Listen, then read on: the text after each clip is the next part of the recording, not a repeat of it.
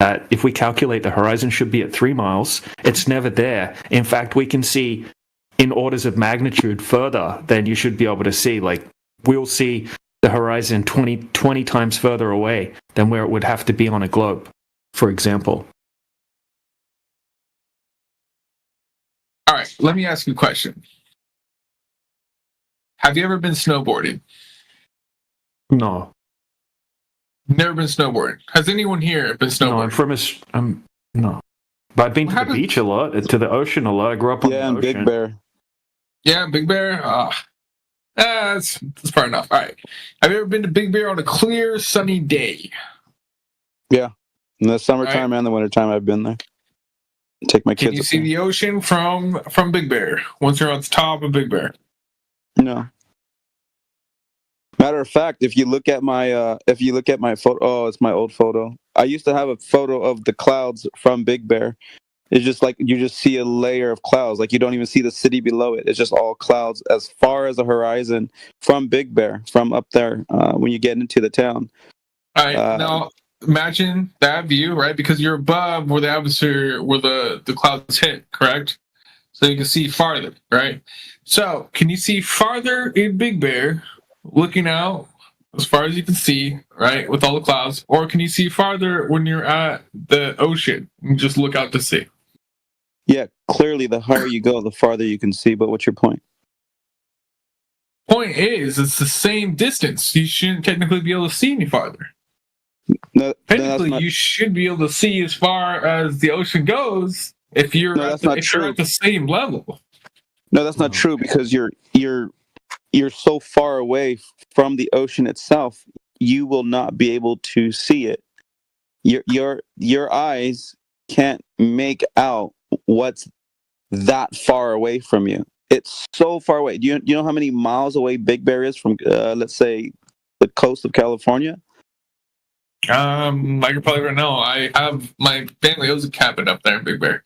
I don't think it's that far. I would say like probably 50 miles. No, not at all, dude. You're talking about maybe 100 then. I'm not sure. It's not that many though. What?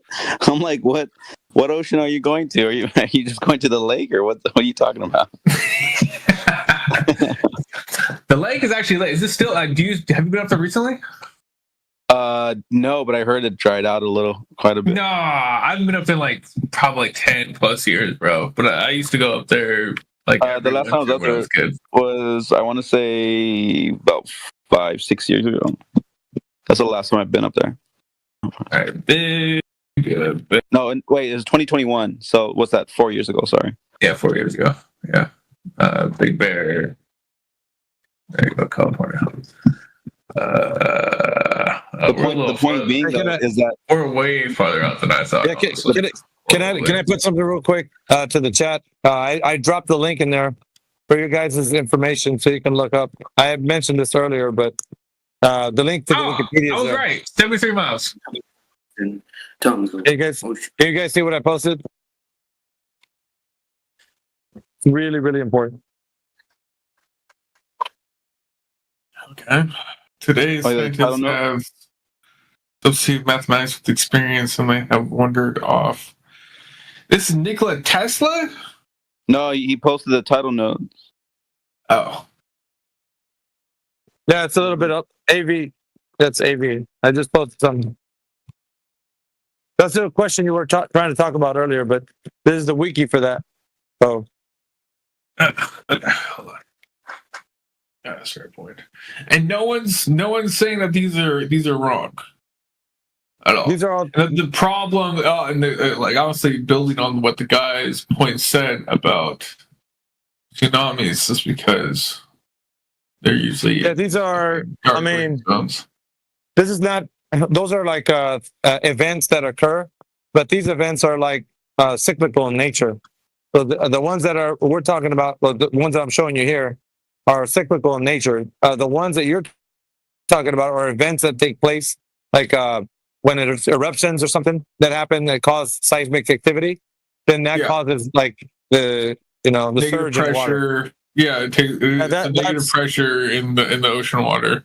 Yeah, that's a different type of event, but it still causes a fluctuation in the tides. But this is like a reoccurring event that happens on Yeah, a cycle. no, yeah, that's like a catastrophic like failure of the tectonic plates. It's not normal.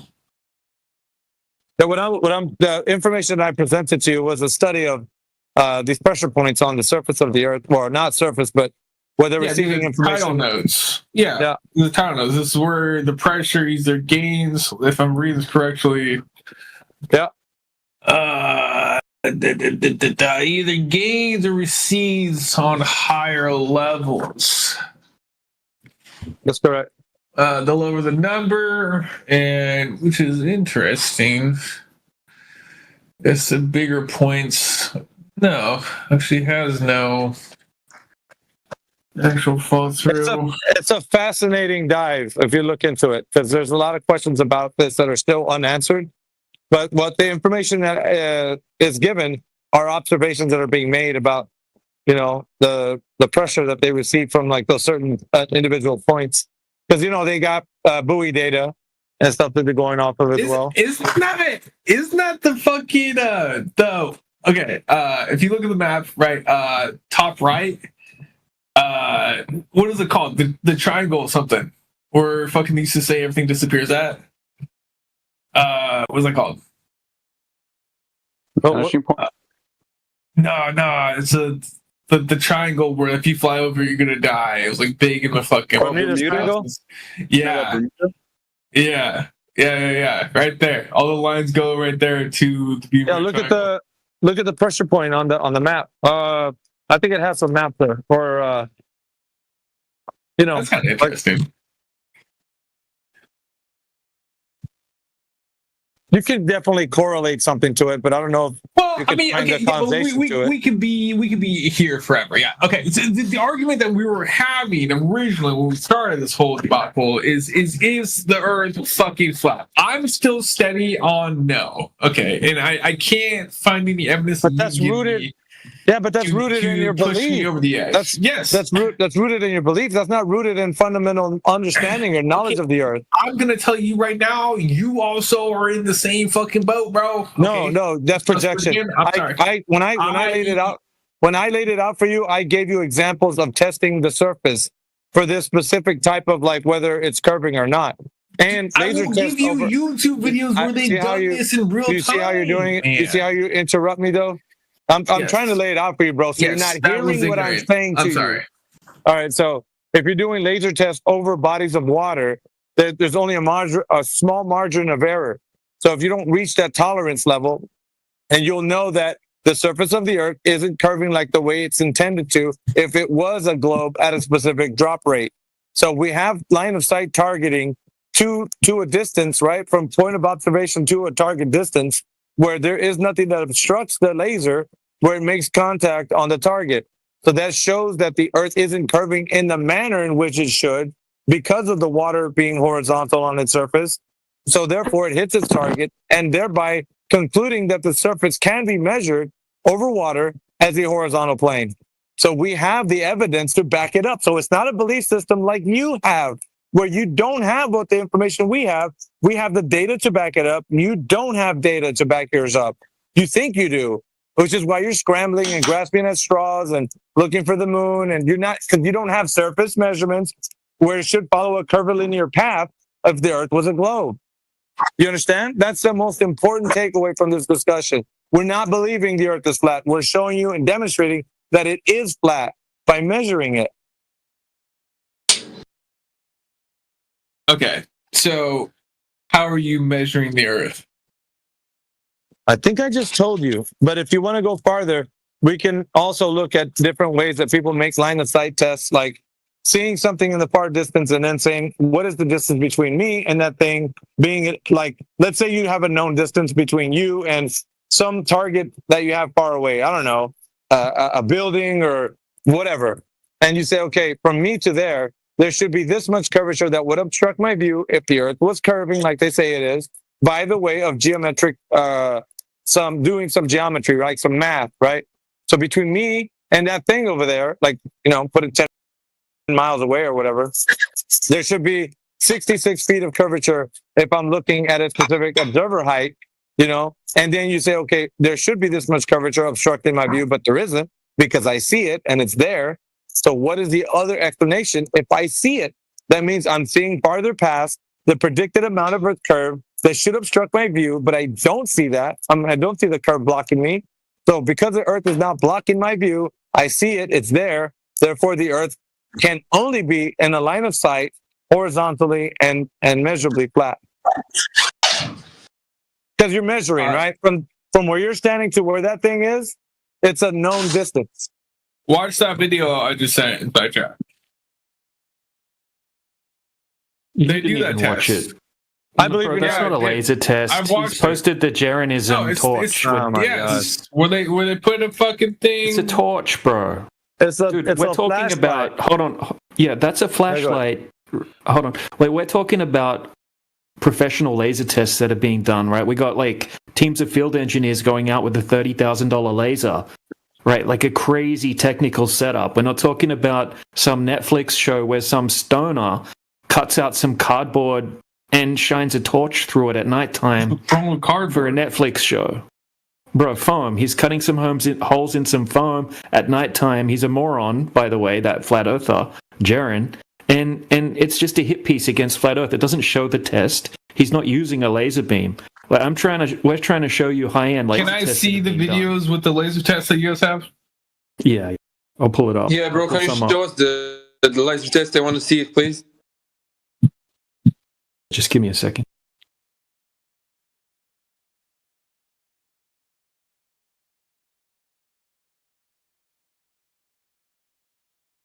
How's all his days going, though, huh? While he does that? How you guys all feeling? Good, bro. Nah, bro, we are It's freezing fighting now. cold Like, here. you can say that. We are fighting, bro. I'm not fighting. We're having a civil conversation. Nah, bro, we are fighting, bro. You can just say that. Come on, man. I'm just messing with you, bro. Like, we are good, bro. having a great I day. guess that's not how I'm feeling. Yeah. All right. We have a all right, great day, hold on. bro. All right. This is a Can one of you laser test. guys can one of you guys someone in here have perms Pumps for what? Give pumps for what? to play the video? What do you mean to play the video? You mean Like to hit stream and play the video? We're not going to play Jeranism doing that flashlight. We're not doing that. No, just in general, the video that he has for us. it's an hour-long video, and there's a 180-page PDF that goes along Seems with it. extensive. This is a professional. This is a professional test. You can go watch it if you want sometime. You know, have a look. There's a 180-page technical PDF to go along with it, with all of the specifications and all the technical details.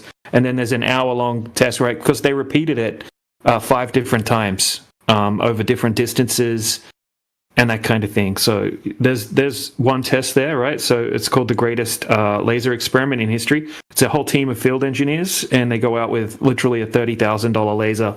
Pretty crazy setup. And what happens is they level the laser and they shoot it across the surface of a giant lake, I think 40 kilometers, and they hit their target on the other side.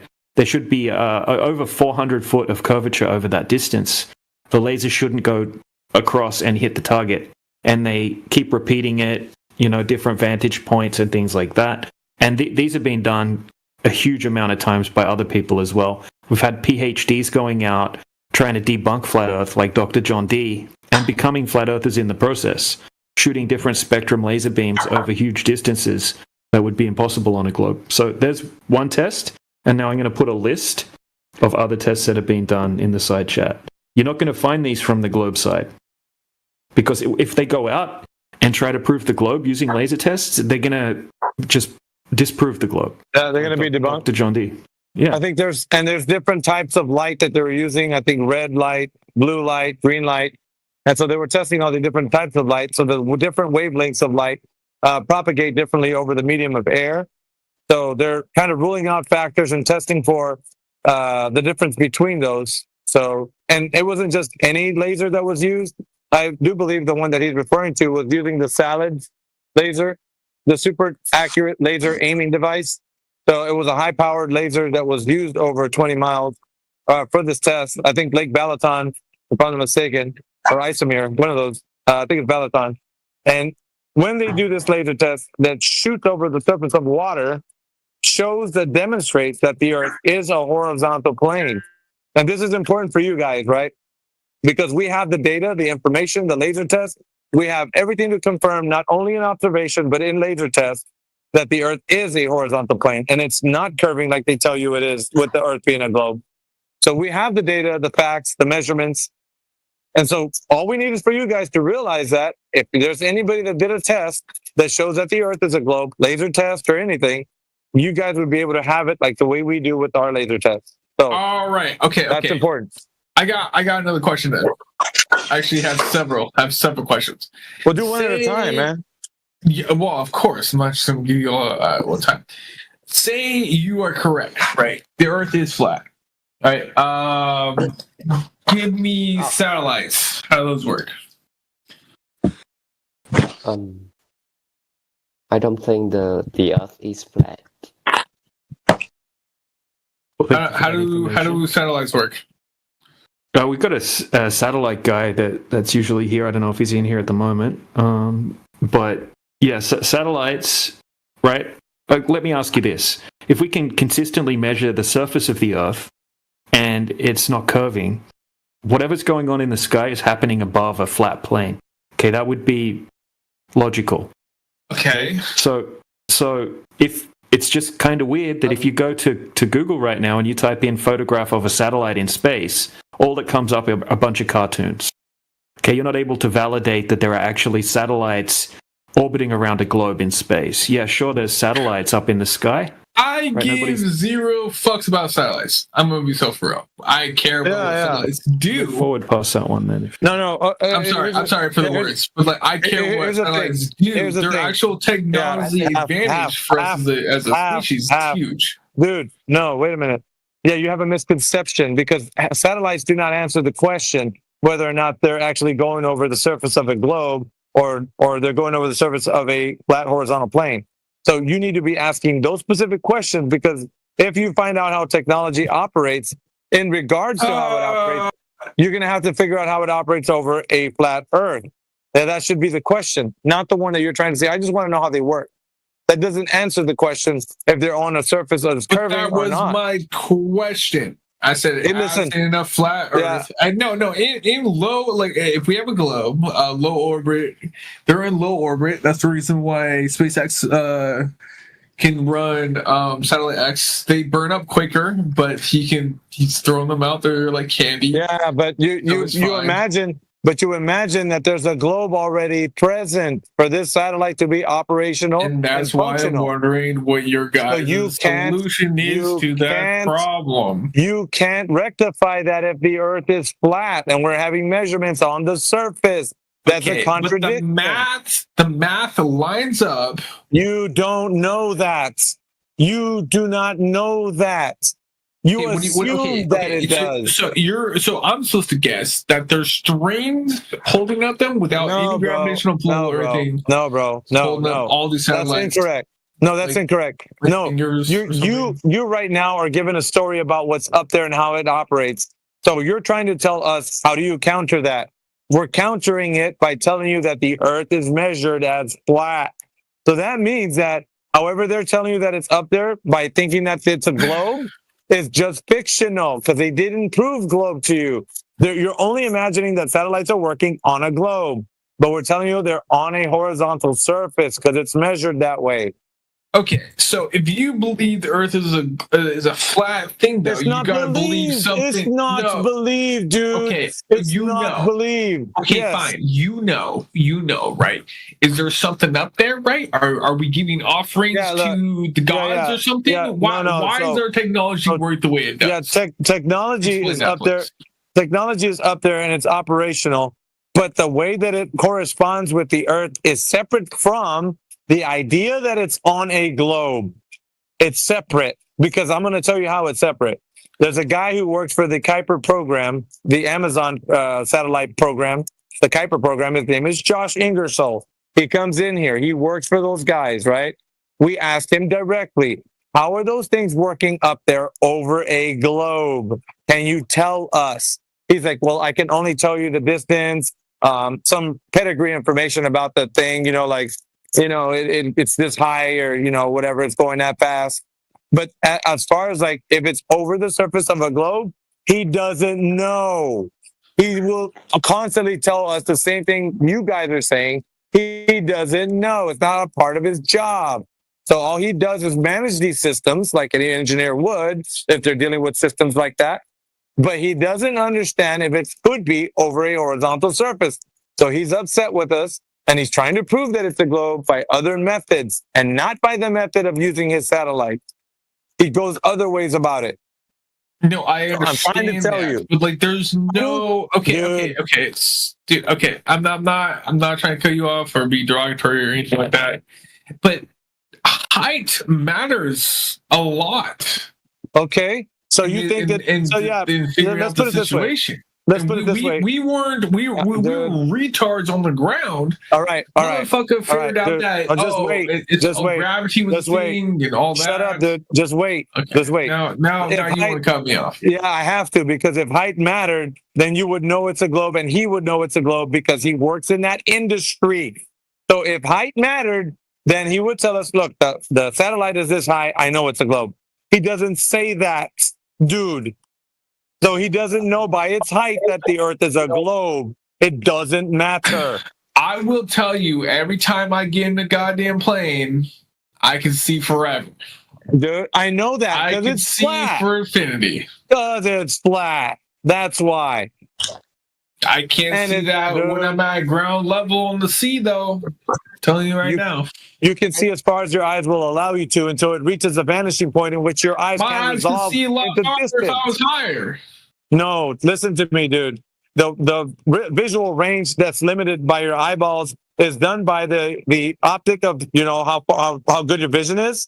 Are you going to say the compression of the atmosphere is going to? Are you just going to wait? Are you just going to wait till I'm done? Because you're not waiting till I'm done. So it's also measured by how good you can see based on your vision, right? 20/20, and the compounding factors of how you can see through the air. So that's also factors like fog, smog, rain, dust, dirt, anything that can get in the way, and not to mention that the atmosphere, the air in between you and the target distance, becomes opaque over distance. So opaqueness means that just like a window pane, you can see through a window, right? But if you compound the glass after glass after glass after glass, you won't be able to see through it. It becomes opaque. The air between you and a lot of distance becomes opaque. You cannot see through it. There's compounding factors that contribute to why you can't see forever. I don't hate that theory. I don't. I have a question. That's probably the best one you had so far, though.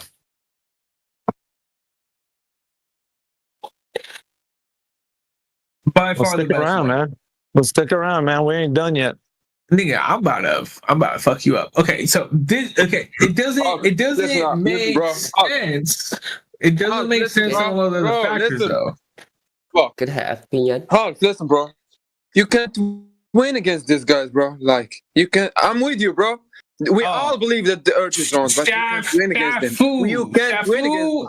I'm not they are worried. too good, bro. Trust me with that. They are too good, bro. Like you can't prove something, I'm not worried. I'm just hanging out, dog. We're just having a civil conversation. I'm not worried about winning or why losing. You stressing, bro? Like, I'm not. Bro, stressing. you're stressing too much, bro. Nah, you're stressing too much, bro. Why are you telling me how I'm feeling? Breathe, bro. Listen, those guys are really educated, like very educated. Listen, they know what they're saying. You're weird. I'm not a fan of you. Nah, bro. I'm saying the truth. I've tried, bro. I've tried. I've tried for weeks. You're being weird. I'm having a civil conversation with people, and you're acting kind of strange. Nah, bro. You're scaring me. Like, I just want to say, chill, bro. Don't get it. You just repeated the same conversation like literally an hour ago. Nah, bro. Chill, man. I've been listening to you. I've been listening to the way you talk. Like, chill, man. What are you gonna do about it? Why are you concerned? Give me your concerns, please, sir. But I have an idea, bro. I have an idea. Next time when you brought a thought in your mind, like try to explain it very well. You know, like I really feel I'm like in your you side, just. bro. Is this some? I'm in your freaking side, bot? and you're making me look weak, bro. I'm in your side. You're making me look weak, bro. No, my side is information. I believe everyone is open to conversation and able to have due process and actually having the conversation. I'm not Chill, too bro. sure about. Bro, chill, bro. I have. You don't need that. Yeah, I'm not worried. I'm on a compound, dude. If someone's come looking for me, Hello? they're gonna find a couple more things. So Nah, I got it, bro. I got it. you're good, right? We good, bro. We good. Yeah, we're good. Yeah. All right. Nah, just Good day. listen. Just Oh, please God. next time, just chill, bro. Like when you have an argument, Chill on what? like I got you stressing too much, bro. Like this is what I'm trying to not say. Like you're stressing. Rest. Like someone gonna kill you or something. Just chill, bro. The fuck? We all know that. What are you talking about? I'm not stressed. I'm really tired of people telling me. Bro, you should hear yourself, bro. You should hear yourself, bro. Come on, man. No, that's just the way I talk. I can't help that I sound high strung. Explain me. Okay, bro. I'm sorry, bro. Like I'm sorry. You're getting stressing again. You're getting pressed. The fuck? I'm getting sorry, bro. stressed again. It's on me, bro. It's on me. Yes, tell me. Tell me more. Yeah, Tell it's me on me, more. Tell how strong I am. Yes. Oh, Yes, tell me. Sorry, bro. You see? Yes. You see? You're fucking pressed, bro. And you keep screaming. Anyway, Yeah. I'm gonna leave, bro. Come on. I'm gonna leave, Damn, bro. That's too much, bro. That's unfortunate. That's crazy. Let's calm down, bro. Just calm down. Yeah. I'm so discouraged. All by right, this. Like all right, let's get back on track now. Thank you, Safi. just one last time, bro. You could use this power on AV, bro. You can use this power on AV. Oh my to god, try to dude! I convince don't something. care. All what Alright, you that's did enough. is just screaming, bro. You could use this power on That's enough. We're getting AV back. to prove a point. You didn't prove shit, and you're just talking right now, bro. The fuck? I don't have enough time, nor do I have enough willpower to actually prove someone wrong that believes in something. If someone believes Alright. in something fully hearted, then they're open and welcome to believe in that. If they this can this sway doesn't me- require belief. Look, we all used to believe in the globe. Bro, I'm not done. But if people have enough willpower to believe Yeah, I in know, something, but we don't have a whether belief. it's science You have a fiction belief. or science, yeah, it's the alone. globe science fiction. Okay, so we don't need to believe. no because- one is pressing each other to convert Bro, you them see to their this theory. motherfucker. Bro, what are you doing, bro? Shut the fuck up, bro. Bro, the fuck? Yeah, You seem to What be the fuck is he seeing doing? stress. Okay, you people are always gonna you need believe to what they want to listen. believe. You need You're to fucking listen. annoying, bro. You need I've to been- listen I've before I been here all start the muting day. people. All right, no, I don't want to mute anyone, but I will. Okay, look, we don't have to believe because we can go out and test the thing in question. When we go and test it, there's zero curvature. You haven't seen any of the tests right now because you keep wanting to talk about the things in the sky that you can't validate. I want to show you long distance observations that debunk the globe, but I don't think you can handle them. And I don't think you have any that prove the globe. I've seen your guys' long distance observations, and I've seen them prove wrong again. I've also asked multiple times about why, when you go to Antarctic or when you go to the other one, North or South Pole, let's just go with that one for right now, you can't prove on why the sun is continuously on for both those regions. Okay, so if the surface isn't curving, whatever's happening in the sky is happening above a flat surface. You don't know what the sun is. I don't know what the sun is. We can't go and validate the operations of the sky, right, on a close detail. We can't go up and check exactly how it all works. But what So we we're can going do is based off measure... that we have no Don't interrupt complete me, bro. theory. Don't interrupt me. You Get away. You got actually, I don't bro, think I'll you did. stop muting you, bro. I'll stop muting you. I will do it. Right? You need to have a normal conversation now.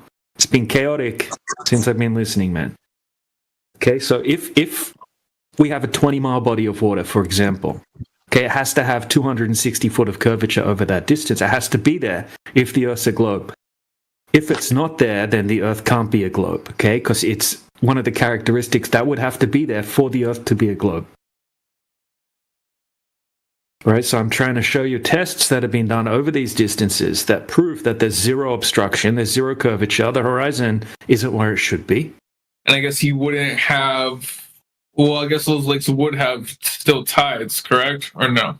No, the tides don't make a difference over a 20-mile distance. Okay, if it's high tide or low tide, it's just water level, right? Over over 20 but miles. a water level over that distance would have curvature. So therefore, if you ran that same if the theory Earth was a globe, on it would high have curvature. tide, technically, where the tide is highest on both ends, technically your validation would be true because you wouldn't be able to see it's high the tide. water buckle in the middle.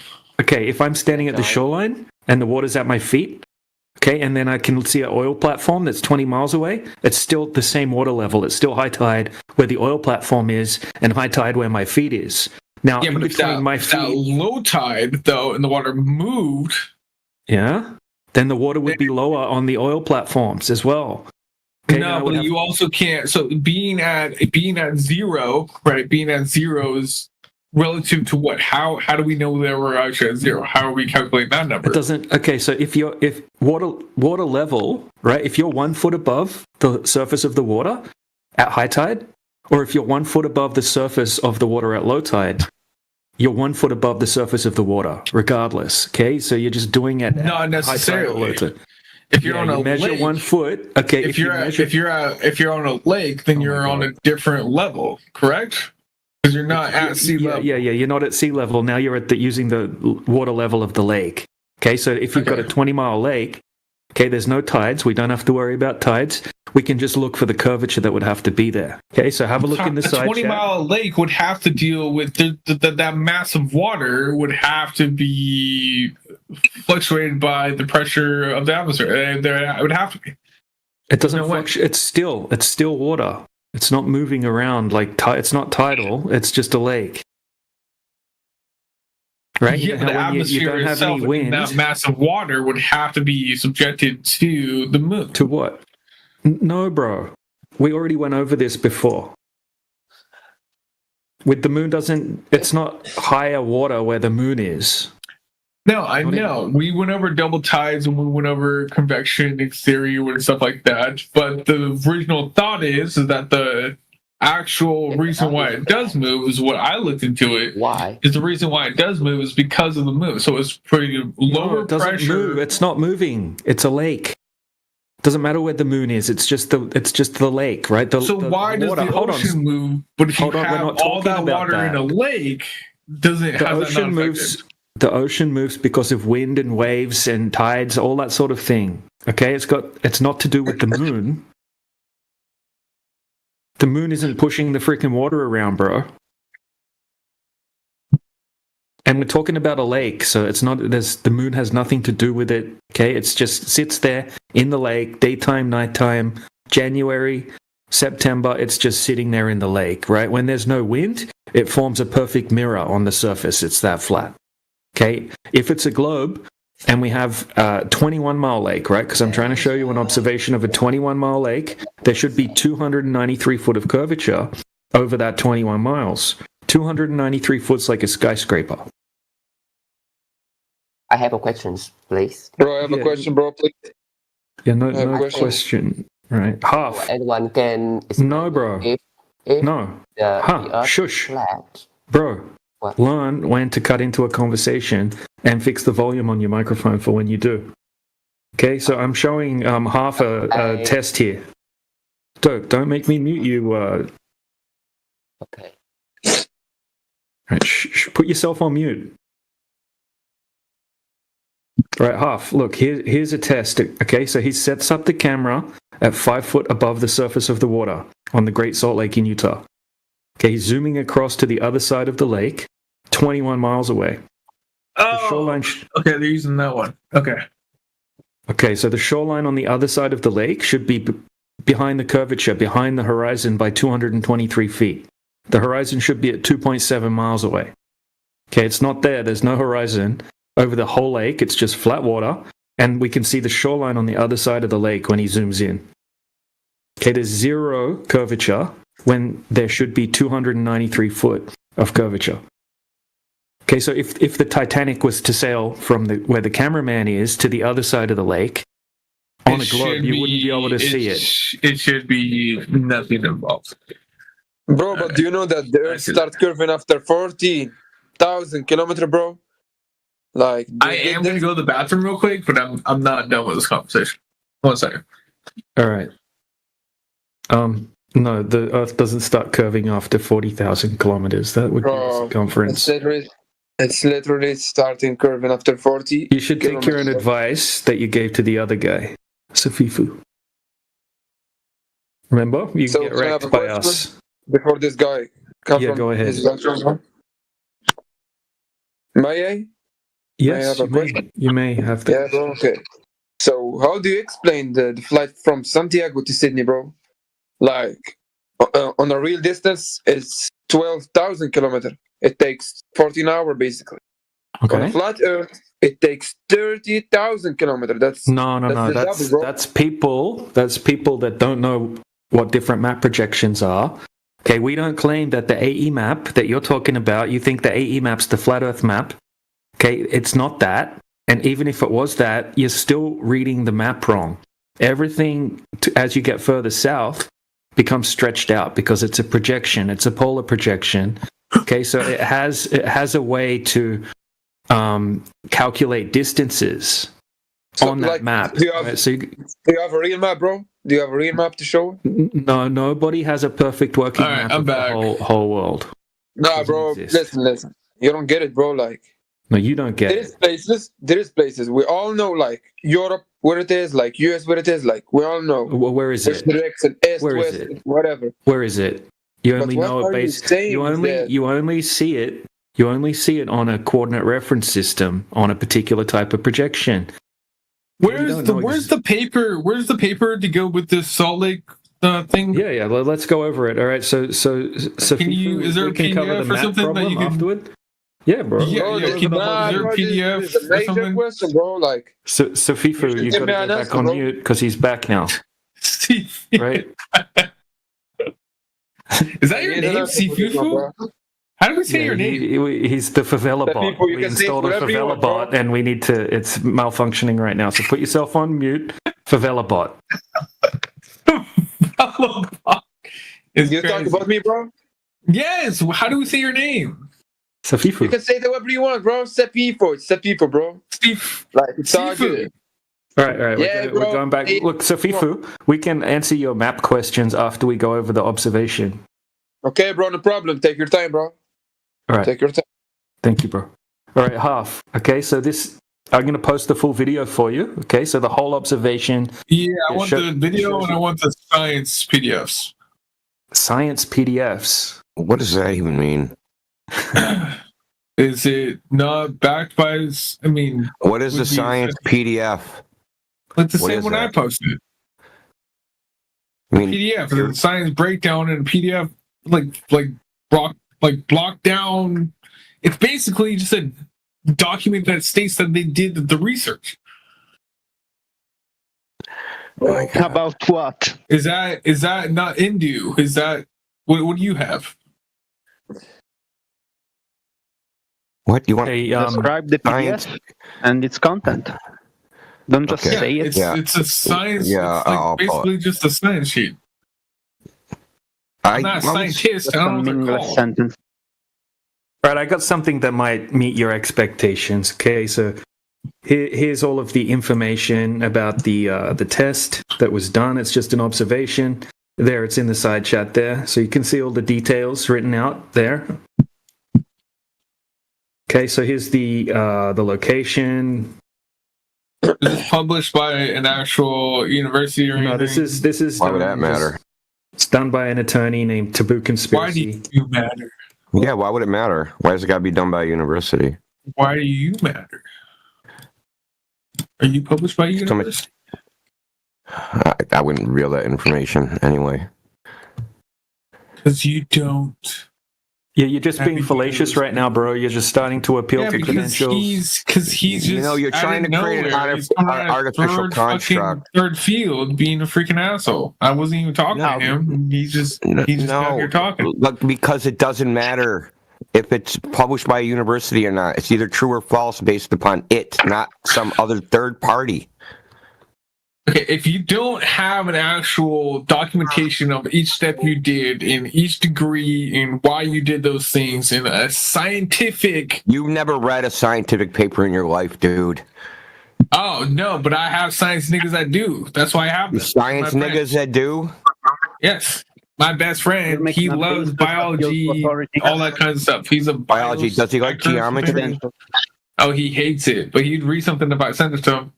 Well, there's geometry in it because the shape of the Earth is a geometric claim. Shape, geometry. So when you say Earth is X shape, then you're making a claim about geometry. Correct? Okay, so Hey, he needs to know. He needs to be able to do third grade geometry. Can you do third grade geometry? Third grade geometry would just be what? Circles, AX plus B or spheres, some bullshit? cubes, Oh, pyramid. that? Wow. And can you Is put them Earth- in the holes? I don't know if you can, but you might be close. No. So what we're talking about is the claim that Earth is a sphere. What DJ's trying to show you is that And I'm sphere willing that to. I've been having a conversation with them for a while now. I know. I'm I've having been continuous listening. conversations. I've been listening on Not YouTube. sure why. What's going on This here? isn't open chat. This isn't like. Are you having a one-on-one debate or something? I'm I mean, I not thought aware we of. was, but now you're here, so we can have a debate as well. So what would you like to debate? You can't about? debate me. You don't know anything. Oh, damn! You don't. You don't know anything about this topic. Why don't you just tell the truth? I don't. That's why I've been asking questions. Okay, so I'm trying to break it down to you. The shape of the Earth is a geometric claim, and as such, we can test that geometry by measuring things, right? Just like you would test the geometry of a building or a house by measuring the properties of the house with like a tape measure or some other thing. We could do this. But my question, the thing that you popped you out is like, why is there not a Amazing how you scientific can't actually address paper what it said. That's attached to crazy. this? Yeah, because it's irrelevant. It's called a red herring. Things are true or not, whether there's a published paper about them. If you jumped the rope yesterday, you wouldn't need a published paper to demonstrate the fact. Okay. So if you watched every YouTube video that I ever sent you, do you just believe them, or are you going to go through the scientific? No, I would paper to evaluate actually them one by believe- one. I would evaluate them one by one. Yes, and actually back them up with theories. So we're and trying to get actual you to other evaluate scientific this one. papers to actually prove that one was correct, right? Okay. Because we're using You would- formulas, a bunch of other Yeah, bullshit we're inside of trying. it Yeah, we're trying to walk you through evaluating this one. without a scientific paper. You don't need a scientific. We can describe it to you. We could basically tell you what was happened. What, and you can watch what they did. You don't need a scientific paper.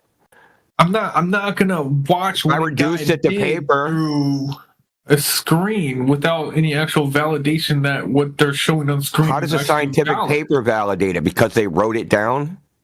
Dude, the guy. Do you know what CGI is? Oh, so this is CGI? Well, you can actually demonstrate this is not media. CGI because you could just go replicate it. Then I would love to do so, but I don't have the time or give a fuck to actually do so. And that's the problem, really. No, Is that you the actually problem is don't if want to you- hear this. No, You can't just say, wrong. You can't just If there say was that, a bro. scientific paper Oh, and it Safu, could bro. be backed by Plummy. peers and actual other scientists and it could be correlated by other You people think- that run the same process, I would more That's than not how love that to works, back it Lou. up. That's That's not how peer- all scientific paper works. No, it Everything in doesn't. science Peer works. review does not replicate the experiments. What? They do not replicate the experiment in the paper. They don't replicate them. They're not replications. All they do, the peer reviewers, go through the paper and make sure that it has a sound methodology and there's no obvious errors. No, and then some of them replicate. There are no replications in peer review at all, ever. They don't do that You're shit. smoking it. You. How much money do you want to bet? I will bet my soul Oh, God. You're smoking it. You're thinking You that people literally Type in publish Google just scientific peer review do papers replications, bro. and then don't have other people that say No, they don't do replications. Say you're a scientist, right? Say you're a scientist, right? And you publish a scientific paper, and then You I'm think like, hold that on, dude. seems Okay. crazy. How did Hold you up. get published? Did the reviewers replicate it? I don't know. Let's say I'm from Harvard and you're from Stanford or something stupid like that, right? Just for hypothetical standing, right? Go on Google. Say- Go on half, dude. You're ignorant. Okay, go on Google and type in Wait, replication. are you serious? Dude, stop interrupting me. Go on Google and type in replication crisis. What does that have to do with anything? Because this is a big problem known in science that they actually don't do replications in a lot of these peer-reviewed papers. In fact, almost 90% of them, you can't replicate the results. It's a known thing. It's been a problem for since the 1970s. It's called the replication crisis. See, you people that don't know anything about science, you think the scientists are doing something they're not doing. They're not even claiming they do that. You guys just imagine it in your head. Oh, they must be replicating shit out there. No, they're not. Hey, how about you replicate the theory of gravity and test that out real quick? How would I do that? You got a roof? Yeah, I got a roof. Is your claim that the theory of gravity is things fall? I don't know. No, that's not it. So Theory. all you've managed to do is deflect from what DJ tried to show you. So let's go back to that. No. I'm not deflecting from what DJ tried to show me. I'm actually in the middle of the What was he video trying right to now. show you? Do you remember? Yeah, the fucking 21 curve on the Salt Lake video, which I And have what was playing important right now about on the screen. that? What was important about that? Why is that evidence of a flat Earth? Would we taking quick notes, right? Am I supposed to I'm just asking check in you, with like, you you- or something? Are you now the I'm professor? just asking you a question. It seems like you're paying attention and you're just wasting our time. I'm not wasting your Okay, time. so what You was the decided to import of waste what he your was time. trying to? What was the import of what he was trying to show you? Like, what was he trying to? I didn't begin this conversation with you, and I will not end it with you. Yeah, that's right. Just go on mute, dude. You weren't listening. Just admit it. You haven't been listening the whole time. Where's the other frickin'? Sorry to interrupt you, DJ. He was annoying me. He's being a frickin'. See you next Tuesday. Anyway, Safru, you're unmuted. Safu, whatever your name is. I call you what you want. Yeah, bro, appreciate that. I'll call you Inbred Jed. So Inbred Jed, said call you whatever you want. Yeah, bro, take it. What that means basically. It's okay, Okay, bro. so you had a question about maps? Yeah, I got a question, but please, can you give me like a serious I'll give you an answer, dude. No. I don't need an answer. I need a serious one. Yeah, dude.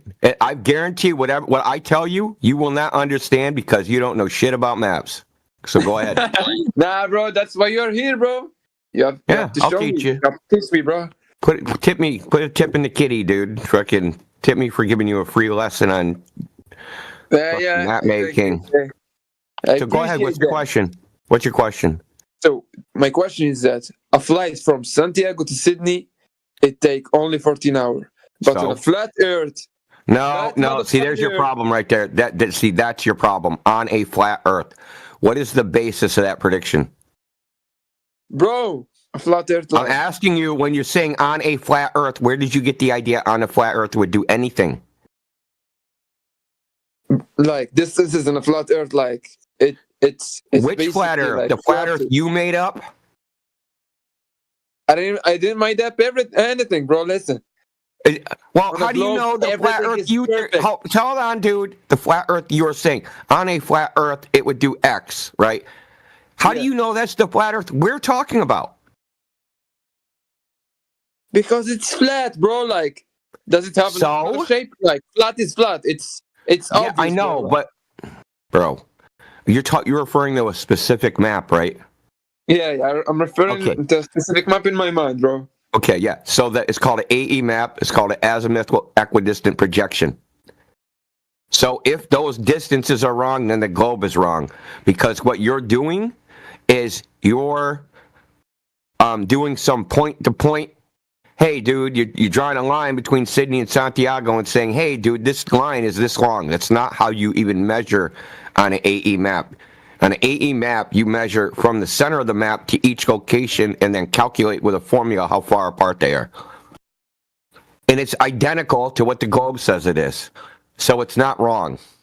You just don't know how to use a map. You just don't know how to use a map. Okay, I got it, bro. But why does flight on a globe? They're the same. Did you not understand me? They are the same distance. Bro, they ain't the same distance. What are you talking about? Like flat isn't globe. Like distances. Okay, so corrupted, bro. Like okay, the AE. So you see, the AE map that's commonly referred to as the Gleason's map, which is technically a longitude and time calculator, like it says on the map. If you look at the bottom of that map, so it's actually a map that actually existed in the world that was patented. If you look at the bottom, it tells you how to measure distances on them. The procedure. You don't just draw a line between Sydney and Santiago. That's not how you measure on that map. What don't you get? You would draw a line from the center of the map to Sydney, and you would draw a line from the center of the map to Santiago, and then you'd calculate the distance. Calculate. That's how they do it in the globe. They calculate a distance. They don't measure the distance between Sydney and Santiago. I got it, bro. So according to this calculation, in the globe they use the Habersign formula, okay? On the Gleason's map, they use something that's slightly different. But it would give you the exact same distance. So they're the same distance, dude. I got it, bro. But like I told you wouldn't understand the answer. Do you have a map from your Earth, bro? Like, I don't get it. What you actually want is a picture from space. Why don't you just say it? Nah, That's what bro, you actually want. Give me a flat Earth picture from space. That's what you really want. Bro, I want a map from your Earth. That's what I want, bro. I just gave you one. What is it? I don't see The Gleason's map. The Gleason's map is the one you guys try to force on us. Why would you enter this chat unmuted having a conversation with somebody else? You guys have, some of you people have no freaking manners on this server. Did you say talking to me, bro? No, someone else. You didn't hear that person talking? Yeah, I got it. Okay. Bro, So people, you want him to show you what the whole Earth looks like.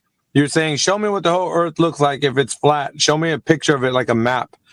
And what you're failing to realize is that the globe Earth is showing you something that you can't verify is true. So even if they're showing you like what the whole Earth looks like, you can't actually test and verify that's actually true or not. So you think that you have an answer, and then we need to give you one for a flat Earth, but you don't have an answer, sir. That's what you're not realizing. The answer you think is real. How do you know that's true? You don't know it's true. So you're just assuming you have a whole picture of the whole entire Earth, and then asking us if we have a whole picture of the whole entire Earth. Bro, That's what your I'm trying to say. It's a problem, bro. It's a problem that you don't realize. You need to realize you can't test that whole idea of the whole Earth. You can't test to know if that's true or not. How are you going to do that, dude? The whole Earth? Like, how do you know what it looks like? You can't check it out. Oh, let me check it out to see if this is what the whole Earth looks like. You can't do that. So you have to believe whatever you're looking at is the true case. And then you ask us, what do you guys think is the true case? That's what you're doing. You don't even know if your answer is correct. That's the problem. What I said, bro, nah, bro. What I said is that on a globe Earth, it makes sense. Flight makes sense. It doesn't, brother. You have never On a checked flat it. Earth, it doesn't make sense. How does it make sense? You've never checked it, bro. This is a problem I'm trying to tell you. You've never checked the Earth to be like the way they're showing you on a map or a globe. You've never seen give me it an that example, way. bro. Give me an example of a flight. We don't need to, because nobody can show you what the whole entire Earth looks like. Not a single living person. Not one. So you think that a map is what we need to give you, but you don't even know if that map is true or not based on the ones we already have. You don't know that, dude. This is the issue. Okay, I have another question. Wait a second. Yeah, but there's a, hold Can on, you no, find- hold on, no, dude. hold So on, what you're you hold missing on, is bro. what you're missing is man. a key. You're missing a key thing that you don't understand. That the distance you think they are is based upon calculation, not measurement. How do you know that calculated distance is actually correct? And that's what Avi's trying to tell you. You don't, and you want us to compare it to the distance that you're coming up with a globe to say whether it's correct or not. Bro, what the fuck did calculation need to be here? Like, we only need distances. Like, distances. Where'd you get the distance from? But where'd you get it from? Where did the distance come from? From a place to another place. That's called Yeah, distance. how did you get the value, dude? Like, it's obvious, bro. Like, It's someone obvious. calculated it. So it's obvious how Someone far did the apart they are. measurement. Sydney and Santiago are fucking whatever they are. It's obvious. They didn't measure it, Sapper. That's what I'm trying to tell you. They didn't measure it. It's calculated. What I You want to say something over the fences? My girl. Do you have a flight Yeah. on a globe? Over the fences, you're hot, Mike. That can debunk being a globe. That's what I'm asking you. I hope you got it. Dude, you don't get it. It's really simple. The Yeah, you're still distance not between getting Sydney and Santiago are a calculated great circle distance using the Habersign formula in the radius that was never measured. Okay? The actual flight itself varies in time by over 30%, depending on which way you're going. So they don't have a measured distance. Shut up. Don't interrupt me. I got So it. you don't have a measured distance. You have a calculated distance. Then you came in here and said, well, the flat Earth, it don't make sense. The map you're referring to that you've seen is the Gleason's map, and the calculated distance is identical. You just don't know how to use the map. Because that whole thing is the projection of a coordinate system, which DJ was trying to tell you. And that coordinate system is the sky. It's not the ground. Because if you actually want to navigate between Sydney and Santiago, you can't do that by looking at the ground. You have to look at the sky. Right? Yeah, I got it, bro. That's good. Actually. No, you didn't. You couldn't tell me a fucking thing I said. I guarantee you. I bet you can't repeat it back to you. Repeat Don't back tell me a fucking thing I said, dude. You got all in your fifis and lost the plot. Nah, bro, don't say that. Listen, I get it. No, you What I don't, don't dude. get is that where is your map, bro? There we go again. Your real map. That bullshit. I just addressed it. He just addressed it. And you don't understand the answer. And so because you don't understand the answer, you're like, you don't have an answer. Which is the Bro. craziest shit, bro. Nah, listen, bro. I can't visualize like your map, bro. Like I Hey, can't. what did I visualize- say? That you want a picture. That's what you want. You want a picture of the Earth from I space. need a picture. Listen, there is nothing. I know. Can describe something more than a picture, bro. Like I need to see it to understand it. Like you just You've tell me never the measurement and stuff. I don't know. You want to see what the Earth looks like? For real? I want to see what the Earth looks like. Brothers, Get in a plane, fucking go to the beach, climb the top of a mountain. That's what the Earth looks like.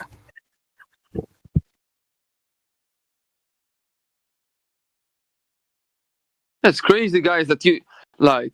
You should have What? like a picture. No. Oh, no, you have a no. cartoon? No, you don't even have that. You don't even have that. So why are I you have talking? that, bro. I swear I have that, bro. No, you don't. You swear. I You're have that, swearing bro. that other people have that. That's what you're swearing. Why would you stake your honor on the claims of third parties you've never met?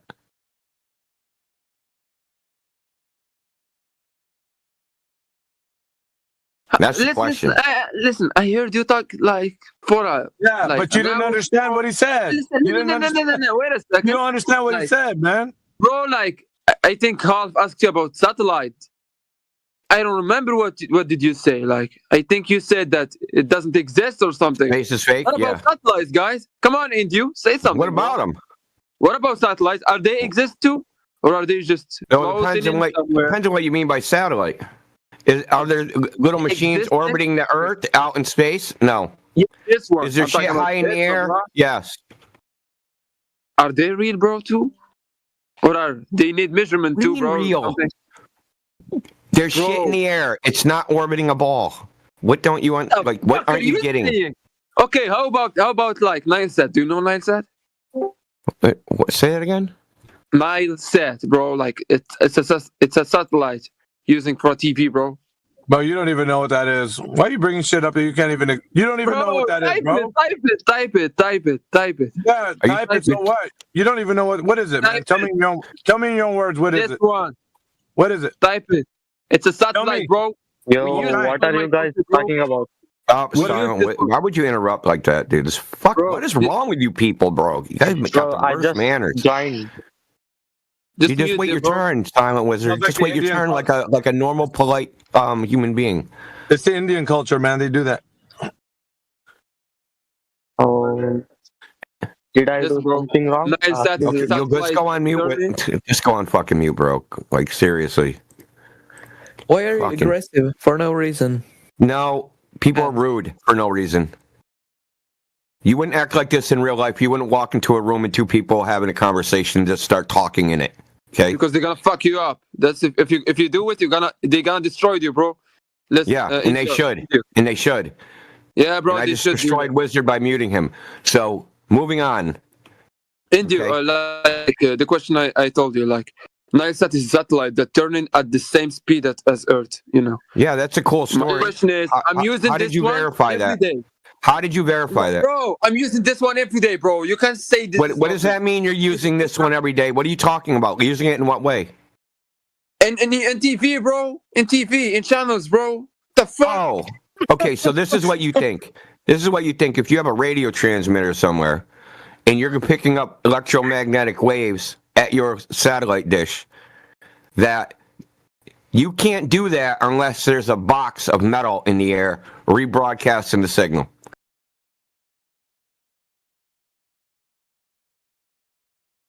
Crazy, bro. Like, He didn't even It doesn't- understand what you said. He didn't. Okay, there doesn't have to be a satellite in space for you to pick up radio I waves got it. everywhere on Earth, dude. In listen, brother. Who said In that? 19 Who said that? brother. You don't understand. God, listen closely. Listen closely. Okay. In 1918, were there satellites? Were there satellites No, in bro. 1918? Okay. So 1918. how come? Yeah, 1918. So how come they could talk from the United Kingdom to Australia, Sydney, Australia, in 1918? They be using something else, bro. Like, Yeah, but there is the no thing you're satellite. using. The thing you're using every day. That's what they're using. Nah, bro. It's impossible. No, bro, it's not real, man. They didn't do it, man. We need satellites. I can't talk by radio unless there's satellites. Bro, they did it in 1918 before the idea of satellites was invented. No one even had the idea for them yet.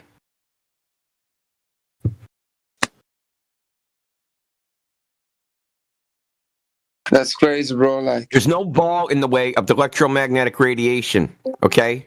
okay, listen. How about SpaceX? Like, those the train. You're- no, yeah, I you're love right, that. bro. You're, That's a great TV show. I love it. you're a hot What? man. It's my favorite swear, show bro, on listen, TV. I saw this with my own eyes, bro. I swear on that, bro. I That's saw great. the You saw train. Rocket. Yeah, bro. No, not the rocket. Like the satellites, like the train of satellites. I saw it with my own eyes, bro. I swear on that. So you the saw fuck? roll lights in the sky, and therefore they're in space orbiting the Earth. That's what you concluded.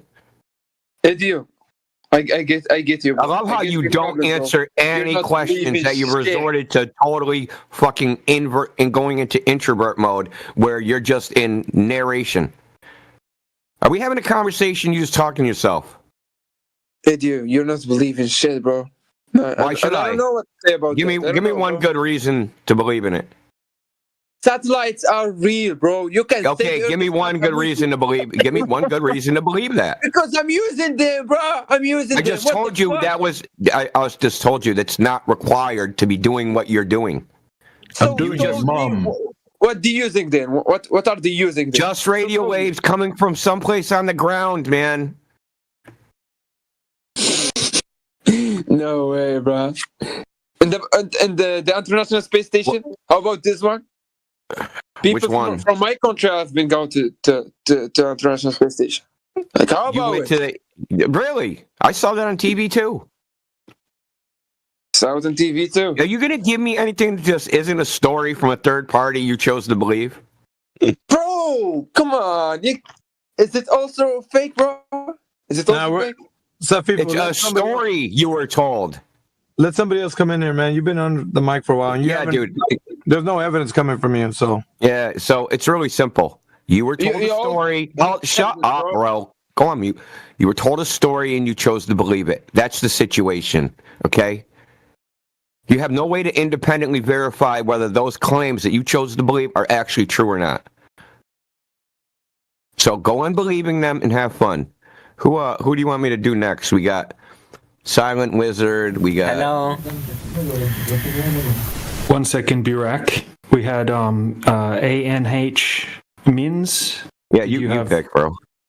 Well, it's just he was asking some questions in the side chat that sounded genuine. So if you can open your microphone. And I don't know, I can't pronounce your name. Right, you're up, Burak. Borak, Mark account किधर है, bro? Oh, dude, I didn't even see the event. Frickin' the event title. Safu, you should read the event title. Story time. The globe is a story. That's what you just told us. You told us somebody else a story that they told you.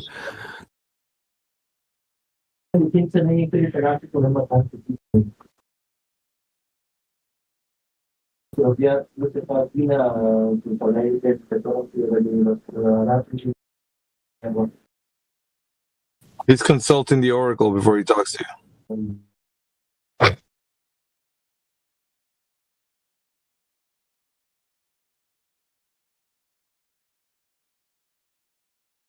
Man, Blue Yetis are fucking sensitive, bro. I got the Blue Yeti on a table, and the table's on a wood floor, and I can hear the people talking downstairs from the vibration of the table going into the Blue Yeti. But if I turn off the mic, I can't hear them at all. That's fucking crazy, bro. Yeah, it increases. Yeah, it increases the capability. Like I have my earbuds on when I'm using my Blue Yeti, and I can hear like vehicles outside. But when I take off my earbuds, I can't hear anything. Like in where I'm at. Satellites, dude. It's because of the satellites, dude. That's what it is. The satellites, they're transmitting right to my microphone. How else would it work? Oh, the person you thought was being honest is posting corny shit. No, that's a different one. Oh, okay. ANHMINHS. That was the one asking the decent questions, but they don't seem to be getting on VC. We got Silent Wizard, who kind of cut in and got muted. Should we see if they're... Yeah, they can go. Yeah. I just wanted to take... Silent Wizard, you're up. Well, they ran away.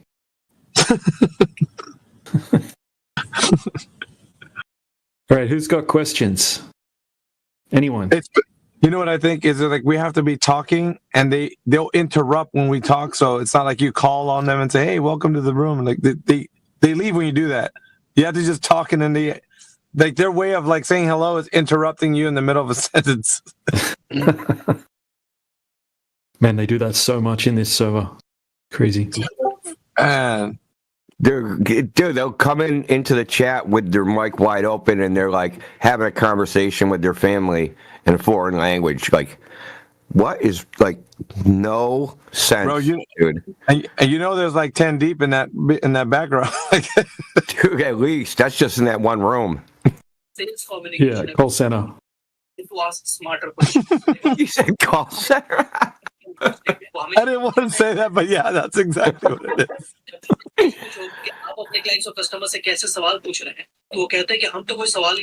Case in point. Is there anybody else? There you go. It's happening right now. Hello, AT&T. AT&T, can I take your call? Burak, so you got anything? Yeah, hey, Silas, you seem like you can spam memes. Can you actually show any evidence the Earth actually is a ball? I'd love for you guys to take an IQ test, bro. Fuck. Yeah. Oh, dude. We gotta get the only thing you got? We need this one right here. So it's so funny when people say, you know what, the IQ test isn't a test bro, of intelligence. It doesn't matter. It doesn't matter. Calm your So, tits. Fuck. It was Doesn't matter. designed Yep. to tell if children were retarded back in the 1920s. Oh, you used an insensitive word. Well, that's the medical term. It's called clinically retarded. Yep. Are you that? Hey, if No, you think you're big not at brain, all. engage in intellectual discussion, man. If you think you're big brain, engage in intellectual discussion Alright. right now. See, low IQ Engaging. people think IQ matters. That's the ironic thing. Me Let's see. engaging with a conversation with you guys would just make me more retarded. How do you know? You never have. Just try it. What a I'm coward. just gonna Are you sit here scared? and listen. Are you Well, chicken? at least we can't make you more cowardly. No, I just Gotta don't want to chicken. hear your stupid points, bro. Like I don't You want gotta to. check, man. You're scared, bro. Bro, You couldn't Look, debate Hey, it. hey. We'll give you the 4. You can make the points. You can tell us how you know the Earth is a globe. okay. Okay, now hold on, but the caveat, not how somebody else knows it, how you know it. I'm gonna ask you a simple question. No questions. You're going to tell Why us how you has- know the Earth is a Why globe. has no flat Earth? Okay. No. You're going to tell us how you know the Earth is a globe and not how somebody else knows it. Not you flat earthers. Because I'm not fucking Try again. retarded, bro. Okay, try again. I'm not fucking retarded. Doesn't tell us how you know the Earth's a globe. You definitely got bullied in school, buddy. Yeah, if you leave your bitch mate, dude, don't leave. Stay here. I want to engage with you. I want to see what you got. I'm Your bitch mate if you leave, dude. Don't leave. All right, so you think the Earth is a globe, right? this spoonhead keeps muting me. Yeah. You think the Earth's a globe? Look, that's fine. Well, why what evidence has- do you? And what why evidence has do you no have? flat What evidence do you have? What evidence do you have? proven What to evidence do us you that it's have flat? that it's a globe? What evidence do you have that it's a globe? Let's hear it. You guys have no proof it's fucking flat, bro. Yeah, You let's just see. have Let's see. conspiracy. Let's see, bro. You Let's have see. conspiracy. You don't know what our evidence, dude. You don't know what our evidence is. What You have evidence no do you have that the Earth is? How what do you know evidence what you our have- evidence even is? Get some what evidence- money, get a plane. No, we're and not have to prove stop you, that bro. It's flat. I'm not stopping you. You sound like your bitch made. You don't want to answer the question of how do you know that it's a globe? Answer that. Let's see if you got what it takes. Do you have the stones to actually prove the Earth is a globe or not? Yeah, go ahead. Yeah, I can't fucking talk if I'm muted, buddy. Well, go ahead. Yeah, go then ahead. stay You got on the point. topic, and you won't be muted. Every time you go off topic, you're going to be I'm muted. literally talking about No, flat every Earth, time flat earthers becomes the subject, you're going to be muted. This isn't a social gathering where we talk about people. You don't We want the evidence that the Earth is a globe. This is a question of the natural world, okay? Not flat earthers. Yeah, go. If you can prove to us that it's a globe, you can stay in here and laugh. Prove to me it's Prove flat. You can't prove to me it's flat. I asked you first. I asked you first. Oh, you I asked asked you me first. first. Oh, I asked you first. Go. You I got asked you me. first. Yeah, I don't. you- Go. You got me. Go. It's I flat, asked you guys. first. It's flat. No, right, you're it's not flat. able to? Are you not This is able the- to? I Status believe quo. you. I believe you. I believe you, bro. It's flat. You don't You're have not to able to believe prove us. Flat. No, I do. It's flat. It's You flat. don't have to believe us. Nah, You can go test it yourself. I can get tested. Yeah. Yeah, you're you can go scared, test whether the I'm Earth gonna- is I'm flat gonna or a get globe rocket yourself. Plane, and I'm gonna fly up there. Hey? You Yeah, think you're you can scared. see curve from a plane? Is that what you're saying?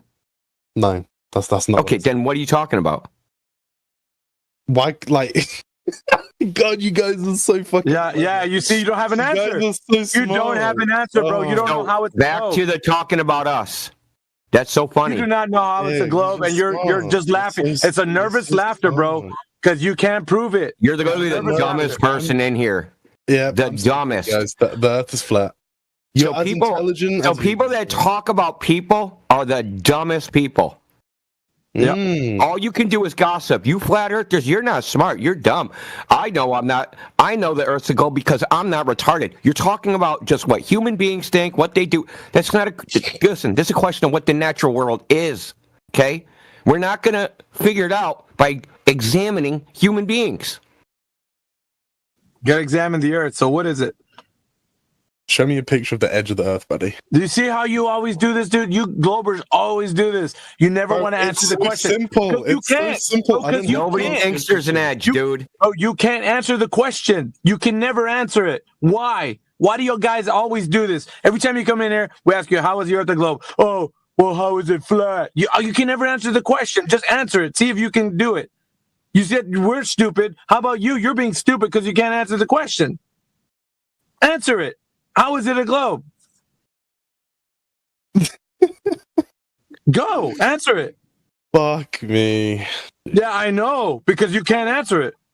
I don't need to answer it. 'cause I'm It's not a- obvious. Yeah, you do. egghead. You If think it's it's a so globe? obvious, I'm not just an take the egghead. look. If it's so obvious that the Earth's a globe and we're fucking dumb and retarded, it should take you 2 minutes to tell us how you know the Earth's a globe.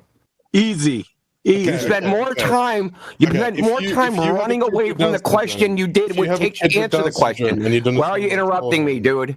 You Bro, spent you two more. interrupt each other. Fuck you. talking about me. Listen. You spent more time dodging the question. You could have already answered it by now if you I'm not- actually I'm knew not the Earth was a gonna- globe. I'm not gonna answer your low IQ question. Because you can. Yeah, you got me. You Back got to me. talking about people. Bro, What a I've already fad. told you. I've already told you, bro. The Earth is flat. I'm agreeing with you guys. Like, you Yeah, guys no, make you're just- so you're taking amazing it But we easy know way out. that.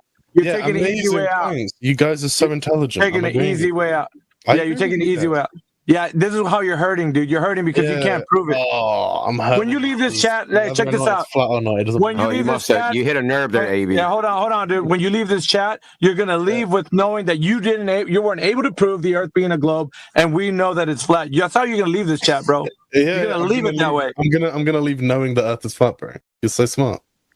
Well, no, that you couldn't provide evidence that it's a globe. You're gonna leave it that way. That's up Yep. to you. You could. We gave you got the me. floor. Earth is flat.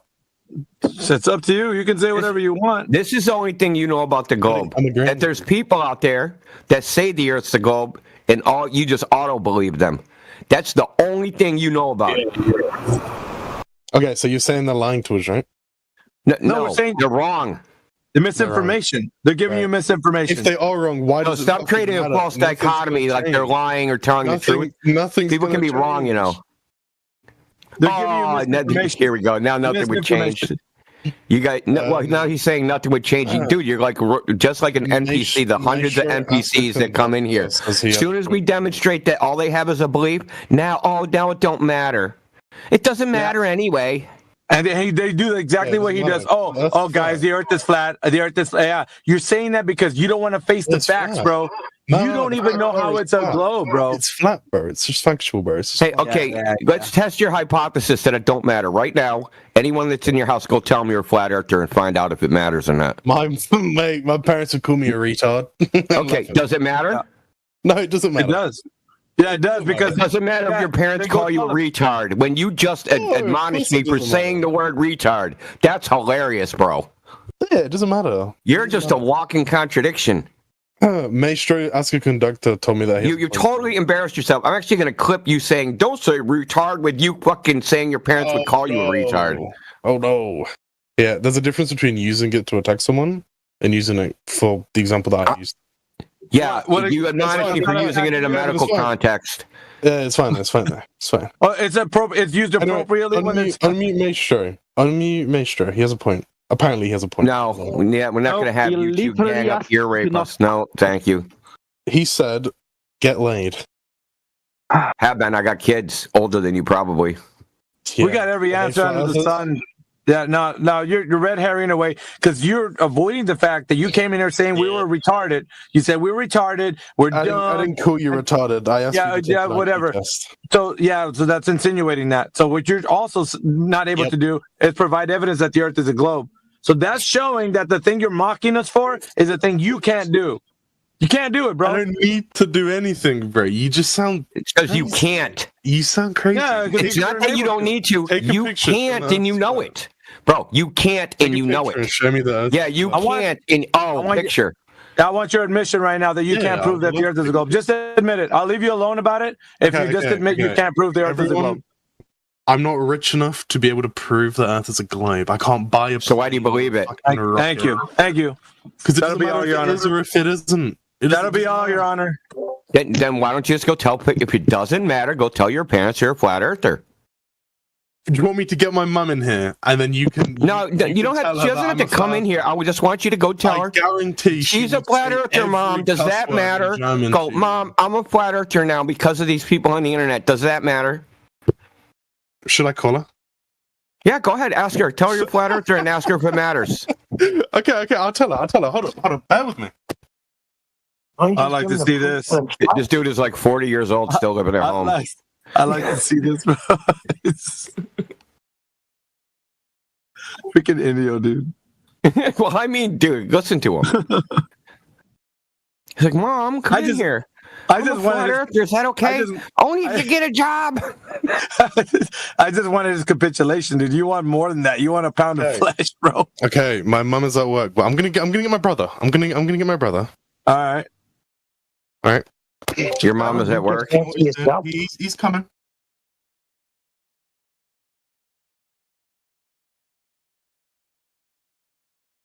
We'll select the whole family, dude. It don't even matter. Yeah, he's coaching his brother. We're not gonna buy this, dude. Shoot.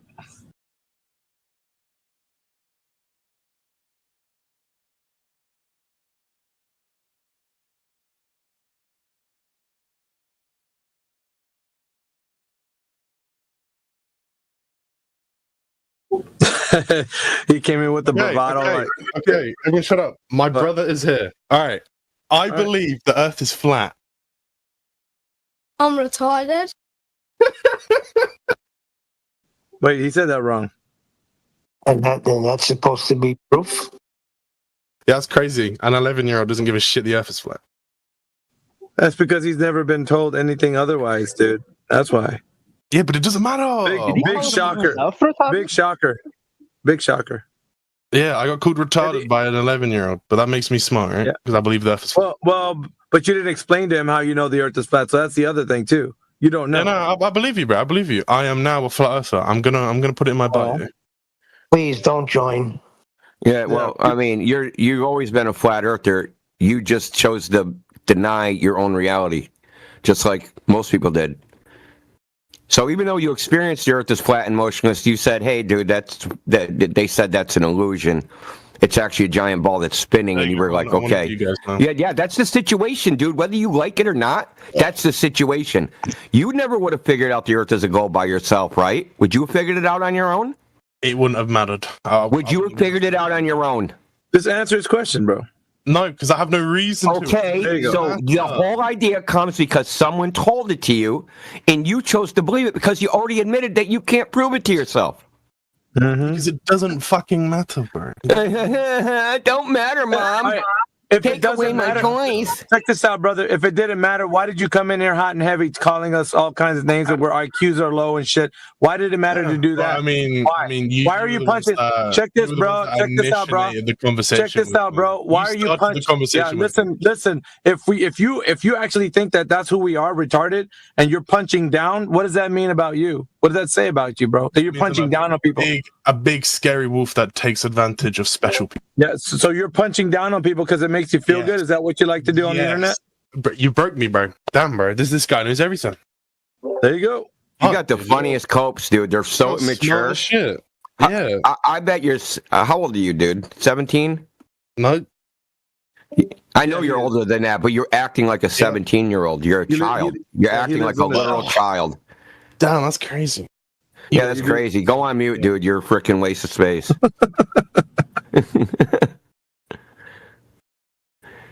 Hey, look, let me put a meme as to what I just seen. What happened in this chat right here. Flip flopping around. Oh, dude, I was gonna call on Maestro. I was gonna call on his boy, dude. Your boy left. Look at that! Look at the meme I just left, Indio. That's all we got.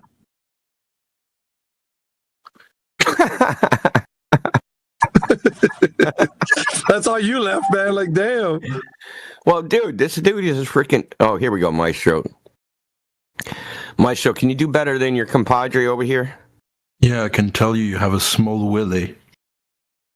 How would you know? Is your mother talking about me again? How does he know? It was my dad, actually. Dude, because everyone to your mom is a small willy.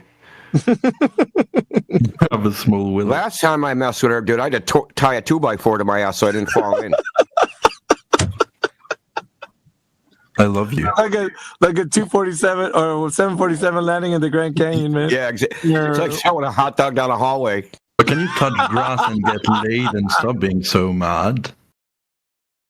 Do you got any gold proof, bro? You got any evidence for the Earth being a ball? Yeah, I have gigantic balls. Yeah, we're not talking about your chin, what's on your chins, dude. What are you talking about? Dude, you came to the wrong place to test out your ability to insult people. You go to like one of the other servers and practice. Dude, we're gonna make the freaking eyebrows singe from all the like burns we're gonna get. Man, I ain't the one this morning, bro. We are not the one. We'll turn your world inside out with insults, bro. Oh, we want. Yeah, I mean, I don't really want. Yeah, we will have to take it off of. We'll have to take it off of this platform, though. We can't be in here. Yeah, I know. I might have to deafen the bot if I could. Take it. We'll take it to the streets, man. Back to the home servers, and we'll drag him back over there. There's a guy, Annie, whatever his name is, bro. Like you're in the text chat, asking questions. It'd be much faster if you just and more efficient if you just unmuted and talked. You said, "Where's the proof of a flat Earth?"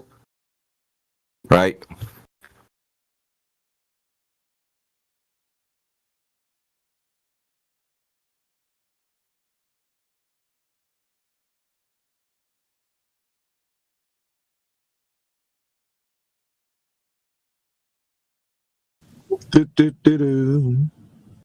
Can fly like an eagle. My God, dude. I just read that Andy guy's chat. He thinks somehow the different colors of the light of the sun prove the Earth is curved. What? I've never heard of that. I've never heard of that, dude. That is awesome. Never heard of that. Hey, I did want to tell you something. Earlier today, there was a guy that came in here. They gave an observation from 2 mountain peaks that they were, I guess, claiming that had been done by people that go to. There's these 2 mountain tops, right? And one of them was Peak Anotek or something. Yeah, I'm gonna post the names of it, and then you guys can check it out. But Flatloy Wright did a distance between those 2 peaks, and it's like something like 400 miles. And I ran it through ChatGPT, and what it told me was that it's not possible that you can make a line of sight distance observation from peak to peak. So I thought it was real intriguing. And so the guy, what time was that about? So I can go back. Was that like early 7, 8? 7, 8, 9. It was about maybe 3.5 to 4 hours ago. Okay. Yeah, probably maybe. 7.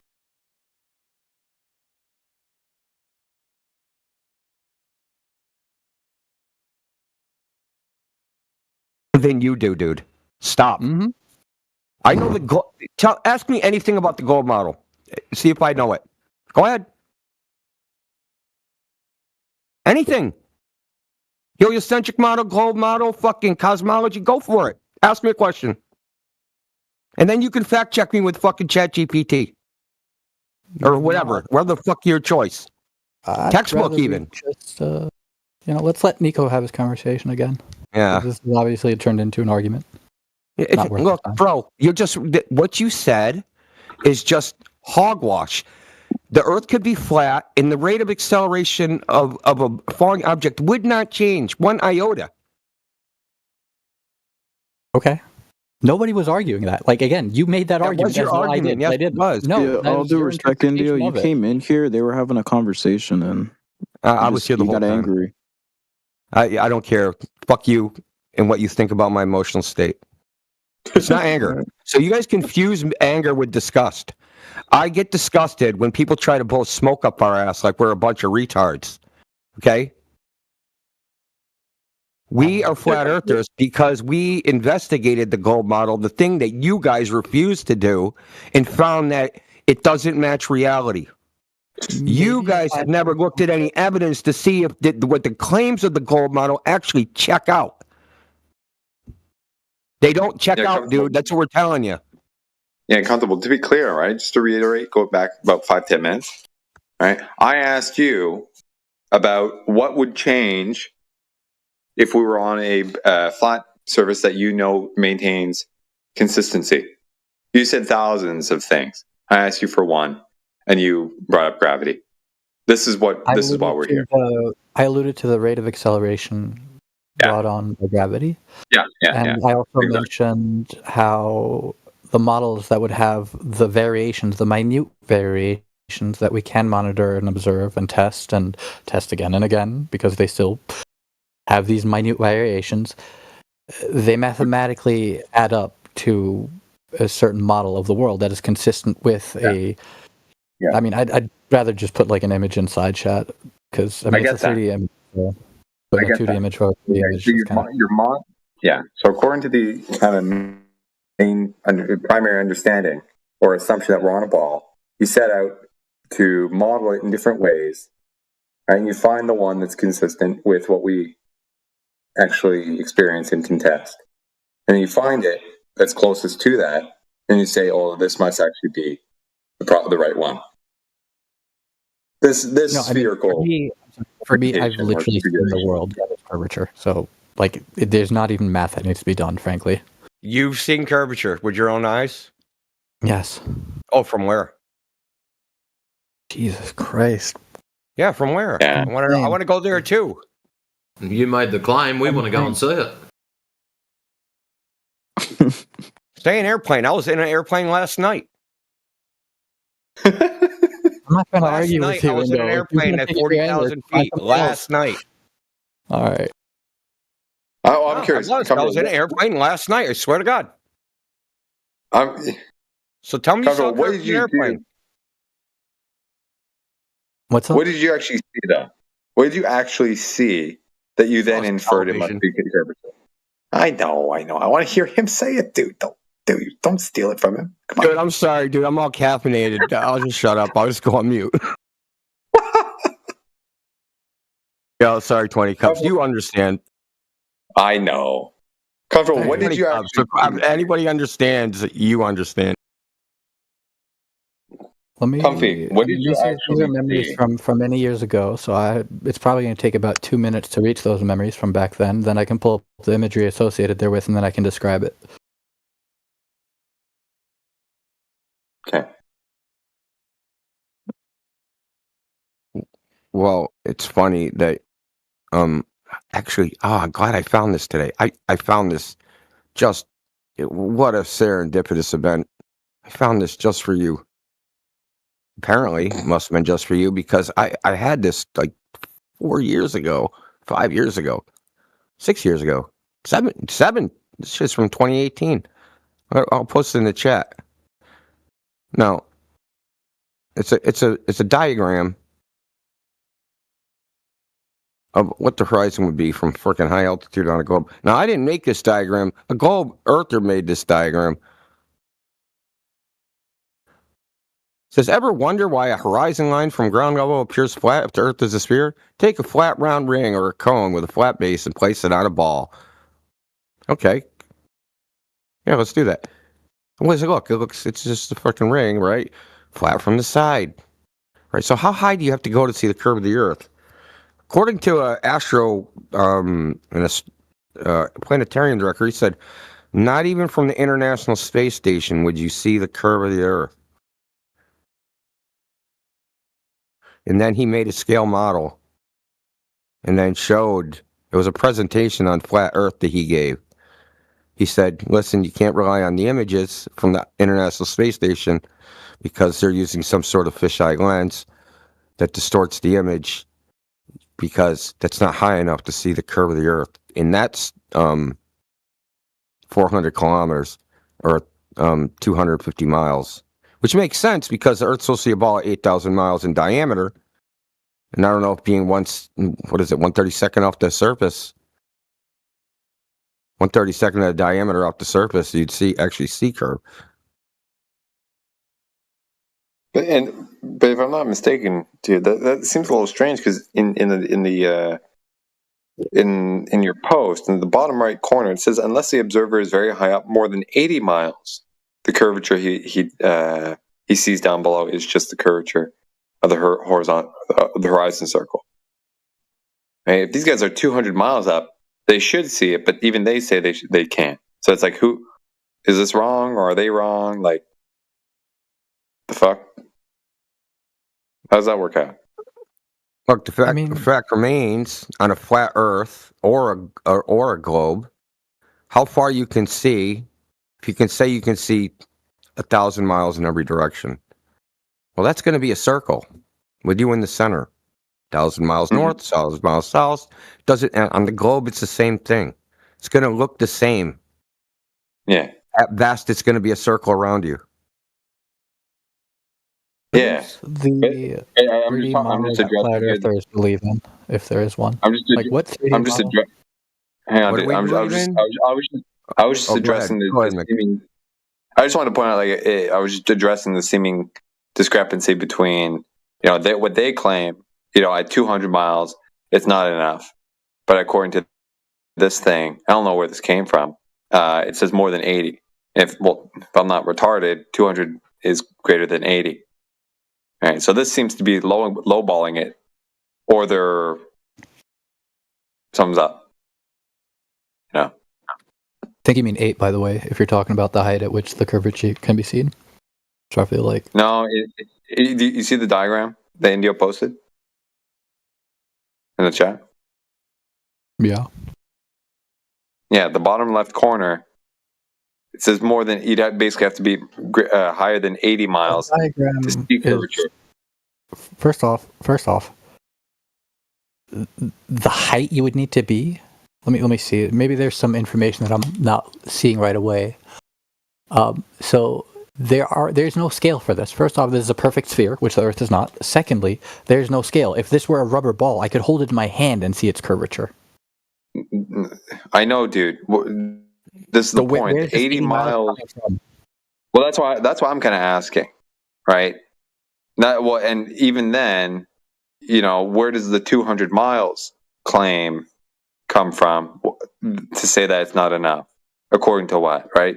Because apparently this says it should be great. You should be able to see it greater than 80, but according to like the ISS guys at 200 miles, they don't see it. So I'm just like 250. Fuck.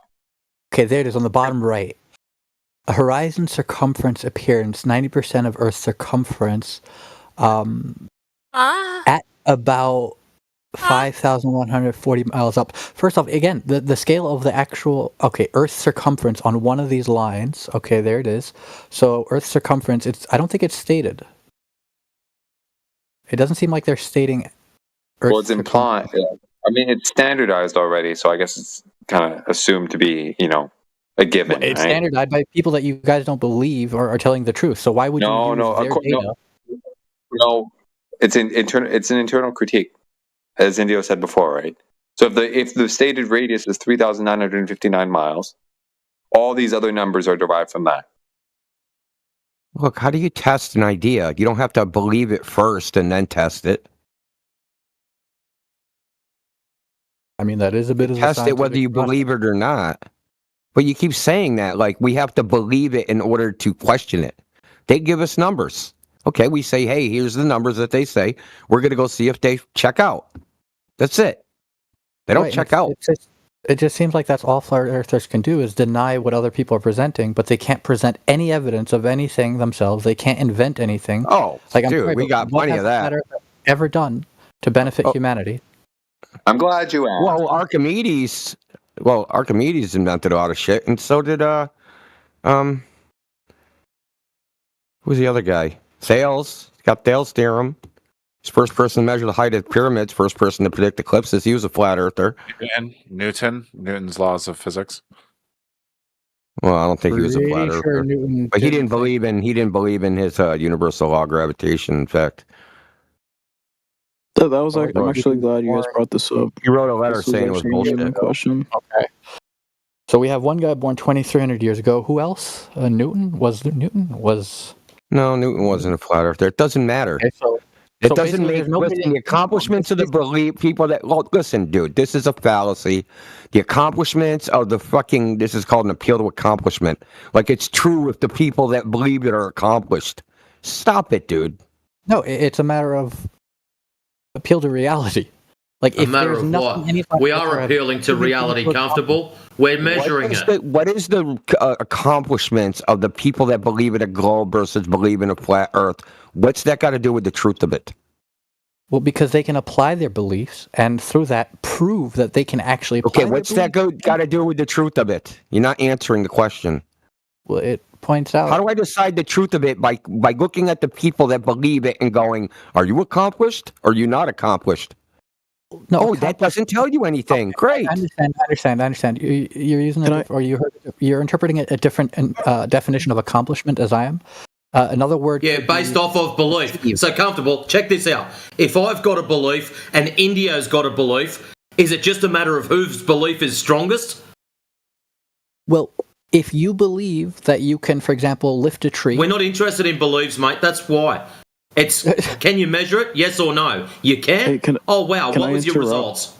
Could I please interrupt for 1 second, please? Yeah, okay, Nico. Better be pertinent. It's going to be pertinent. I'll be honest with you, 20K, you do a great job representing this movement. Indio and Matrix. It's not pertinent. Just go on mute. Of course it's pertinent. What are you talking about? Nico, I get the accolade. all you've been trying to do since I've been in here is do social commentary on this chat. You can shut the fuck up, and then when you get there, shut the fuck up some more. Yeah, before Comfy got in here, we were actually having a good conversation. Not comfortable. But now, but he fell off. Sorry, yeah. When Comfy got in here, before that, Nico and I were doing okay. But yeah, I think this is a thing we run into all the time. You believe a whole bunch of things about the globe, about people believe it, about what the evidence is, about all this stuff. But you don't actually know any of that stuff to be true. You just believe it. Sorry, so you think we're just being ridiculous. Look. No, bro. Indio. Okay, Indio. did you know that you were using... Indio. Look, I'll just give you an example. You were using little g instead of big G, okay? Like you're just making these amateurish mistakes. And I'm not trying to come down hard on you. I'm just saying, like, we know a lot more about this than you, but you think somehow there's some magic science guy out there that knows more than we do. There isn't. He just dropped out for about 10 seconds then, right in the middle of you talking. Like he probably had an connection drop out. He's back now. Yeah. Oh, okay. Yeah, don't worry. No worries. Okay, what I'm saying is you have an idea of, like you have a prejudice about this topic, dude. I'll just be out. Like I'd rather hear Nero and Nico. I'd rather be quiet and hear Nico and. You'd rather hear Nico just talk about us talking in this chat. That's what you want to hear. Like if you're gonna lead this whole thing, I already know. I'm just gonna get muted, just like Nico. You're gonna keep doing your thing. What are you talking about? I didn't even threaten to mute you. That's his code. Nico got muted because Nico is off topic. We are not the topic. Flat Earthers is not the topic. Do you understand? Flat Earth versus Globe Earth is the topic, not us. We aren't the topic. Yeah, just like you're not the topic. I didn't ask you what you ate or what your girlfriend looks like or what you believe in or do you believe in like I don't care what you believe in, dude. It's nothing's personal. We just like the evidence, right? We want to discuss the evidence. Flat Earth versus Globe Earth. That's it. We don't need any bunch of social fucking commentary. Yeah, Nico, he was just interrupting. That's all it was about. Yeah, with stuff that's why I said, is it pertinent? I was going to let him talk, but it had nothing to do with what we were talking about. I have to leave while you're in this room because, like, since you've been in this room, it's just been impossible. Yeah, it's going to be impossible because you got no evidence. You left. Okay. Dude. What a cove. Dude, everything he said about that fucking little G shit, there was horseshit, man. There's like a thousand things. But I got to think about it for a while. Then he comes up with fucking beef sauces bullshit. I just want to say, we're going to give Nico a second chance here. Nico, give us your pertinent, no, he's right here. How your commentary about this chat and me and what I do and versus what Mick does and how we conduct ourselves. What the fuck does that have to do with little G? All right. Well, I was going to compliment. I'm not even going to speak on that first. But all I'm saying is, if you're going to mute people mid speech and not even hear them out, then you're not willing to have a conversation. How am I going to talk to you and you're going to mute me mid-talk? That makes no sense. You're like, weren't okay, talking here you about- I go. asked Here you go, talk. Oh, you know what? I don't like what you're saying, muted. That's not having a conversation. It had nothing to do with me liking what you say or not. That is a mischaracterization. I asked you if it was pertinent. You opened your fucking cocksucker, and it wasn't pertinent. But you didn't let me finish. How can it? You're gonna read half a book? You're gonna read half a book and say you read it all? Listen, what your first 3 sentences had nothing to do with flat Earth versus globe Earth. It doesn't matter what my first 3 is. Yeah, it does. Yeah, I asked you if it was pertinent. All right. And it wasn't. You assured me it was, but it wasn't. Yeah, Nico, you ever heard the saying, you lead with your best? Those 3 were not your best. Yeah, you talked about Mick, then you talked about me, then you talked about somebody else. How are we the topic? Because I felt bad for the guy. The guy's trying to talk and you're bullying him. You're bulldozing over him. 20K was having a nice conversation, explaining it thoroughly. You're just bullying. Nico, the thing is, okay, what I do... Total mischaracterization of what the events, dude. Total mischaracterization. Yeah, Nico. I'm not mischaracterizing. Yeah, Nico, you would be talking. You'd talk right over it, dude. Homie, check this out, right? I take my time, okay? Especially earlier on when there were less people in here. I like to kind of navigate the waters and shit and see how people think and all that. A lot of other people don't have that, patience or whatever. Sometimes I don't either, but tonight I did. Right? That's all it was. Yeah, he's all chill. Different strokes for different folks. He's chill. Yeah. All I'm saying is I was willing to hear you out. I was having a good conversation, but after that mess, I'm out of here. So see you later. Bye. I mean, bye. All right. That's too bad. Oh my God, we lost Nico. Poor Nico. Oh no. I'm quitting the server now. We lost Nico. Aw. Yeah, that's too bad. I mean, it was going okay earlier, man. I don't know if you were on YouTube or whatever. Now I don't know what to do with myself. Like this, there's like high standards, but you guys try not to bully too much. Like I know you guys, like everybody gets bulldozed on every channel, but at least here, you guys line up. This is like the calmest channel on this server. Who muted Talon Hex? Was that you, Matrix? Oh, unfortunately, it was a good shot. It was Talon. Yeah, for the first time. First time I actually appreciate what Talon had to say. Yeah, I was actually enjoying that. Yeah, I muted him because I want to never complain about like modding, and especially not here. Well, so check this out. Well, I mean, we have a policy of no concern trolling because people try to deflect from the topic by concern trolling. Oh, I'm so concerned about so and so. Yeah, no, you're not. Right. Like Charlie, reporting me for the N-word when freaking 10 people a minute come through saying the N-word. Never reported a single one of them after hundreds of people. It's just concern trolling. It has no... They don't actually... The principle they're claiming they're upholding, they don't actually believe in. That grates me. I don't like that. I consider that person a phony. Anyone that says they have a principle but don't actually hold that...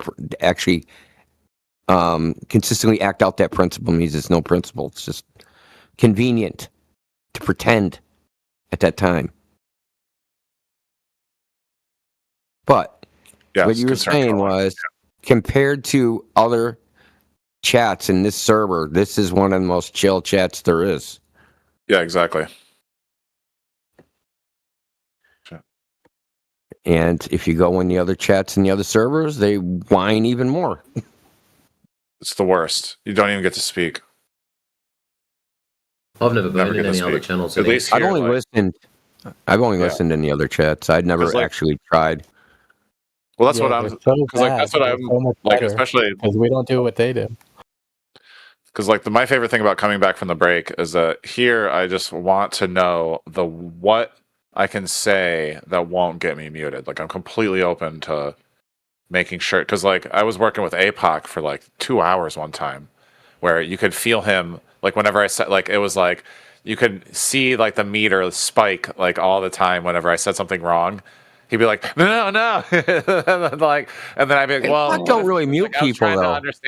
I was trying to understand what he was saying, and so then the best way I could do it because he would say something and I'd be like, okay, so what I heard was this, this, and this, and he'd be like, no, not that.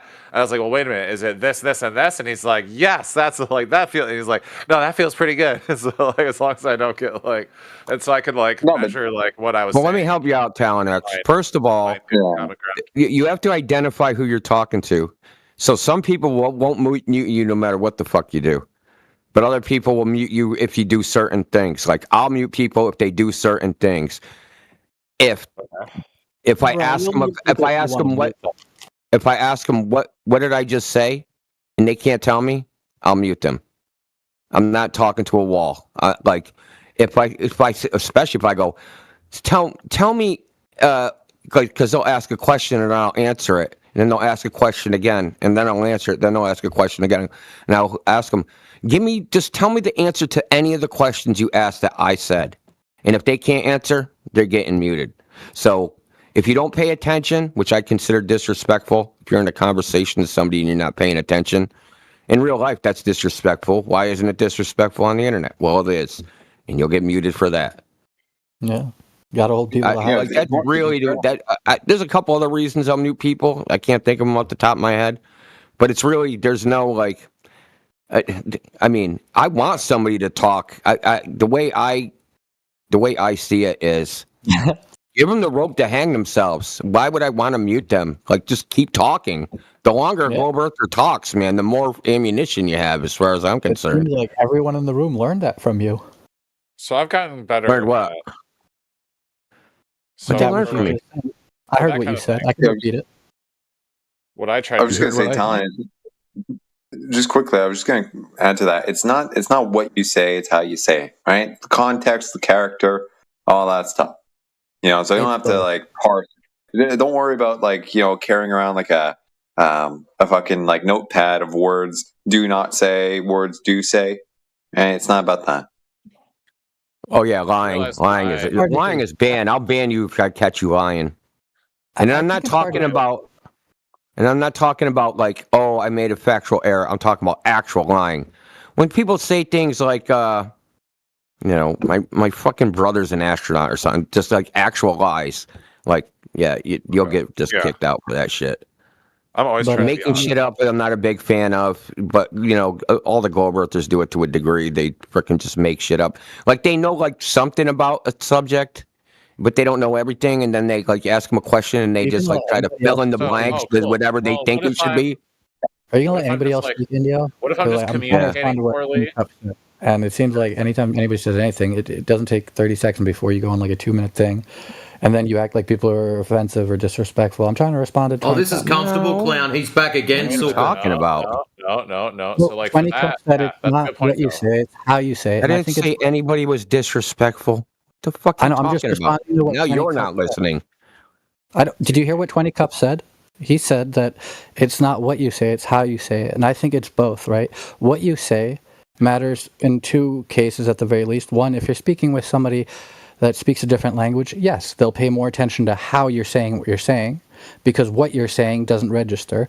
And likewise, if you're speaking with somebody that's using what y'all both believe should be the same language, if people have been taught or otherwise learned to attribute different definitions to words, which happens all the time because they change over time, then what one says actually is very important, right? It's like if a child was taught by its parents that what everybody else refers to as white is yellow, and it had no other experiences, like one has to deal with the fact that yes, it was convinced of something that most other people wouldn't be in agreement about, and that it's either going to keep being in this state where it's like, no, that's yellow. I don't care if you call it white. I don't care if the whole world calls it white.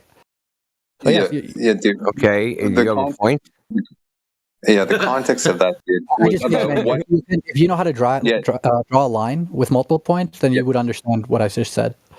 Yeah, bro, check it out. Right? The whole point of that was really based on the question of, or the statement of, I want to know what I have to say or not say, so I don't get muted. And it's not that it's not about that.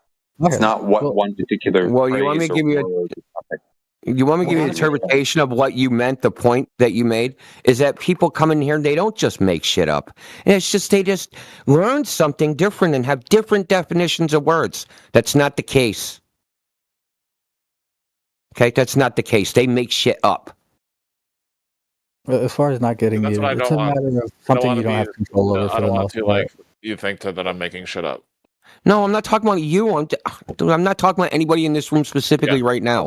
I said we were talking about why people get muted. I gave you a reason why they get muted. Why I mute them. If I catch like they listen, all Globers will just make shit up. But when they get told, "Hey, dude, you're just making shit up," you could have just Googled what you said before you said it and found out that you were wrong.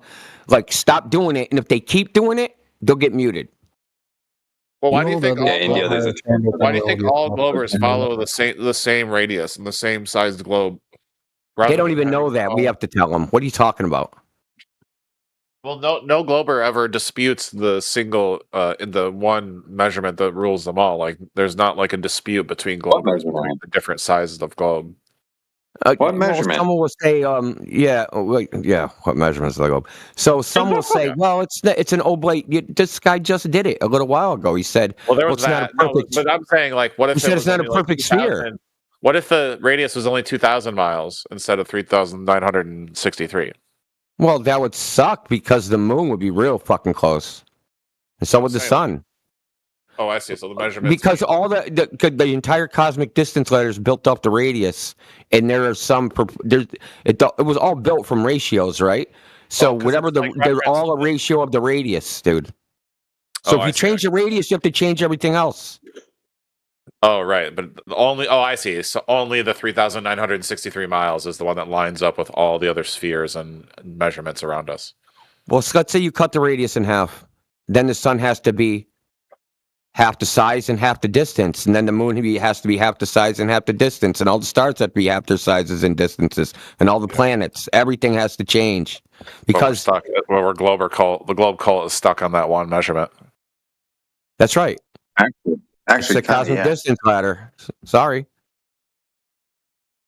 And yeah, because it's like it's the only radius that matches the celestial sphere, the celestial navigation, the gravitational.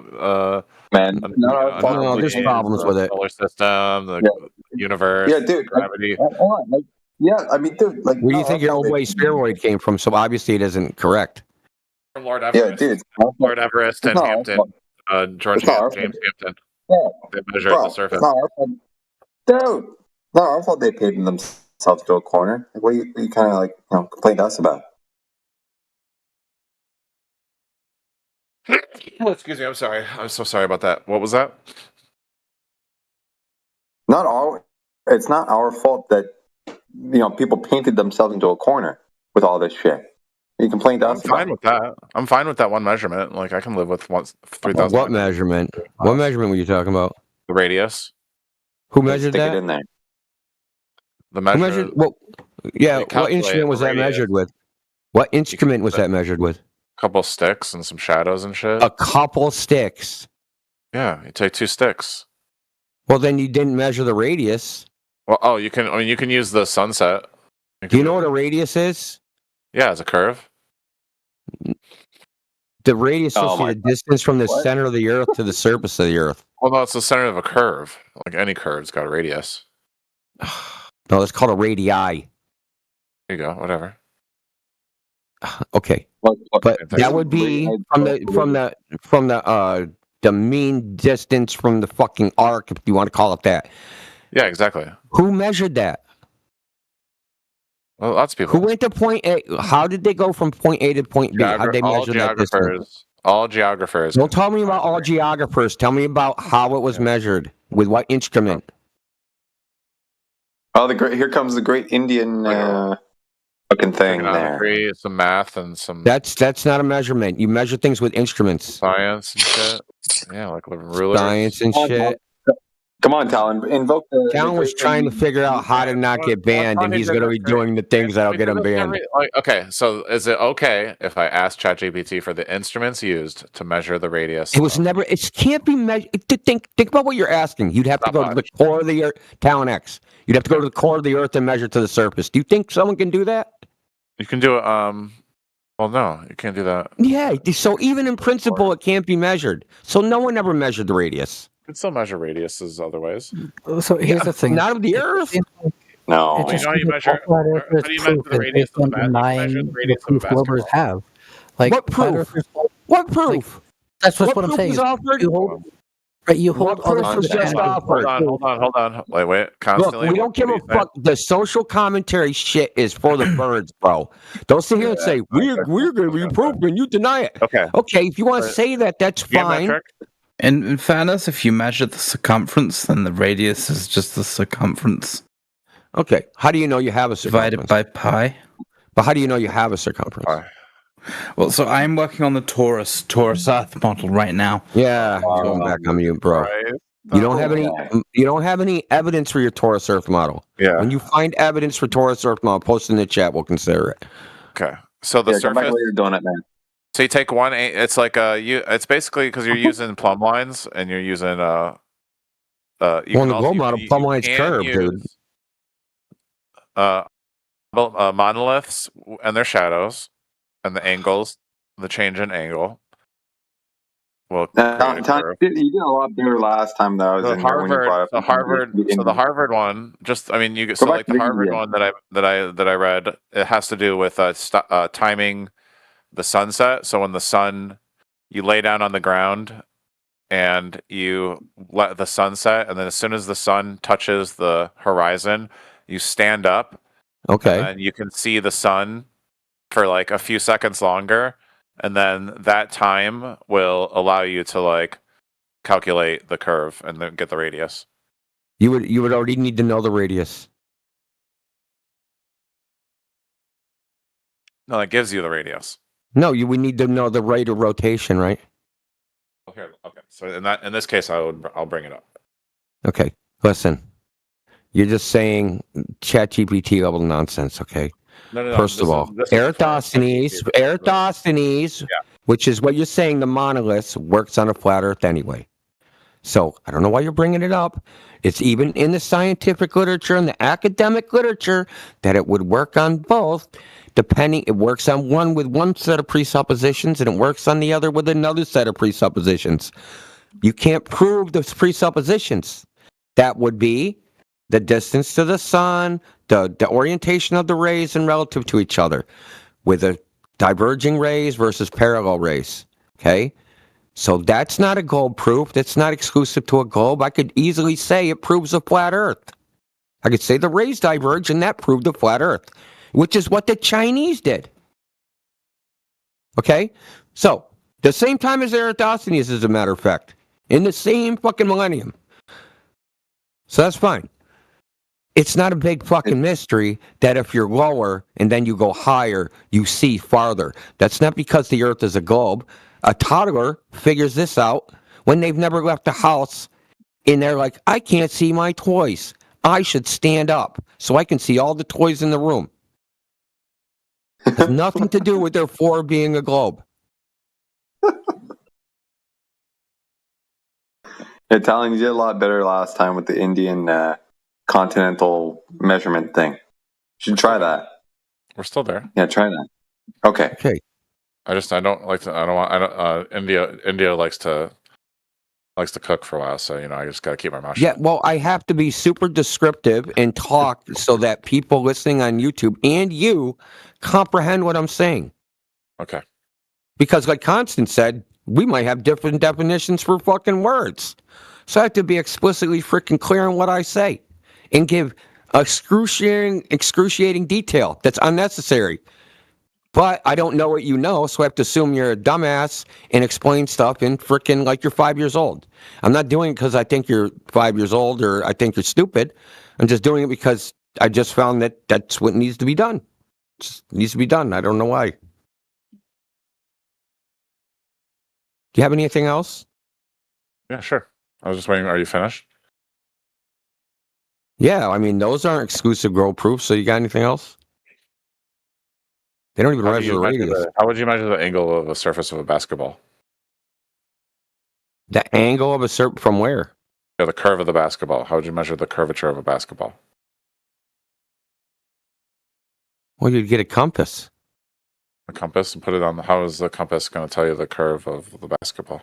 Okay, because you spread the compass out, you put it on the top and bottom, and then the center of the peak of the compass. They'll tell you the frickin' you can calculate that triangle and get the radius.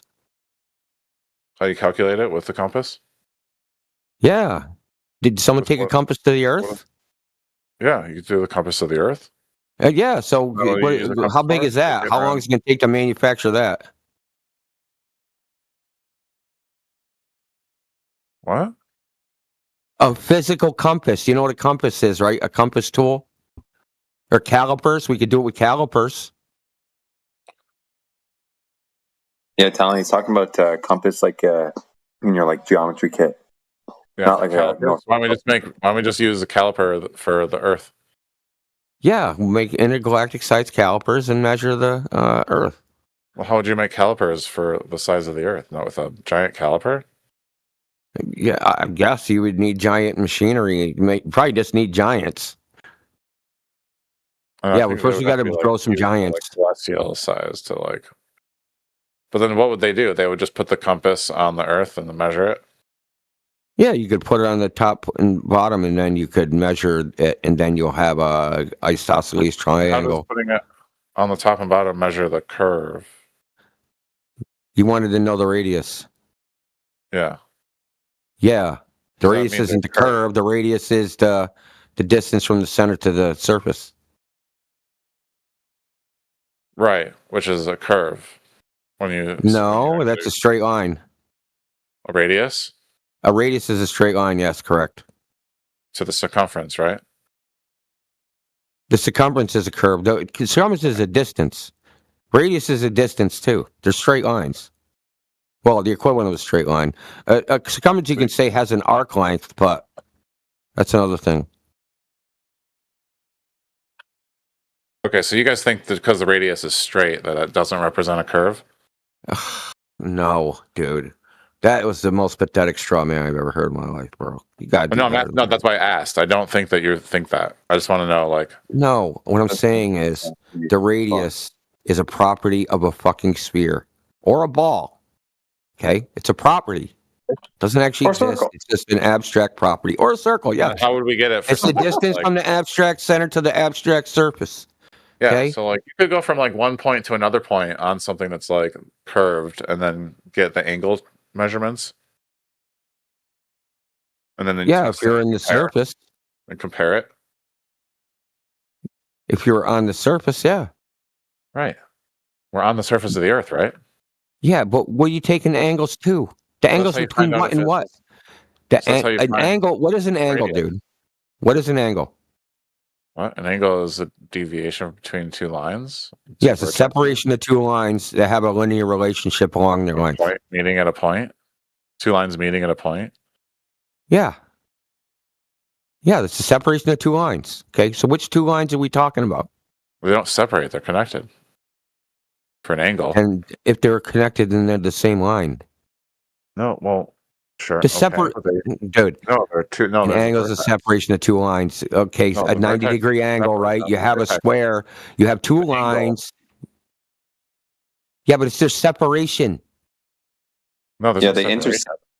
They Talon. Yeah, these two lines they intersect. Yeah, they. Yeah, that's what the word. But the angle is their separation. Yeah. Okay, so we're okay. We're on the same page. All right. Now, when you say angle to the Earth, the angle between what and what? 2 points. What's line 1 and line 2? Yeah. 1 point. Yeah, what's the line? What is line 1 and line 2? Right. Those are the two. No, it's point A. What do you mean, right? I'm asking you a question. What are you talking about? I'm asking you a question. What the angle between what line and what line? No, there's more lines than that. It's the angle. We just want the ones you're talking about. Angle. There's two angles, not one. Between not what and line what? by line. It's two angles. So, okay, so I could say there's an angle between the top of the sun and the bottom of the sun, and that angle would be 0.52 degrees, right? A line going from my eye to the top of the sun, a line going from my eye to the bottom of the sun will subtend an angle of 0.52 degrees. Okay, so now I'm going to ask you, the angle between what and what? Oh, the plumb line and the reference, the surface of the Earth. Oh, So is the plumb line perpendicular to the surface of the Earth? Yeah. Okay. Not in the globe model, it isn't. What? Yes, it is. No, it is not. In fact, in the globe model, the plumb line curves. Oh, you didn't know that?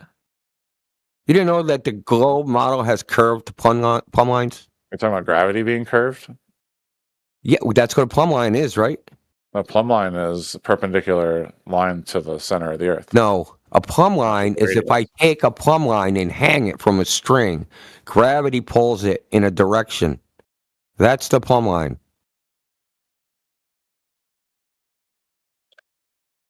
Yeah. Called a plumb bob. You take a plumb bob, you stick it at the end of the string. The plumb bob's the weight. Right. Where on Earth would you have to be for that string to be curved, though? Well, gravity I don't is know. curved. Isn't my gravity is curved? Well, you literally just said that there are places on Earth that if you did that experiment, then the No, I did not say that, and I literally did not say that. You did, but okay. I said in the globe model, plumb lines are curved. There's a reason we record this, dude. For people like you. Based upon the globe model, based upon the geodetic surveying manual. Well, let's based be upon what's in the geodetic You're surveying just going manual. off some YouTube video you watched. I'm not going off a YouTube video. I'm going off. Thoroughly I'll give you a vetted site. information Houston by Abuse and someone else. Detection of the Vertical by Featherstone, published in So you're the appealing Conference of to authority. Geosciences, 1990. Interesting. Well, you asked where I got it from. Yeah, so not you doing it yourself. You're No, you asked. taking Well, I don't somebody think else's. plumb line's curved. This isn't a question of whether I did it myself. This is a question of, is that the globe model? Yes, that is the globe model. And I'm telling you, the information that I have of people that are proponents of the globe model that say they do surveying of a globe, this is what they say. And you never considered that the information was wrong. No, why would he do that? Somebody else told him. If the two plumb lines are not parallel, then they're and they're angled away from each other, then that obviously demonstrates a curvature. No, but he's dumb. He's Bro, don't be rude. That's rude. That's mean. And I disagree. I don't think Globers should ever insult globe deniers. Oh. It's not fair. It's not nice to insult people because it doesn't get anything across. It's just an ad hom fallacy. So, Embo, like, what kind of glober do you even open to changing their world? What's your favorite globe evidence? No, Embo, what's your favorite globe evidence? Oh, jeez. Shouldn't you be saving this for somebody else? I'm just here to listen. I don't even know why I talked to Jesus. I've talked with both flat earthers and globers. The same standard follows. Your name says Talon X, not their children. Embo, what kind of globe evidence do you have, and what makes you believe the Earth is a globe?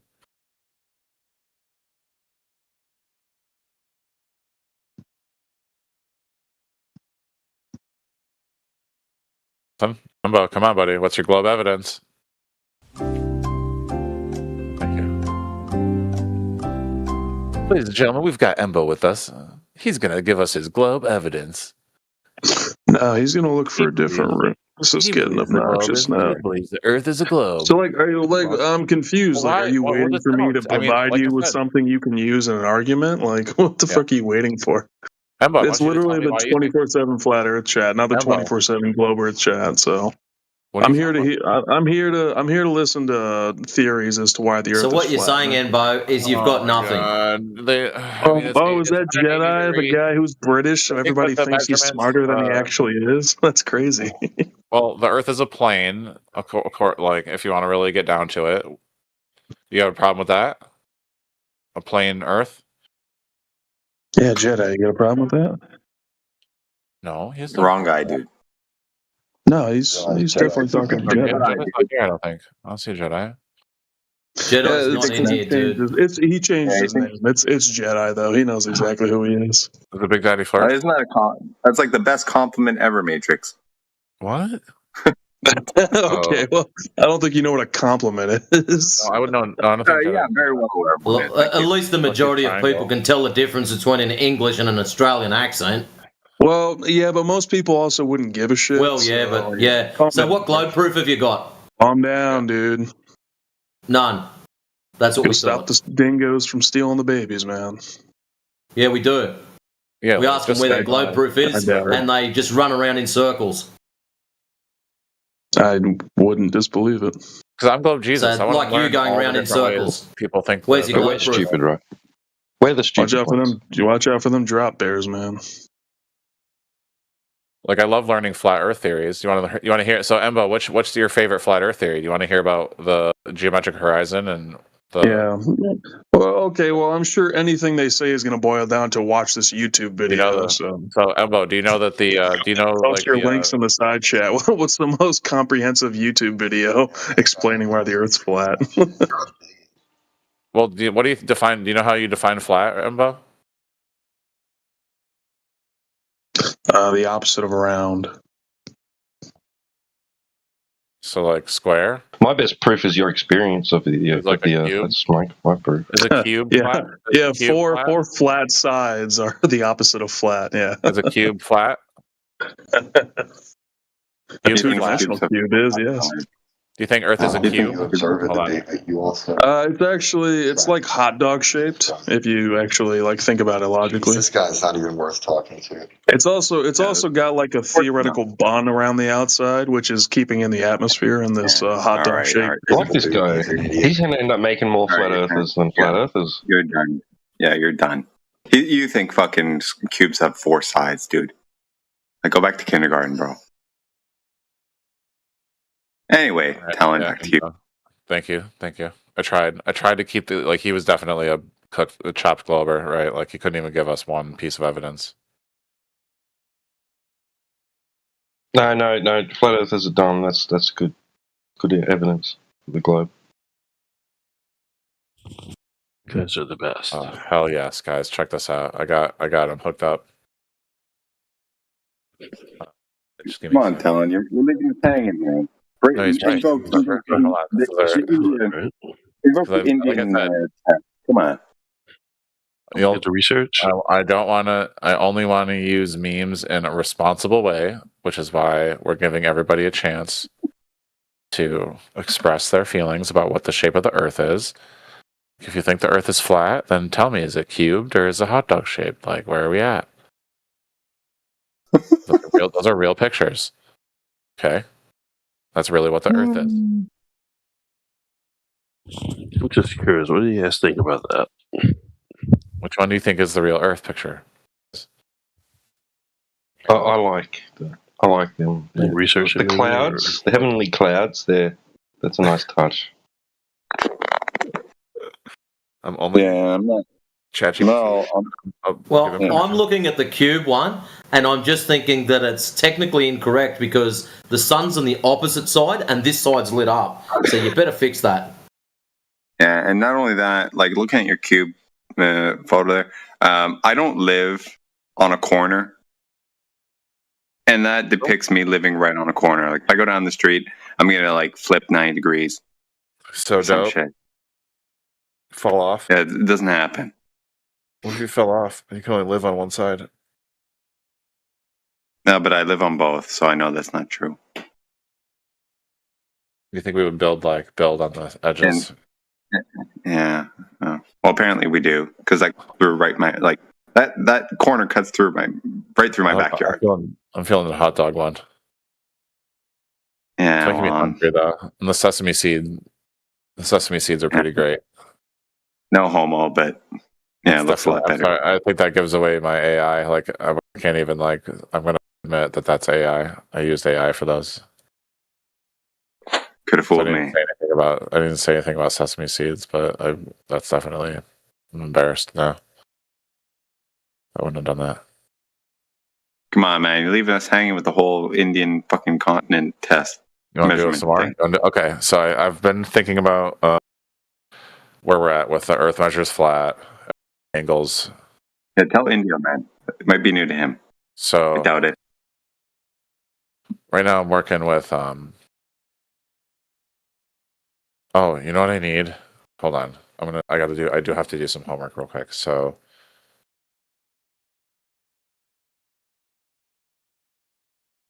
do files, and then I need to go find my cool picture.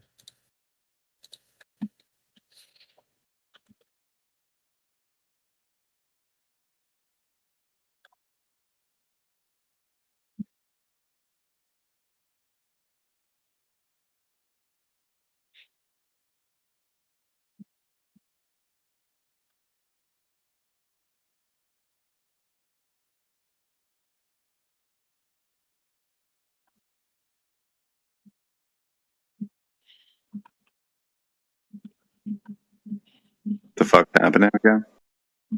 What are you doing?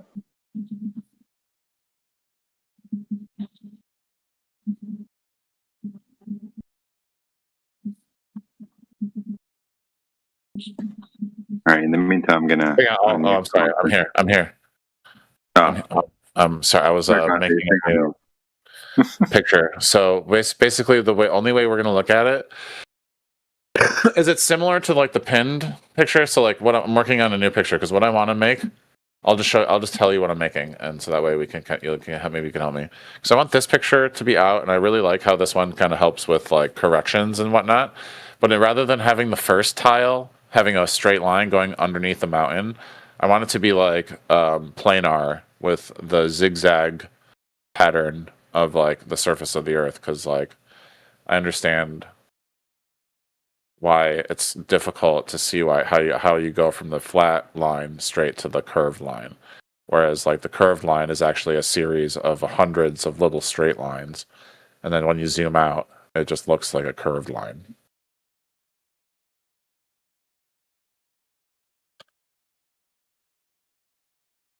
So what you're saying is you don't have any curvature, but you're quite willing to put forward lots of straight lines and pretend it's curved.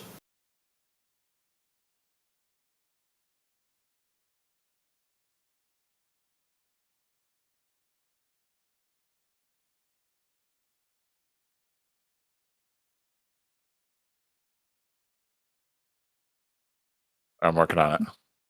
Because what this picture should show is it should show like 100 mountains. There should be it should zoom out where it's showing the edge.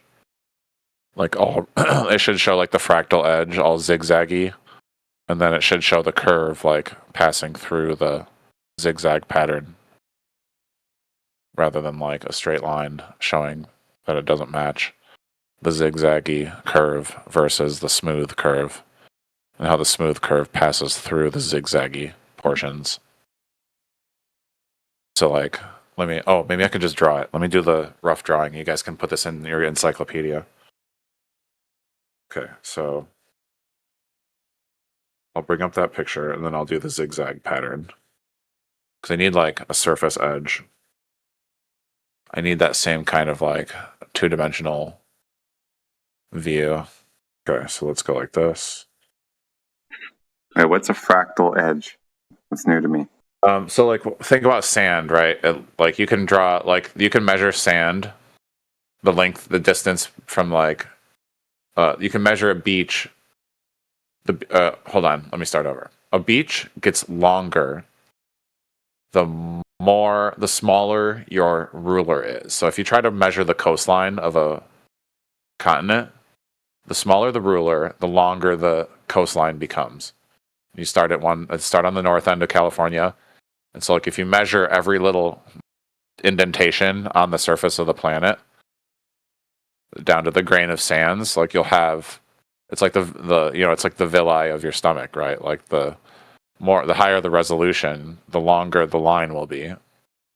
So you have to use they literally use fractal geometry to get an accurate distance of the coastline without having to correct. That's how they corrected for the deviations in the surface of the planet, since it's a rough surface. All right, let's see. Oh, yes. I think they kind of did it. Okay. This is actually so it's not perfect. So it's not that the distance or the actual length, in real terms actually changes. It's just the resolution is higher and you're accounting for more space, right? You're actually traversing up and down along the edge of each grain of sand, so it adds more length, even though point A to point B is the same. It's kind of misrepresenting the point, dude. It doesn't change really. I think I got it. Okay, so let me look at this one.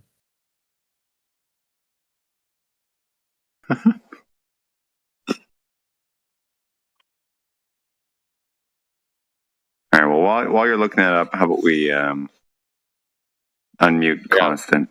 Yeah, is it actually might actually be more? I think it'll be more entertaining. Okay, so if you look at the first one.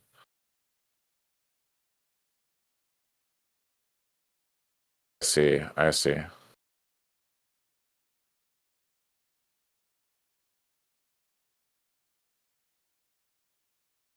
Constant, what do you have to say about this? So when you want, when you want the actual line to hug the earth, like you have to take out all the gap, and so that's how the curve is corrected, because over the distance, because like you want to think about it like hundreds, like not just like a single mountain, like it's like a tiny hill, like that's like the scale is like thousands and thousands of miles across, and so as it goes up and then down, even like when it's just like a mountain, a series of mountain ranges, you'll eventually curve over, and then like you correct for curvature by taking out all the gaps when you're just like straight up going to the top of a mountain. Oh, I see. So like the second plate on the new one is actually to scale. That's why I think they're backing. That's why they pushed it back. Whereas like the first one is the actual like 30-mile. Yeah. So the first plate represents the short range, straight planar measurement. The second one, like each dash represents like a single plate, a single one of the top plates, and so it's actually scaled that. When you actually scale it up to a huge distance, you find curvature, and so that's what those. So each one of those dashes is a whole triangle, whereas the top one is a single triangle. So you can still get that single triangle perfectly fine when you only have like a mountain and a couple towers, and you get that straight up shit. But then when you go down and you put each of those triangles into the dashes, you get a nice smooth curve going more or less going across all those triangles, which is each per dash. Yeah, I get the point. Yeah, I love that. It's a matter of resolution. Right. Yeah, how small steps you're going to take. I think, because I can definitely clean that up, and then like, okay, so let me. Yeah. It's like basic calculus, right? Taking averages between shorter and shorter distances.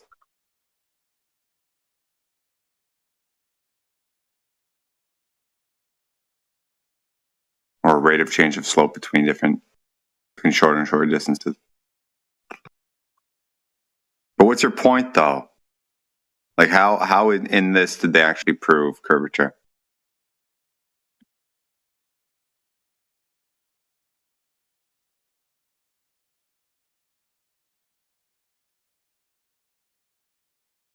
Because that's where we get the shape. And measure it. What did they do? What did they do to do it, though? Because I see the theory. The first one, you take that. You take the first plate. Yeah, you take a planar measurement, so you get like all those. You get that geometric triangulation, so it like goes up, then you're going up and up and up, and then you start going down. But you start always curving. What did they do, dude? Oh, they surveyed. Okay, explain the entire survey process, please. It's in the picture. So in the first one, when you say initial flat triangulation, see that? Dude, this is AI generated to represent what you're talking about. I'd like you to speak to what you're talking about. I told this what to do. So the top one is with your single mountain, 30 to 50 mile distance between 3 points. You've got your 2 watchtowers, and you got the top of a mountain. You can see all 3 of them can see each other, and you get perfect flat measurements from each one. Okay. So you see all that empty space between A1 and C, and then A2 and C. How there's all that gap and error and excess space. Yeah. Okay. So the only problem with C is that it has the mountain in the picture, and I should just like take the mountain out. So like the only problem with this picture is that there's a mountain in the second one, but it should just be like a series of mountains over the surface, and so that's what I mean by scaling it out. You're zooming out in the second one, and so like even though you've got little flat triangles over long distances, you would eventually catch. All right, because I would take out. Yeah, I gotta work on it. So what did they do that indicated to them that the second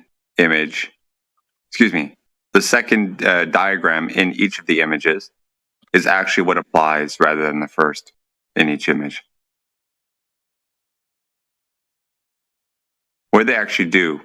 Hands on, getting their hands dirty. They did something, did some math or whatever, and the results indicated to them that the second diagram applies rather than the first. Yeah, hang on one second. I know exactly what you're saying. That's why mountains and valleys over.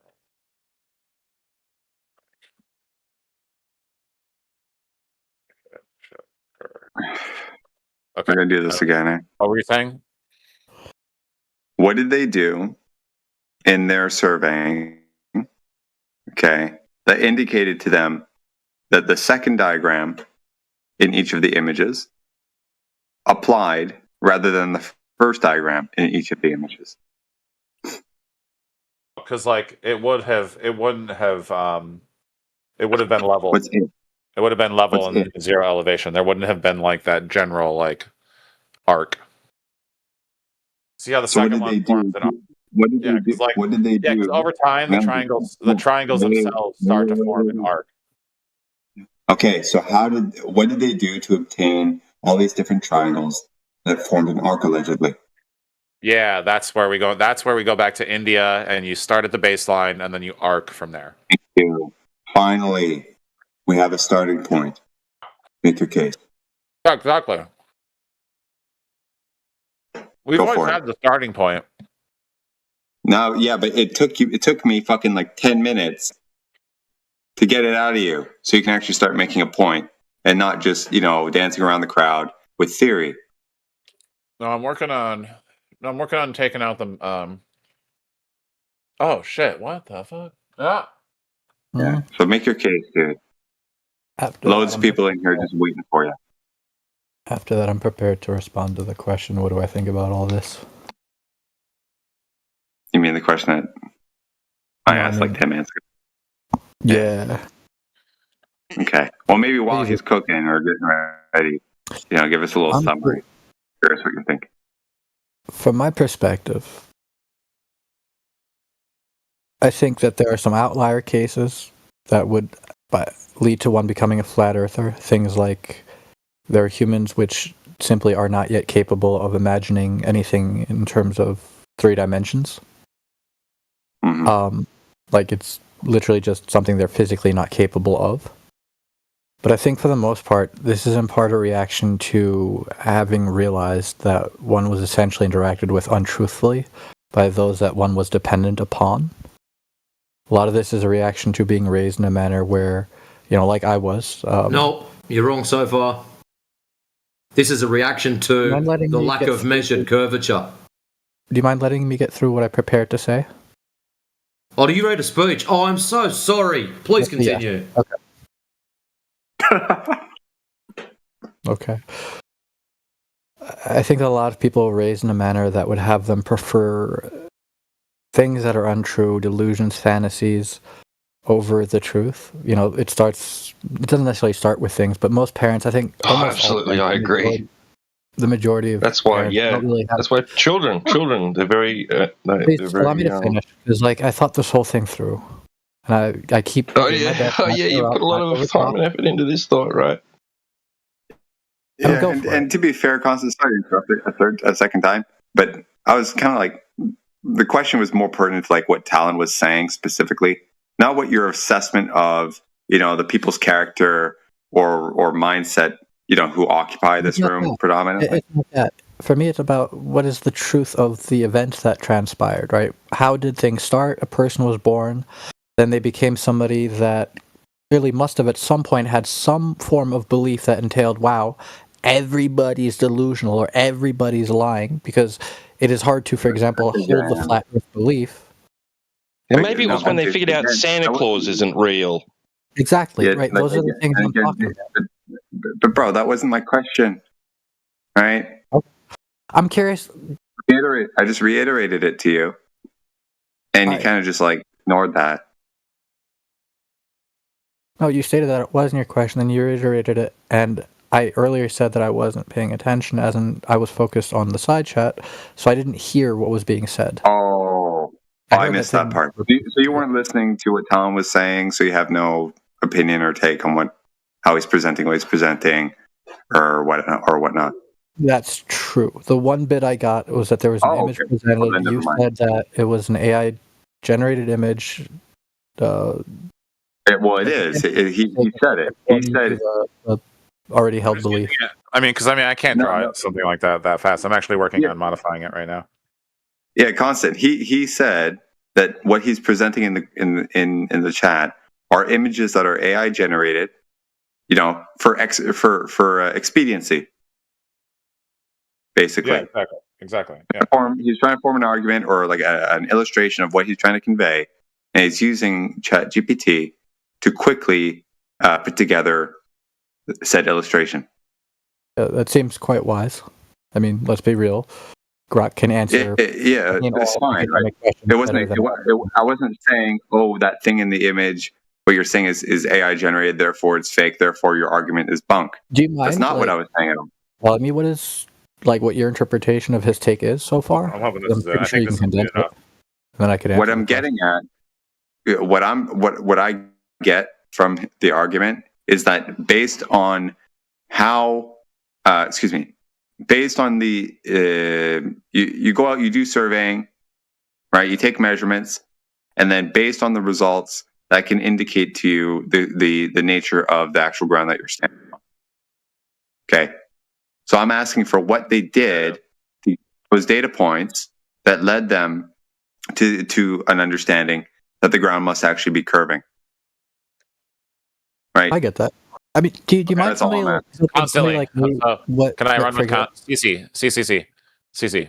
Check out my. Okay, so I just did the drawing to kind of like establish my concept, because like the ChatGPT got really close to what I wanted to show, but like it was having a hard time doing like scaling, like zooming in from showing one mountain with the straight up planar flat measurements, and then scaling out and continuing this, and like it couldn't do the side view from like farther away, but then maintain like the curve within the second diagram. But if you look at the new one that I just shared, it got close enough to show the corrections of going from like the flat.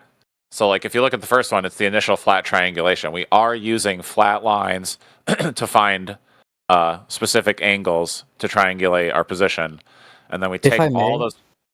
Okay.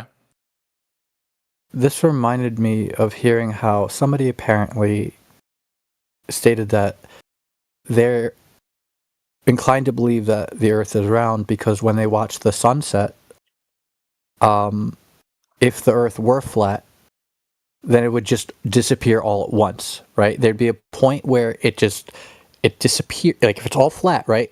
Then you go from you have light to you have no light instantly. But he was able to see how, I think, right, regardless of what floor you're on, So why? on a skyscraper. Basically, if you have 10 people on 10 buildings. Well, if you Qualify have 10 the people on 10 statement, bro. buildings, Qualify that statement. Okay, so the claim is this: if the Earth were flat, then 10 people on 10 different heights of buildings, so one person at 100 feet, one person at 200 feet, all the way to 1,000 feet, right? They would all simultaneously see the sun disappear at the same time, regardless of what height they're at, but they don't. The person that's higher sees the sun. Why? Why would they? It's curved. Well, because if it's flat, think about how the light would show, right? It would. So the cause and effect relationship here is flat versus a curved surface. If it's flat, therefore someone that's 1,000 feet up, as opposed to someone who's on ground level, will see the sun disappear at the same time. So you're saying the causational mechanism is flatness. Thank you. Yes. Well, I don't know about the last bit. The causational mechanism is flatness. It doesn't make any sense. Okay, basically, if the Earth were flat, right, then all 10 people at 100 feet, 200 feet, all the way to 1,000 feet would see the sun disappear at the exact same time. Why you would they? don't know what you're talking about, man. Because it's flat. No, not necessarily, dude. Ipsy Dixit, because it's flat. Why does being flat dictate that would be the case? Who's a I terrible mean, you flat can literally do this experiment in front of your eyes right now. You're literally telling us the way to prove the Earth is a globe is to climb a tree. This is climb a tree bullshit. No, at this point, the things that I'm saying, Yeah, it is. proof that But you don't understand how light works, right? But the you base don't trying to reverse it understand onto how us, your vision obvious. works. No, the whole basis of flat Earth is denying globers. Like there's Wrong. no actual measurements they can. You prove. have not heard one thing this afternoon constantly. Get him out. Constantly. One argument that flat earthers have made. This is constantly, listen carefully. Constantly, silence. Listen carefully. The Earth is measured as flat. There you go. That has nothing to do with globetards or any of their beliefs or Santa Claus or any other bullshit you've just strawmanned us with. Yeah, Constant, just because you haven't asked for one or heard one doesn't mean there isn't any. So had you asked had you inquired about why we think the way we think, instead of just assume it based off of, how you characterize the conversations, somebody may have been able to present it to you. I was really hoping these people would become more like you, but it seems you're becoming more like them. No, I'm just highlighting the fact that what you said is not actually doesn't hold, dude.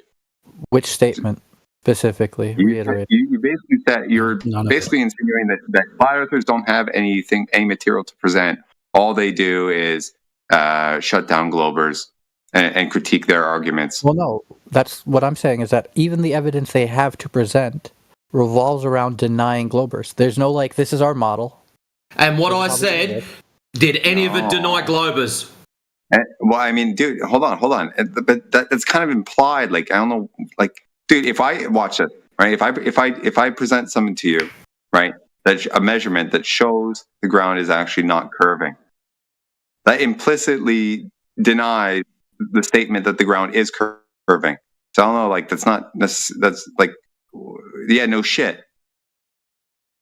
Okay. And what are your measurements that would have you believe that the Earth is flat? Thank you. Does anyone have the lasers? Anyone got the lasers available? It's a good one.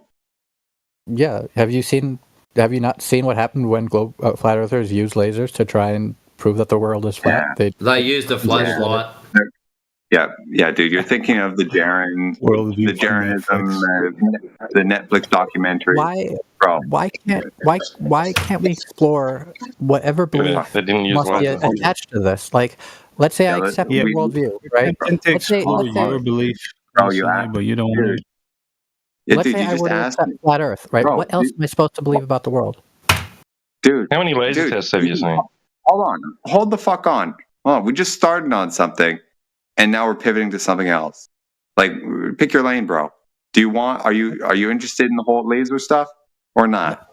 The one that I'm really interested in. Yeah, I want to know how many laser tests you've seen. So let's go into that. All points is this. Yeah. Let's say I become a flat earther. What other beliefs should I adopt? Yeah, bro. Cool story. How many laser tests are you aware of? How many laser tests are you aware of?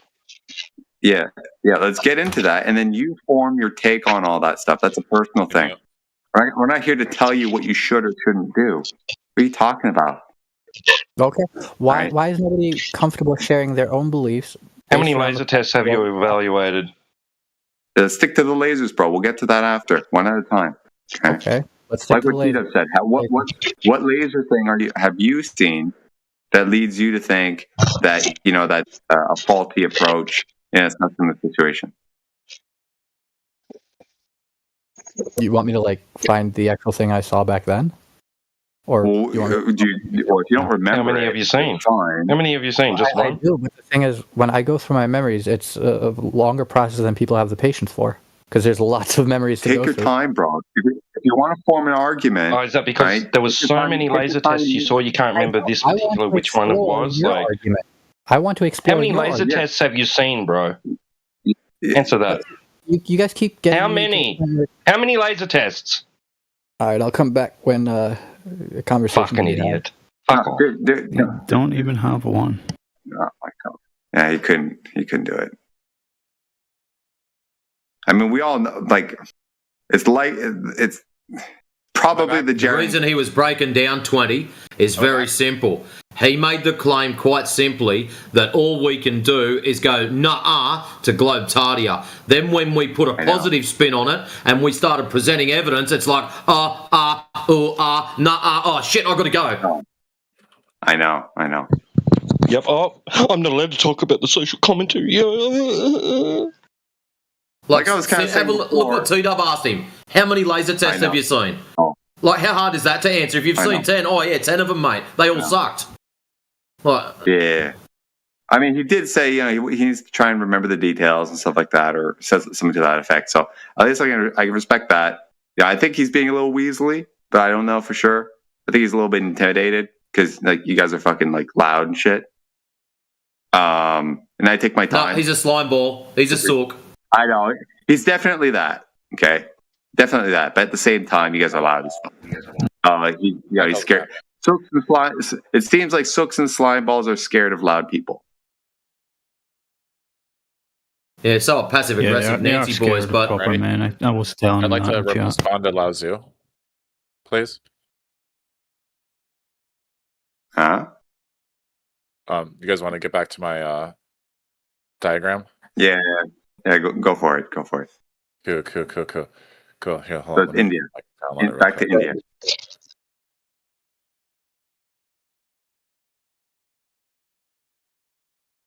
Okay, hang on. So I got the save. Oh, access ready.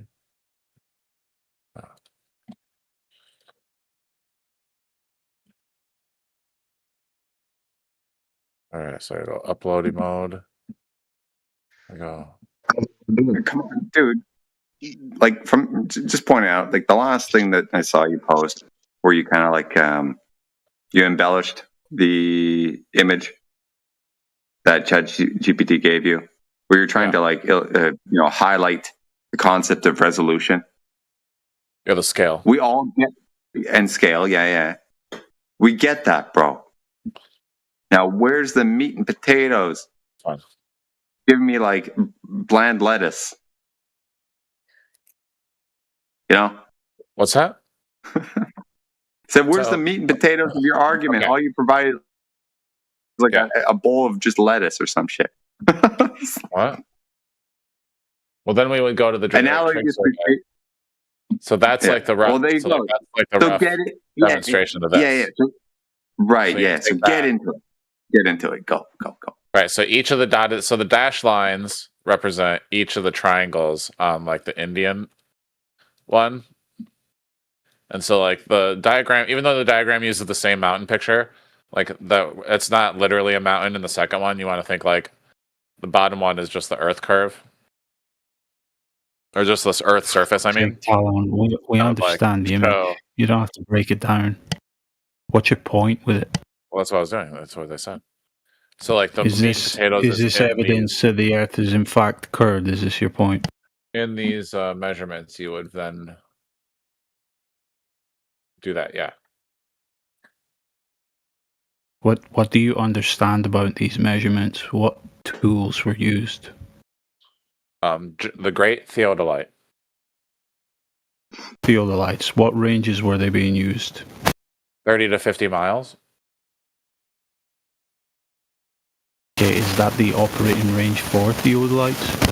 That was the most looked into optimal it? range for the most of the measurements, but then they also did like 100-mile range ones, and then they did like really No, close even ones. our modern day theodolites aren't rated for going past a mile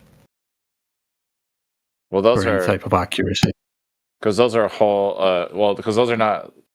Those are they have theodolites. I also but, like, don't see. I also don't see you mentioning anything to do with atmospherics, right? That would distort where things appear to be as you're taking these measurements and how you've accounted for that. right. Well, by using a great theodolite rather than a total station. Yeah, Tom, maybe Okay, expound that counts for atmospherics. on how they Right. actually The great qualify. theodolite counts for atmospherics. Yes. Okay, how Yeah, does it maybe. do that? Yeah, expound That's on how- that, dude. By being extremely what did they accurate. do? Yeah, what did they do? Like to actually, like, what did they actually do to determine some range, right, between this range and that range is more optimal? Like, what does that term qualify in this Because context? that's that's how they accounted for the atmospheric errors, because they made sure that because at those ranges it was easy to determine how far the measurements deviate when they take the measurement at night and in the morning and during the day and for a week and over and over and over again. Based off Okay, of so you what, have that Talon? as well. You have Yeah, all you're these gonna other. get- Do you have all these other measurements to present alongside with it? Right. Yeah. Then you have the celestial sphere, and you have all the other distance But measurements. stick with this one, though, dude. Yeah, because last time you were talking about this, okay, you brought that up. You invoked 30 to 50 miles, and it sounded like you were saying basically in that range they get a tighter gap between the min max, between between all the samples that they take. Right, there's deviation between all of them, but that range is the one where they get the tightest deviation. So it's easier to average out, and then they take an average and all that. Right.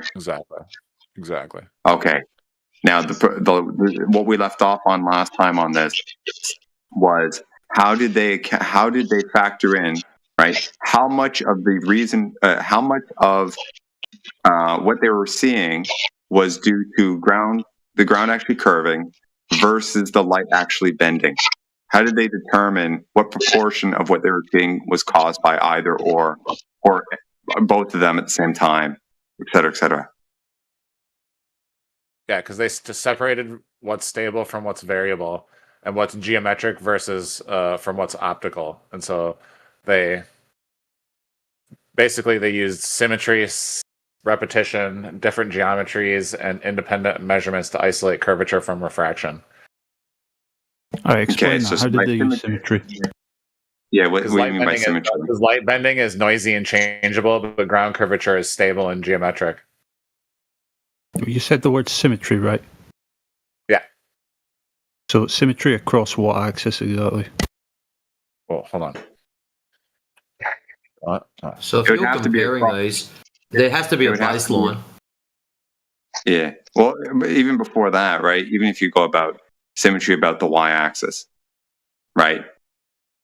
So, for example, if you go from point A to point B, from point A, you take a shot or a measurement, and you go over to point B, you turn around, you take a measurement to point A. The measurement line itself, exactly. Okay. Yeah, I wanted to tell on that. So it's geometry. So it's geometry versus right. Well, so it's geometry versus atmosphere. So like you shoot it in the morning, and it's and you shoot it in the morning, and then you shoot it again, and you go back and forth, and then you shoot it over for a week. So that way, all those the theodolite's always going to be the same fucking thing, no matter how many times you do it.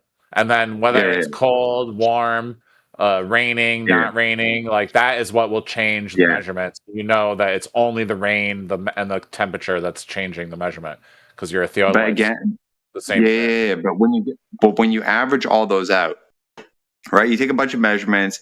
30 degrees, 32 degrees, 33 degrees, 28 degrees. Okay, whatever. You average it out, you get something like fucking 30.5 or whatever. Okay. Then you take that 35 or 30.5 or whatever it is, you add that up with another measurement or average measurement from another point, blah, blah, blah, blah. And then you add that all up and you get 180.5 or 181 degrees. How much of that excess, that extra 0.5 or 0.9 or 1 degree extra is caused by the ground curving versus due to optical effects? How do you actually determine that in the first place? Because you're taking a bunch of shots back and forth, you're averaging them out. Like, what's the process to determine why? Like, I don't understand that.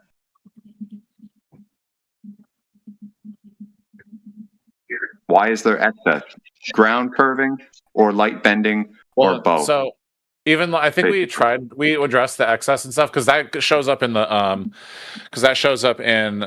the most current curvature reveal is that you can see in the flat triangulations there's excess from the towers to the top of the mountain, and that space of air isn't the Earth. So we want to correct those flat measurements so that they hug the Earth as accurately as possible, and that's how you get the scaled up second diagram where it shows the triangles hugging the Earth. Well, we're talking about the Indian experiment, not a modern day one.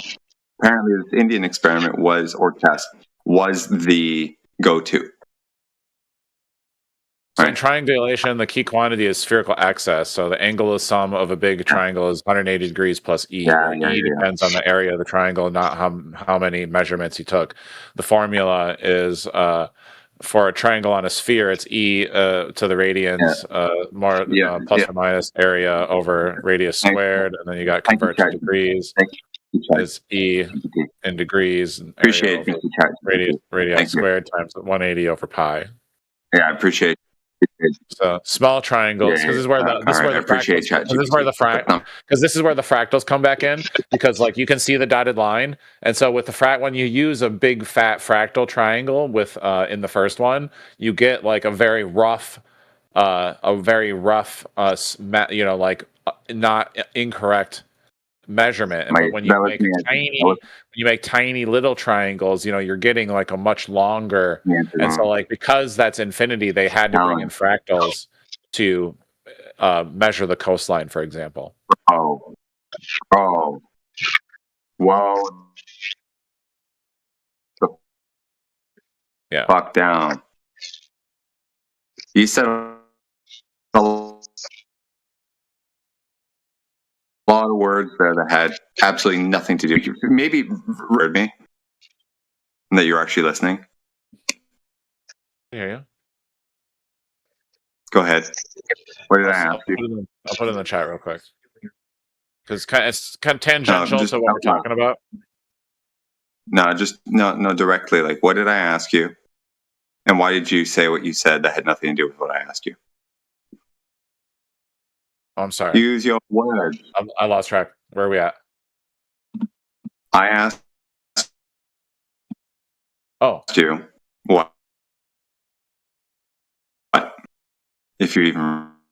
Are you talking about averaging out all the measurements that we add up to what degrees and what excess the 0.9 degrees or degree extra is caused by the ground curving? It's not even there, right?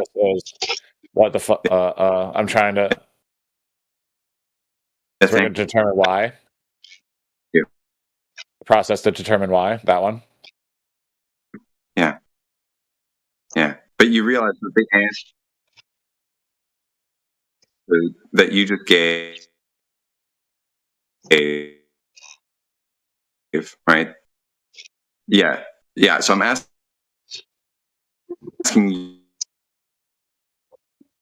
you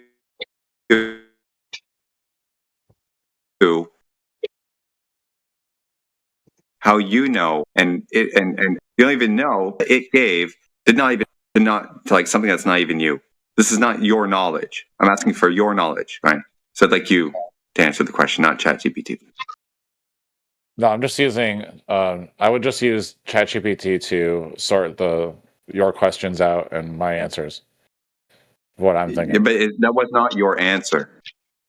That was ChatGPT's answer. right? No. Well, this is. I mean, but you give. It's just. I'm just journal. I'm just typing. I'm just dictating what you're saying, and then so that way I can. Sometimes your questions get really long. Yeah. Thank you. Thank you. Yeah. Okay. So how about you write them down? Think about them. I did. I typed them. Right.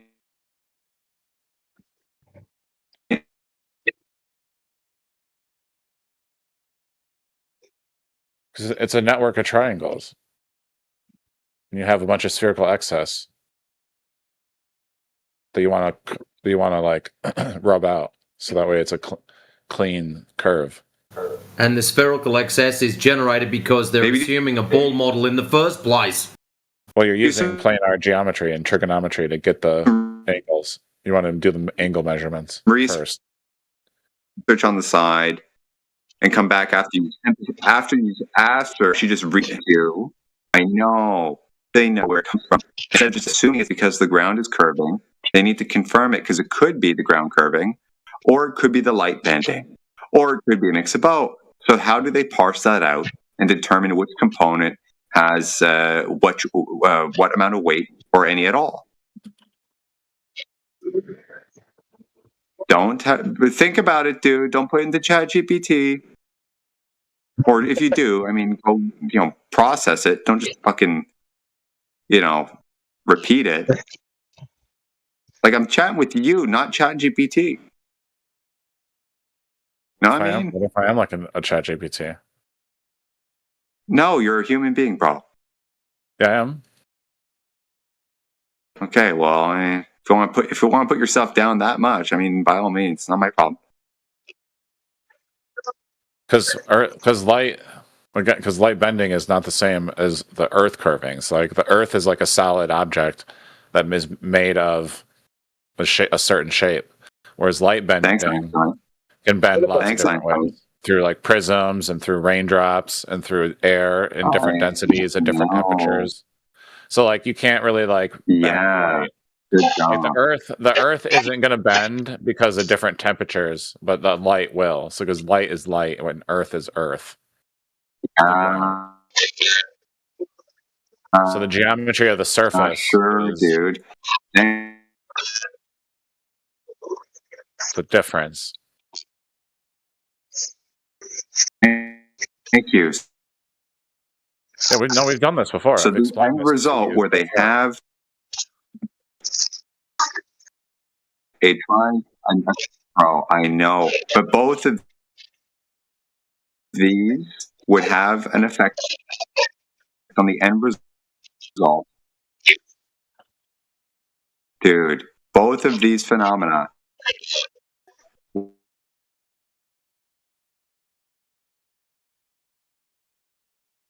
You're breaking up, dude. Really bad. would have, I know, excess is caused angle is, 30 degrees. Hello? Yeah, you're breaking up. We missed like most of that. All we heard was 30 degrees. Damn it. Fuck. I'll try again. What I'm saying, dude, is basically how does the operator of the instrument tell the difference between a measurement reading, right, of 31 degrees being caused by the ground actually curving away or the light actually bending, right? Say, for example, you take a reading, the object in question, let's say, mathematically speaking, using Euclidean geometry, would be 30 degrees above the line of sight. Instead, they read 30.5 or 31. How can the operator tell how much of that is caused by the ground curving versus the light going through some weird path because of, atmospheric conditions and shit? What did they do to control for that? Like I've asked the same question probably 10 times in like 5 different ways over the last few times that we've spoken.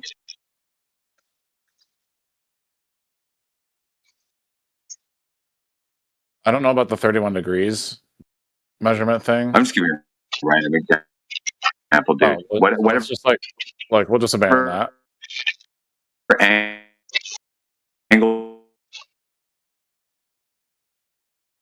measurement that they take, hypothetical, right? Give me one angle measurement that these guys took, for example, if you happen to have the data. Okay. Probably doesn't even matter. Do you want to know what the instrument actually measures? Or how we get the curvature from the measurements? Because the refraction is the error that we would like weed out. We're like getting the error. We're getting the refraction out of the measurements.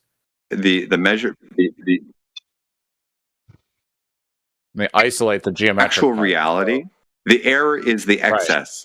Right. Yeah, they isolate. This is the point. This is the point. How?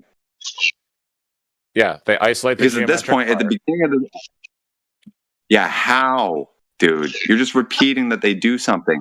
How do they do it?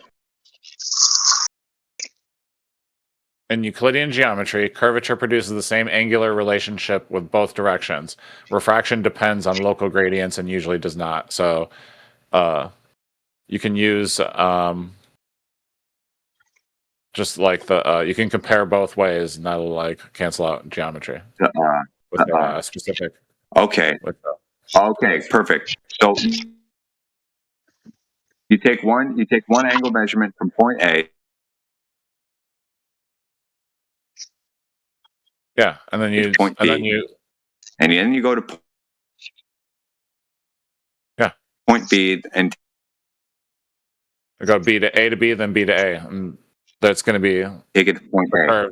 Yeah, the same. 20. Just so you know, we've heard probably every fifth word. That's what you mean by symmetry. Yeah, exactly. Okay. Yeah. And then what? Perfect. All right, and then you do it. Really, and then you repeat that. And you repeat it under different atmospheric conditions. So you do it morning, noon, and night. You do it at different temperatures, and you do it different seasons. And that refraction changes sign and magnitude, but the geometry will never change. So you average that out. The change, refraction depends strongly on height above ground, but the curve does not. They repeat the curve doesn't change if you're above the ground. Bullshit. Go and draw concentric rings and see what happens, Talon. If the same angular discrepancy no, you're saying it doesn't change, like the rate. If you have the same angle, like no matter how many different times how many different ways you do it, and it still shows up with a geometric curvature.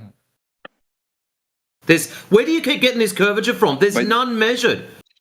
Your Indian fuckwittery is based off a model in the first place. Their model was a sphere. That's their baseline. They did some measurements. They did the triangle part correctly. I'm not disputing that. Then they compared it to the model. And this is where the spherical excess comes about. They assumed a sphere, they got triangles and went, hang on a minute, our measurements don't match the model. We have some excess. What can we do? Let's call it spherical excess and call it a day. Is that what they do? Is that what they said? Yeah, dude. How do you, bro? You haven't really answered how they've actually determined how much of that excess is determined or determined by the geometry. Because if there is a model that they're referring to, they could just kind of impute what part of that curvature or what part of that excess might be because of the curvature, assuming the model is accurate. But the entire point of this argument was to show or was to demonstrate that this is like the primary source to show that there is curvature in the first place. So it'd have to be measured. Because when they start to build triangles and loops, and then the triangle closure, which is pure Euclid, they observe that the A plus B plus ampersand because they know that E is systematic and scales with the triangle area, and it repeats. So you're assuming a sphere. So you assume it's sphere, dude. No, they observe. Dude, you have to admit, triangle. You said it. You said it for us, Talon. Talon, you said it for us. A plus B plus. That symbol representing a fucking sphere. No, they're basing it off a sphere model. So this is what they find. Yeah, if they have to calculate using like spherical, or circular formulas. This is what a flat plane. This is the. So the second one is what a flat plane would look like. On a plane, a plus b plus y would equal 180 degrees.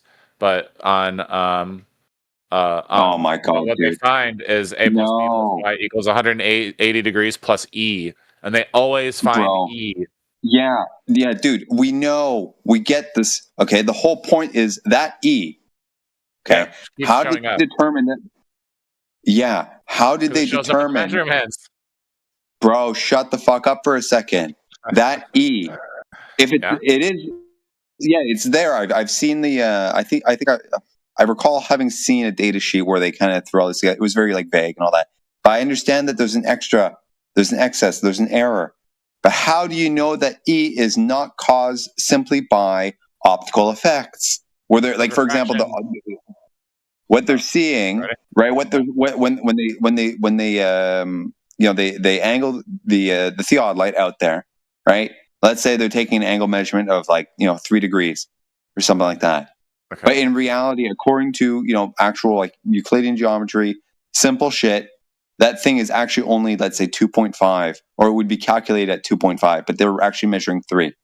Okay, there could be instrumental error or inaccuracy, or there could be optical effects going on. It wasn't the instrument. It wasn't the instrument. We don't. Of course, it wasn't. Of course, you're going to say it's not. But even if it's not, okay, I know you assert that, but these things are not perfect. Okay, there's always instrument error. Yes, they were. The sheer fact that you're denying that and discounting it, and discounting it shows that you actually haven't really done anything in reality with regards to actual instrumentation, having to factor in instrumental error. There is no instrumental error, bro. It's all environmental. Bro, it might be minute, insignificant, but it does exist, dude. How can you guarantee, Talon? How can you guarantee there's zero instrumental error? 100%. How can you guarantee that? They made them extremely accurate. They were not. So extreme. Thank you very much. So that statement right there, okay, does not discount that there is no instrumental error. It's just that the instrumental error is so minute that it's insignificant. Thank you very much for making it. What do you mean? I didn't say that there was error. I said they were super duper. You just said there's no. You just said there's no. Bro, you literally said. Dude, stop talking over me. Stop talking over me, dude. You literally said not 15 seconds ago, 20 seconds ago, that there is no instrumental error. I called bullshit. Now you're saying, oh, well, there is, but it's insignificant. Okay. Thank you. That's fine. Now you can state that it is insignificant. Dude, you said it. Your claim. All instruments have impurities, imperfections, etc., tolerances. All of them do. Now, if you're going to say that the thing is insignificant, that's fine. That would be interesting to inspect and see if we can actually dig up how insignificant it was. Okay, but we're not even there yet, dude. We haven't even got past fucking first base here. Okay, the overall is the ground is curving and the light is also doing a thing, but the ground is overwhelming. Is taking the fact that the ground is curving is occupying an overwhelming majority of the reason why there's excess, and we're asking how that's determined. We haven't passed that yet, man. Okay, and you're just saying words, dude. You haven't shown what they have actually done to determine this. You're saying what ChatGPT says. That's all I'm getting right now. Do you not understand how great those theodolites are? Doesn't matter, dude. They could be, dude. Even if we grant you that those theodolites are absolutely perfect, okay, they're not. They were. I mean, you want to know exactly how perfect they were? No, I didn't ask about that.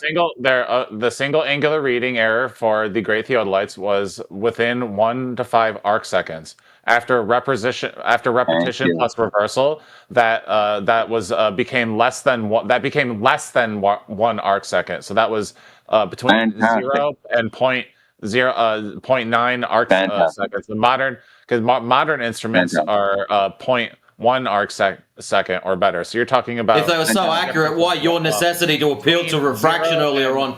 0.9 arc second with repetition plus reversal. Dude, the whole listen. I just wanted to. All I'm saying right here, okay? Me bringing up this imperfection bit or impurity or inaccuracy, it's not necessarily to further the argument about the whole excess thing. Because if these values that you're talking about are true, these minute error margins, okay, they would not necessarily. They don't sound like they would add much to the excess enough to really make the point either way. Okay. I'll grant you that they're quote unquote perfect, even though they're not, but even with those minor details. Okay. The reason why I went down this line is because you basically insinuate that they are basically perfect and have no error. But that's not true. That's not a faulty statement. Okay. They do have, it's just basically insignificant to really argue about. And I'm okay with that. I just don't want to hear you admit that. Okay. Right. It's true. I mean, that makes you're conceding. Thank you. Appreciate that. I'm not conceding. You're the one conceding. You said they're perfect and they're not. They are perfect. I never said they. I never tried to. Bro, I never tried to. Accurate theodolites that they had at the time. And that's fine. And that's great. Right. That's fine. Okay. We can go with so that. your concession now, Talon, is you're stepping backwards from they are perfect to they are the most accurate thing at the. Yeah, I'm not having that shit going on. So Talon, hold up, 20. Yeah. So Talon, you've now stepped backwards from they are perfect to they were the most accurate thing of the time. Yeah. If they were perfect, they're not the most accurate thing. They are the most accurate thing of all time. Full stop. There's no necessity to ever change them. That's all we'd be using. Yeah, this little tactic, word magic bullshit. Okay, it's not going to fly, dude. Okay. Quit your sophistry. Most people are over it, dude. Fucking horse shit. Again, the whole point of me going down this route was not we can see right. Yeah. We clarify things once and there's no confusion, but you still seem very confused. Yeah, Talon, the whole point again was not necessarily to further my point by invoking the error margin. Okay. It was just going down, I was just going down that path because you're saying they're perfect, they're not. Okay. So even if we take what you said at face value, that they are whatever degree of precision, fine. The excess remains. Now, how do we address that?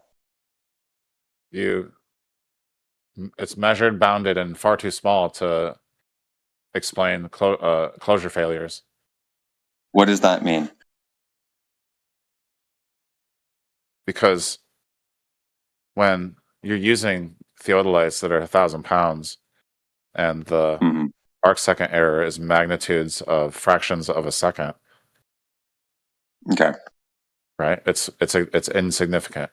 And then also it cancels out because they're canceling out it's the same reason that they're using these specific ones. So that way when they do the corrections, it's the majority of the errors are in the environment.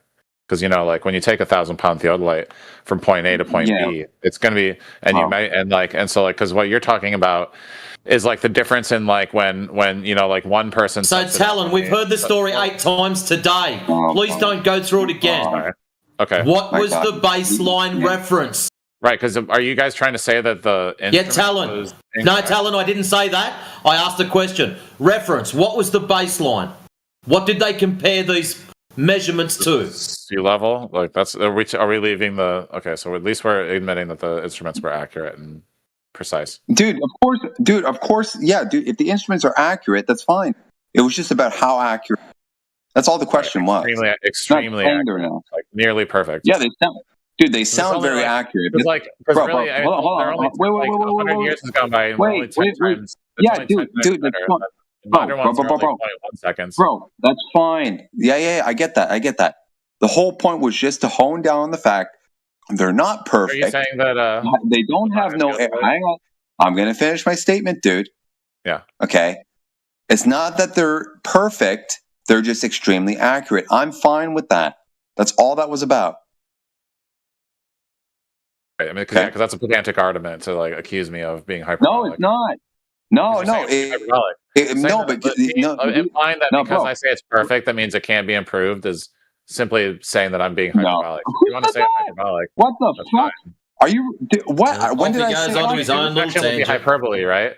Colin, no, listen. Check this out. Let me just.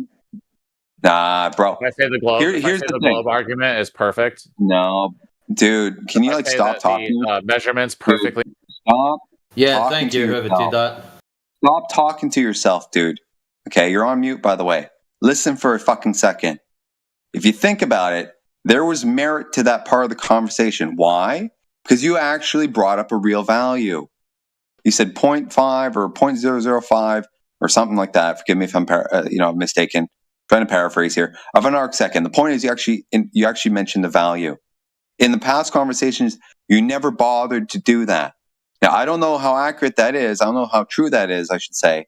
Right? I haven't seen any documentation about it. You could just be pulling it out of your ass. That's fine, though. Okay? Maybe if you want to further that point, maybe you can actually cite something that would be great. But at least you're acknowledging that the thing has minor error. Now, if we actually had a value, okay, maybe a citation of one, I should say, we could further that point and actually maybe try and calculate how much of that would actually have an effect on the excess. Okay, but if we just ballpark it and use your value, fine, it's small, whatever. But we got a value and we got you to acknowledge that they're not perfect, they're just highly precise. It's good, but we got a value. Okay. Finally, improvement at least on that in that department of the conversation, however many times we've had it. Okay, that's all that was about. No, I disagree that they weren't perfect. Well, how do you define perfection? Give me a definition of perfection. So the Great Theodolite was perfect for measuring the angles across the surface of the Earth because the errors were so small that you could easily rule out any instrument error. Dude. And I understand, dude. So for all practical purposes, I'm sorry. Can I please finish? No, dude. No. But I got it. Dude. But I haven't given you all of it though.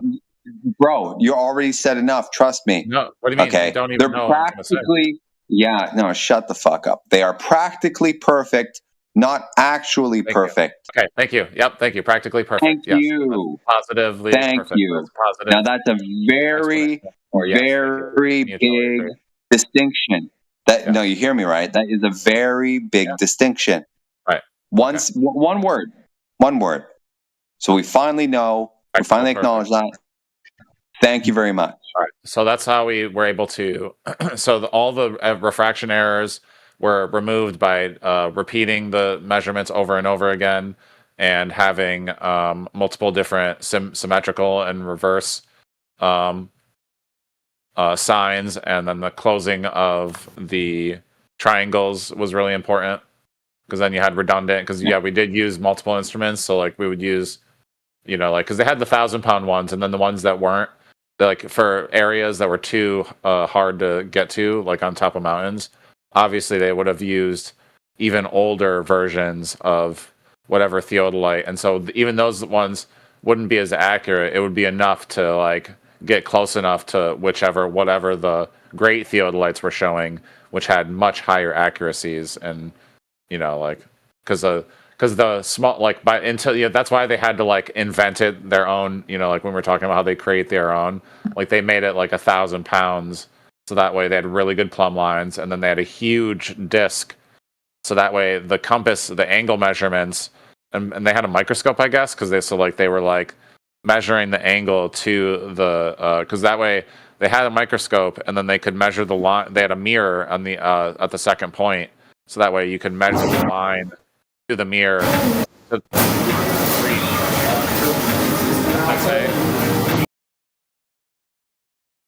Gravale FSA, the fire. He's at the bottom of the list. There you go. Thank you. Sorry.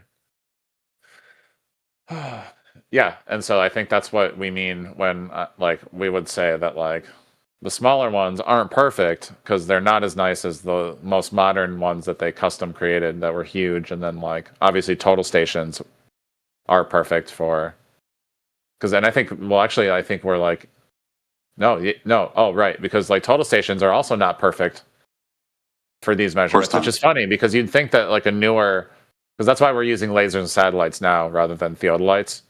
But like the great theodolites in the 1800s were better at finding angle measurements over long distances than like our modern total stations. Yeah, that's totally understandable. I think we can agree on that. Yeah, that makes a lot of sense. That's why the modern day ones actually have. That's why the modern day ones actually have recommended ranges. Yeah, exactly. Now you claim that these guys they don't. You claim that these guys basically gauge the recommended range based off of trial and error. They found a range that was optimal, not a maximum necessarily, unless you interpret that maximum as being, the actual limit, right? But that's fine, right? Whatever. Point is, I think a lot basically, of time. Hold on, dude. I want to address something, okay? Yeah. And what you said a minute ago, you used the term they ruled out refraction. Or something like that. Yeah, they removed it, or they discounted it, they eliminated it, whatever. Corrections. Yeah. How, dude? How? Okay, hang on. Let me figure out. Oh my god! What that translates to is I've got to go back through ChatGPT and check the answer. I know, man. It's fucking pathetic, man. Because you're arguing from a position that you don't even know yet. You haven't done the research on this to come in here and argue it.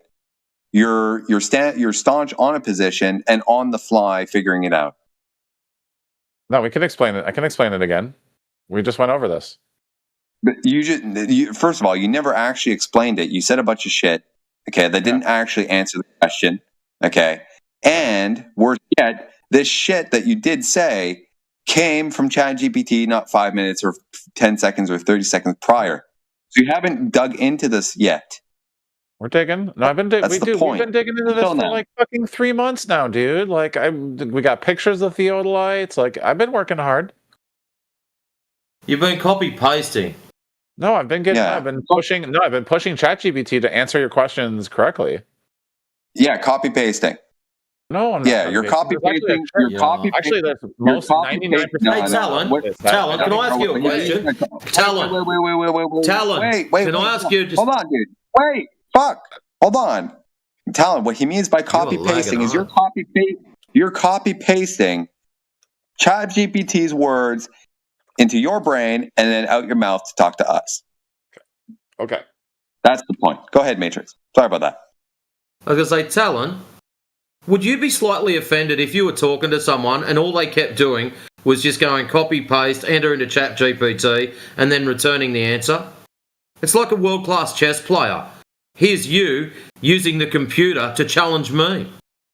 Okay. It's childish. It just shows that you have no brain capacity to stand and fight for yourself. I think we just learn it together. We're learning about it. No. Because I don't know and he doesn't know. No, it's not a case of him not knowing. It's a case of you needing to learn, and you're not. Because you're always going to refer back to ChatGPT or one of these other programs to do your work for you. You're never going to learn. So you are always going to be stuck in this endless loop of stupid, and you are never, ever going to learn. But I did learn, I am learning how they rule out refraction, because we went over So why can't you explain it to us? Like, poor 20 has been asking for the last 7 fucking weeks for you to explain. So, and dude, to add to that, just quickly to add to that, dude. Oh, quickly, okay. To add to that, obviously, dude, you're not learning. Because if we've been having these conversations, I've been asking you these questions, okay, and you've been answering the same fucking way. Each time that you answer, you're actually putting the question back into ChatGPT. So you're not actually remembering the answer the first time or second time. I'll give you a little bit of wiggle room there. You're re-entering it and you're re-prompting ChatGPT every time. How are you learning if that's the case? Because we're making sure that I understand your question and that we are consistently asking answering your question correctly while it's not correctly. That's the reason why I keep asking it. You're not answering it correctly. Neither is ChatGPT. So if I say why we again, keep asking. well, because like again, we've been going over how they measure it from point A to point B, and then from point B to point A. Yeah, we got that the first time. And then we know like But you the never- ground. but So you this, never yeah, no. Okay, so yeah, we're going over You never like drilled how the into it. ground is like whether or not the ground is curved versus the light bending and making it appear curved. Yeah, and you never actually answered that.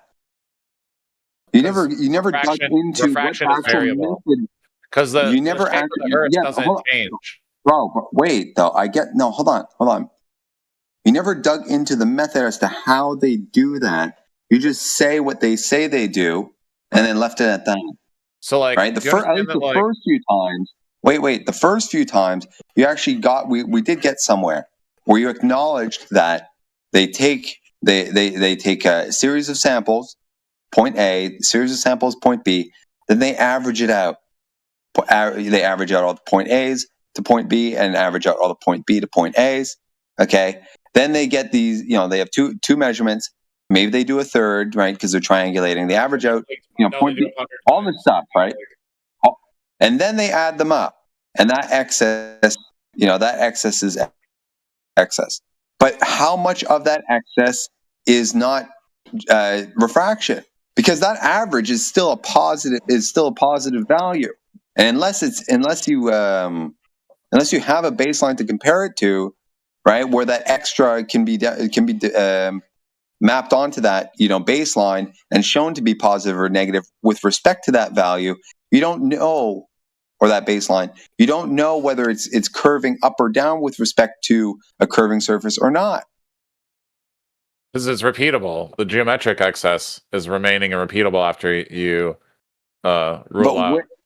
But how do they factor? But how do they factor it out to know what the baseline is? Because it's variable. It's small and variable. You can just measure it in the morning and night, during the day, and when it's cold and when it's hot. No, dude, the angular variation is small. That's what you're talking. I get that. Why do you think they do it all the different times? Why do you think they do it so many times? Obviously, because there's variation caused by optical phenomena. No shit. Right, that's the whole point. So How that's how they much? do it.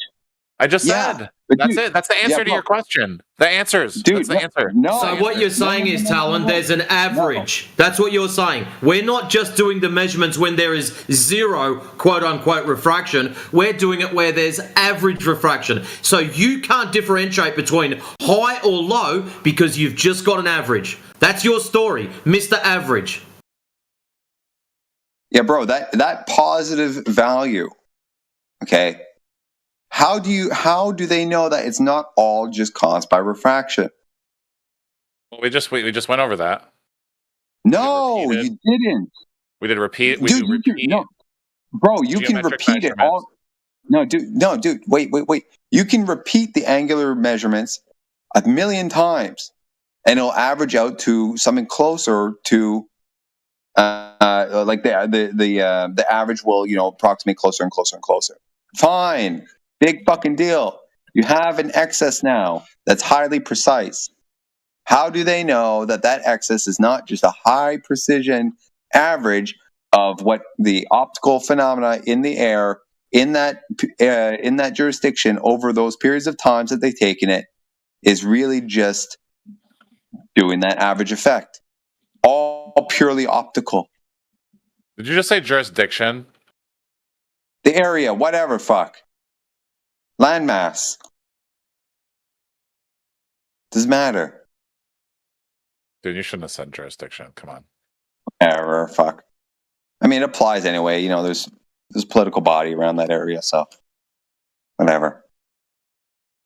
Cool word. I like it. They call me the attorney in here anyway, so I think it applies.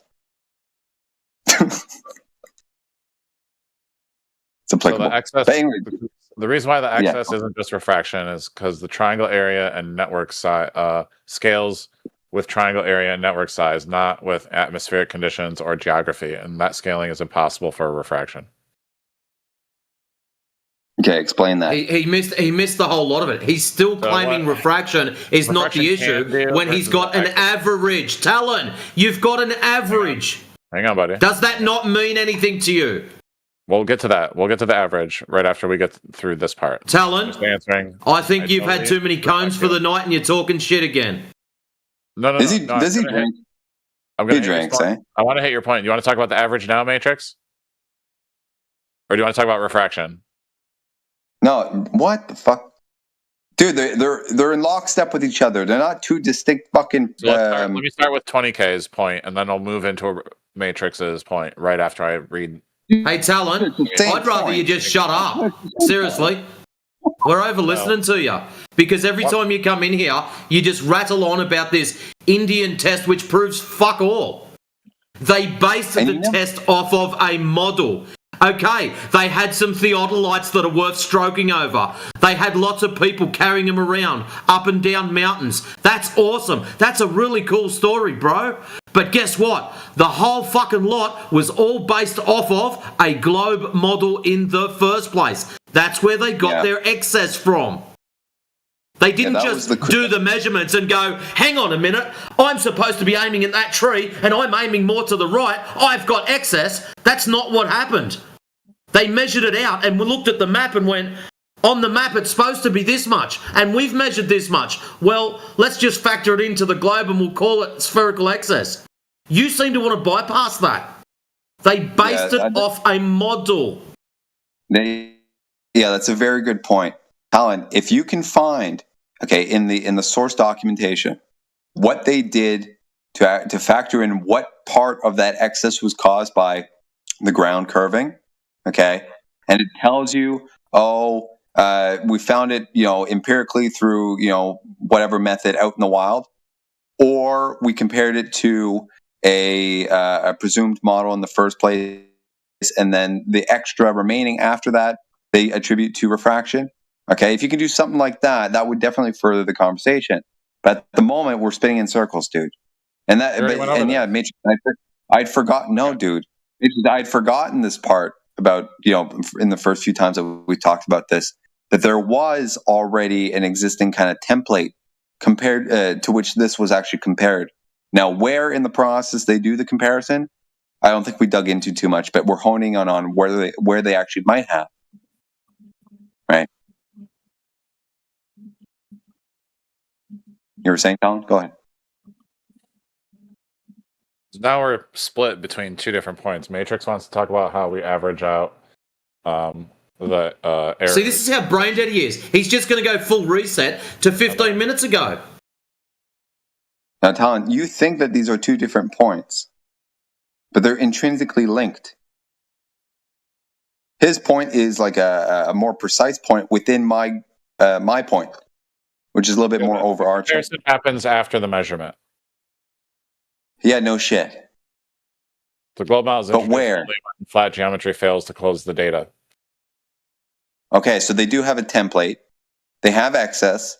They compare that excess to the template. They figure out, okay, in this excess, this much according to the template is actually curvature. And then they attribute the remaining bit from the average at each point to refraction. Fantastic. So they actually have a template in the first place. This is the problem, dude. Your entire argument was presented initially, right? And I keep almost forgetting this part. Your entire argument was presented initially as this was the source of truth. Basically, this is where they figured out like a supposed template to which everything else was compared, or like the initial point of like a series of template refinements and shit. Like this was a starting point, but it wasn't.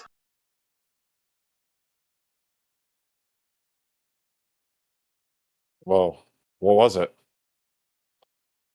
The other, obviously, apparently, at least the template that they used.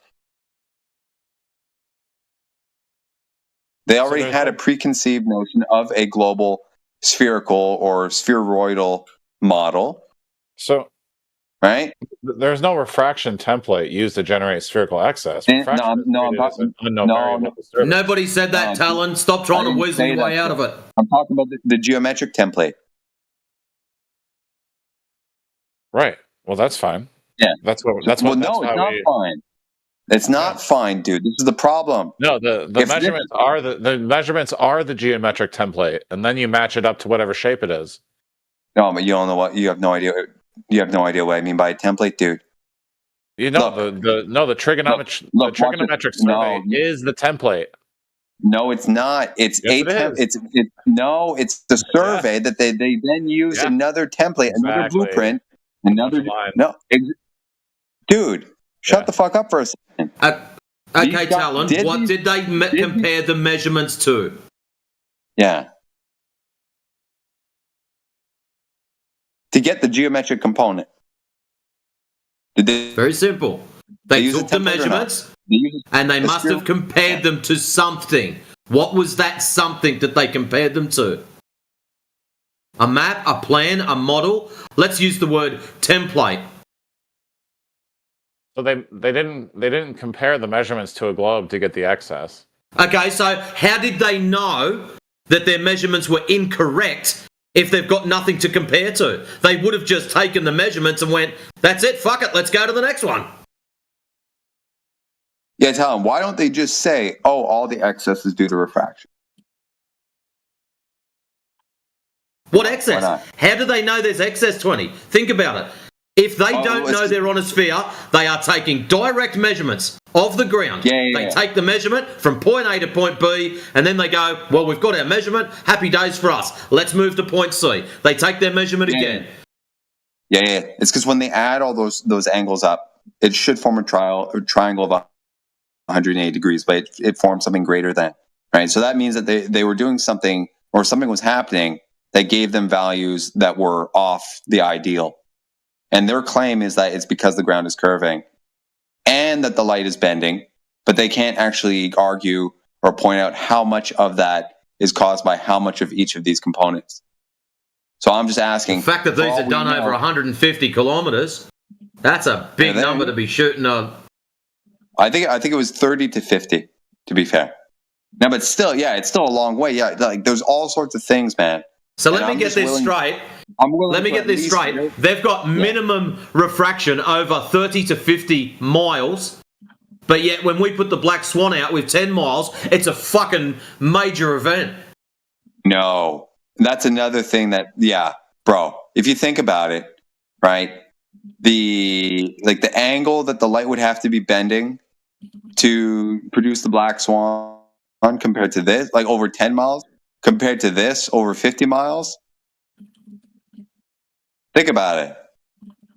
Like something's really not right with this entire thing. As you go further, it amplifies. Yeah. It implies that the light actually has to be curving sharper at some points. You're talking about the light. We're talking about the surface of the Earth. That's not refracting. The light over the surface of the Earth, you dumb fuck. Yeah, that's fine, but we're ruling that out. No, you're trying to rule it out. You're trying to rule it out? Yeah, you're trying to, because it puts your entire fucking gears.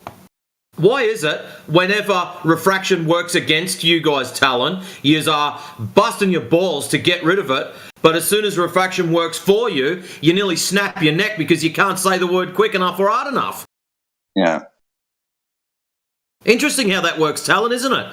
So maybe we should draw a line in the sand today. Are you going to have your refraction or not? Well, no. Do you understand that we take the measurement? You're not sure? Through every type of refraction, through the morning, night, and day, and in different temperatures. Yeah, no shit, dude. We get that's why. Talon. If you take a measurement for all of them, I'm just going to rail this shit. Shut up! For fuck's sake, I'm sick of hearing your soft, slimy shit. So Talon, if you're going to go through every temperature range, every pressure range, and every humidity range, guess what? They'd still be there on their first measurement. It's infinite. Yeah, they're not. So what that means, though, right?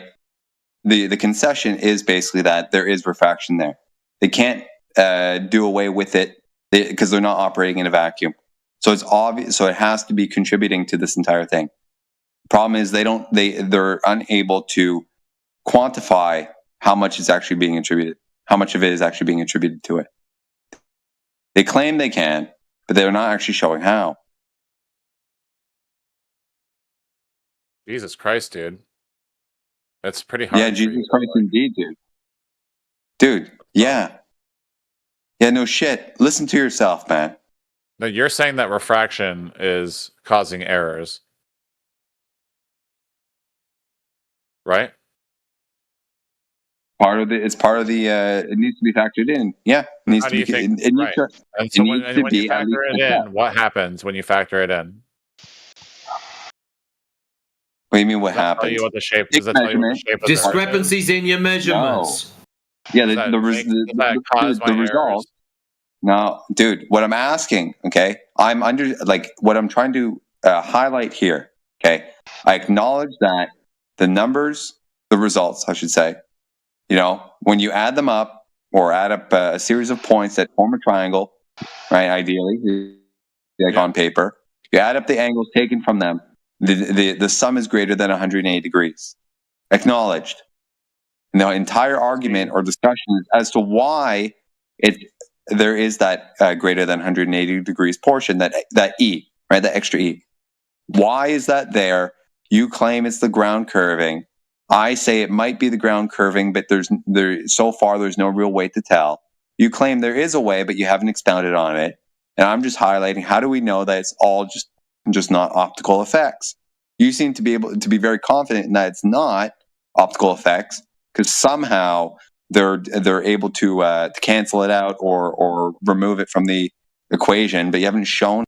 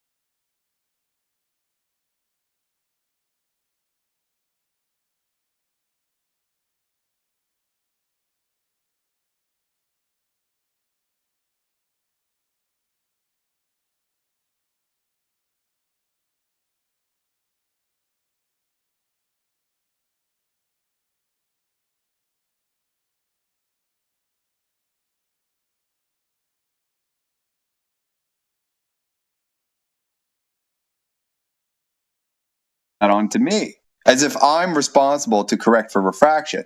You motherfucker, you're making the claim that this entire test or whatever was able to do so.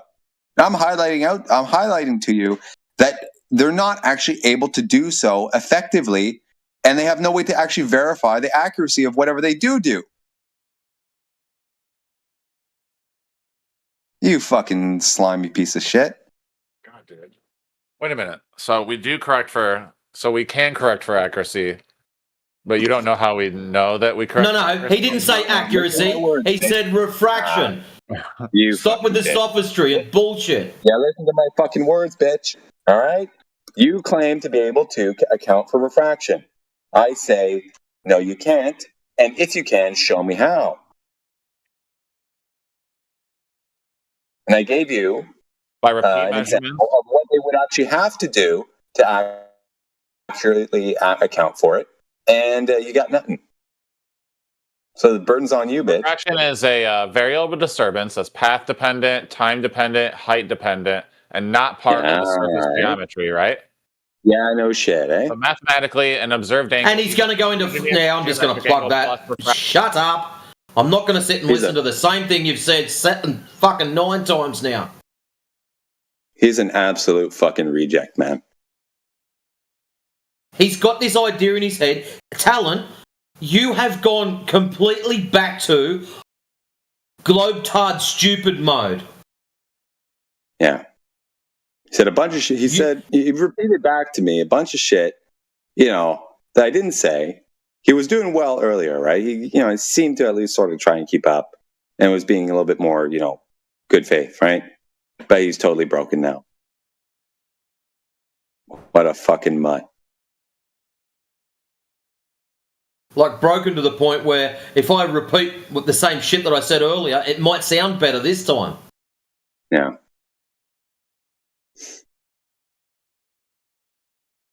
I'm curious. Talon, are you aware of how they account for refraction in the atmosphere? Yeah, I do. Oh. Yeah. Sorry about that. Yeah, I know okay, how they account for refraction. How do they do it? What model do they use? It's a calculation. Yeah. What model do they use? Mathematical model. Okay, which one is the standard? What? Dude. I don't know what I'm talking about, so I'm going to play dumb. Which one do they use? What is the standard, right? And how is it used? And if that's not good enough, what was used in this context? Snell's law? God. Where do you want to go with this? Because I've answered the question and you move it around. This is where you get in the goalpost moving. So what's the second medium? Yeah. Do you really think Snell's law in its generic original form applies to atmospheric conditions, sir? Are you really that fucking dumb?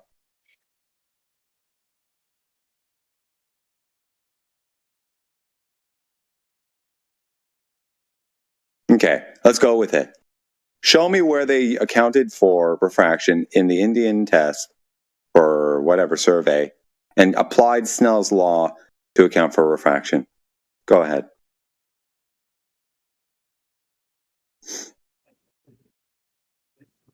Quickly, chat, please. Yeah, ChatGPT's taking its time. This guy's a fucking psycho. I'm telling you. Well, dude, it's pretty hard because you like to monologue and interrupt me when I've literally never you're been a able to rat bitch, fucking right psychopathic piece of shit. Okay, you come in here, talk shit, use ChatGPT to fucking do your homework. Okay, and you grandstand, using that. Like, it's fucking pathetic. Yeah, like, you either got or you're a jackass, or you just love the attention, which is equally as sick. I don't know. I think he likes the attention. Yeah. He's probably stroking it as we speak. Sick motherfucker. Talon, go ahead. If you were to go into a chess competition and you were to find out your opponent was using ChatGPT, to help them play the game, you'd be somewhat offended. Guess what? We are that you're not thinking for yourself, that you're using ChatGPT to talk to us. This is low, dude. Fair enough if you'd forgotten a particular instance of something, but you're not even coming up with your own ideas. It completely lacks personality. Lights are on, but no one's home. Say it in a positive way. We have greater expectations for you, man. You can do better than that. You got to bring Yeah. Yeah. Level up, pro. Now, I would have no problem with a guy playing chess, goes to a chess match or whatever, and he gets fucking clobbered. Says, fuck, I messed up. Goes home and uses ChatGPT to like, okay, give me references to, top rated chess manuals and books and shit for tips and all this stuff. And then actually goes and reads them. Using ChatGPT for a tool like that, it's fine. Then he studies some shit, then he goes back into the match. That's fine. But this guy's using ChatGPT fucking mid-match. Like, it's fucking stupid.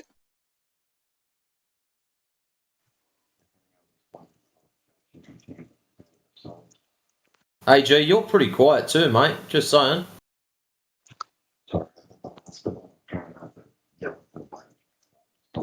Sounds like he's in like a hallway or something. Sounds like he's trying to whisper and be ultra quiet so he doesn't wake people up. I don't get such a luxury. Your whisper wakes up the neighbors anyway, dude. Come on. I know. That's great. Yeah.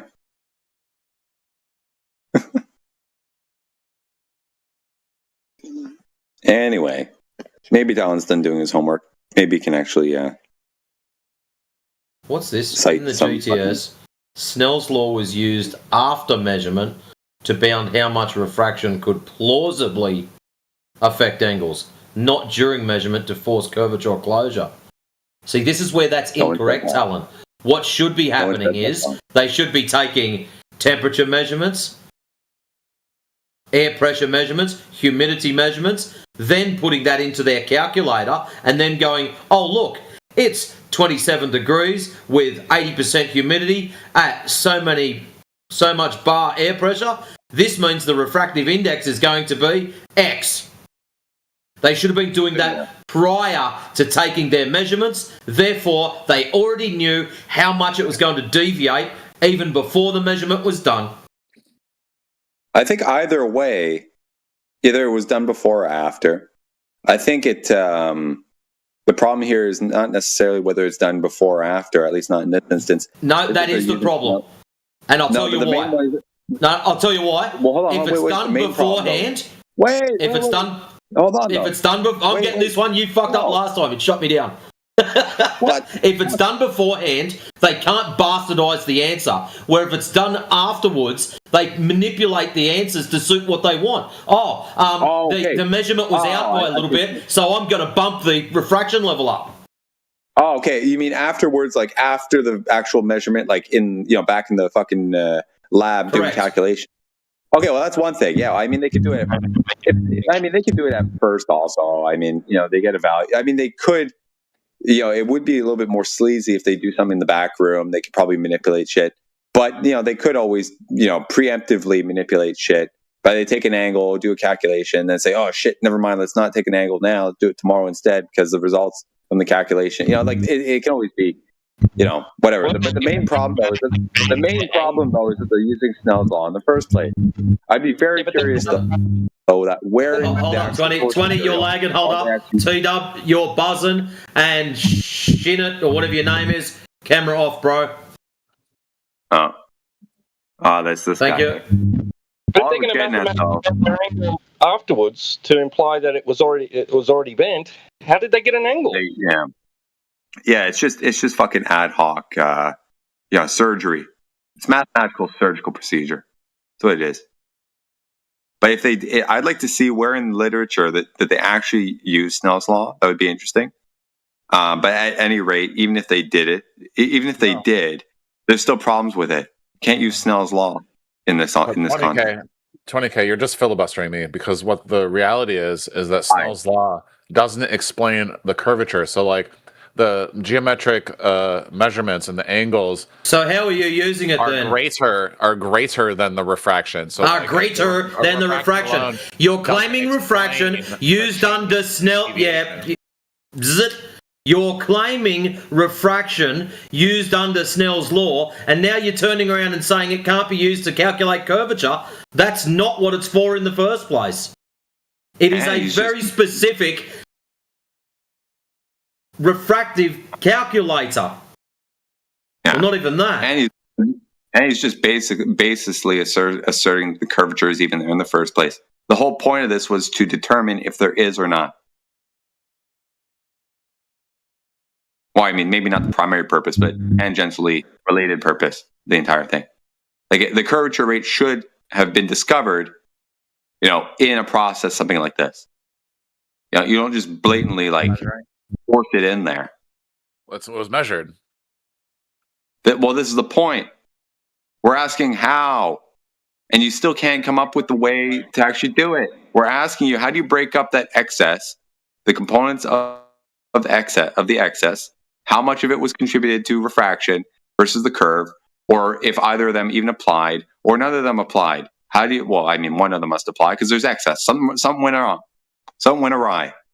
So how do you decompose that to tell which is which part is which? Okay. And now you're invoking Snell's law to be used to calculate how much refraction or the bounds of the refractive effects. Right? Yep. Okay. Good. Now let's look at the literature, see what they did, and then we can actually talk about whether it's even applicable or not. Because there's sources out there. There's a lot of material out there. But there's material out there that would state that you ought not use Snell's law in the context of calculating it for atmospheric refraction for very elaborate reasons. So at best they did it and they fucked up, according to this. But I'm even willing to bet that they didn't even do this in the first place, and you're talking shit, and ChatGPT is just fucking hallucinating. So in order to figure that out, we have to look at the source material. So if you can cite that, then we can actually, speak to it. Other than that, you're just literature that said that they doesn't work, but I want to see that. You just find the literature. Yeah, we can cite some stuff. DJ can come in here and get it. I'll ask him next time. Okay. Or if anybody's got Andrew Thomas Young on hand, that would be very expedient. Okay. But in the meantime, Talon, go find the source material, right, and show us where they are. Or ask ChatGPT. Ask him on what page and which document of the geodetic surveying and all this shit did they actually apply Snell's law, and what were the results? That would be very helpful, right? Ask it to cite something for you rather than just fucking barf in your face. Snell's law is just a law, dude. You apply it to the calculations when you're. Thank you very much. Yep, very specific law. But dude, that's just some sea lion bullshit. Oh, dude. Cite your fucking sources, motherfucker. Dude, it's like. Hey, Talon, how come your AI drawing has triangles of the 186 degrees interior? Those wouldn't be triangles anymore, would they? That's how they close the triangle. Hello, answer me. Do you even know what you're asking? By that much anymore. Yes, how do you have triangles with more than 180 degrees? By curving? So they're not triangles then. Well, then you don't know what the fuck you're talking about. Well, you didn't get angles then. If you just said a triangle. What's the definition of a triangle? 3 points is curved and it's greater than 180 degrees. How do you get a degree? How do you get an angle measurement? How do you get an angle measurement from a curved line? Use the tangents. Thank you. Okay, so you're not actually taking. You're actually not right. So when you tangents. Yeah. Hey, bro. You fucking don't use any tangents.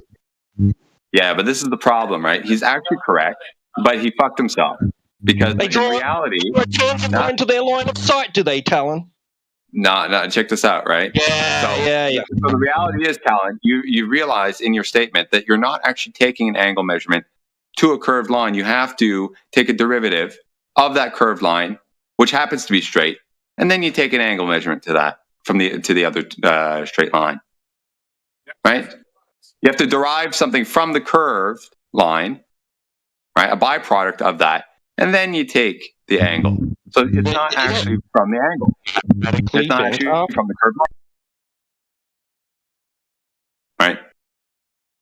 So the problem with that, though, the other problem with that is typically when you're going to take a derivative of a curved line, sinusoid, fucking circle, whatever, you actually have to know what the function is. So you need to know these specifics so we can dig into actually how they derived all this stuff in the first place. So where they got the measurement of the curvature and all this shit. But then it brings us back to this Indian experiment, which you then actually just use another model that, another template, right? So like we're not actually really getting anywhere. There's circular reasoning in this entire thing, and you just can't happen. Can you just ask the question? Can you ask the question one time instead of 20 times in a row? And then no, you know what I did actually? I asked the question. No, you know what? I actually one time. Shut the fuck up. No, how about I did? How about you? Like eat shit, suck a bag of dicks, and shut the fuck up. Get the fuck out of here. All right? Take it up the ass. Whatever you do, pound sand.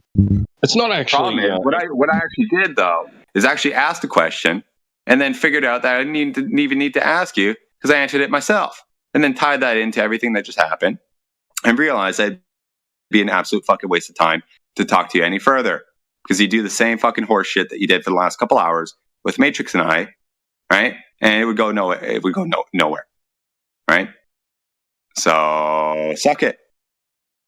Go do your fucking homework. Get the Snell's law from the source material, or eat shit. I'm done. It's fucking rat. There are no angles measured between lines on the ground anyway. They're taken from points on the ground, but the lines are lines of sight that travel through the air. Imaginary lines, not real lines. Nobody's drawing lines. They're just pointing a device at another point on the ground, and the distance between them is in the air, not along the surface. So spherical excess. His excess is actually of three joining lines that are that meet at 3 points on the ground, but the lines are not even touching the surface. They're points. Yeah, you don't have that. You don't have, and if it's a triangle, then it's a triangle. Then that means that if they're measuring less or more than 180 degrees, then they measured wrong. Something's wrong. It's not because the Earth's a sphere, bro. Well, this is what's interesting about the argument. If, for example, right, like check this out. How does one determine the rate of curvature of the surface of something? Like in the first place, in the first instance.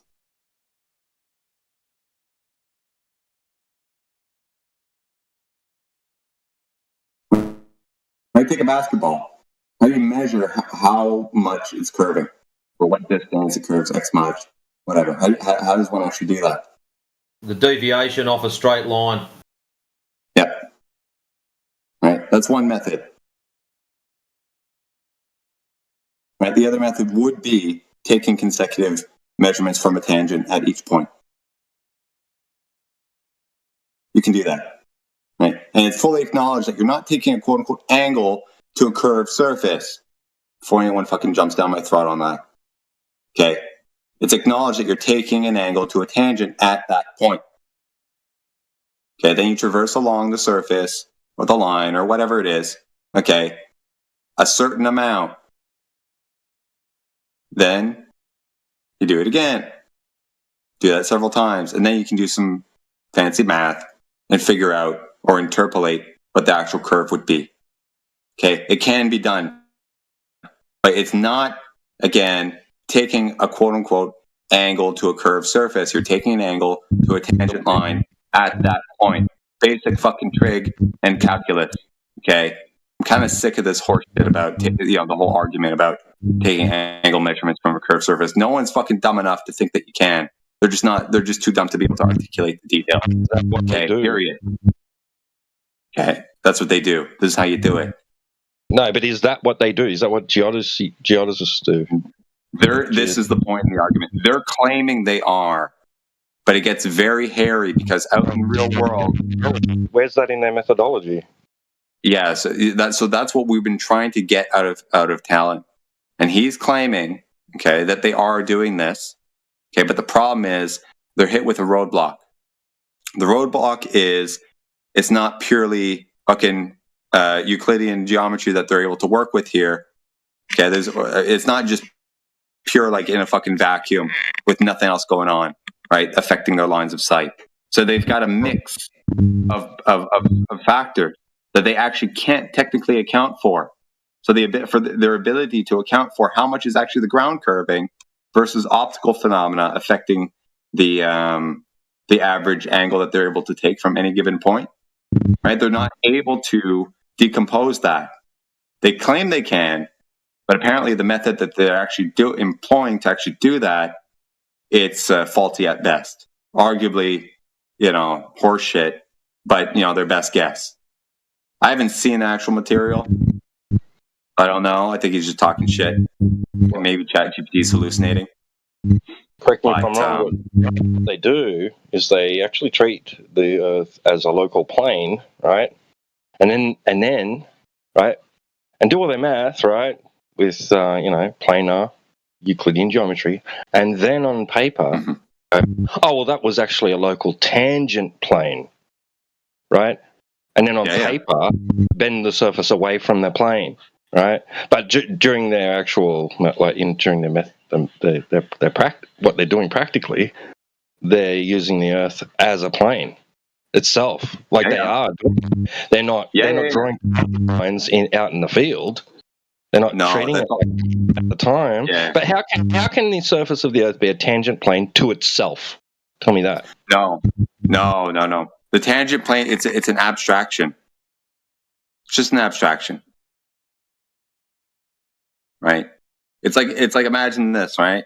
If you're an ant on a basketball, I know no one wants to hear that but check this out, right? You're an ant on a basketball, and you're really smart. You can do math, and you want to figure out the curvature rate of this giant basketball that you're on, right? So he does all this stuff that I was talking about before, but in his mind, he must be considering okay, he's going to take an angle measurement from the ground, but he's going to picture in his mind that he's standing on a flat piece of paper, right? An ideal flat piece of paper that doesn't bend or whatever at that point. And then take an angle measurement to something out in the distance with respect to that flat piece of paper. And then he moves along and the paper moves with him and stays, perpendicular to, it stays normal to the radius line, right? And does another one, right? So imagine little flat piece of paper following the ant around as he goes around the ball. That's what he's doing. That's what he's taking an angle to. So they're claiming that they're able to do that. Okay, that's the same method. So when you do that, you do some fancy math, you figure out there's something wrong, things don't add up, so then you can backwards engineer what the curvature would be. There's no problem. Yeah. Go ahead. So what I posted there, so they're doing that in sections and then saying what? That it's like we live on a giant disco ball? No. It's not a disco ball. I mean, mathematically you could in the height of that when they calculate then it's wrong. If the Earth is a sphere, then the height of that mountain, that's incorrect. I don't care about it doesn't matter a few millimeters, few centimeters, feet, a few 100 feet. What's a few 100 feet here and there? I mean, no, it's wrong. Yeah, it's not perfect. Climb a mountain, right? Level a theodolite off where it should be in line with the top of another mountain based on that method's fucking height measurement, right? Height calculation, and then say, oh, look, it's below the crosshairs and the theodolite, so the Earth is a sphere. Now, what I'm getting at is if in an ideal sense, the analogy I just drew about the ant and the paper and doing math and shit like that, that would apply, okay, to what they're doing. The problem is the ant didn't have the same obstacles that they do. Okay, and the short distances and shit like that, the light doesn't behave like that. Or even if it does, you know, ant would have difficulty in actually accounting for shit. Short distances like that, I don't think it's actually applicable. It might be, I don't know. But these vast distances, we know it does. So that's the main issue. Decomposing that excess, accounting for what is causing it, and by how much. Yeah, but what I posted there, that's what they're doing. That's basically what they're doing. In sections. What? Yeah. But yeah, the disco thing. Yeah, I mean, technically, it kind of sounds like that, right? So the smallest, to eliminate the disco ball kind of analogy, they would have to be doing more consecutive observations at smaller distances, more tightly knit, and then that kind of refines, makes it like a smaller and smaller. Excuse me, same size disco ball, but with smaller pieces. And the more they do, the smaller those pieces get, and then approximate or approach what would be a smooth surface. Right? And I'm speaking just purely ideal math. Okay, so there's obviously practical constraints and shit. You know, but that's not the worst part, man. It really is the stuffing in the assumption that they're able to account for all these details when they can't. Sorry, go ahead. Who was that? I can't imagine how can space be curved. Who? Space-time, you know. Space-time being curved? Yeah, like Einstein's theory. Sounds like a very fanciful idea. How was it proven?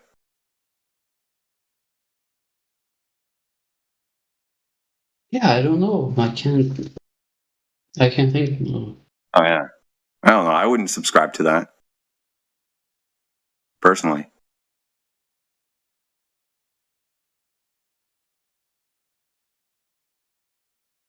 A lot of big problems.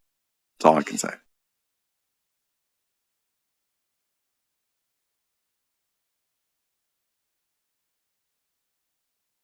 So there was this guy that sits around. He's got white hair. It's all crazy and it sticks up. His name's Einstein. And he sticks his tongue out all the time. And he wears women's shoes. And he came up with this idea that everything sticks to balls because there's some magic trampoline in the sky that forces everything together. Does that sound reasonable? When you started off with the white hair thing, I thought you were going to say teed up.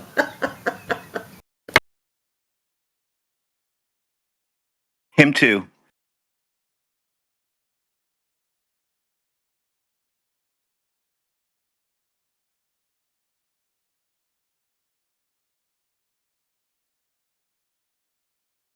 I think what he was saying is that space is flat, but it has some curvature at the same time. So it's flat and curved at the same time. Dude, are you okay? No, I mean, it's just what we learn in the school. Oh, no, I didn't learn that. I didn't learn that straight lines are curved. I never learned that. I learned straight lines are straight lines and curved lines are curved lines. You went to a special tiny school where they ride short buses. No, it was all about memorization.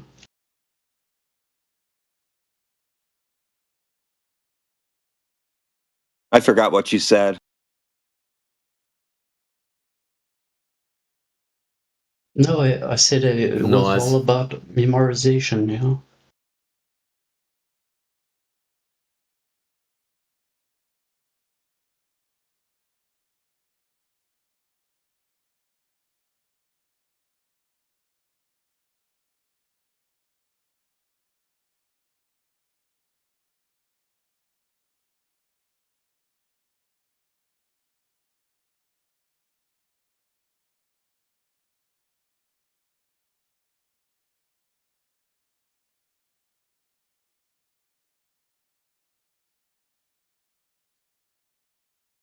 They all say space is flat, all the scientists, but at the same time has some curvature in it. So not flat then.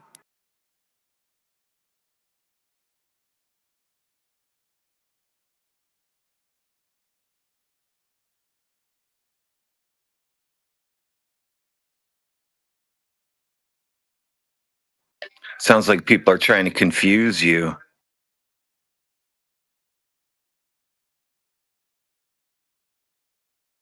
Well, it makes some sense, you know, the fourth dimension of time. But so you just made somebody's imagination about shit make sense to you. That's crazy. Also,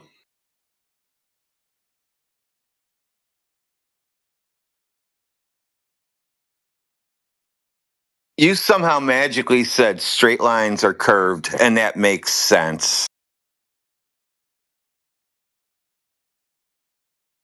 You know, I'm trying to grasp it from a long time, but I can't. Just because straight lines are not curved, that's where your problem is. That's where you're stuck. You mean like what I posted in the side chat there?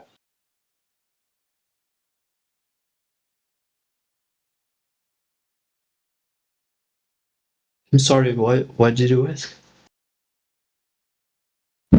Oh, there's another guy comes in here that says similar things to you. And he posted that one day.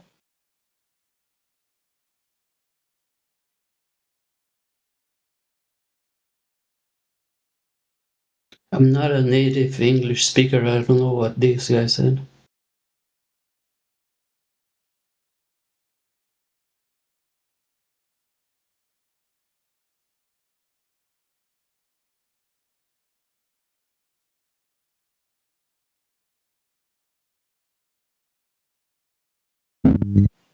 So you don't believe in all that stuff then?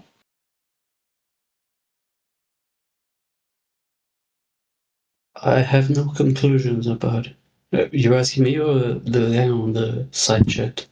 Yeah, you. No, I have no conclusions yet. You can't decide if straight lines are curved or not? It makes sense, you know, if you can... It does not make sense that straight lines are curved. If it makes sense to you, if you measure there's something wrong with you. No, if you measure them in a ball, let's say, it's a straight line being curved. You're making my head hurt. Straight lines being curved.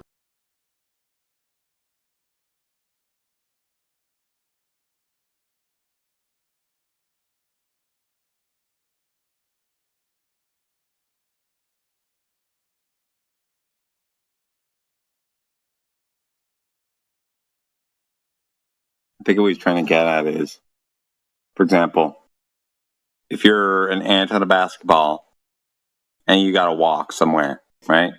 You just walk forward. For that ant, he's going straight.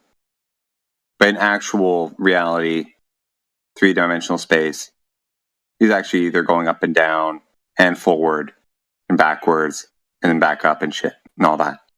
To him, he's going forward in a straight line, not deviating left or right from his initial point. I think that's what that whole thing is about when they talk like that. I thought he meant like a hula hoop. The Earth is round. The Earth is round. The Earth is a sphere, dude. Okay. Yeah, can you be any more rude? What? We're having a conversation. Can you be any more rude than that? What's wrong with you? I'm sorry, but when you're having a conversation about how the Earth is flat, that's a stupid conversation. So. Is it? Hello. It's a stupid conversation. What we observe. Why? Because why the is Earth it the is a spherical globe? That's why. What you observe it to be. Your microphone just had a fucking aneurysm, dude. I don't know what the fuck you just said, bro. Not what you observe it to be. I observe it to be a sphere because I went on a plane the other month. Never observed it to be a sphere. I saw the curvature. I saw the curvature. Really? How curvy is it? How do you know? It's about a globe. That's how curvy it is. It's about a circle, a sphere. You got any numbers? What's the Probably curvature like rate? 6-7 million miles. Holy shit, that's a big giant fucking ball. Yeah. Is that what they tell you? What? What did they tell you? What did they tell you how big it was? They didn't tell me how big it was. I just like just estimated in my head, really. Just best guess, right? How about this one? Artemis 1 is like planning to launch at its earliest like February. Would you believe that they actually went to the moon? Artemis 2, Artemis 2. Artemis 2. That was kind of gay, dude. Like talking about rockets. That sounds like a stupid conversation.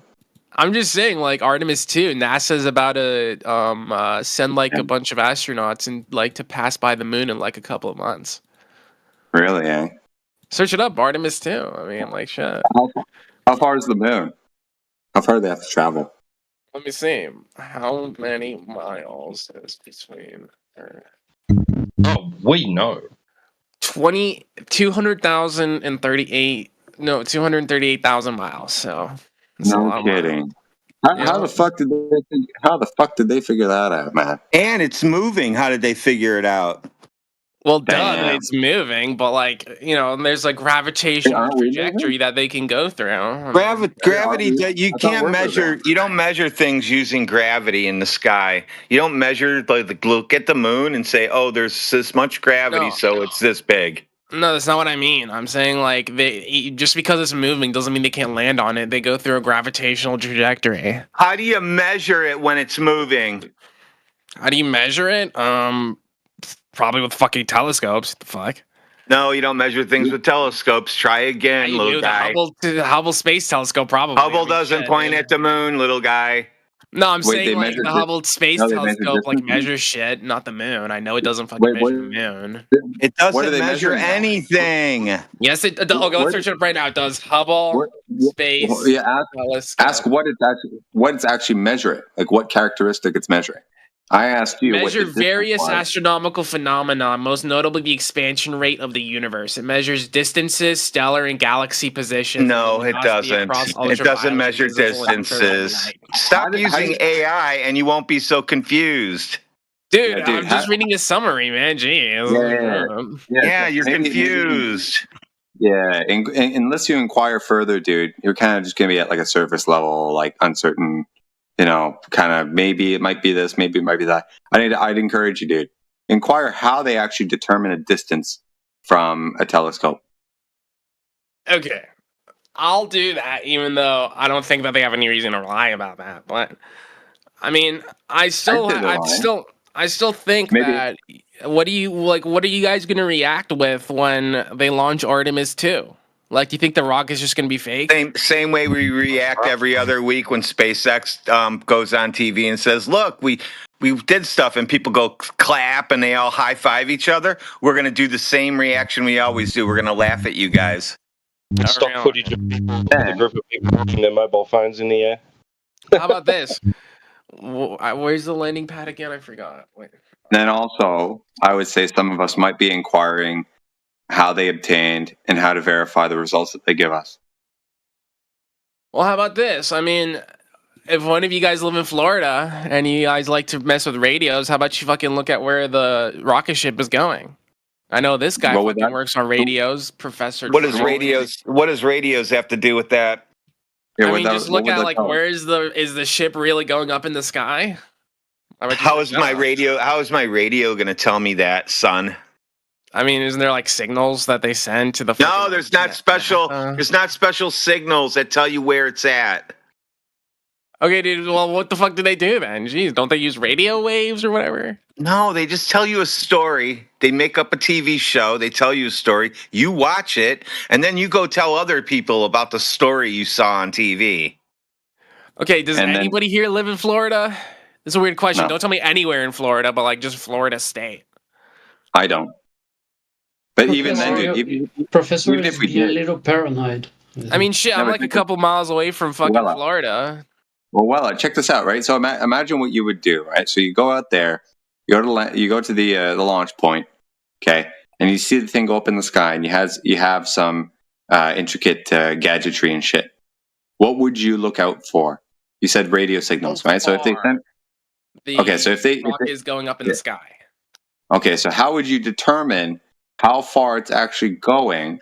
Okay, if you had proper gadgetry, like what would you be looking for? Radio waves. So so analyze the radio waves. You get radio waves. Now what? Well, it's probably like some device that tells you the distance between your device and the radio waves that are like sending out or whatever. Do you know how that happens? Do I need to, or do I just like need the device to tell me? I mean, shit. Well, you kind of need to know. Like, you're going to put this together, right? You don't know if the device, bullshitting or miscalculating or whatever. You're going to put it together yourself, right? So what are radio waves? Little energy, vibrations and shit in the air, right? Uh-huh. So at best, you can try to decrypt what the signals actually are, embed the information embedded in the signals, which you might have difficulty doing because they're probably proprietary and encrypted and shit like that.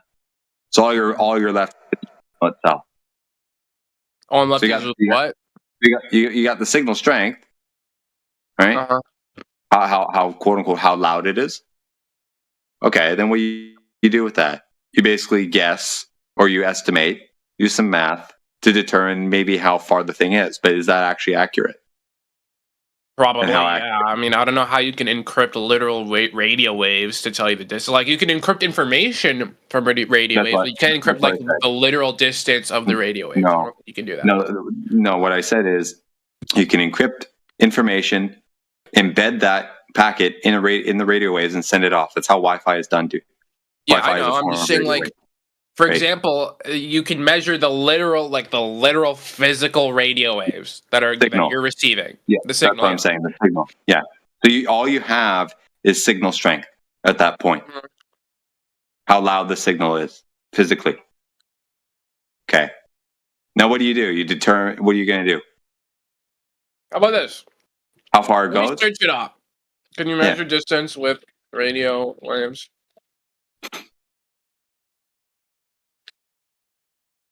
You can estimate.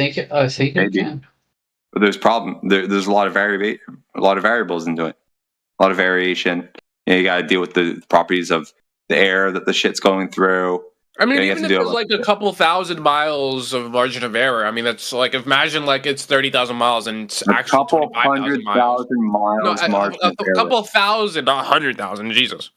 Okay. So so check this out, right? It sounds like you're assuming that this rocket is just going to go straight up from the launch pad. Is that what they say they plan on doing? No, they don't go straight up. I mean, I'm sure it's like curved or something. Perfect. Yeah. So if they follow a curved trajectory, right? They say, they're going to wrap around the Earth. Yeah, that's what we see. Yeah. Right. So that's what rockets tend to do. At least all the ones I've never seen a rocket go around anything. No, I've never seen it go around anything. But I've seen footage or images that the rocket goes up and they bend and then it turns around. It turns to the side and goes around the horizon. Right. Mm-hmm. So at that point, then it falls in the water. Arguably, yeah. For all we know, but apparently Wella knows how to kind of capture that signal and determine how far it is. But what if it goes beyond the horizon? He doesn't. He's just using AI. He doesn't know anything, actually. The only AI thing I read was like the fucking summary off Google, but like I'm 90% certain. Like, for example, But you're not 100% sure of anything, are you? I'm curious how are you able to quantify that, dude? Tell me your method as to how you came up with the number 90%. Is that just like a gut feeling you got? No, listen, I'll tell you why. I know that you can measure distances with radio waves. I know that for a fact. I also know if you have a strong enough rig, you could like get the measure, or you can measure the distance between you and like a satellite in space. And so, put the two together, do that with a rocket. Wow. Okay, so let's talk about the rocket again some more, right? So the rocket goes out over the horizon, can't see it anymore, and you lose signal. Now what? How far is it? Well, you see the last signal that you got and measure the distance. Okay, so is that where That's how far it is. That's how far it is from now on. Yeah, so the signal says, 180, 200 kilometers, and that's your last blip. Okay, are you going to say the moon is 180 to 200 kilometers now? No. I would say that. Right. How about this? You're kind of fucked, right? No, I'm not. I'm obviously not gonna fucking get the signal when they're like far out in fucking space. I'm just saying, like, no, but you don't know if they're going to space. This is the point, right? They go over the horizon. You can't see it anymore. You can't track it, except for using the utilities that either SpaceX or NASA or whatever would give you, show you on a map or whatever, or whatever, some sort of like 3D rendering of where the thing supposedly is. And that's all you can go by, right? Think about it. Right. So where's the proof in any of this? Sounds like storytelling, just like Professor Triangle said. Or it could be at the very least. Just like the way you're framing it, like all you have to go on is what the evil fucking scientists. That's all you have to go on. I didn't say that. Don't put words in my mouth. Obviously, that's all I have to go on. You can put words in my mouth, dude. You can put words in my mouth. That's all you have to go on. Yeah, dude. I'm not saying it's a bad thing. Say that, all I have to go off is like what the tools NASA and SpaceX. Yes, that's what, dude. Yes, this is what I said. Now, what I didn't say or what I did not say is the word bad people or evil people in any of this.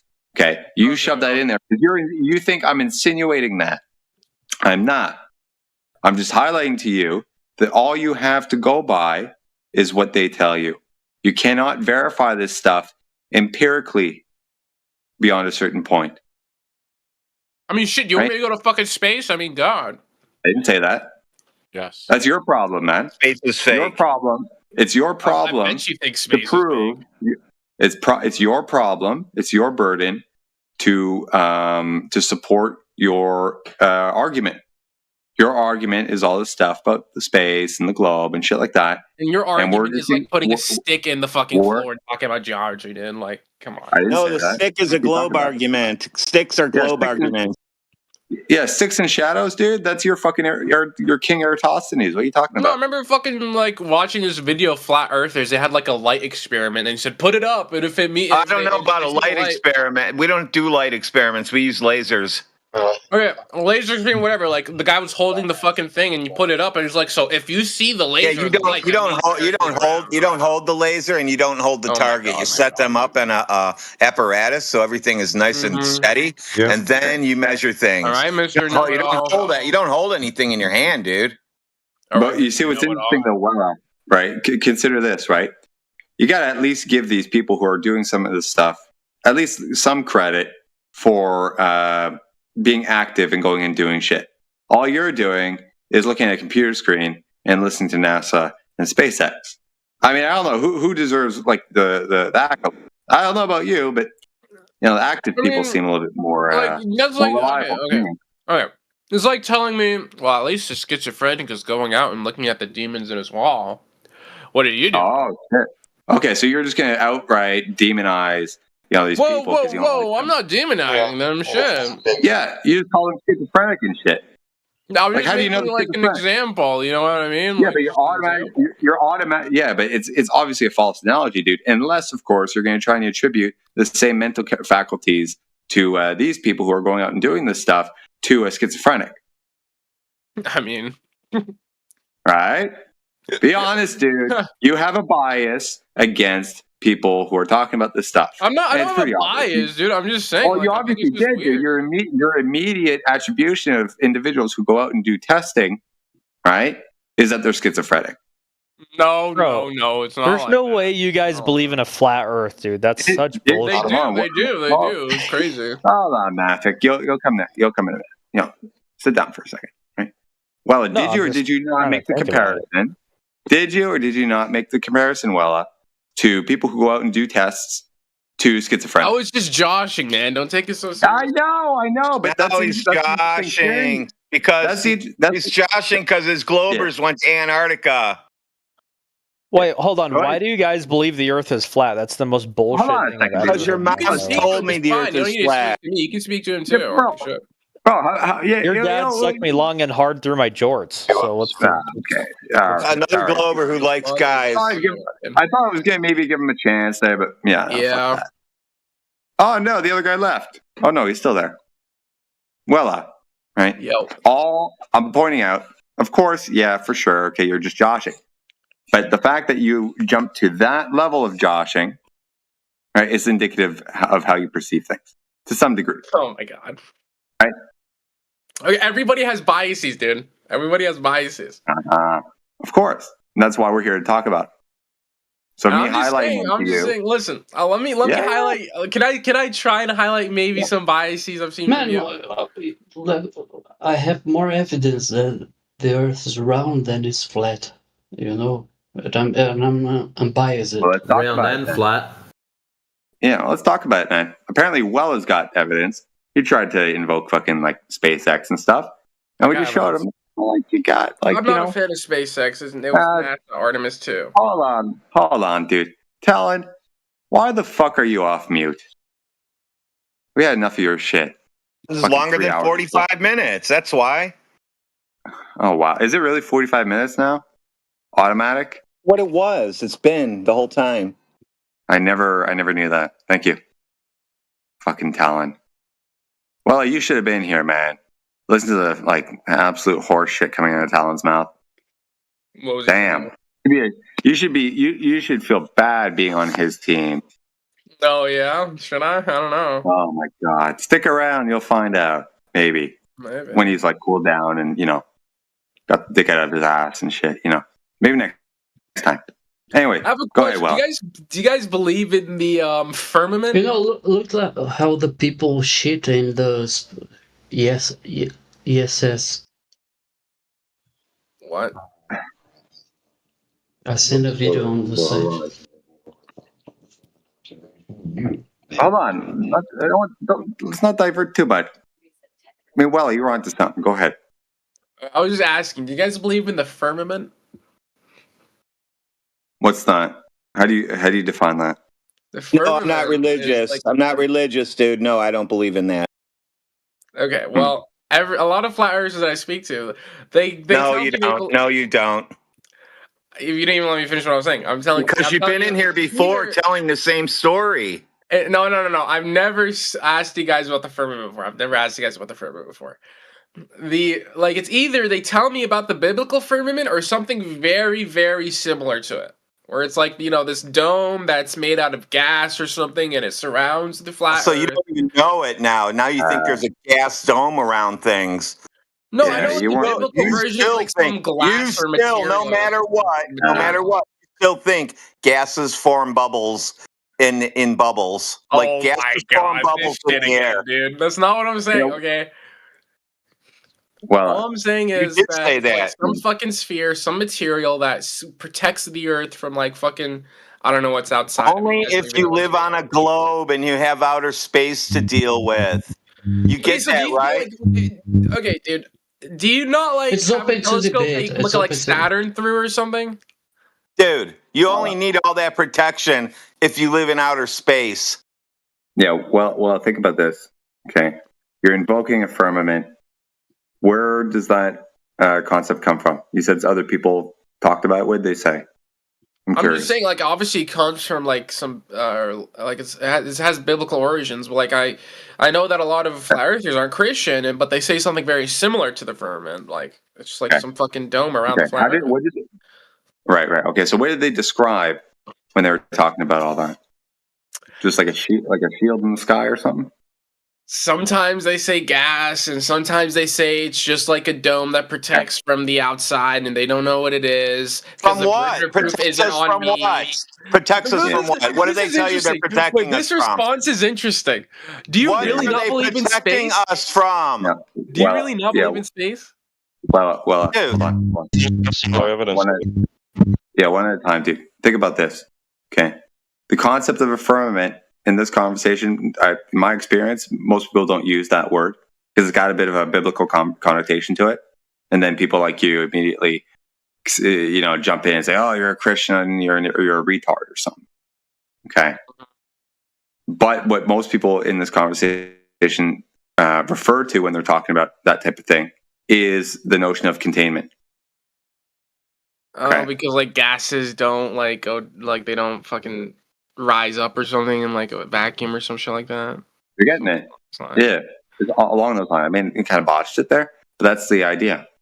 Right? If you take any basic physics or chemistry course, okay, in high school or whatever, among the first things that they tell you when they're talking about states of matter and gas and liquids and solids and shit like that is they highlight one of the characteristics of gas being that it expands to fill the available volume. Okay. So if we have gas, we're breathing gas, right? You have air, oxygen, nitrogen, etc. Around us. Okay. If we were living in an embedded space that is just so vast and actually expanding, right? In infinite fucking volume, right? The gas that would be down here would simply just fuck off and try to fill the available space. So it would not be here. It would be virtually zero, arguably zero, but practically speaking, arguably zero. Yeah. But it would not be here. You would not be able to breathe. You would not exist.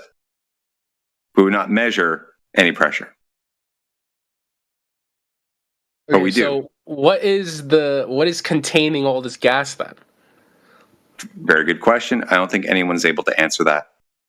See that this is what I remember. No hate, but this is what I remember. I just remember whenever I asked that question, they're like the burden of proof is on you. So Weller, why is it so important that we know the construction of the container? I mean, like, if you're so adamant on like no, it's a simple question. You're just going off on. Why is it there's such a great importance on the construction of the container as opposed to it's a container, it contains gas pressure and besides you guys are adamant that pressure requires containment. It's your physics we're using to debunk you. Yeah, this is straight up mainstream physics, dude. Okay. And what we tend to do is highlight the apparent contradiction, right, between this basic stuff and what we're told about the worldview that everyone should have. Like, something doesn't make sense.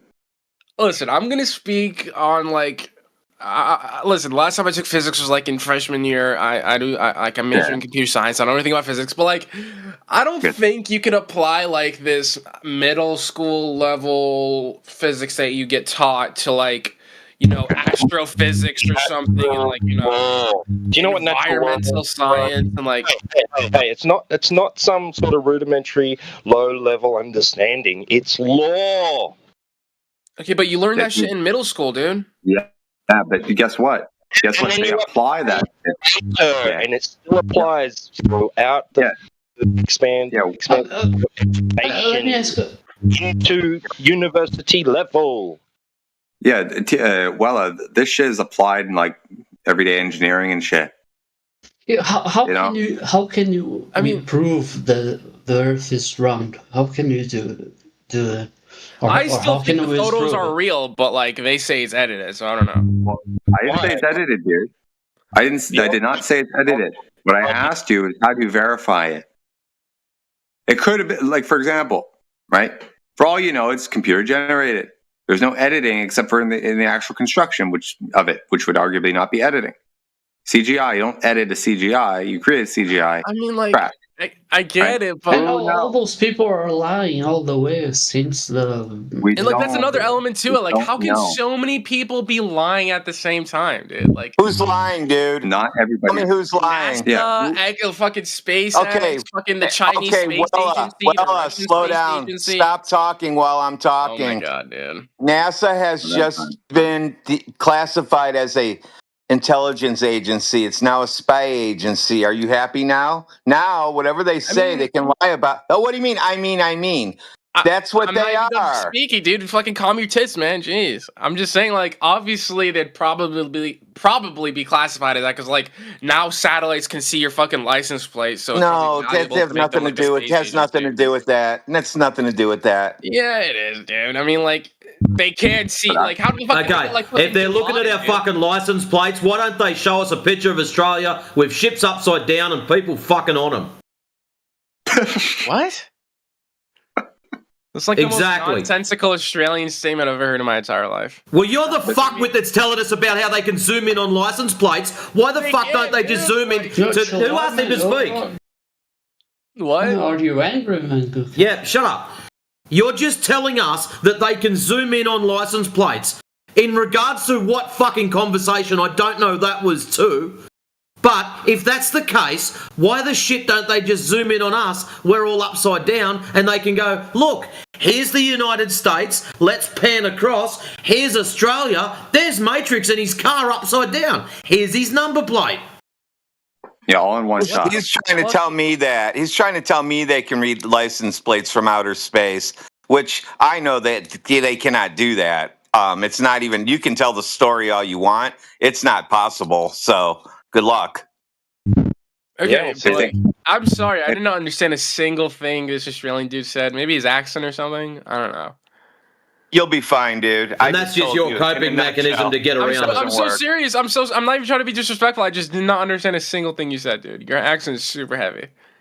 Well, check this out, bro. Because let's try and focus on the thing from before. We're talking about gas pressure, shit like that. Okay. Yeah. 20. You use your nickname is a 20 from the old internet. That's 20 cups, dude. Oh, I drink a lot of coffee. I drink a lot of coffee. I'm 35. It's from my time. I just drink a lot of coffee, dude. Okay. Anyway, well, that's the point. Okay, the gas pressure thing. It's rudimentary stuff, but that's like saying, oh, 1 + 1 is 2. It's rudimentary. If you say 1 + 1 is 2 in a university setting, you're a retard. It's like, no, it might apply to the context in which it's being said. Okay, I get that. Listen, I get that, right? But like, hear me out, okay? Quickly, right? The whole point in this and invoking that is to open the door to those who oppose the worldview that we're talking about, and demonstrate that, oh, there is an alternative mechanism to contain gas. And at these levels, it applies, and here's how we know, here's how we've determined it, et cetera, et cetera. The method was employed to figure this out, whatever. This is the opportunity of your lifetime for anyone who knows that information, who can share it with us. Because otherwise, all you got is the rudimentary stuff. How else would it work? Let me try and like apply this to something I know, like at least I'm more aware about. Like, for example, right? And in one of my courses today, or like in this semester, we're learning about Django. It's a web framework, right? It's based on Python. Python, right? Yeah. Yeah. I do. Like, I work in software too, by the way. Yeah, I mean, I'm still a student, so like I'm not some fucking genius. But like, this is just like if I'm trying to understand this, right?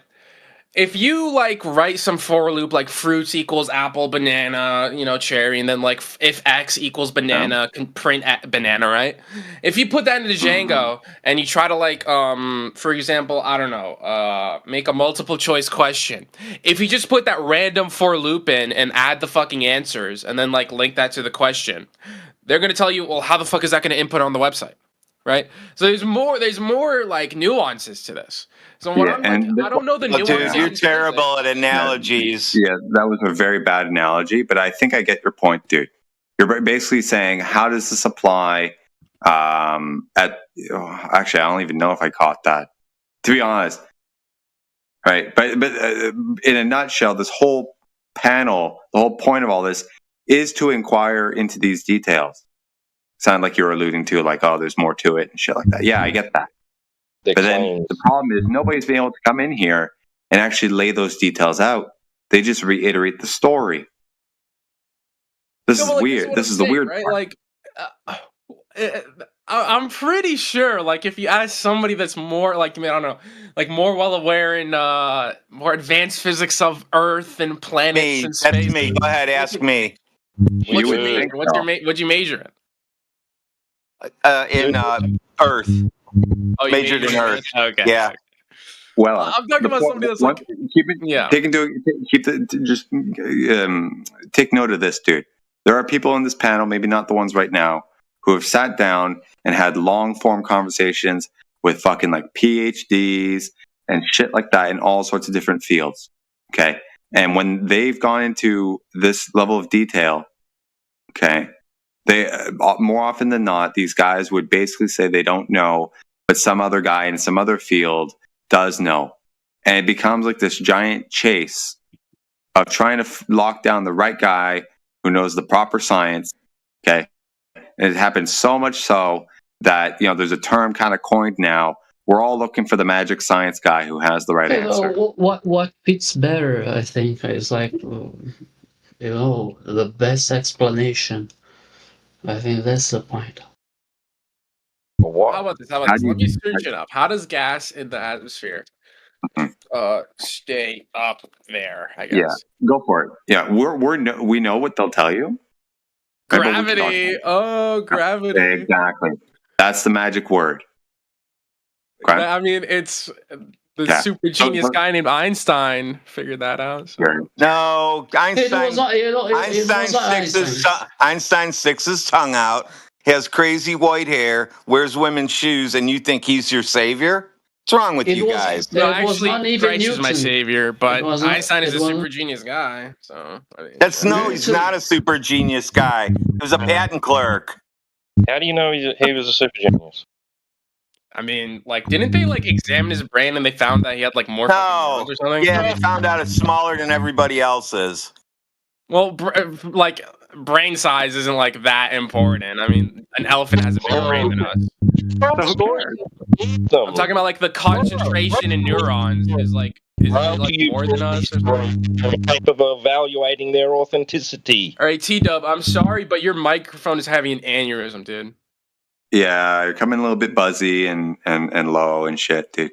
To be honest. I'm gonna go and listen on YouTube, and if it's not as bad as what you're saying, I'm gonna. Yeah, go back. No, I'll second that. What's y'all's YouTube link? You see at the top, there's two bots, two YouTube bots. Yeah, tap on one of them or whatever, and there should be a link in the description. Okay. Hey, you're live, man. You're famous. Dude. If we can say hi, let's put Professor Triangle on a rocket, and he will go up there. Oh, that's awesome. Just fly to space, bro. Let's say if we can do it, and you would see. So here's your problem. Rockets require air pressure to push off of, so you can't go that high. So you can't go to outer space in a rocket, so that's not going to work. So I'm not going to see anything. You lost your argument. No, but you would accept it to go on. No, I'm not going to accept something I didn't see. Nope. No, just to go there. Oh man. No, I'm not going to be able to go anywhere. Yeah, Walrus, check this out, dude. There's a bit of a problem to that. Okay. What you're insinuating here, okay, is that we'll only know if we go do something sometime in the future. Okay. What we're talking about here is what we should already know and how was it determined. There's no need to anticipate some down in the future, something will be figured out to support an argument that should already be known now. Right? No, it's empirical evidence, Well, that's what we're asking for, right? So we're just talking about gas. No, that's not empirical. If you go there and see by yourself. Well, that's a very personal empirical experience, or empirical. I don't know if you're doing measurements and shit, maybe, but it's definitely a personal experience. But trying to convey that to other people, right? Yeah. People might not just believe you, but you would know. Sure, fine. But it's not something that's easily repeatable, right? Unless everybody does it, that's not going to happen. So we're trying to figure out what can be done and who's done what over the course of history to determine all these things that we're supposed to already know for sure, right? Right. So Wella said, okay, according to Google, gas is contained by gravity. That's like the testing. That's like the main 1, 2, 3. Sorry if I'm interrupting anybody. Fantastic. Yeah, you sound great, dude. Yeah, it sounds better. Equally as shitty as the last few days, but better than 5 minutes ago. I have a quick question. I speak to a lot of flat earthers. Yeah. Sorry if I'm cutting off.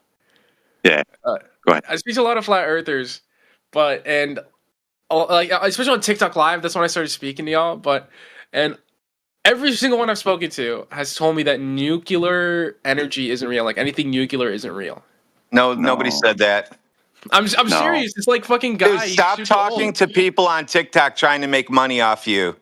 Yeah, well, I think you might have misheard them. I've heard the argument that not nuclear power, but nuclear bombs are something to inquire about.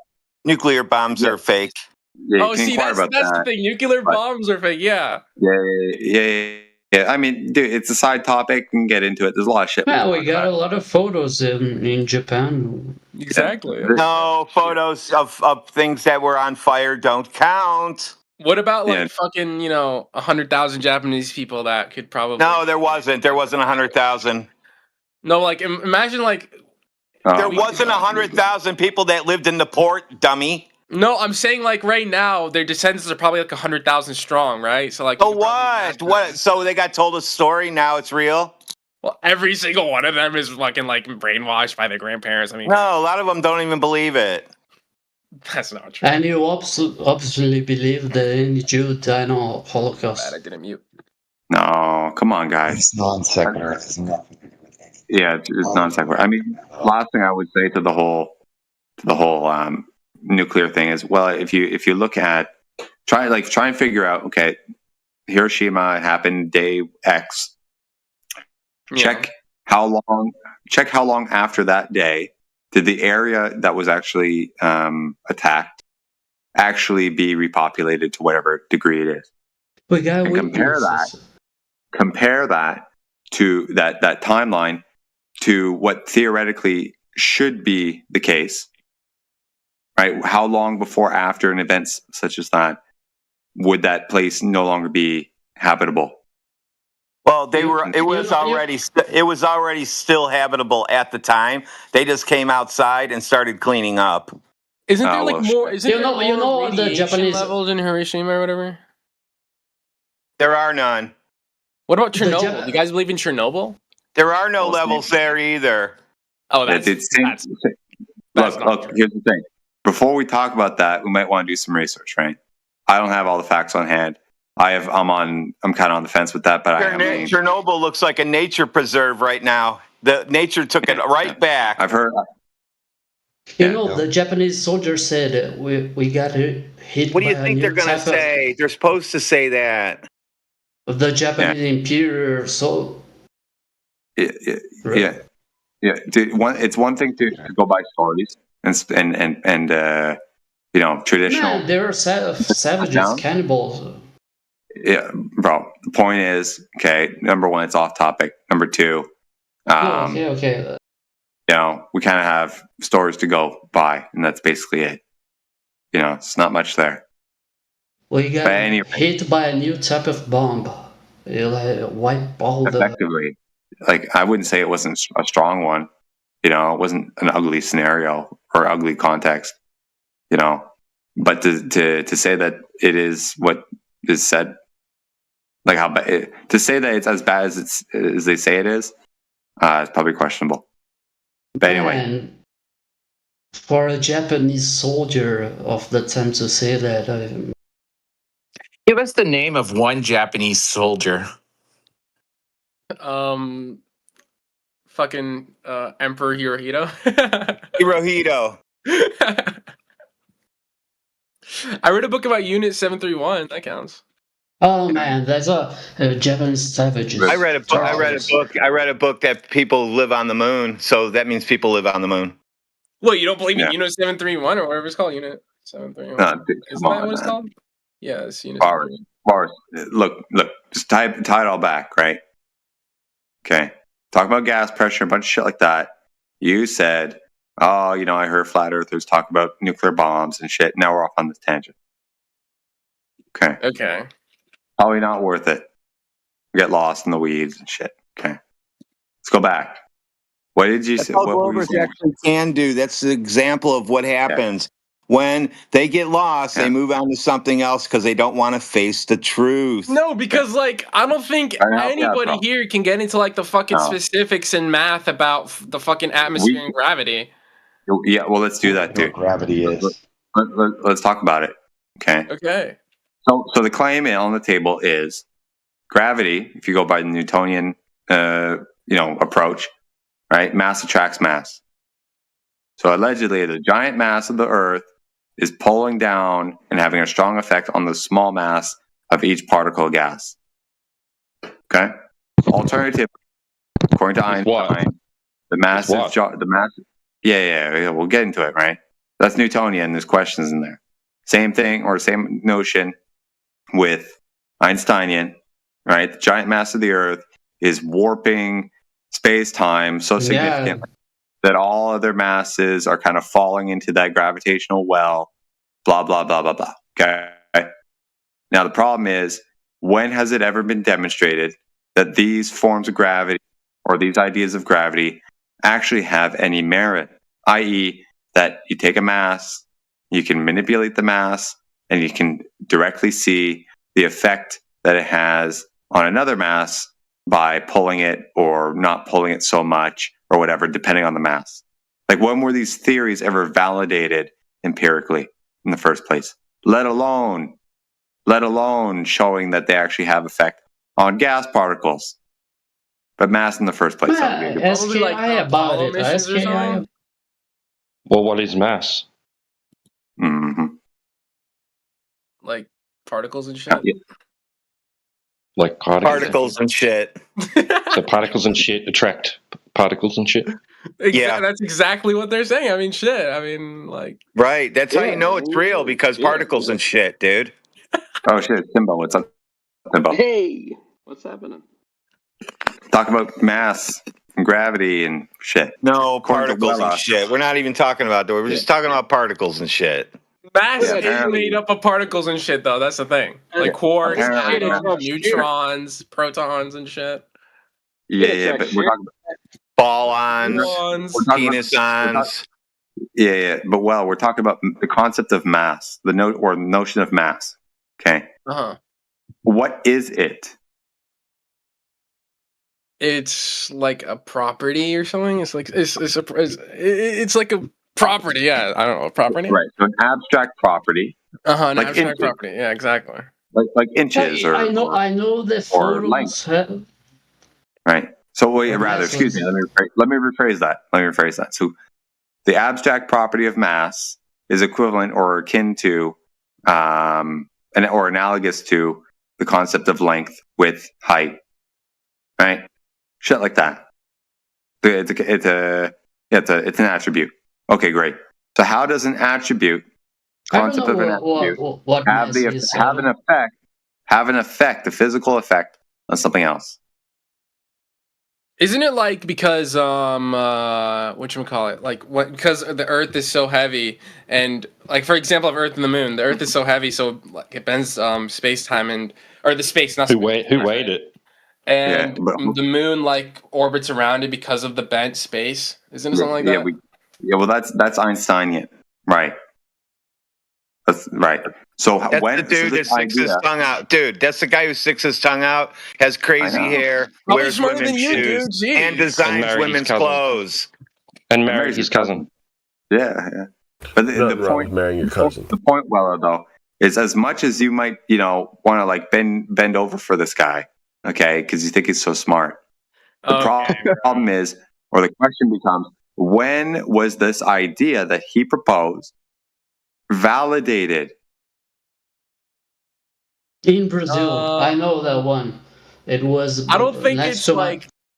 Sorry, continue. What was he saying? No, it's my neighbor state. They saw the light was curving, or I don't know how they measured. No. When did they say that? When? How did they say that? Man, I don't know the details. I'm not an expert, but I know it happened in Brazil. It did not happen. The details. We kind of need to know the details. This is the point. He said that light would bend. It was what he said. It never happened, though. Gravity is just a theory, guys. Okay, so you can't thank you very much. Finally. Okay. So it's just a made up story, right? This is the thing, though. This is the thing, though, right? Like all the math. No, listen. This is the thing, though, right? No, math doesn't count. Math does count. Why do you guys hate math so much? No, there's nothing. There's nothing. Counting is math. Dude. Nah, dude. I enjoy math. Okay. It's a problem. The problem is how it's applied. At some point, you can apply math. You can apply math to a certain point, and then beyond that certain point, you can't really check it anymore, or you can't really check the effects of what you thought would be anymore because this is the thing, though. This is the thing, though, right? And that's when you get into the realm of. That's when you start getting into the realm of pure speculation and pipe dreams and fucking shit like that. Even if light did bend, even according to their own model, the sun is made of gas, right? And so, who's to say it wasn't just regular refraction? Because they have an atmosphere from the gas, and with the heat, we know that light refracts.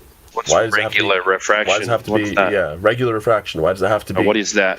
What's gravitational crap? Light bending. What's that? Because he's a flat earther, and temperature and pressure. What is that? What's regular refraction? What is that? Light bending due to temperature and pressure. And gas falls in a vacuum. I couldn't answer that. Do you guys not think refraction is a real thing? No. I knew we were going to go down some fucking crazy road when that word was mentioned. Yeah, I love this. I'm sorry, like you guys just freaked out when he said refraction, but I think he's also a flat earther. No. The whole refraction thing, it gets very hairy because not a lot of people can really dig into the details. No, it's always that people can't know. Oh my god. Yeah. Bro, check it out. Let me ask you something. Okay, what is refraction? How is it defined in like the traditional elementary sense? Let me Google it. Here, I'll give you this. Is it the way light can be bent through a medium? Yeah, the redirection of a wave as it passes from one medium to another. Yeah, that's what it is. Very much. There you go. Nice. Right. Okay. So how many mediums is light going to traverse through when it goes through the air? Probably gas. A ton. One. Gas. One so far. I count one so far. One overall, right? Without any further detail, you just got gas. Yeah, okay? It's a shit ton of particles and shit. That's what I'm saying. Well, it's a single refraction medium. Then. Refraction's out. That's out. Yeah, the composition of different gases, okay, becomes one homogeneous fucking substance or material or medium or whatever. What's going to happen? Light goes through it. Is it going to bend? It probably depends on like the gas. Like if it's fucking, is there like some heavy? Like what's the heaviest gas? Heaviest gas? No, dude. Radon. Like if it went through radon, it'd probably refract or something. Think what I said to you. Right, the light goes through a single medium. Yeah, so imagine it was like in a vacuum full of radon. It'd probably refract like crazy. Vacuum full of radon, dude. That's like paradoxical. How do you have a vacuum full of radon? No, if it was isotropic. It's a container. Okay, a container. Right. God, a container full of radon. Okay, even with refraction, right? You still don't have a ball. But while I think about this, was the light generated from within the same container as the radon? Like you have a container, you have a light bulb inside, turns on, right? Yeah. It goes through the gas. Well, I mean, the light goes through. It goes through like the light bulb part, like the gas in the light bulb. Then it goes through the glass of the light bulb. Then it goes out into the radon. But once it's in there, is it going to bend? Probably, yeah. Why? Because I just searched up radon's like the heaviest gas, so it's probably like act like a solid or something. Dude, wait, no. We're talking about gas, right? So particles, the mixture we have in our atmosphere, these particles, they're going to absorb the light, and it's the gases are going to be excited. It's going to emit the light again. Yeah, what's this got to do with the Earth, Kevin? Yeah, we're getting there. Absolutely zero. We're getting there. We're getting that. We're kind of get that. But the refraction thing is important, I think, just so he has like a primer on that part of the discussion. You know, I don't know why you're fighting the refraction thing, though. I actually like this part of the conversation, if you don't mind. You know, I'll keep it quick, though. I want to respect everybody's time. Okay, I'd like to respond when you're done. Yeah. Well, the point is, okay, you have a single gas. Even though it's very dense, it's a single medium. So while the light is traversing that medium, okay, it's not going to bend until it reaches another medium. Okay? So in air, if it's a single medium, what's going to happen? Ideally. What? It should bend bend. as well. It's not going to bend. Now, if you change direction once. What if it bends because of gravity, though? Get gravity out of here, okay. man. Well, now you got okay. Well, then you're moving the goalpost, bro. How am I moving the goalpost? What if it bends because of gravity? Listen, okay. What I was gonna get at, okay, with the whole refraction thing, okay, is that applying Snell's law, the thing that I just talked about, by light going through one medium and then to another and shit like that. You can predict that and all that. It's good. It's fine. How fucking glasses and shit are made. Okay. When you're talking about atmospheric refraction, there is so much variation of all sorts of contributing variables. Okay. That it's not even really the same under the same classification anymore. Yeah, it's the distorting or the altering of the path of light. Okay. But to be able to predict it in the same fashion, you would have to sample all these contributing factors across the entire line of sight to even try and model what's going on. Nobody can do that. I got a question. I'd like to respond. No, hold on. No, I've been waiting. Let percentage go. You were waiting. I think you're wrong to say it's one medium. If we're talking about, like, for example, the perihelion of Mercury example, you have Mercury in the sky, not near the sun, right? The air in between, if we're granting that the sun has gas, whether it's hydrogen, helium, or whatever BS they say, but if we're granting that it has density, right, and when it approaches, the medium is changing. It's a different medium from when the Mercury was in the sky clear by itself. As it approaches the sun, it will be changing.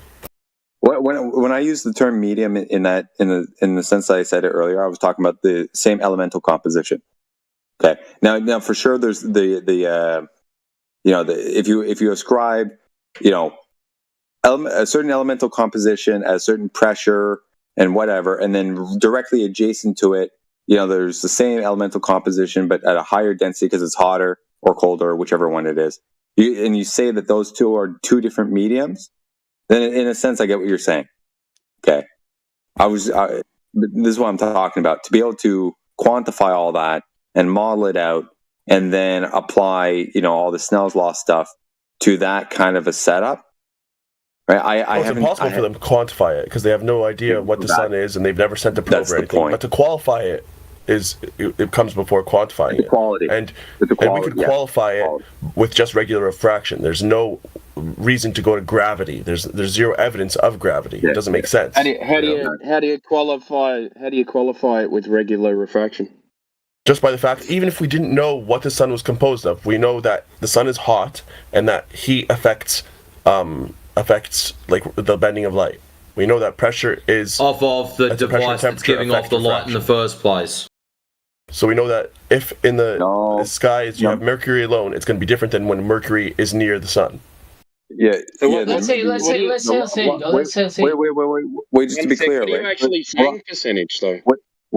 I think what we're talking about here is when Mercury was doing its fucking path or whatever, orbit, whatever, and it happened to go behind the sun from the observer's point of view, and then it popped out on the other side, right, at a specific distance or angular distance from the sun, from the observer. It appeared like it was doing, or it was in a different spot or something like that, as predicted by Einstein. Is that really the whole? Yeah. That's basically their go-to for proof of gravitational lensing. It's retarded. No, it's like if you have a clock. Yeah, but how do you know it's? Sorry, one sec. How do you know it's gravitational lensing and not just distortion? That's exactly my point. Yeah, that's exactly my point. That's what. Yeah, so Wella was arguing. Yeah, so Wella was arguing that that's that's indication that gravity is a thing or whatever because of this thing happening. And Percentage jumped in to say, hang on, what was this other thing considered? I think that was a good position. Yeah. No, but isn't for once I agree with Percentage. That's amazing. You're learning. Yeah, no, I like Percentage, dude. I like you, dude. Just to be clear, I think we're cool. We go back. Yeah, so, we got a clock here on the surface. Who's this guy mumbling in the background? It's Walrus. Yeah, Walrus. You're a little bit faint. I have dude. some. I think he's trying to say something. Yeah. Yeah. Go ahead. Maybe get closer to your mic or something. No. So, can you listen only my voice? Yes. Oh, it's cool. So we got a clock back here on the surface of Earth, and then we got a clock on the sky. No, it's not a. It's not a clock. You're talking about measuring differently. You're talking about the decay. You're talking about a decay of something, not an actual clock. They didn't take a clock. I think he's talking about an actual time clock. difference. Yeah. The argument that space time, as you go further from the surface, either time, dilates or some shit. That's a very convincing. That's good, dude. But no, it's not. It wasn't done with clocks. It's measuring time, then it's measuring time, dude. Jeez. No, it's not. It's a decay. It's a decay. They're measuring a decay. Of what? Decay of what? Decay rate of a cesium atom. Can you tell me what they measured the decay rate with and how and with what units? It's flat. No, it's not. Yeah, that's a great question. I would really love to know how they measured the decay rate, with what instrument and with what units of measure. It's Mervils. Probably with fucking seconds. With seconds, right? So time didn't change then. They still used the same unit of measure to measure the decay rate. Dead serious. You just look at the difference in time. How do you measure the difference in time? No, they weren't the clock that's in space and the clock that's on Earth. It wasn't an unchanging unit of measure of time. No, it was Mervils. Mervils, look it up. Mervils? So how many Mervils? Yeah, what's a Mervil? Yeah, look it up. Sounds like some British TV kids show. Mervil? No, it's not a Mervil, it's a Mervil. Okay, you can fuck off if you want. There's some proven things like they said you go to a black hole. Yeah, I'm gonna need a source on that Mervil. Yeah. All right. The concentration in gas in the atmosphere, doesn't that prove gravity? Yeah. Well, how many Mervil tons is it? Who's the drunk guy? Yeah, it's this fucking con. Yeah, bro. Shut down. They say if you go next to a black hole, time stops. Well, that's the theory. Show us that. But no one can see it. So they can't wait until fucking billionaires make a hotel on the moon. Hold on, Will. Just Hold on. Let's just quick recap, right? So we're going down this Einsteinian worldview rabbit hole. Okay, you guys are invoking all sorts of theoretical stuff attributed to his ideas. Okay, black holes, the stopping time if you're next to them. Yeah. And fucking bendy warpy space time slows down time from watches, but they weren't actually watches. They were just measuring the decay rate of certain elements, and we don't actually know really what they did. Okay, we've all heard these things, maybe different details and shit like that. Problem is, I don't think any of you guys, certainly myself, okay, especially during the time when I believed all this stuff, actually looked into it and tried to understand the finer details, inquiring about what they actually did, how they did it. The thing is, the finer details is probably fucking 50 pages of that. Well, I'm trying. Yeah, well, see, that's the problem. So, Wella, check this out. You just made my point, dude. All these details, you kind of have to know if you want to say that you know what they're saying, right? You're telling me you know the Yeah, check this out. You come in here and try to argue a point that they're making, saying that this stuff is known, maybe to them, right? And if so, we can talk to them about it. But it sounds like you're saying you know this stuff to be true. Oh, no, but it's like we should trust some authority on some subjects, right? Wait, one sec, Weller. Hey, how do you know the Earth's a globe? What? How do you know that the Earth's a globe? He doesn't. He's retarded. He just believes. I mean, go fuck yourself. I mean, like... No, that's a serious question, though. I personally just, like, the main reason that I believe the Earth is round is because, like, the logistics of lying about everything is crazy. So that's my opinion. Okay, I don't debate about it, because every time I bring this point up, you guys freak out, so I'm not bringing it up. I just, like, my personal I'm not freaking out. Right. So you don't even know the Earth to be a globe, but yet you're talking about black holes and time stopping and things like that that are all based on the Earth being a globe, right?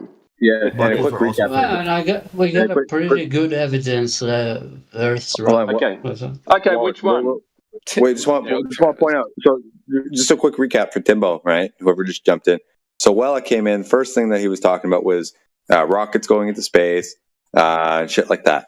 Okay, so we went down, the whole traditional route, and now we're on gravity and shit like that. So he's been in here for a while. Feel free to inquire more, but we've done quite a bit. Yeah, if you guys have already been over it, there's no point going back over it. Well, if you want to know, I mean, feel free to. I'm not. It's good to have a conversation. But just know that he talked about rockets, talked about space, pictures from space, and gas pressure. We did gas pressure. Talked about gravity. We worked out he doesn't actually know anything, right? No. Have you guys looked at pictures from the Hubble telescope on NASA? Yeah, I have. Mm-hmm. They're all computer generated. I mean, show me one. This one is real. Okay. You know what? I will actually do that. This is a very cool. This one's fucking badass. Let me pull it up. Do I have it saved? Let me see. Well, are you talking about images that they would have taken of like galaxies and shit like that? I mean, like not just galaxies, but it can be galaxies. Okay. What did this was from the Hubble telescope? Look at that! Isn't that fucking badass? Yeah. Oh yeah, that's real, isn't it? Okay. Define badass. Yeah, well, come on, man. You put one that's like the most obvious.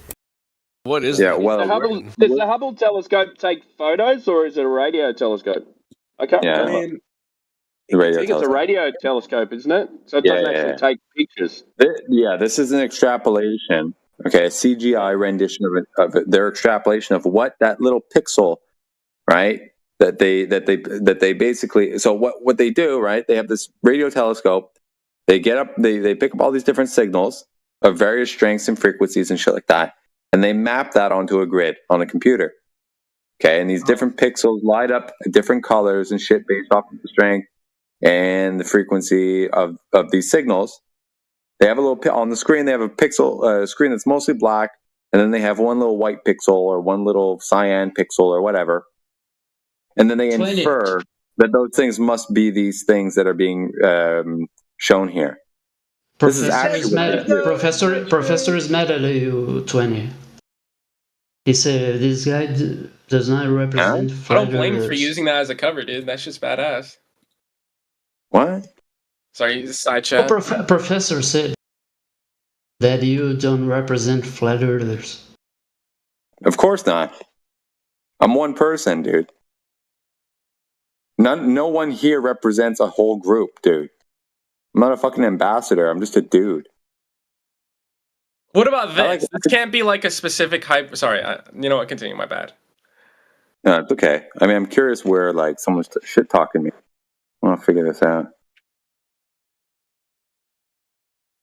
To be fair, I think it was in reference to me because it came when I was talking about refraction. Oh, did you say professor, like Professor Triangle, or percentage? Triangle. Yeah. Where? It was earlier. He was hating on me when I was mentioning that it need not be gravitational, whatever. The Einstein theory. Yeah, dude. Hold on. That's what school. Here we go with it. The sky does not represent flat Earth. Yeah, no, that's fine. He's right. I don't. I'm not arguing. I'm not a fucking lawyer or fucking. I represent flat earthers, the smart ones, the ones that know to adopt wraparound effect. And look, if there's a critique on anything I said, I want to know. Okay, so feel free to bring it up there. Or if I'm wrong, I'm wrong. I want to know. But my point is the whole fucking thing about the Hubble telescope for Wella and Walrus is that's actually what's actually being done. And then what you see are, again, CGI renditions of what they think that little pixel might actually be representative of. Think about it. Does like the Hubble telescope have some crazy zoom function or something? How are you going from a wide angle thing with all these lights and then to a close up of a certain one with not like? How's that work? Do they have some CGI like zoom enhance CSI function or what's going on here? So that image that he posted, right? I just asked Google AI mode. Is this a raw Hubble image? Brother. No, this is not a raw Hubble image. The image you shared. You're hating on me over AIG. No, listen, bro. I'll just read out what it says to me, right? No, this is not a raw Hubble image. The image you shared of Kepler's supernova remnant is a false color composite image created by combining data from 3 of NASA's great observatories: the Chandra X, the Chandra X-ray Observatory, the Hubble Space Telescope, and the Spitzer Space Telescope. Astronomers combine data from different telescopes and across various wavelengths of light, like X-ray, visible light, and infrared, to get a complete view of cosmic objects. Each color in this final image represents data from a different source. So it's a composite. It's a composite image, bro. Hey, Wella, look at that. Took a screenshot of those clouds. Those are copy and paste clouds from your little it's the real whole globe. Isn't it like they take photos of the Earth one at a time and then they put it together? No, I don't know. But that's a fake picture. There are no duplicate clouds like that in nature. No. What I'm saying is, like, isn't... Dude, you gave us a fake globe, dude. You're lying to us with your stupid picture. It's fake. No, they admit to doing it on their website. Or they admit it. There's even interviews with the artists and the graphic designers that make it. Travis, pick a side. Is it that it can exist on a flat Earth or it can't? I mean, like... But those pictures of stars in the sky, why is that exclusive to a globe? I can go outside. Did you say that it's all CGI? I mean, oh my god. Well, the globe picture you presented was CGI. So the stars are the globe really... So we can take photos of stars. It was absolutely shit. Nobody said the stars are CGI. Yeah. Okay. Copy-paste so clouds, CGI. Bro. Okay, so they're not CGI. So we could take pictures of stars like tens of thousands of light years away, but we can't fucking... No. Even if they were, my claim is they are 1,000 light seconds away. Prove me wrong. Just do us a favor and actually click on the image that you posted. That one of of Earth or whatever. Which one? Just click on it and look in the middle, bro. If you can't see the copy-paste clouds, I don't know what to tell you. I lost it now, dude. I probably lost it now. Read the caption. If they were CGI, it's you've lost it, all right. Oh no, I just went back. Wait, where is it? Let me see. You can't prove your 10,000 light years. Look the ocean. Look it's I guess the Pacific Ocean. See, it's a collection of satellite images. Even NASA the Atlantic Ocean in the middle where the water starts. Look at the copy-paste clouds. Yeah. Well, check this out, bro. Okay. Them saying it's a composition. Wait, are you talking about the? Hold on, just to recap. You're talking about the Earth picture, or you still talking about the galaxy? The Earth picture. The Earth. Yeah. Okay. So they take a series of pictures, at a certain resolution. Okay. Do you have a copy of the source pictures? Did they provide that? I mean, they just provide the photo. That's right. It's not a photo. It's not a photo. The image. Okay. Do you 20 cups? If that's what they did, then their data is wrong. Their raw data is duplicated. Because why do you have duplicate clouds in that? Not. I was thinking not of the star. Excuse me, not of the clouds per se, but the land masses. Now I don't believe that per se. Okay, I'm just saying they claim that they take strips of data. Strips. He said that they take strips of imagery. They're not scanning like the ground of using radio frequencies or anything. Right. So which one is it? It's for the Earth. It's a composition, and for the stars, it's like radio and shit. So no, dude, no, you don't get it. They're both. Why would the telescope use different technologies based off where you're pointing it? Yeah, and because one is like for super far away things, and the other's for like close shit. I mean, yeah, but they're both. But admittedly, you're changing the technology when it's in space. What the hell are you talking about, man? Yeah, bro. What do you mean? What are you talking about? Well, consider this, dude. Consider this. In both contexts, they are both compositions of something, of different things, but the compositions nevertheless. So in one context, looking up at these, alleged giant fucking galaxy and star pictures or whatever that you shared, whatever they're called, right? They compose different images from different satellites, okay, as T-Dub pointed out, but not images in terms of like taking a camera and zooming in. A full picture, you mean? They're reading radio frequencies in different wavelengths, infrared, ultraviolet, shit like that. And then they're putting take a pixel, a green pixel, a red pixel, and a purple pixel, and you put them on top of each other. Now you have a different colored pixel, basically, right? So look at that one.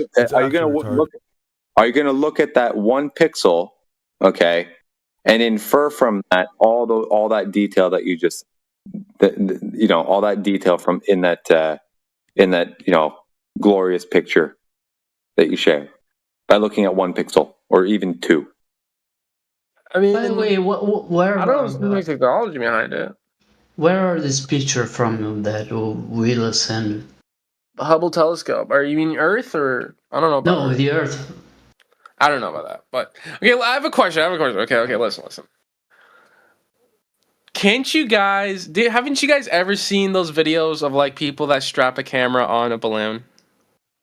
Yeah. Yeah, of course. But before we move on to that, 20 Tops, in terms of like their thing, do they actually use ultraviolet and infrared? They actually give visible colors to those invisible colors? Yeah. That's retarded. That's the satellites, they capture a wide range of frequencies, okay, that are beyond visible spectrum. Yeah, and I'm saying it makes sense to give the visible spectrum ones colors. No, yeah, that's the weird. That's kind of part of the deceptive part of it, right? Because it kind of gives the impression that these things are emitting visible light, if what they're picking up is not visible light, right? But I understand, like on a computer screen, to kind of get a heat map or to express or illustrate a heat map of all these things, they kind of have to colorize it. You know what I mean? But they're arbitrary, right? It could be like the highest frequency. If the highest frequency is fucking blue and the lowest frequency is yellow, okay, that they want to illustrate, then it's just going to look all black with pictures of yellow and blue in various degrees, right? That's all, but you choose that color spectrum to depict the range that you're picking up on. Yeah. Look. You can go to NASA's website and read articles about look at their video that is sent. One sec, bro. One sec. You can go to NASA's website and read articles about their teams of graphic designers and artists, right? Who went to university. They may have majored in astrophysics and minored in art, right? Or they majored in art and minored in astrophysics, and they get jobs, like with NASA. They're given a bunch full of data and say, can you interpret that visually? And they're like, yeah, we can do that. And then they construct the image based on the data that they received, just like 20 Cups has been talking about. Yeah, I was just saying, like, giving the visible spectrum colors... giving the invisible ones visible spectrum colors is just retarded. If you have invisible spectrum radio frequencies and you're giving them visible, it's so dishonest. Yeah, I mean, look, check this out. The dishonesty is in the part where they don't divulge that this is a computer rendition, okay, and throwing in these kind of details to inform the reader or the viewer of what's going on. That's the deceptive part. Now, I understand the tactic or the approach, Because otherwise, how do you express something like this? Like, for example, if all these readings are legitimate, which, okay, let's, for sake of argument, they're legitimate. Okay, how do you convey that to somebody? Right? You can draw. Mention, how do you know it's from this thing that you're seeing versus? Sorry, I was saying, how do you know it's from this target that they're supposedly that the satellite is seeing versus the air that's in between? Right, yeah, of course. Like that's a follow-up. How do you know question. There's no distortion from refraction or whatever too? Like, I don't know. Stars twinkling. How do you know that these stuff isn't twinkling? Like, how do they all these details are worth to the pixel? All these details are worth inquiring about, right? But nevertheless, if the machinery is picking up a certain reading, never mind where it came from, it's picking up on a certain reading, which happens to be beyond the visual spectrum. Now, if you want to convey that blip to a user or to a onlooker, you can colorize it just to give an idea of what's going on. But to say that we don't even know if they're making the data up, right? It could be totally purely fabricated. The whole thing has a lot of questions to it, but just that first step into the questioning, right? These are the types of questions that can be asked, right? And yeah, like. But yeah, my point is the point really is these things are not actually those colors, right? Because they're picking up non-visible spectrum. They're colorizing it for you. So every single one is CGI. Shit like that, I would think so. Yeah. Wallace, what are you trying to say? I just chuckled. No, you're talking to Walrus. But do you get what we're saying, bro? I mean, please, feel free to double check everything, but do you understand our point? Kind of, but I'm not an expert on those, on physics too. Yeah, well, neither are we, bro. I work in software. I'm not a physics guy. I'm not a chemistry guy. But these details, it's not about having an expertise per se. Okay, that if you want to call it that, the expertise that you might want to try to acquire here or adopt is in asking questions. No, what I'm trying to get from you is skepticism. Yeah, I think it's good. Sure. And that's my main point of being here. Yeah. And you have to find a balance, right? Because at some point in your life, you kind of got to trust people to some degree, right? For practical purposes. But acknowledge that, I'm just taking this saying at face value for whatever, for expediency, or, I just can't inquire any further. Like, fine, you do your thing. But when it comes to knowledge claims and shit, you got to be precise, Yeah. Anyway.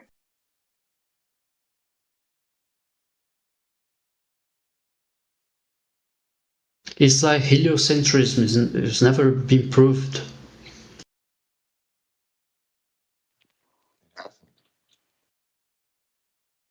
That's kind of the point. I can say from my point of view that wherever is going around me, the lights in the sky.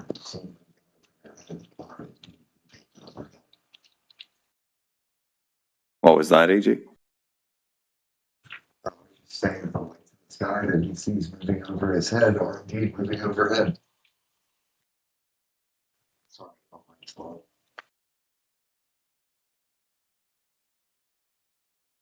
I think I kind of got that there, but you are very faint, bro. My bad. I'll just mute up. Oh, that was okay. If you have your mic close, it sounds okay.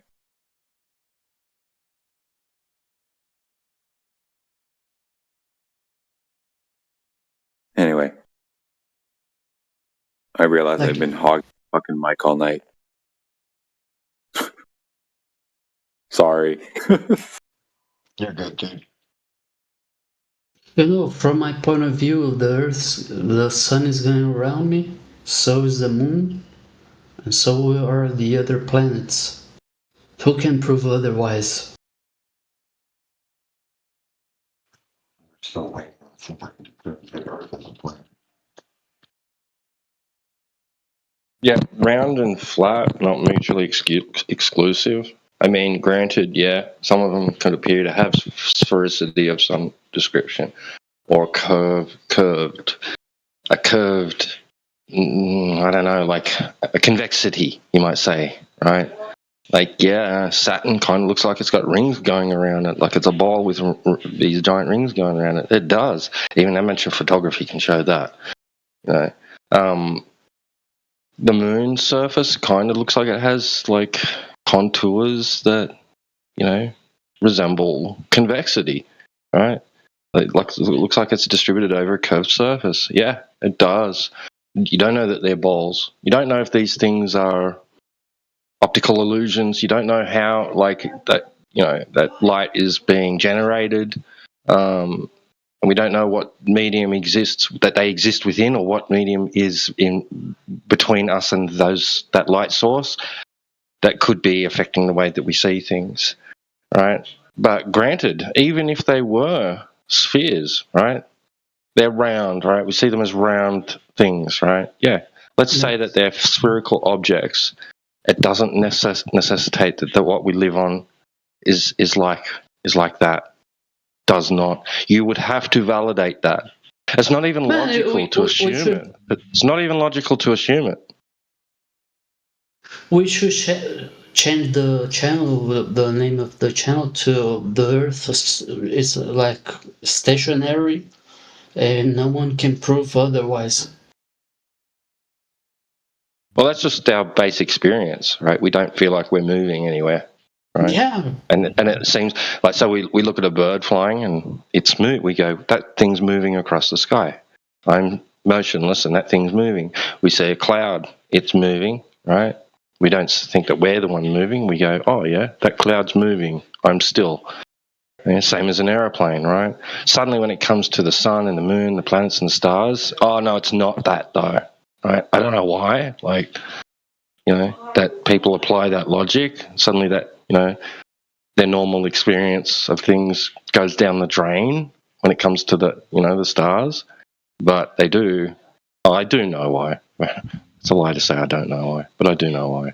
Yeah. Hey, if you're in the sun looking at the Earth, you see the Earth moving.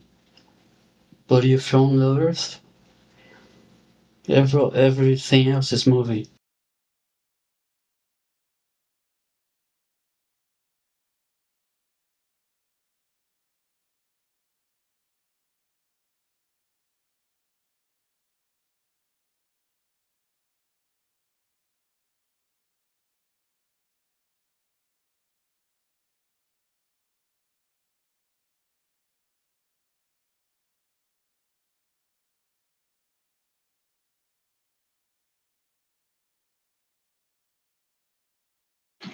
Yeah, well, that's just our normal experience, right? So if someone's got a claim that's antithetical to that, saying that's our natural experience. If somebody's got a claim that's antithetical to that, then, you know, the burden's on them to demonstrate it to be true, right? Yeah, the guy needs to be on the, let's say, you know, on the sun to state that we are moving.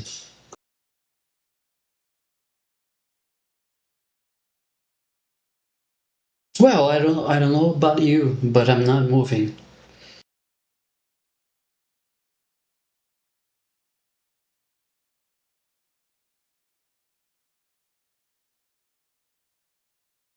I'm somewhat motionless. I'm moving my arms and, you know, moving my mouth.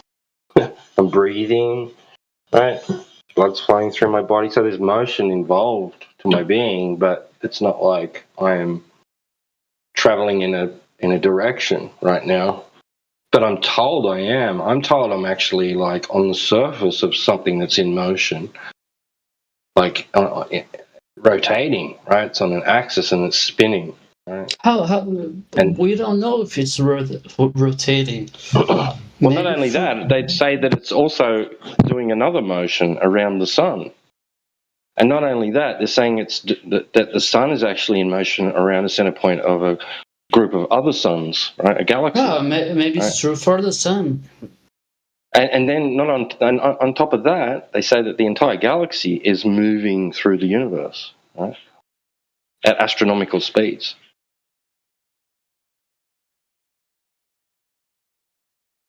I think ultimately the standard, like which does not move, is God.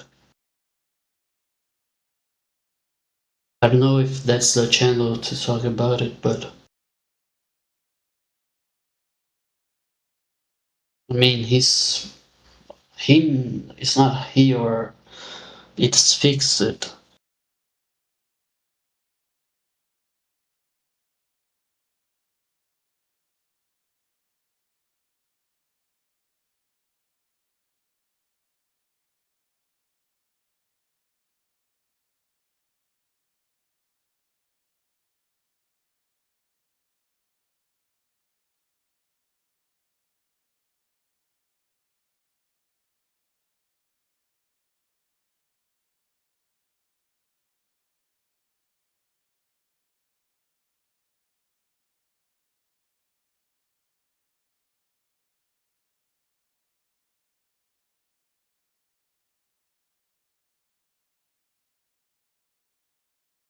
Yeah, none of that stuff is experienced, and none of it's measured.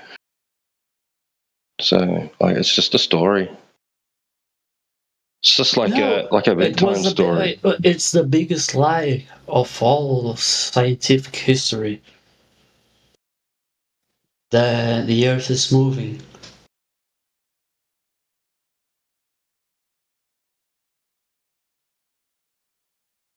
Copernicus.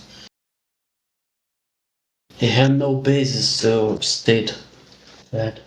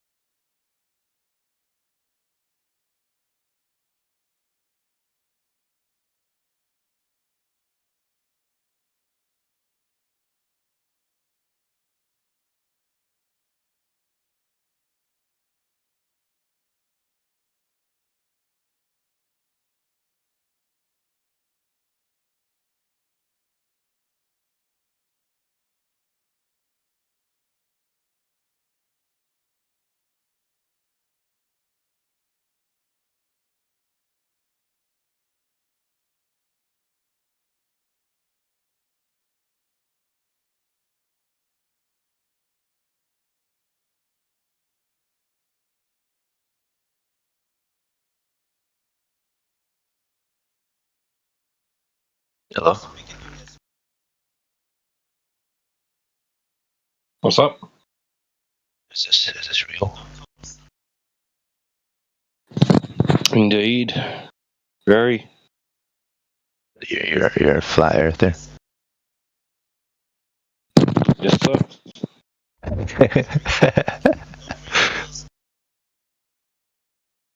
Why?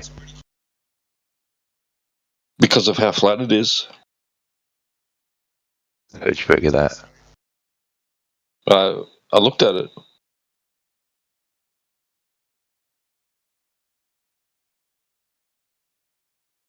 Don't you see it as that?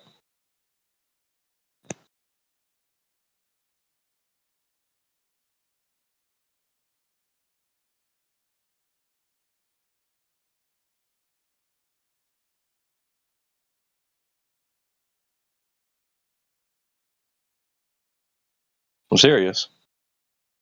Don't you experience the Earth as flat? I think this is a troll now. I think these people are all just bots. No. And you're doing some sketchy stuff here. Really? Trying to get people's information. We got two streaming bots in here for YouTube because this is live on YouTube at the moment. What's the link? Oh, what's the channel? Links are in the description. Sure, you're not trying to get people's information. No, absolutely not. We're here 24/7, been operating, many of us for over 10 years, so all voluntary, non-profit. We? Who's we? Why is no one else speaking? Why are you just sitting in silence? Because there was just a group here and everyone's just left because it got quiet, and that happens periodically. When sometimes we're not even in this channel, we're over at other servers, we're at a different server.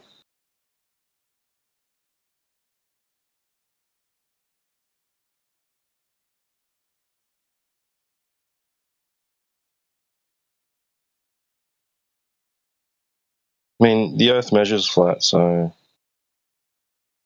it's observed, measured, and used as flat and motionless. The only place you've seen it as a globe is on TV.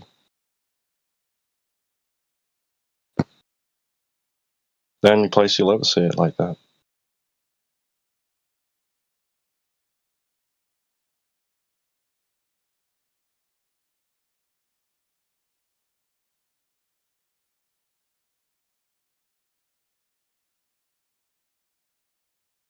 My ship, your bottom first over the horizon.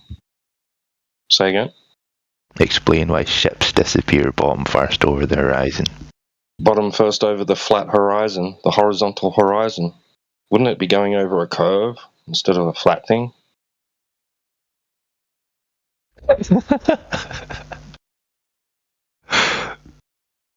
Why does your curve look so flat? Explain what I just said. I don't know, game. You never saw that anyway. You've never seen that. You've never seen something disappear bottom up over the horizon.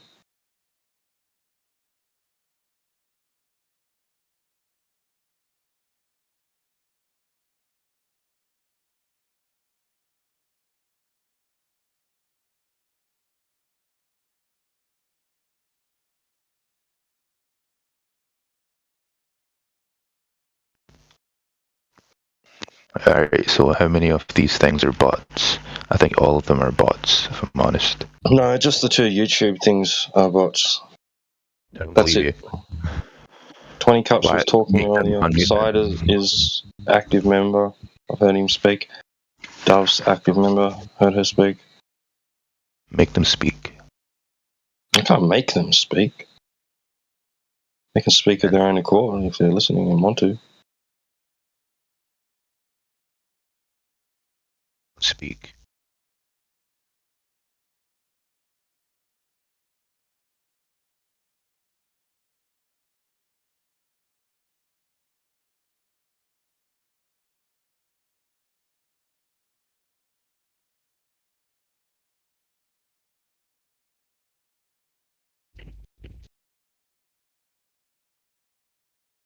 This channel's been here for like 3 years now, I think, something like that.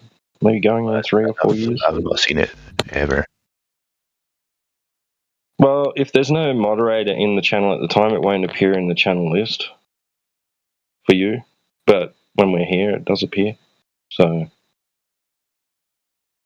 What's the YouTube called? I'm going to look it up. Yeah, click on the profiles and the links are in the description. Just tell me the name. 24/7 Flat Earth Live is one.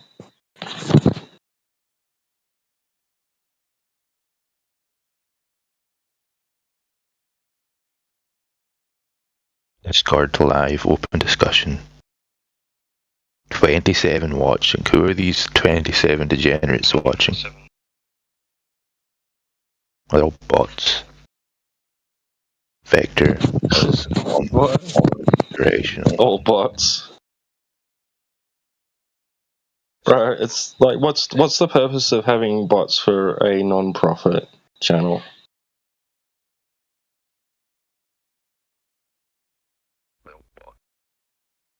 Well, more people probably watch.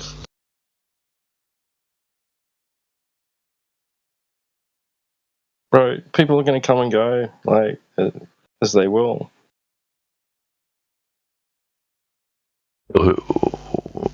So how many of these 26 people are bots, and tell me?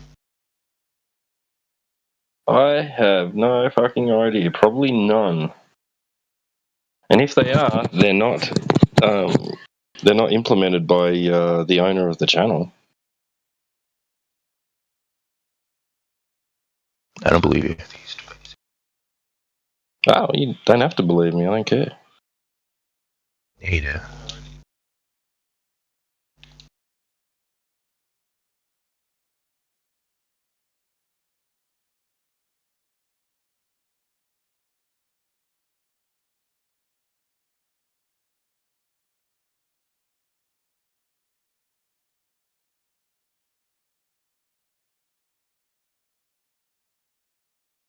So, dude, do you think you're on a ball or not?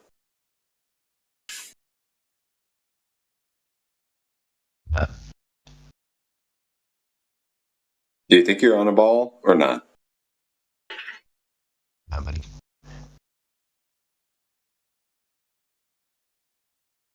Is it just me, or is he not coming in very well? He doesn't talk to bots. He's a bot hater. I don't talk to bots. Oh, shit. Okay. I mean, I don't talk to niggers. Okay. Yeah, just fucked yourself. No, you just... TOS, get the fuck out of here. Bye.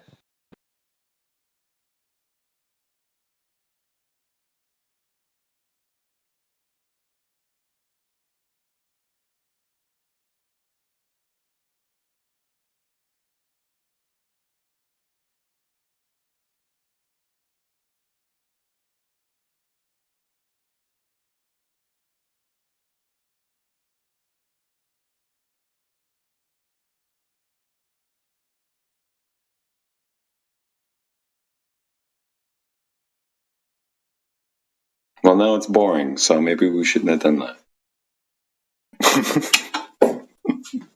Yeah. Oh. Did everybody just like change servers, or is everyone I don't see them. I don't see them anywhere. Dang. Yeah. Let's see. Well, they could have gone to watch Jaren live, maybe. Jaren is live. No. Yeah, I heard that. I saw that in the YouTube chat when I went to check my audio. Someone wrote, Jaren is live. The fuck does he talk about anymore? I don't know. Crypto and his dick. I don't know. What? Shit.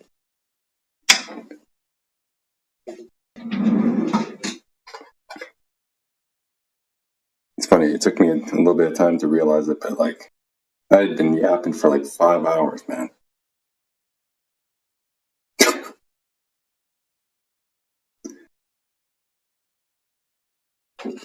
Yeah, damn.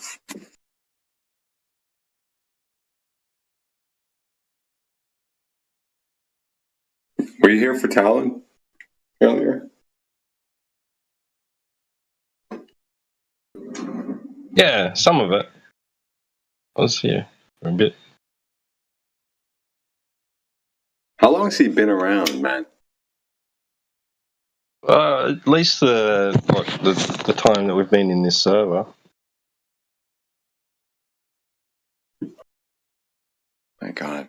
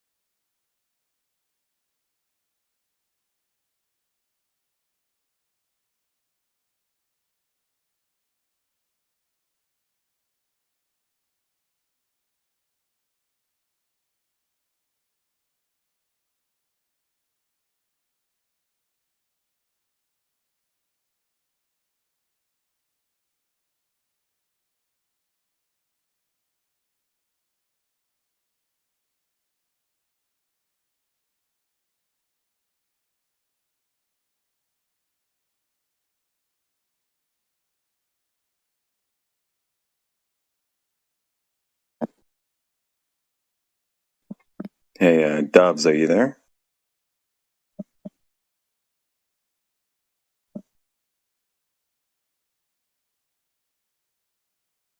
Dubs?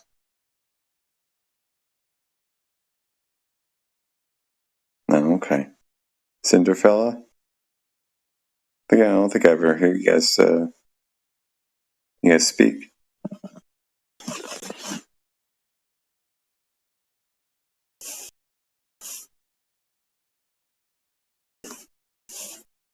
No, okay.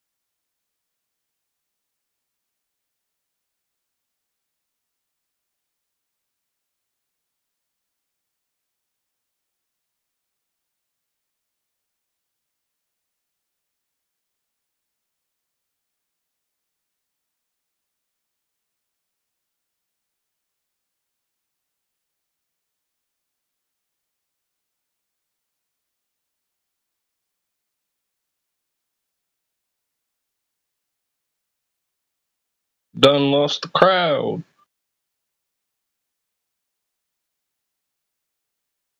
What the fuck?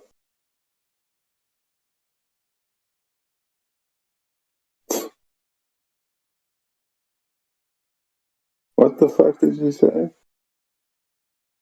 Just said, done lost the crowd. Done lost crowd? What does that mean? Yeah, we done lost the crowd. Oh. They gone.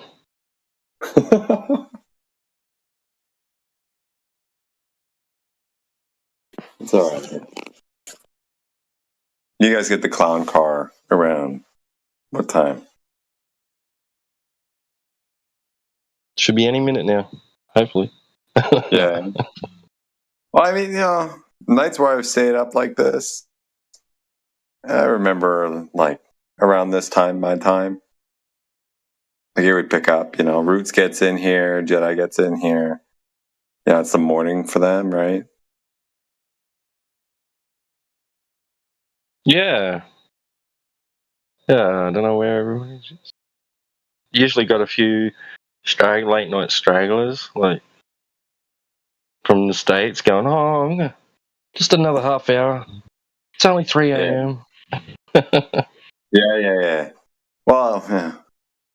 Like now, it would be like 1:15 or 1:17, whatever, in California.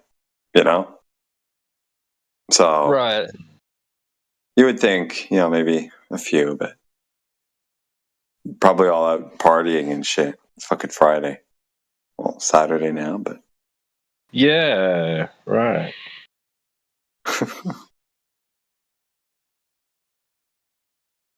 I'm too old for that shit now. Yeah.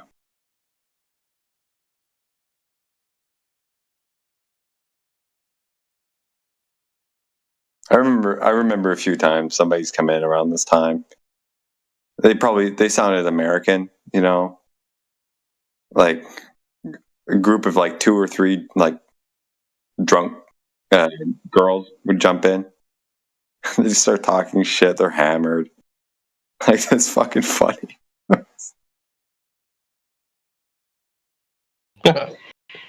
Yeah, that's happened a few times. We'll see.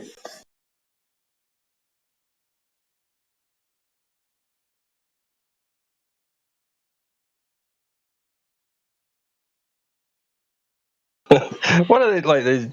They're like walking home. They're like, you know what? I was on Discord, and you wouldn't believe it. I'll show you. Look, come here. Look, check it out. Flower on Discord. Let's go in there. Let's go in there. Like, we'll tell them. We'll just pretend.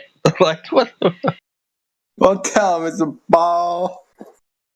We'll show them. That was actually a pretty good interpretation. Oh, wow.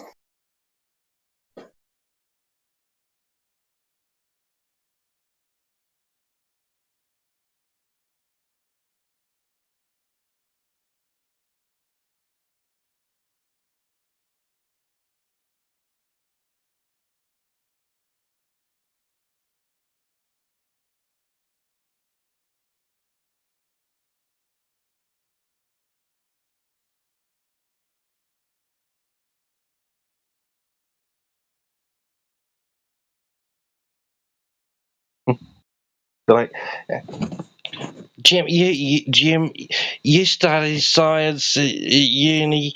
You can be our spokesperson. And he's like, bro, I only studied computer science. I don't know shit. No, they'll listen to you. You sound smart.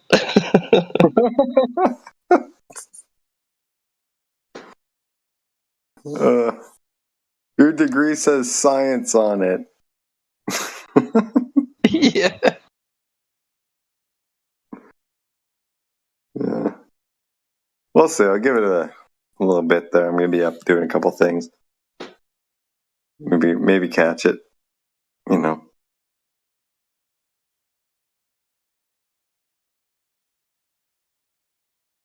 Yeah. I don't know what's going on with the English. I hope everyone decided that politics was the go today. Maybe the later crowd. Maybe. As soon as DJ jumps in there, he'll sit there for a bit and then everybody else can go over there. Yeah. I was in another room earlier. I honestly, dude, I lose track of them all. Then there's just so many, and I don't even know where I go anymore. I just see people. Let's go, because I use the fucking what's it called? In your messages, right? Top left corner. There's a row at the top, kind of just shows rooms that are populated. Shit, and it just shows the title. Right. Doesn't say which channel or, excuse me, which server that channel is in. They all have the same channel name. Yeah. So. Yeah, I keep forgetting that that's a feature. I've used it a couple of times. What's it got at the moment? Yeah, I found it, and I'm like, oh, it's a huge time saver. You know, because I used to tap on the servers on the left, right? Yeah. And then scroll. I was like, oh, do I see people? You know, and tap on the other one. Scroll. Do I see people? It took like an extra couple seconds, right? Yeah. Indio's in the AFK. Yeah. Yeah. Shit like that, you'll see. You know. Okay, Whisper Jack. Is he Whisper low? Jack is. No, there's like. It says Indio 007 and then transsexual number 0. I'm going to take a screenshot of that and show you.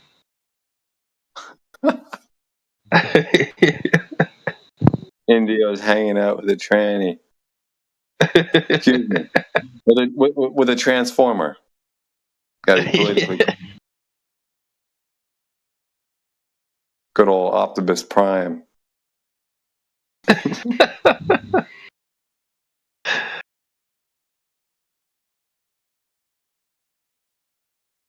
There's something happening in Northern Rebellion server, or is it someone else's server? It's the Cops voice channel. Oh yeah, I see Lioness is in there. That looks like all the action I can see really happening. Yeah, I forgot that there was like other servers that some people have put together. I haven't seen Jenna in a while. Yeah, yeah she's got some shit going on.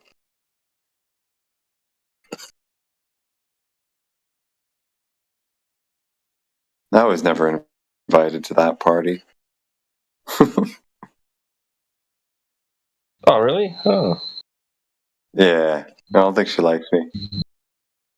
Oh.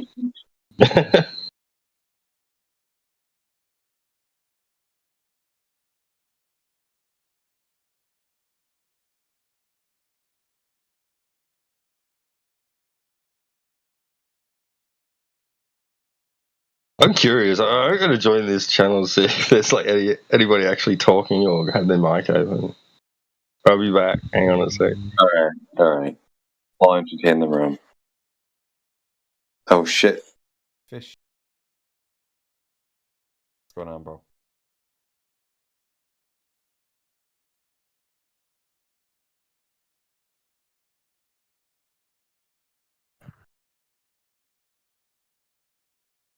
You there, dude?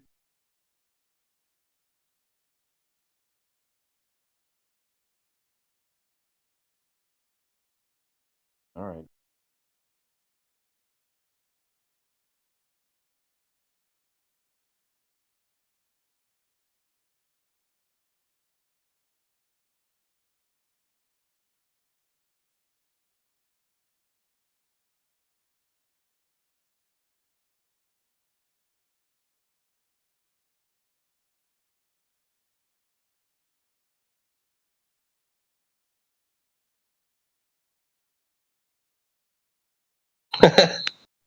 You actually muted in there. You can't talk.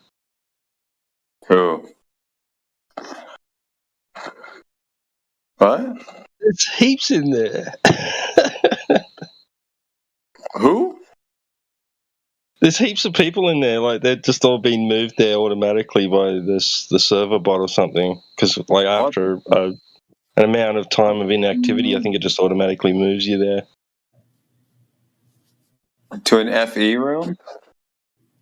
No, it's an AFK room. It's like AFK with the sleepy face. Oh, the AFK one. I thought you were talking about Jenna's server earlier that you're gonna go see. No. I was just going to see if I don't. But you can type in the chat, though, right? What are you doing here, Indio? Just laugh out loud. And no one answers. Hello? Hi. Hey, Carl. Hello. Hi. How's it What's going? going on? Good. What's going on, bro? Is this actually like flat Earth like chat? Yeah, man. No, I'm not trying to troll. I'm just wondering. Yeah. I'm kind of like I'm kind of drunk. Okay. No, it's a legit room. It's not a troll either. Like how is it flat? Like for real? Like, there you go. Where's the? I don't know because I've always I was grown up thinking it's all around and shit. So did we. Well, then when did we crack the egg? So you got the accent? No, I'm wondering. I'm serious. Are we joking? Is this all? No, we're not. No, we were just talking about earlier, like how some, southern accented person's going to come in all drunk. Oh no, on their way home. No, I'm not. No accent. This is drunk accent. Oh, we're girls. Okay, fair enough. Whatever. Yeah. But still at the same time, like I'm tipsy, and it's late for me, but just asking, like what's the? Well, I mean, if you don't. I don't even know how sensitive the topic is to, like, you could message me in private or something like that, but how is this like a thing, because I've never even thought about it. I mean, as far as I know, or as far as I think I know, it's been a topic of discussion amongst people for fucking millennia, and then only like there's the sea monsters on the side of the fucking thing, and then the ice ball, and then all that shit. Well, I mean, people talk about a bunch of shit, right? But but they're people's worldviews. It's important to them, right? So people have been guessing, or it's like anti-religious. Coming up with ideas. Huh? Is that part of it? It's like anti-religious. Because I'm not. No, not necessarily, dude. I mean, a lot of it is being incorporated into certain religion. If you look at several texts, they'll highlight the people's worldviews in it. So some if you look at the Bible, for example, there are instances of descriptions of a plane. You know what I mean? What? A what? Of a flat. Maybe the Four Corners LSV's an analogy, not literally, maybe. Well, yeah, I mean, I was talking about basically in these texts, there's allusions to the nature of the surface of the earth. You know what I mean? So it's embedded in there. Now I'm not saying that as like a support for an argument that it is flat. It's just it's everywhere, bro. So we've all been told it's actually a ball for many years. We grew up with it. And, when you inquire about where the hell that idea came from, it's actually sketchy as shit. Yeah. Well, it's weird. Have you seen that Smiling Friends episode where it's like, holy shit, it's flat. Oh my god, it's flat. It's so flat. No, I didn't see that. Oh, well, it's funny. It's like, okay. They get abducted by aliens, these guys, in the cartoon, and then they come back and it's like, fuck, God, wait, it's flat? God, I didn't even think about it being flat. Now it's flat. All right, it's flat. Well, people said it's flat. Oh, and now it's flat. Okay, all right. We don't talk about this, okay? That's funny. That's funny. Yeah, you'll see shit everywhere, like in movies or whatnot, either critiques or mockeries or highlights or whatever of different worldviews, And you want to ask, okay, well, if you inquire about it, who are the producers or whatever, in one movie there might be a mockery of flat Earth, then you look into the producers of the movie, and it's like, okay, so there might be something in there about that. It's all over the place, dude. It's a really important thing. to talk about, because there's more to it than just the geometry. To be fair. Okay. Well, what happens on the edge? Well, that's a good question. If you assume that there is an edge. Well, if it's flat, then where's the drop off? If there is a drop off. Yeah, check this out, right? So let me ask you, right? Just on that point. When the term flat Earth comes to mind, what do you picture? Fucking. Like, what do you see? A fucking flat, like a plate. A plate, okay. So like a circular object. Situated where? Yeah, just kind of hanging there, right? Flat. Sure. Or like, well, that's what I space? would, because I haven't really thought about it. Yeah. But yeah, sure. That's the thing, right? So not everyone would subscribe to that, because if you think about it, to say that there's an edge, it would imply that someone knows there's an edge. Like, so someone went there, for example. Well, there's a drop off though, if it's a plate. If it's a plate, yeah, but I don't know anyone who's actually advocating for that. Yeah, that's not what we're saying. What's flat then? What you experience when you go outside, the surface of water, lakes and oceans. Yeah, like, so the surface that you stand on, if you can describe it as being flat, I'm not being argumentative at all. Yeah, but just to be clear, like to be clear, like the position that people hold in this realm, or at least most of them, is not necessarily a position of knowing or to claim that they know the shape. We're talking about a surface description. Oh yeah, well, okay, yeah, right. Like, if you have a flat, you have a flat table, or I don't know, a flat floor.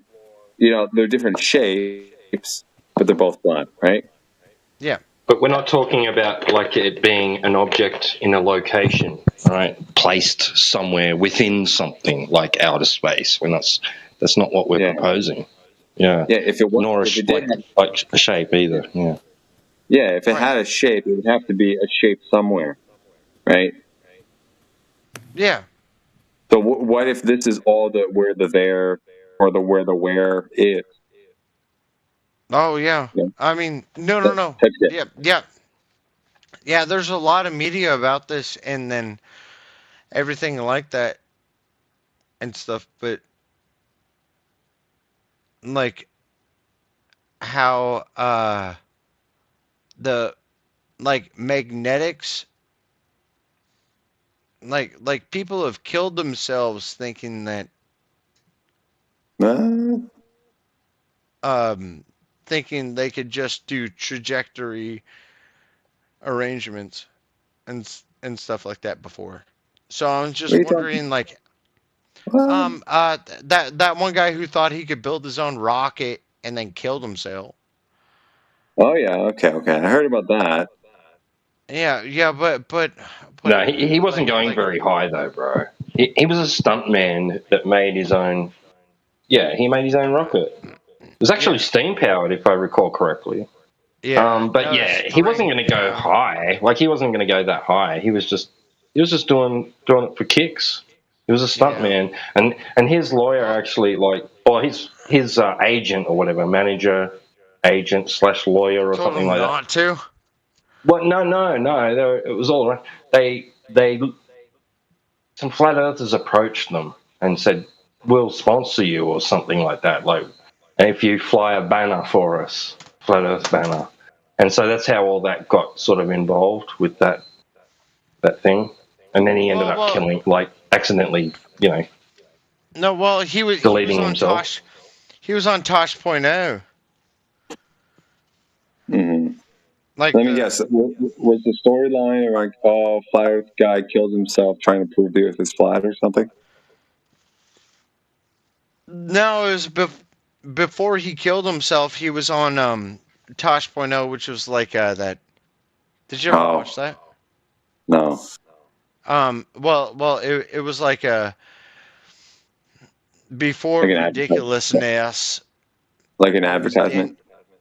No. Daniel Tosh had like a show on Comedy Central, and then he had this guy on, and then he was like, all right, and then he hung out with him for a day, and then filmed it, and then it was on the show and stuff, and then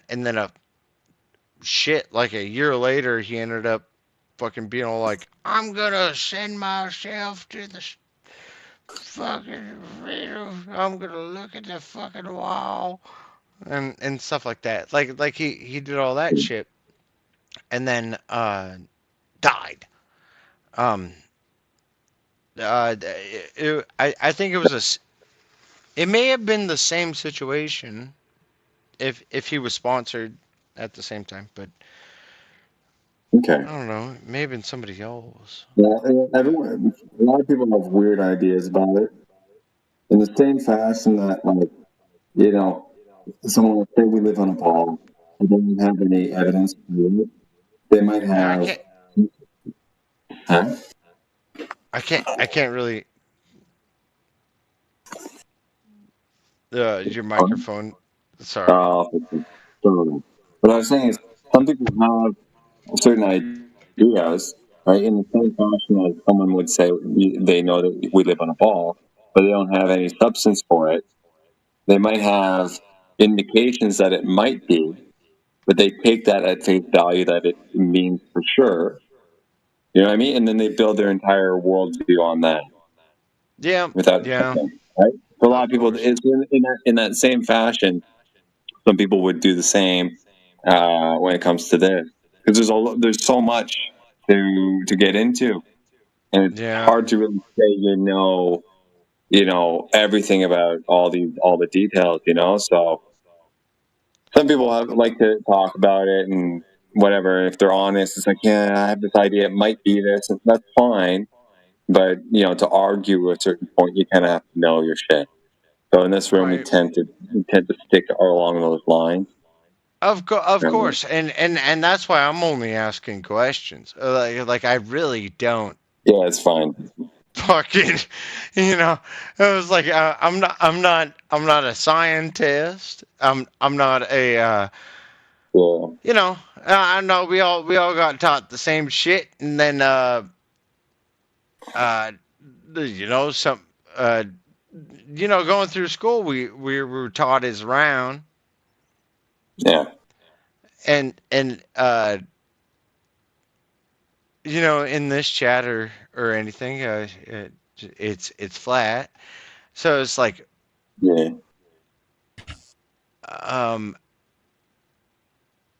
It's like whatever you're taught or whatever, you know who fucking know, like the. I don't know, man. Like I know, I get you, man. Like when you're young, like, you know, think about this, right? When you're 5 years old and shit, and they tell you live on a ball, and they show you like, you know, the very highly simplified model of the Earth, you know, being a ball going around the sun and shit like that. You're 5 years old, dude. Yeah.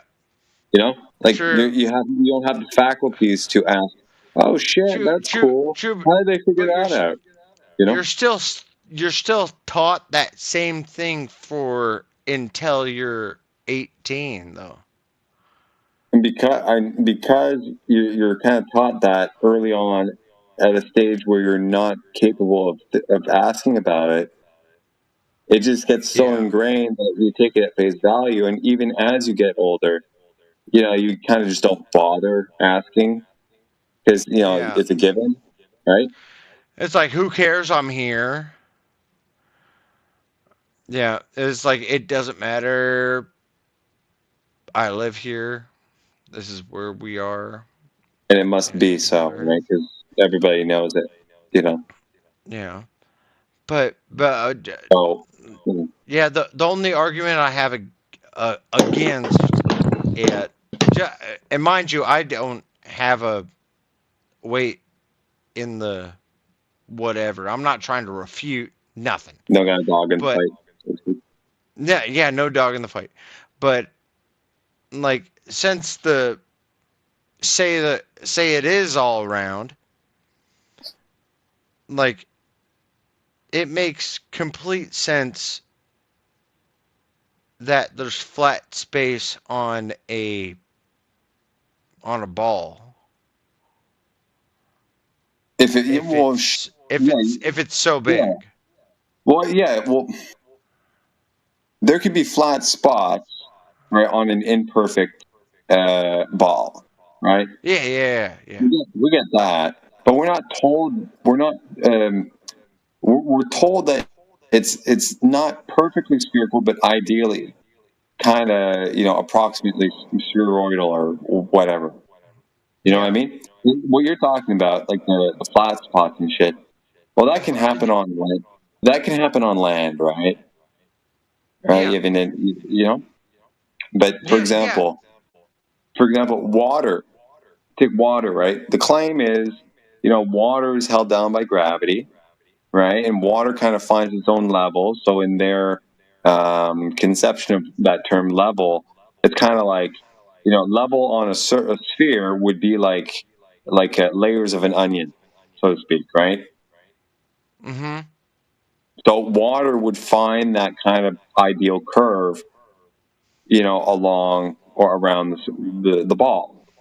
So there would be no flat spots on the water. Right. Right, unless it's moving and driving and shit like that. It can be like, not smooth and stuff. But it wouldn't be flat in the same way as like a flattened out plot of land would be, putting like an indent or whatever on a perfect sphere. You follow? Sure. Yeah. So when people go out and do tests, long distance observations, and they compare the results with what would be expected if we were on a ball of the specifications that they tell us, they do these tests over water to account for that. Yeah. Right? And the results are kind of mind-boggling, dude. Well, they're hemispherical also. They're like, they go like north and south of the hemisphere. What's that? Who? Like whoever does those, no one does those. Whoever has those studies has them, and it's documented. You know what I mean? Like I don't mean no one. I mean them. Yeah. Like whoever has documented that shit. Like no one fucking goes out on a fucking boat in the bullshit either which way. Like most people, like the majority of people don't bother with this stuff. Yeah. But those who do, they come back with results like, hey, it doesn't conform to this ideal or to this idea. So either the idea is wrong or the results are wrong, right? The test was done wrong or some shit. So we talk about it. Yeah, exactly. Like, for example, picture this, right? Say you have a basketball, okay? And you have like a little Lego man. You have a little Lego man standing on top of the basketball. I know it looks flat, right? Right. Well, maybe not to a Lego man. He's kind of big, right? But picture this. Sure. Okay. If you imagine the little Lego man's got a little camera on his head, a little miniature one. Okay. Yeah. From his height, or the height of that little camera, okay, there's a limit to where he can see, like physically. Yeah. Mm-hmm. Okay. Now, geometrically speaking, if you know how high he is, you know the specs of the camera, you know the size of the basketball, like the radius and shit like that, you can do some math and figure out how far he should be able to see, where that limit would be. Okay, and like for a good illustration, let me put some in the chat for you. Okay, a little image. Yeah, but he's like gigantic. I know, but like geometrically speaking, in like the most general form, okay, the math applies. It's just at different scales the numbers change and shit like that. So if you see in the chat, like it was a miniature fucking tiny Lego man. Well, check this out, right? Check in the chat. 46 minutes past the hour. Okay. Sure. I'm sorry. You see the three snapshots? Yep. Okay. Yeah, now, exactly. I know, so that looks right. Yeah. Yeah. So I know it's late and shit, and I don't know how your math is done. I totally get it. So, yeah. So the math, okay, just kind of works out how to figure out what the line from A to B, how long that is. Okay. Yeah, it's a shorter distance from a straight line, like the angled line. The straightest line from A to B can be worked out using this map. Now I'm not going to ask you to do it now or whatever. Take note if you want and check it out later. Come back another time. We can talk about it. Oh no! No! I get it. Yeah, based on how high he is, A and B will be yay long. Okay. So on the last page, there's a little sample. Okay. Given the Earth is yay big, okay, and a person is, for example, 6 feet tall, you can work out that that point B, right, would be just about 3 miles away from the guy's face. Okay. The math also works out that, for example, if the guy was super, super tiny or just lying on the ground and his eyes were about 1 foot above the ground, or he's got a camera, a little tripod, that point B would be about 1.22 miles. Okay. So when people go out and do these types of tests, like over bodies of water, right? They can see shit, they can see shit in full view, like multiples further than these points. So there's instances of a guy with a camera. He'll go out on a beach and zoom in to the horizon, and he can see objects in full view beyond or just at and beyond 9.4 miles. So 9.4 is what? 6 or 7 times further than 1.22. That's true. Right? But the only thing is reflection. Refraction. No, reflection. Refraction. Refraction, dude. Yeah, light bending around, in the air because of stuff, right? Oh, yeah, but from okay. Well, the bounce off from reflection, like you see your image in the water, but then Can you explain different stars in different hemispheres? The Southern Cross is visible in the southern hemisphere, but not the northern hemisphere. Yeah, hang on a sec, bro. Let's finish up there. Wait, 1 second. 1 second. Yeah. No, I hear your point. You're talking about reflection, right? We're talking. Because I'm not. But hold on, wait, bro. Hold on. I'm sorry. You're talking about reflection. Most people would argue not reflection, but refraction. So if you're interested, we can get into that. But reflection, no, they're not seeing these things in the water. They're seeing it above the water, and not upside down either. Yeah, but it bounces off of the light prism, and then shows. Okay. Right. No, so you are talking about refraction, then, like light bending through the air. Yes. Yeah. Because I was just trying to say like reflection off of, and then refraction, like you were saying. Yes. Yeah. So it's understood. Check this out. Okay, it's understood that light does not always go in a straight line. Okay, so this argument here is really just the pure geometry, the baseline. The pure geometric foundation upon which that type of stuff can be built upon. Okay, so the problem is even when we do factor that in, okay, it's unfortunately a very crude detail to try and quantify and see how it's affecting everything. Okay, because the modeling of how refraction works at these distances and in these circumstances is very imperfect. But even if we do go with the standard approach, okay, you might have something like, instead of seeing something at 1.22 miles, you might be able to see it at 1.4 or 1.5 at an extreme. Sure. Okay, so it gets very muddy, dude. And I don't think any of us have heard anyone be able to model out within reason the shit that we're actually able to see without really like bending the rules and stuff. You know what I mean? If there's a body of water in front of anything, it's gonna seem closer than anything because light's hitting it, and then it's. But what we're talking about here is not necessarily something seeming closer than it actually is. We're talking about something that is actually measurably a certain distance, and that we shouldn't be able to see it, but we do. So, like, looking through the illusion I don't know what you of mean by light.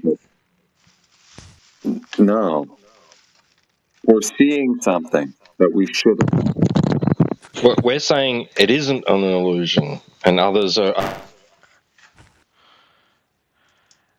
Yeah, other people say, basically, when somebody invokes refraction, they're making the claim that you're seeing some sort of like a mirage or some shit. It's not a mirage. A mirage is a fake word. Okay. But basically, the point is, they're saying that we see something that isn't actually really straight in front of you, but like a rendition of it actually being lower and bending up so you can see it. It's like some weird, you know,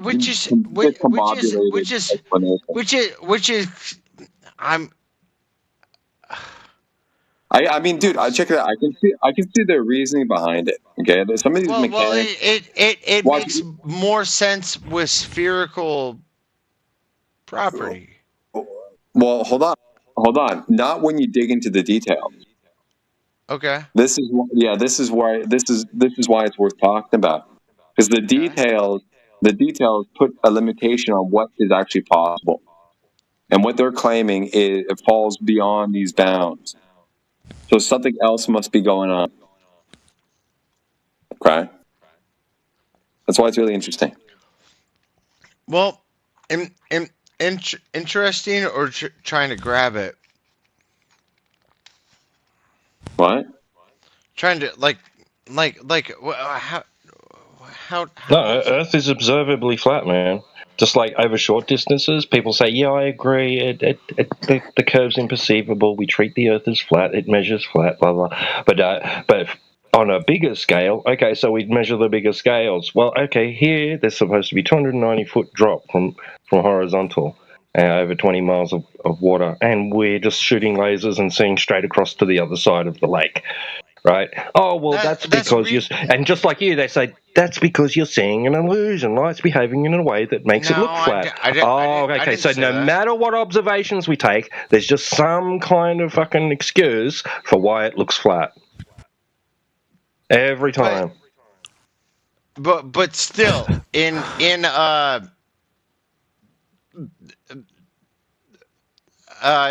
a better way to say that too.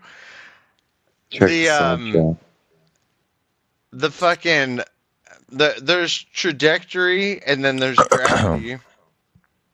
Like if you're trying to hit a ball with gravity, you can't hit it straight on.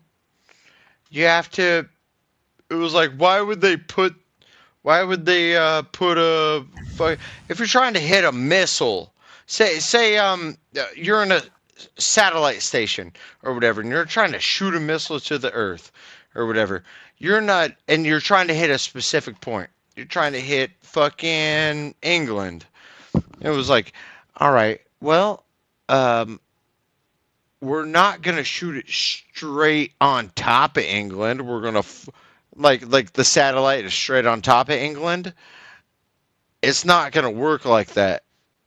You have to wait until England moves a while, and then the trajectory will end up hitting it, and there's a lot of science that goes into that too.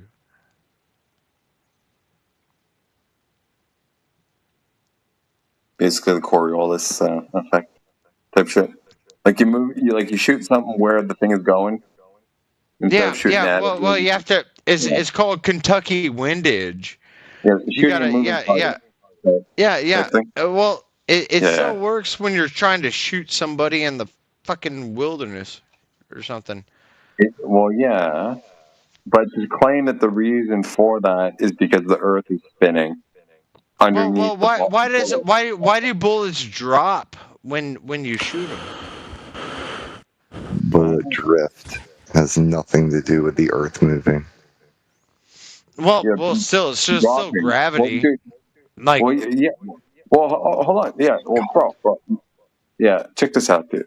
Okay. Nobody here is going to say that things don't fall down.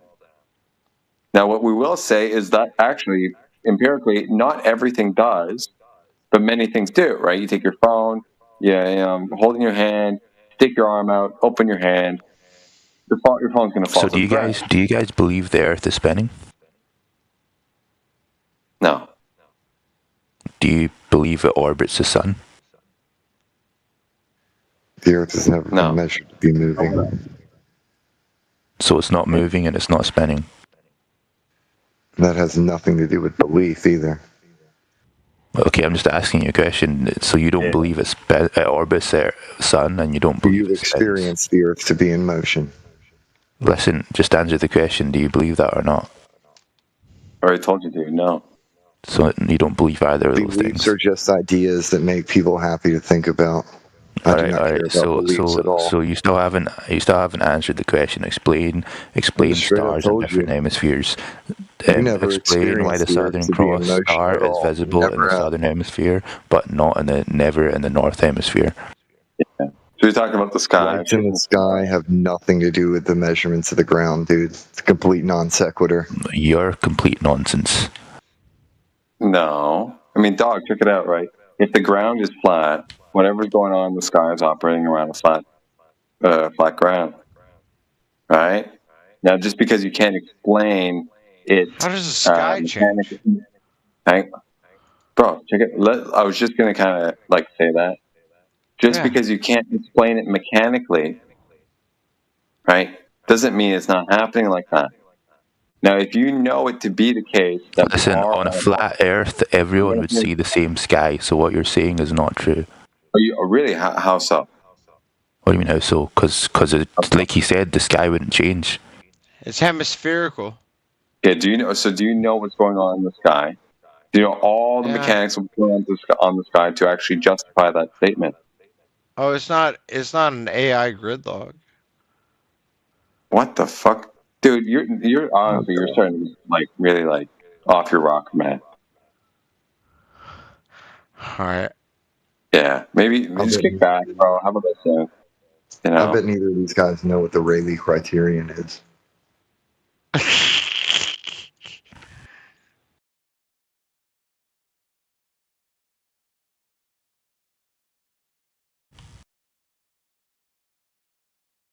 Dog, do you?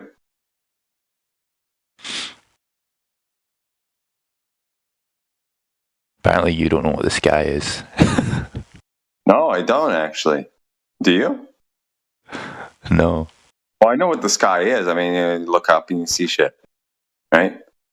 But what are what are its constituent parts made of? I know what I was told about it. I was told, the moon is a giant rock. The sun is a giant burning ball of gas. Stars are a bunch of burning balls of gas. And there are other giant rocks and other balls of gas elsewhere. That's what we're told. But do I know that to be true? No. Looks like it might, but I don't know it for sure. Do you?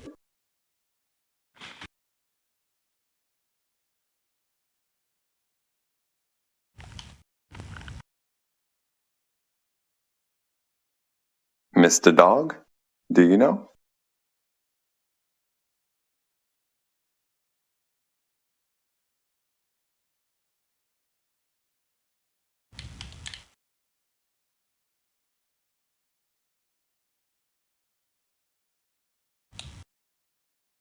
I guess not. That's that.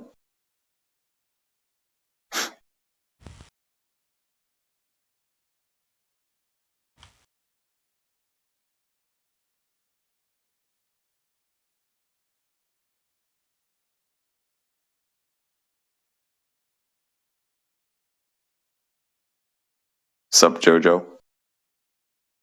Hello.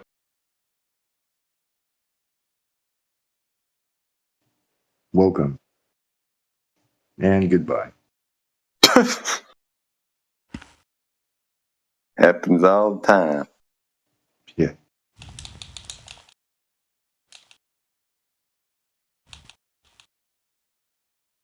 Yo, doggy. I still got ugly dog. Yeah. Yeah, he didn't answer me before. I think he's researching the sky a bit.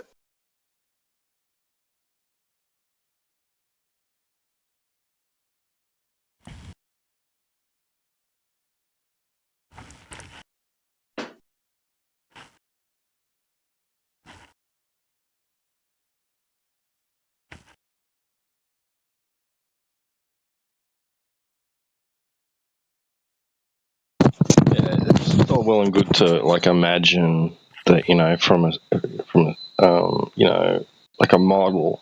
Like you can imagine that if you were on a sphere that you might witness the stars do a particular thing if that ball that you're on was tilted and spinning on its axis, that the stars might appear to do what we actually see them do in reality, right? It's all well and good to come up with that, but it's affirming the consequent, right? It's working backwards. It's, you know, using the thing in question to prove the thing in question. I mean, you know, it's circular reasoning, affirming the consequent. And it's not established that it would actually do that. You know, that's what we'd actually see anyway.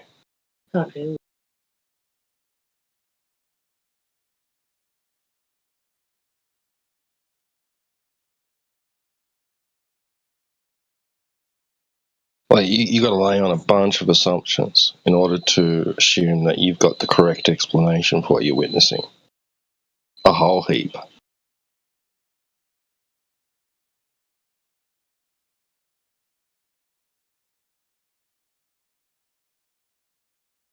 None of which you can actually prove to be true. Like, it's a nice idea. I believed it for a long time. Problem is like, because you're insinuating that the surface you live on has a specific type of geometry, right? In order to explain something else. But if you measure that surface and it doesn't display that geometry, then your theory is out the window. Can't rely on it. It's not true.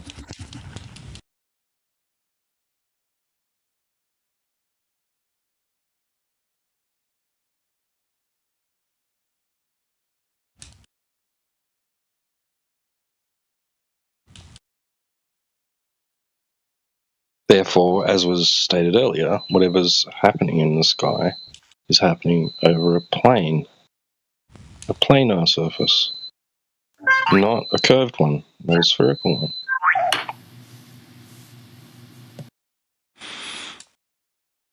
I got Jay back. What's going on?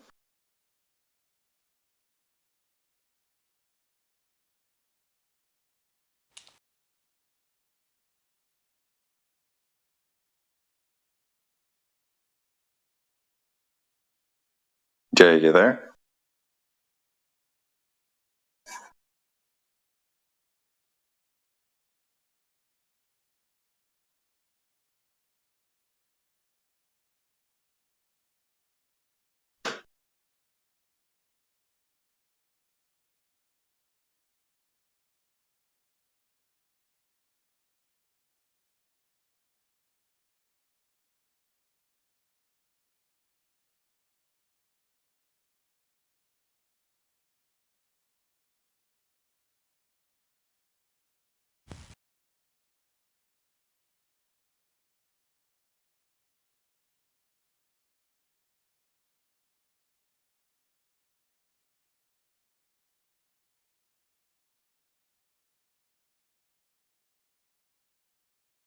That did not just tap.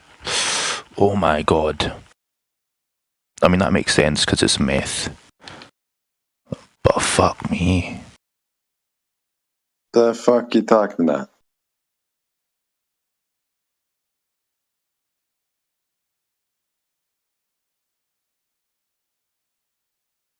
I can't believe this.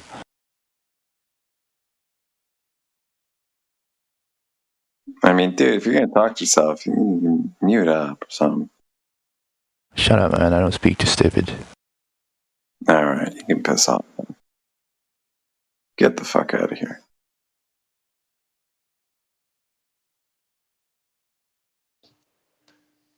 Waste of time.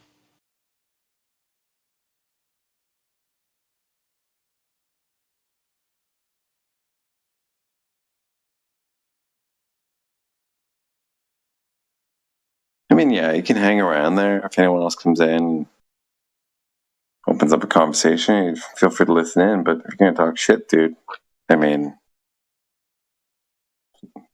sorry, not sorry.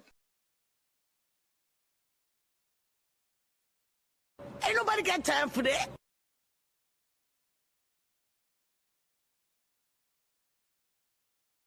Damn straight.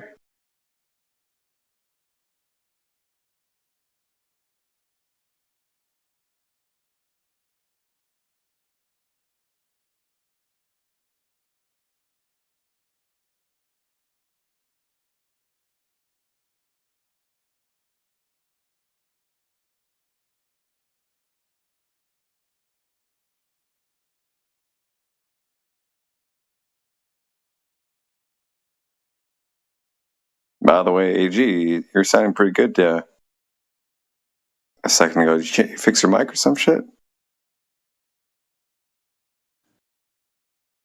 I was talking to the other side. There's 2 microphones on it. I had to find out which one was the one I needed to speak into. Oh, what? You had 2 mics on your phone? Well, I assumed that because I was on speakerphone, I'd be talking in the one at the top of it, but it's the one at the bottom for some reason. You have a microphone at the top of your phone? That's weird. Yeah. Shit, okay. Yeah, sounds great. Crisp. Good shit.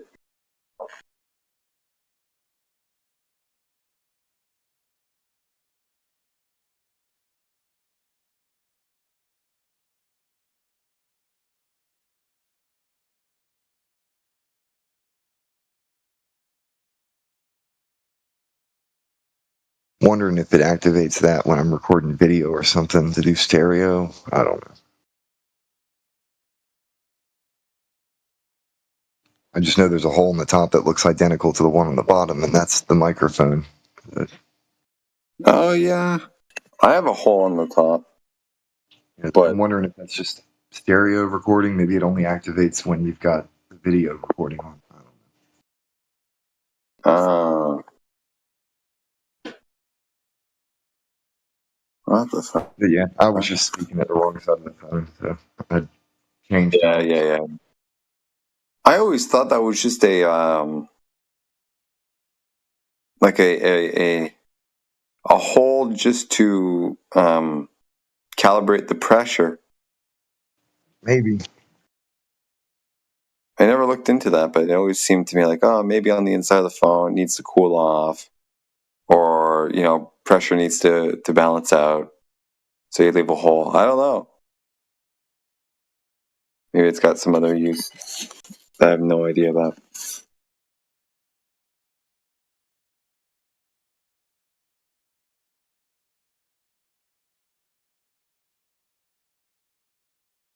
But good stuff, man. Missed you a bit earlier. But now we good.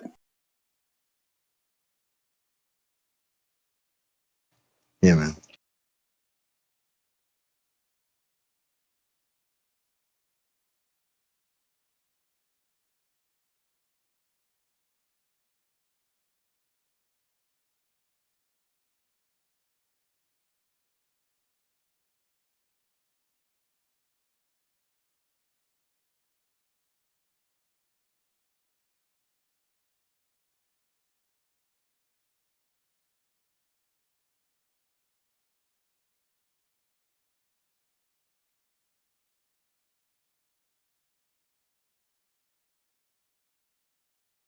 It kind of had me second guess myself, and I looked it up.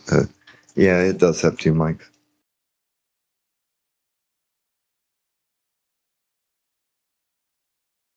Oh, okay. Does it say what triggers it or something? I posted the screenshot on the side chat. Oh. It's a brief description.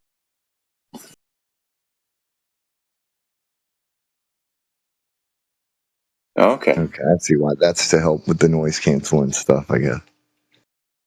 Okay.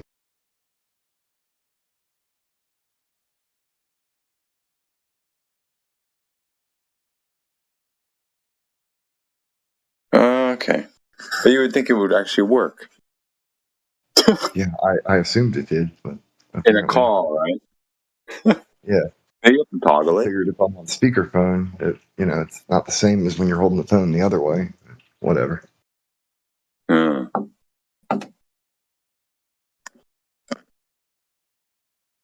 Maybe there's a setting you have to turn on manually. I hadn't even thought to check that. I'm probably gonna head out soon though, try and get an hour or 2 of sleep. Damn, you're up that early on Saturday? Yeah, it's already 5 a.m. Yeah, me too. But up at 6 or 7? Yeah. You do you, man.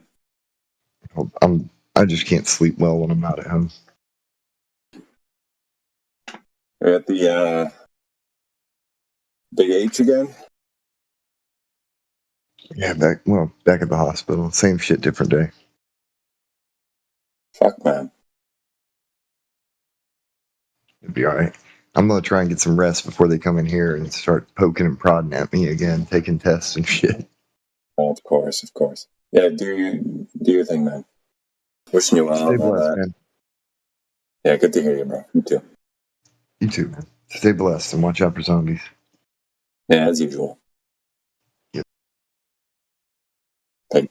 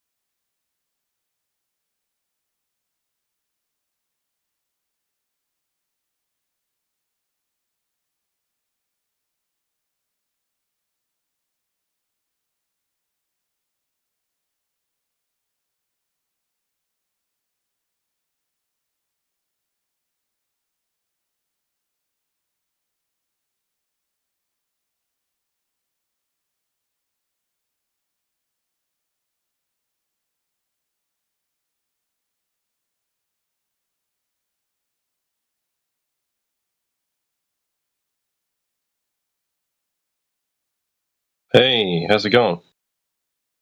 Yo, what's up? Just hanging out, just working.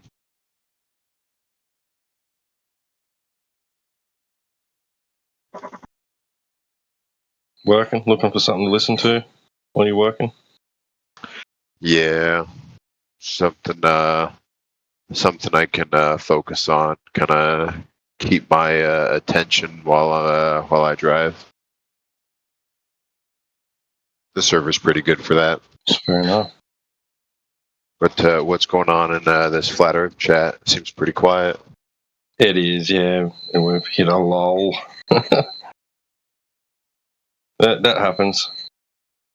Yeah, it does, especially at this hour. I mean, most folks are probably tired. There's probably a few folks on the call that are asleep. Yeah, even where I am, it's starting to get late. Yeah, it'll be light in about 2 hours for me.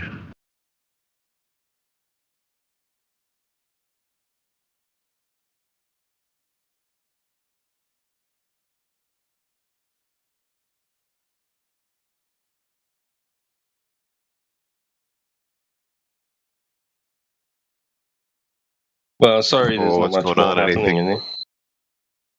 Yeah, no, not much. No worries. Like,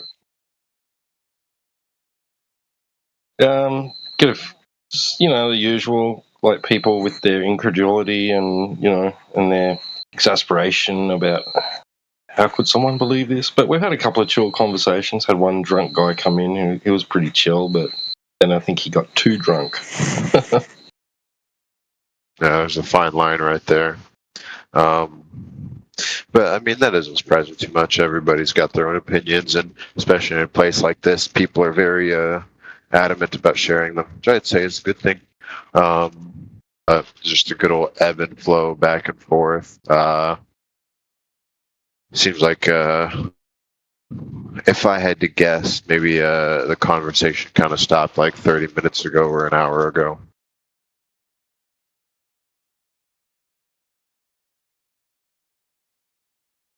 Because there was quite a few people in here. Yeah, you're right. There was a big crowd, and it was happening, and then suddenly we lost our interlocutor, and then everyone left. Yeah, I was in the America First chat for a good couple of hours earlier in the evening, and that was pretty good for some time. And then it just kind of devolved, and like 8 people just suddenly joined in, and on top of everyone that was already in there. And then it just devolved into mad chaos, and I was like, okay, I'm good for now.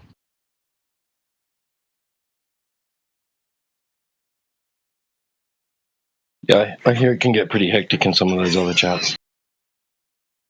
Yeah. So is this like chat room? Do people talk about flat Earth in this chat room, or is it just a name? Yeah, no, it's dedicated to that discussion. Yep, exactly. Gotcha.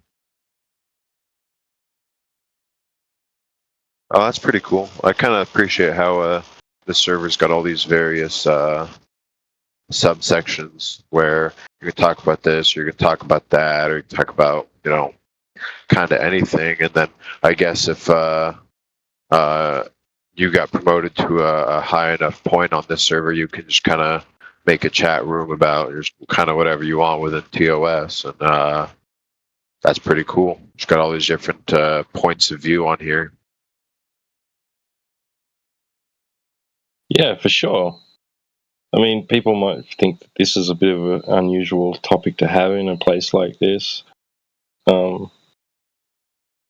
Because, it's all mostly subjective topics, right? And some like to say that this is a subjective topic, but we present it as objective, right? And the nature of the physical world is not up for opinion or interpretation, so to speak. Whatever we can observe, test, and measure, we can declare as being a fact, right? But, some of these other places, even though they'd like to think that the topic is objective, it's clearly subjective, like politics, veganism, blah, blah, blah, spirituality, all that sort of stuff, Yeah. I think that's kind of a good point. Like, there's all these, for whatever topic we're looking for, or not whatever topic, but for various topics, there's objectionable things that you use to discern X, Y, or Z, and there's measurements, and kind of just elaborating what you said previously. I think a good consideration to add on to that is you can have all these metrics to figure out X, Y, or Z, but the conclusions that you come to would be a little more subjective, despite the objective nature of finding out how whichever topic is being discussed. Yeah, that's true. And that's something we'd like to do here, is like to stop at that point, identify that point, but where beyond which you'd go, where you'd find yourself in the realm of opinion or speculation, interpretation, right? And stop there, don't go there, right? Although we do sometimes. Yeah, well, it can be hard not to. Yeah, I mean, in one context, right, if you're talking politics and whatever, let's say you do like a study, quantify, approximately what proportion of a group of people believe or are aligned in one particular political leaning versus another. The measure, you ask people, they give you a yes or no kind of questionnaire and answer it, right? So you can count all these yes and no's. So there's your metric, right? There's your measurement. There's your quote unquote objectivity. But then the question comes, like, how valid were the questions? Like, were they too generic? And then, some of these answers are therefore questionable because they didn't understand the question, or people bullshitting. Like, there's all sorts of things that, make that thing very shaky. So yeah, you got some quantities of some stuff. Then, as you said, the interpretation of these things come into question. Right? What does it mean? Why they came to be this way comes into question, et cetera, et cetera. And that's just like the nature of sociology or something. Yeah. Right? You're dealing with people.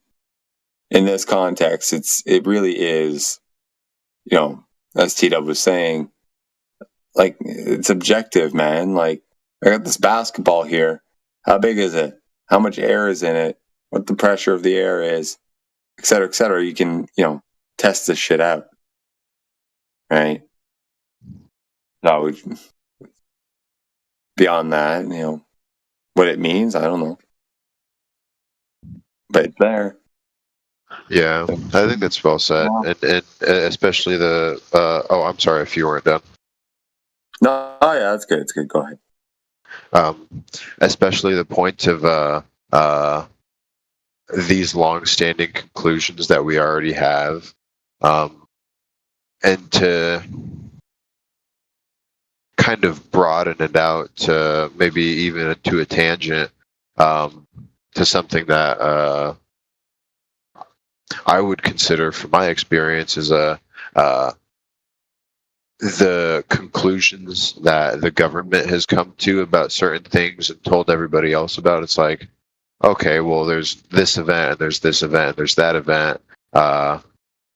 Well, how can we trust you on these things? How can we say that you're giving us, the USDA prime beef as opposed to not that, alongside evidence of past lies, and like I said, that's a little bit of a broader use of what we're just talking about. But all these past conclusions that we've come to as a society and as a broader whole, are they actually the case? Even with these given metrics, like what are some of the different conclusions we could come to? Yeah, the interpretation of the objective facts, right? What it means. Yeah, it's a very floozy thing. No, and you'll find that in different pockets. Especially in this topic, man. That's why I kind of found intriguing earlier on was kind of discovering that say you go out and you see a thing happen, right? And you try and figure out why it happened. So you do some tests and shit, and you gather some information. And you're kind of like, okay, well, what does this mean? Say it's not. Say either you do a scientific experiment or just an observation, right? Either case, you have the real data, and then you're kind of like, okay, what does it mean? Why is this happening? And then it gets to a point where it's like it's beyond your ability to really test it anymore. So you're kind of faced with, okay, well, it could be because of this, it could be because of that, or maybe even more options. And you kind of got to pick one if you're going to, try and navigate any further, right? You can only go down really one road at a time, Yeah. So you pick one on, some reason. And what I've kind of found, come to find this topic, is that investigating, the reality, whether we're on a ball or whatnot, is very much laden with these types of kind of hurdles throughout history, where people have done shit like, okay, they survey the sky, or they use some angle measurements of the sky, right? You got the angle measurements of a thing in the sky, I should say. You got the angle measurements, okay, and it's behaving in an irregular way. What could it mean? And the conclusion drawn is kind of like, oh, well, it must be this way because of some sort of philosophical tidbit based on how the guy or the group of people lean, or their reasoning behind it is rooted in philosophy. Okay, like for example, you'll say, okay, we're told we live on a ball. Let's figure out how big the ball is. So a guy goes out and takes some measurements of some sticks and shadows in the ground from one point on the other, one point and to another point. And the idea is, okay, well, if the shadow lengths are different at this time of day, how big? Let's measure the shadows, or the lengths of the shadows, and that'll tell us basically, or give us an avenue to calculate the circumference of this giant ball. Right? Well, you have to assume you're on a giant ball in the first place. But how could we not be? Because when we look up, all we see are quote unquote giant balls, so we must be on one also. Right? But at that point, all you're really doing is measuring lengths of sticks, of shadows cast by sticks in the ground. Right? That's all really actually what you're doing. But based on some sort of philosophical leaning that, what applies up there also applies down here, we must be the same as what's up there. So somehow this measurement or this observation or whatever, it's got to fit into that category. So the mathematics that emerge from that are along those lines. You see what I mean? I do. One of the things that I would think of is like, say it is a flat disk of sorts, and frankly, I don't know too much about like the flat Earth theory. I'm sure there's a few different interpretations within it, whether it's like a dome or just a flat disk or otherwise. Like I said, I don't know too much, but like even considering it is a flat disk, and you have two sticks in the ground that offer various shadows, well, the position of the light source could just be so much so that at one point it's one angle and at one point it's a different angle, and that would kind of produce the same effect. And in terms of kind of the second point, I guess I would ask what would be different about our plane or our area where we exist as opposed to the areas where all those others, all the other stars, planets would exist. Like, what would be the difference that would allow us to not be a sphere, considering those are also spheres? Well, see, we can get into that. First thing I just want to mention, no one in here that I'm aware of thinks that we live on a giant disk. Okay. Like, I'm sure, like, online, you might see mockeries of people who have this worldview. Oh, these guys think we live on a giant pizza floating in space and shit like that, right? Like, that's a very common thing. But when you ask people about it, no one that I've heard of is actually advocating for that, right? The position is just the ground is measured flat. If we're on an object, it's unknown. Where it is, it's unknown. For all we know, this is all there is. This is the only place, right? Just from that standpoint. For all we know, it's infinite. Don't know. But when you talk about enclosure and shit like that, it's another story. It might just be vast, a lot more vast than we think. More land. We don't know, but we're not really arguing for that point. You know what I mean? But the disk in space thing, I just wanted to mention that. Right. That's fair. But the thing that you're talking, this is where it can get really hairy, right? So when we look up, we see little lights in the sky. Most of them tend to move in a particular predictable pattern or a regular pattern, and others don't. Small minority don't. Right? We call them planets. That's where the word kind of originated. In Greek, planetos or planetas or whatever, that just means wandering star. And at some point throughout history, it was interpreted that these things are actually just giant balls of matter, either rock or some other gas floating up there, rather than a burning ball of gas like the other ones. See what I mean? But then it becomes, how do we even know there's spheres in the first place? That's like the cornerstone of that entire idea, right? That they are material, three-dimensional clumps of certain materials emitting light. Right? That's the idea. But yeah. How do we know, right? We only see them from one vantage point. So to be able to say that they're actually spherical, you'd have to be able to inspect from various other positions. None of which we actually have. We're just stuck here, right? See what I mean? So it's, again, there's like philosophy in there. Really, it's not science per se. It's not even geometry, really. Or it is geometry, but there's like a philosophical spin on it. You know? Yeah.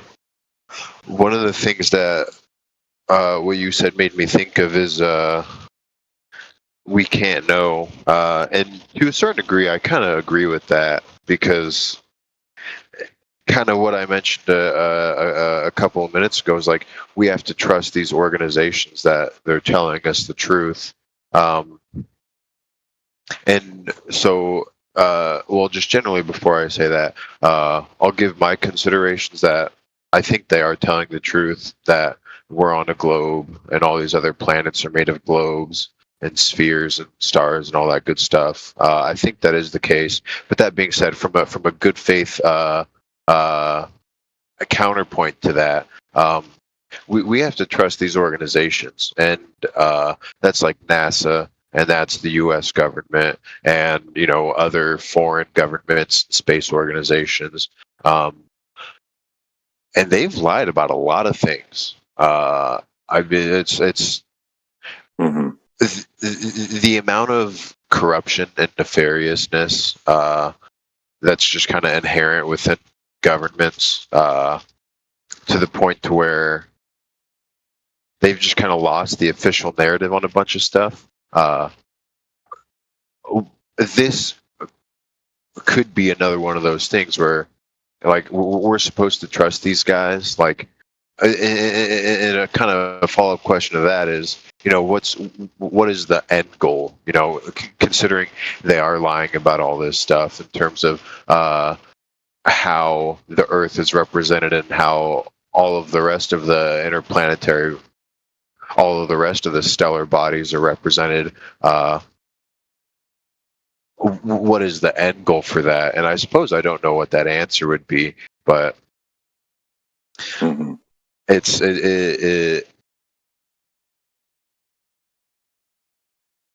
their validity is very much in question in terms of their integrity. Sure. One way to find that out is to check. Right. So, like, for example, like you were using the term before, we have to trust them. I just want to double check. Like, do you mean like we actually have an obligation to check to trust them? Or do you mean that if we want to attain a certain bit of knowledge in a particular domain, that they are the only source to attain that? So it's like, that's all we got, so we just got to go with them. Like, in what sense of we have to, did you mean? Yeah, I was curious about that too. I think it would be a little bit of both. And I think I would go about that by saying we only have so much time and energy in which we can focus on what we decide to focus on. And that's to a broader point where just kind of society comes in, to where you have people that make bread and you have people that make pots, and you have people that make entertainment. It's specialized in that degree. We're not tribes of people doing all these things, and we have to know how to do all these things. Oh, yeah, go ahead. Can I interrupt you? Well, yeah, I see what you mean about that, except for one thing. There's no consequences, no risk-benefit assessment when it comes to what, these other things that they're claiming to be able to do that the average person can't, right? So we can benefit from the bread maker. We can benefit from the doctor having knowledge of human physiology. We can benefit from mechanics understanding how a car operates, blah, blah, blah, blah, blah. But we can't. We don't get anything. It's just simply neither here nor there whether you decide to believe them or not. It has no consequence to your actions, like your daily decisions, the way you operate, anything. Like, it's inconsequential. I suppose generally I would agree with that. And the only reason it would be generally is I'm sure there's some, just based off of a likelihood standpoint, there's an element of benefit or difference in the way that we would make decisions from the information that we would choose to believe from them about the status of the Earth and the rest of the universe. And like I said, I can't think of a particular example of how that might be.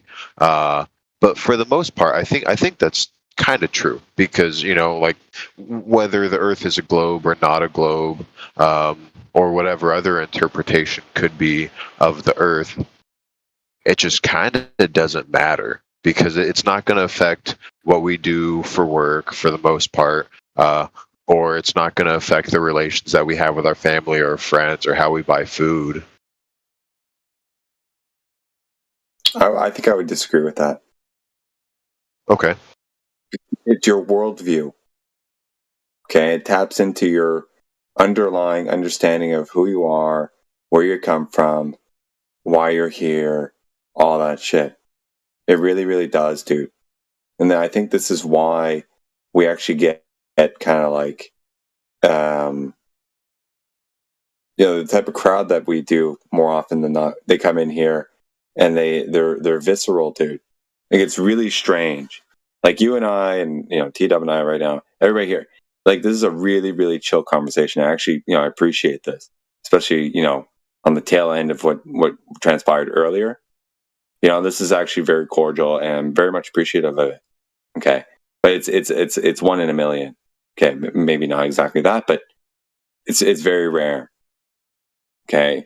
And it's because people have, like, there's like an identity crisis ensuing when they conjure up the idea that where they live might not actually be where they think. Okay. And it ties into the nature of who, where they come from, and all sorts of shit like that. You know what I mean?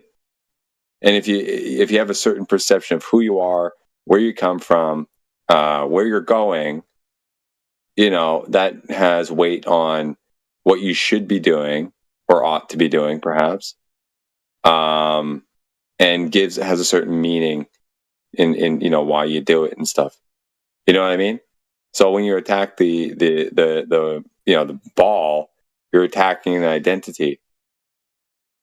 You're attacking for example, if you ascribe to or subscribe to the idea that, we came from a big bang, nothing became something, matter formed, blah, blah, blah, balls formed, started swirling around each other, then, whatever, however it transpired, right? Then life is, the single-celled organism just magically happened, then multiplied, then turned all to all these other things. And then evolution, slime turned to fish, and fish turns to monkeys. Monkeys turned into us. There's a sense that we're just kind of random.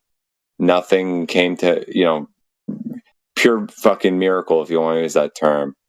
And it's just, you mean nothing because you're just a speck in this vast fucking, expanse of the universe. And you have no purpose, so your life means nothing. You can do what you want. And who the fuck cares? Like that type of mentality is on that type of worldview. You know what I mean? So if that's not true, right, and some people live like that, then it kind of puts the responsibility on them to change and adjust. And it's difficult to do that. You know what I mean? It's that's just an example of the type of things that can come out of, realizing some of this stuff. And it can be fucking scary. It changes how you interact with people. It changes what you do, or it changes the meaning in what you do. And, that has ripple effects. So to say that, this type of stuff is inconsequential, I think is a bit of a misnomer, to put it lightly. I think that's fair, and I think that's a good point. And I would kind of relate it to... So, say you're religious and you find yourself believing in the Christian faith, and someone criticizes Christianity. It would seem to me very similar to what you said of, your worldview is attacked, and you kind of have to, or not, maybe not even have to, but you just reactively kind of defend it. Yeah, absolutely. And that's why a lot of us would that's why a lot of us would describe the heliocentrism as being a form of a religion. May I ask what some of the alternatives would be to heliocentrism? Well, one of them is what we're talking about. Well, so mine is empiricism. So, you're not trying to imagine reality as being anything other than what you're observing and experiencing, and can determine directly from it. Some of the things, I will admit, seem to be a certain way that I don't think they are, right? Such as the sun going down, right? And it appears like it's going below the Earth, right? Well, obviously, if the Earth's flat and somebody can pretty much see the sun at all times, then it can't be actually going down under the Earth at any point, right? So that is just a matter of perspective, and some involving something else, because I don't know enough about the sun. I don't have any information about the sun to be able to make definitive conclusions. But obviously, if it's always above the plane of the Earth, then it's not going below anything, right? It's not going below the surface. It's always above. So it's that part of it I would have to say is an illusion, right? Due to perspective and maybe the way light behaves through the air, and is having an effect on these other things that we see, right? But for the most part, right, so when you observe and measure a body of water as being flat, that's what it is. It's flat. It's not curving at any rate, right? So for me, it's just empiricism. It's not trying to replace this, this cosmological modeling, right? That's in the form of cartoons or computer imagery that we are presented, which admittedly it is, right? Because nobody can take a photo of the entire solar system or even the entire universe. So these ideas are presented to us in fictional form, right? But they're declaring it's real, right? Like that's the concept, right? But I'm not trying to do that with anybody. I'm just saying you go outside and have a look, right? And observe, measure, test what you can, and determine about reality what you can through that method, not through inference, insinuation, speculation, guessing, any calculations, nothing like that. Like just it is what it is, right?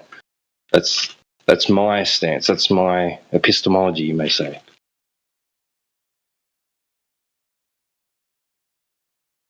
Could it be the case that, well, so I won't even go with that one. There is a test that can be done to where, and maybe you heard about this, and I apologize to say something twice potentially, but you can watch the sunset and then increase your elevation by about 10 or 15 feet, and then watch the sunset again. Have you heard that, and do you have any considerations about that? Yeah, and it could be argued that it's just a matter of angular relationship that you're having, right, with whatever the sun is, right, and its distance away across a plane surface. So, like, you know how railway tracks, they're parallel, right? But you stand in the middle of them, a straight set of railway tracks, and look down the center. It looks like they're converging and they're going to meet, right, somewhere in the distance, but they're not actually, right? It's just that the apparent angular distance between the tracks decreases with distance, right? But they're still that up ahead, they're still parallel with each other. Yeah. They're not actually converging, right? So obviously, like, things above a surface, as they get further away across the surface from you, from the observer, the distance between that thing and the surface is going to appear to decrease, right? To the point where if it gets so far away, it's going to appear like they're touching, like two car headlights in the distance appear to be one headlight, right? So with the observer's height above the plane, they have a particular angle across the surface, right? Which, if you raise in elevation, you're going to increase the angle, right?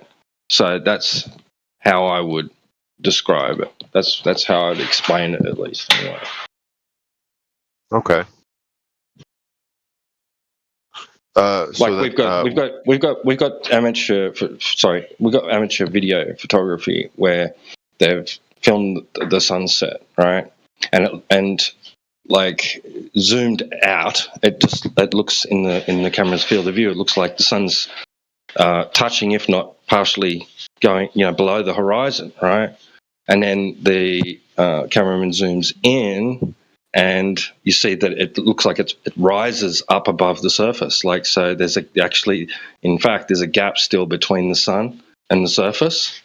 So that's essentially a similar thing where you've increased the angle of view and you realize that, it hasn't gone down, it's not touching the horizon, there's actually a gap there.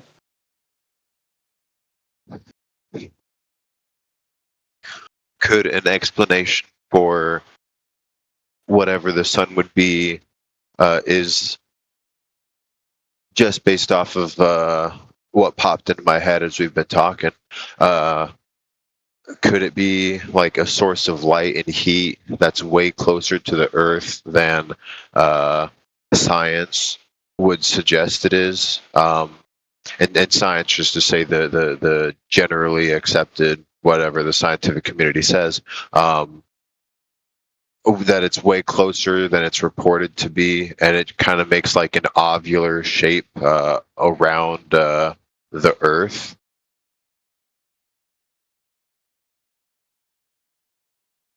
Right, you mean like its range of illumination? Yeah. It's really hard to without making a positive claim about it. It's the suspicion. It certainly doesn't seem like it's far away and bigger than the Earth. Just to the observer. I mean, you could imagine that it is, that the Earth has a certain size, and that simply that the sun is just a lot larger than that and a lot further away, right? I understand that. I grew up thinking that, right? That's what I was taught. But yeah, it may be the case, right? That it's whatever the sun is, I can't even declare that it is a physical object that is through some mechanism emanating light, right? The whole thing could be just a manifestation of some form of other production of light that I don't understand, right? But yeah, so I'm not going to say that that's the case, but I can at least say that I suspect it is the case, that whatever the sun is, that it's not, astronomical proportions away and of super astronomical size, like they say, like 93 million miles away or whatever. I mean, we observe divergent sunlight, right through the clouds. When it's breaks in the clouds and the sun's, you have these almost like you could use them to triangulate where the sun's position is. They lead back to that source, like a pyramid, like a triangle. So we observe divergent rays. We're told that its rays are essentially parallel, reaching Earth. I'd like to see some definitive evidence of that, if that is the case. Okay.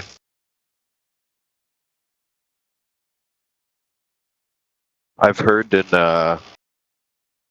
from just secondhand viewings online about Antarctica just being like a giant ice wall around what the Earth is. Would you have any considerations for or against that? I do. While it's possible, I don't necessarily subscribe to that idea. There's some problems with it. For one, I can't prove it. I can't prove that no matter from where you are on Earth, you travel south, you reach the coastline of Antarctica, right? We're told that's the case. Even some flat earthers are declaring that's true, and I don't think they have any really supporting evidence for that claim. But whatever Antarctica is, it's geologically been surveyed, and that term ice wall was given by geological surveyors, right? And that think the Earth is a globe. Its coastline is mostly made up of ice shelf and ice wall. But yeah, I don't necessarily subscribe to a particular layout of the continents and the Earth's shape or whatever, and all that ice wall stuff. I'm sorry, go ahead. I was just going to say to the other guys, if they want to join in, because I've got to mute up because I'm a bit busy preparing some food right now. I can join in again in a bit, maybe. But if Lats or Plano or 20 Cups or anybody else or Neil wants to join in, please do. Well, I hope it's a good meal. I'll just say this really quick, but before you go and make it, I understand that a lot of,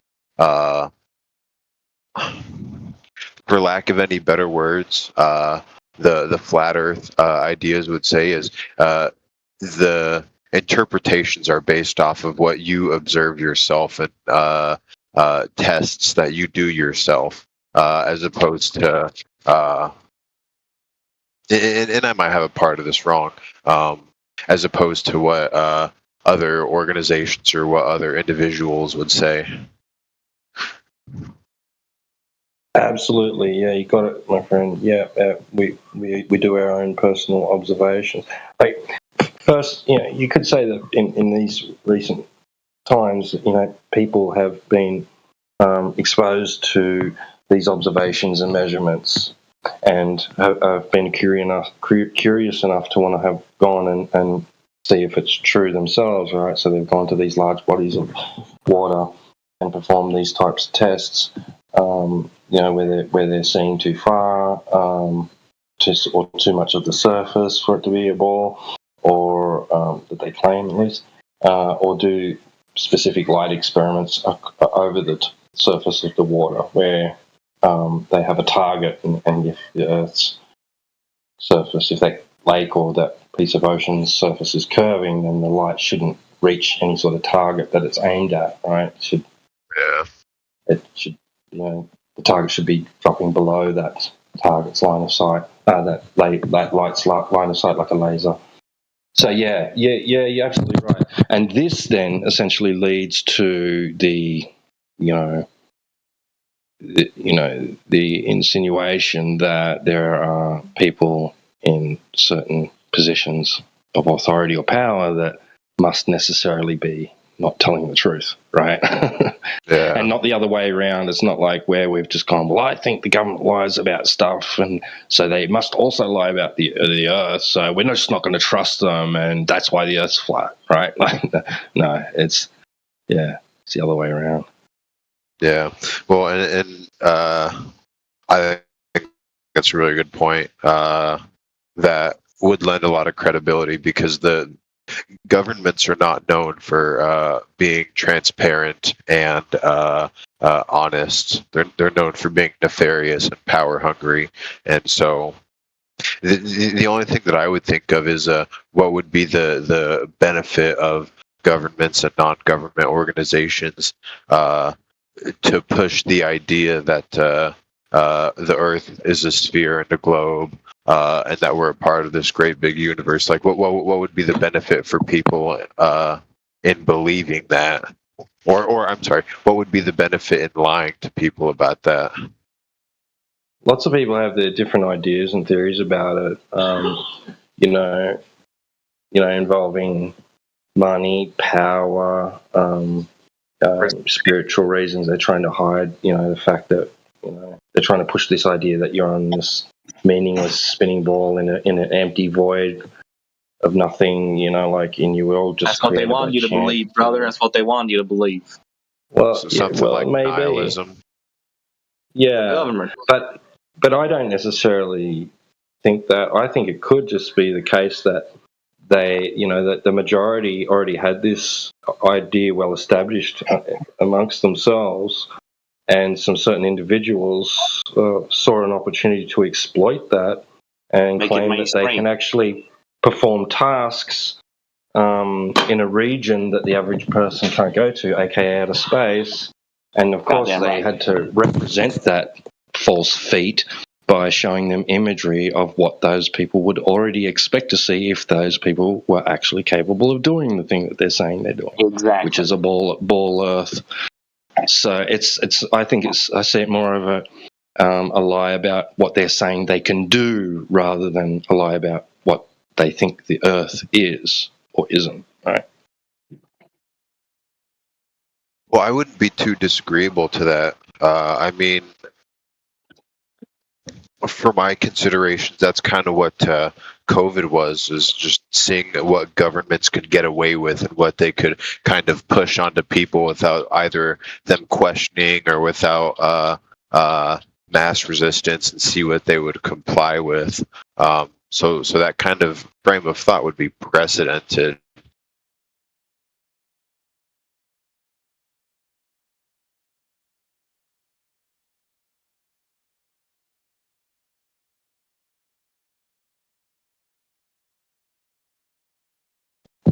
Touchy subject, and one that's kind of taboo around here, because that we already talk about a controversial topic that's somewhat shadow banned on social media.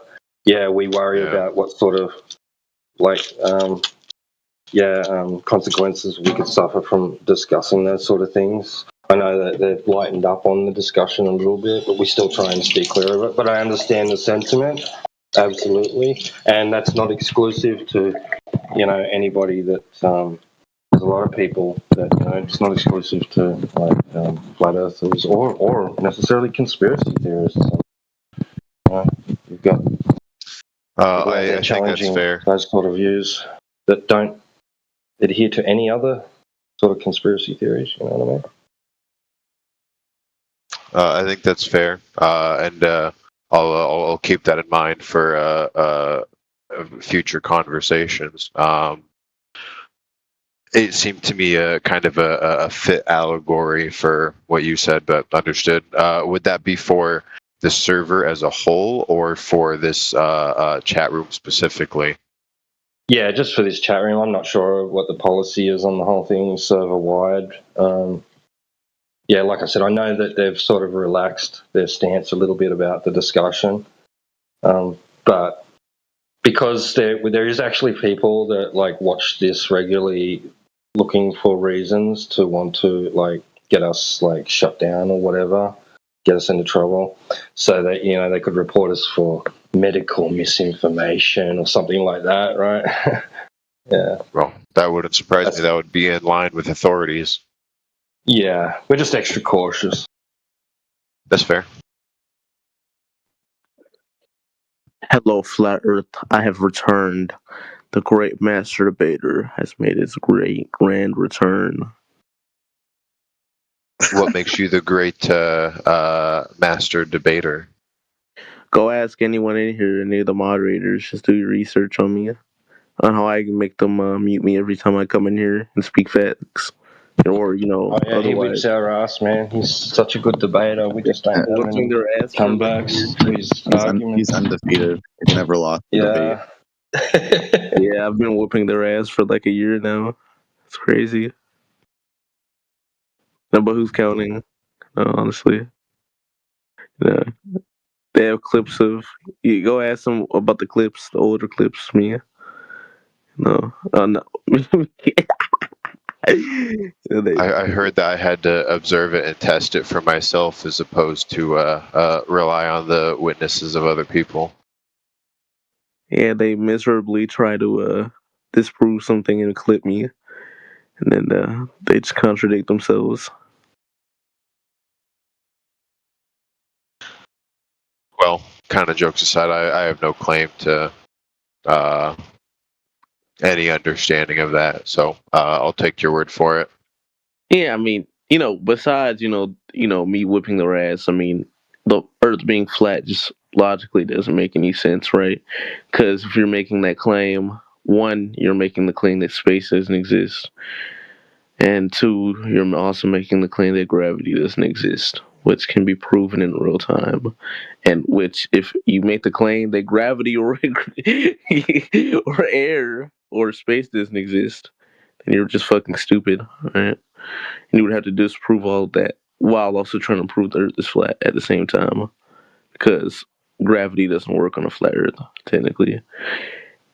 Well, so generally, the conclusions that you would have in terms of the status of what is and what isn't, I think I would agree with. I think, secondarily, the approach that you take to talking about that is important. And I don't know how you approach it. I mean, as far as I know, this is my first time talking to you, so that's just a general claim that I would make on the basics of discussion. But can you prove that the universe doesn't exist? Or that it does exist? Huh? Wait, excuse me. Can you elaborate that question, please? What do you mean by prove the universe exists? As the scientific community would claim that the universe is just empty space with balls of gas and planets and galaxies and solar systems. celestial bodies that was formed by one way or another, whether you believe it to be God or whether you believe it to be the Big Bang, or some other theory of how it came about, because it's not just a false dichotomy. Can you prove that there are stars and planets and things like that?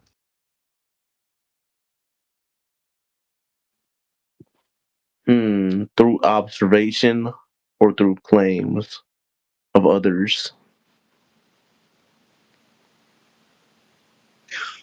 As in claim. Hold on. Let me elaborate on the claims part. The claims as in footage of this happening, and the countless research that's been done on other planets and stars. Such as Mars. Right? We have footage of that. I'm pretty sure. From what I know. Right. And I think generally I would agree with that. One of the things that I said some minutes ago here is the way that society and humans have developed is through specialization, to where you have various people that do certain jobs, and one of those jobs is some of those jobs are astronomical based, and so with this specialization, we just kind of take every other specialization's word that this is the case for botany or for animal, for raising animals, raising livestock, and the status of the universe. One of the things that I might point to is the footage of people in space when they're like on the ISS and stuff, and they're drinking orange juice or they're drinking water, that just forms in little balls. Not exactly perfect spheres, but little balls. And that's that would be a consideration that I have towards that, in saying that the Earth is a sphere. But go ahead. Yeah, I was just about to say. Here's a way that most of these flat earthers try to disprove the footage on the moon. Right, this is like unrelated. It is related to what they try to disprove the footage on the moon. One of the claims actually was talking to somebody in here, one of the mods. I forgot his name, but he tried to say, well, the flag was moving. That was moving in space, even though there's no air. So that means the footage is fake and it was on Earth, which. If you actually look at the footage, the astronauts, because the flag was wrinkled, they're purposefully moving it around, right? And when you move something around, it's gonna move, of course, right? That it will. I would think, without really remembering exactly how the footage goes, that implanting it into the ground would cause vibrations through it, which would in turn move the flag, or maybe something like solar winds. And it may not be. That's just an interpretation of what I thought of based off of that. They were literally moving the whole pole, right? They were adjusting it. They were slightly moving it around, which is why the flag was moving. But these dumbass flat earthers just don't actually look at footage and just hears other people say stuff, and then it's like, well, we're gonna go along with what the big man says. The big man retard flat earther said, and we're gonna repeat what he said, even though we're wrong. Hey, dude. Go ahead. Hey, bro, do you have the footage for that? Which one were you guys talking about? Because I've seen a couple of different clips of that type of stuff. I grew up with the footage. The facetiousness and the precociousness of this young man. Oh my goodness. Well, it's not Master Debater and a known goofy goober. I'm a known goofy goober, but then y'all are the one to claim. Well, I think an important consideration is just talking good faith. I mean, sure, we might disagree on this and that, but if you don't come at it with good faith, you can't expect good faith in return. Yeah. Surprised we're letting him speak this long. Yeah, I'm sorry, but anyone's hoping. He's trying to get into your good graces, dude. I mean, the moon landing is another thing that isn't exclusive. Like, its legitimacy is not exclusive to the discussion of flat Earth. There's plenty of globe believers that challenge that idea that occurred.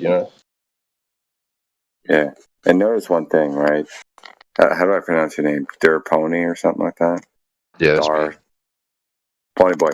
Now, remember the question that you asked this guy earlier, right? The question along the lines of how was the universe proven to be the way that they say it is?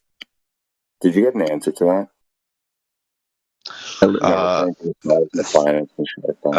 Yeah, if I can speak for him, if that's all right. I believe the answer was through footage and scientific measurements of the places that we were investigating at the time. Exactly. But were you not talking about like how it was proven that they're actually balls of gas? How it's known that their universe is expanding? How they know all those type of details? Did you get answers on that, or was that not what you were actually inquiring about? I did not, but I don't think I was directly asking about those specific two parts. He's trying to gaslight you, bro. Don't fall for it. 20K stupid. No, dude. No, I'm asking because in that conversation, it sounded like you were hinting at some of these things, and then immediately after, you kind of loop in that question. So it sounded like it was an all-encompassing thing, of which the answer didn't actually address those parts. So I just wasn't sure. So I would ask that. You know what I mean? At the end of the day, It was a good question. Yeah. And all the questions he's asking are good, right? But, at the end of the day, the Earth... He's asking good questions, but the problem is the clown giving the answers doesn't really like answering because he thinks he's some debate bro. Yeah. Wait, the other to add insult to injury, Pony. How many of those answers did he actually back up with verifiable data? Wait, so you went back with the moon landing? Wait, where they moved the flag? Where it was like flat earthers say, "Oh wait, the air was moving the flag." Thanks for the straw man. That's not a straw man. Debater, shut up for a second. Pony. At any stage, did anyone in this room, prior to Clown Shoes dropping in here, say that anything about the moon landing? We were literally just no, that wasn't brought up yet. Oh, so that's a straw man debater. So that's a fail on your behalf. So you can take that as an L. You're so mad, bro. Go down. I'm not mad. I just don't like liars and weasels. We've put up with talent all afternoon. Why would we need you in here? Dear Pony, was I not just referencing the moon landing? Well, you did bring up the moon landing, and unfortunately, I forget the exact relation in which it was brought up. But previous to your coming into the chat or re-entering the chat, it was not brought up. Yeah, exactly. But I don't get why that's relevant because it's a new conversation. Why it's relevant is because Master Debater said flat earthers say, and I didn't hear any flat earthers say that because I was listening on YouTube. Well, the thing is, flat earthers claim that all the time. I've been in here for about a year. Come on now, don't lie. I've never heard anyone claim anything from 24/7 claim anything about that shit. Yeah, y'all claim the moon landing. It's usually we get asked. So, do you deny the moon landing, etc.? We rarely bring it up. Rarely, very rarely. I've heard a lot of people try to disprove the moon landing in here. I've been here for a while. Now he's sidestepping. It's not the flat earthers. It's a lot of people. Take that as another L. A lot of people. It's not like I said. It's not exclusive to the flat Earth discussion. Bart Sobral, one of the leading, media content makers, challenging the moon landing, is a glober. Doesn't even like flat Earth. Doesn't like the idea of it. Doesn't want to talk about it. Doesn't want flat earthers using his content. and I've heard that from various different people who have various different belief sets that the moon landings were faked. And personally, I disagree with that. And then Oh shoot, there was a second part to what I was going to say. Man, I do this sometimes. Sorry, guys.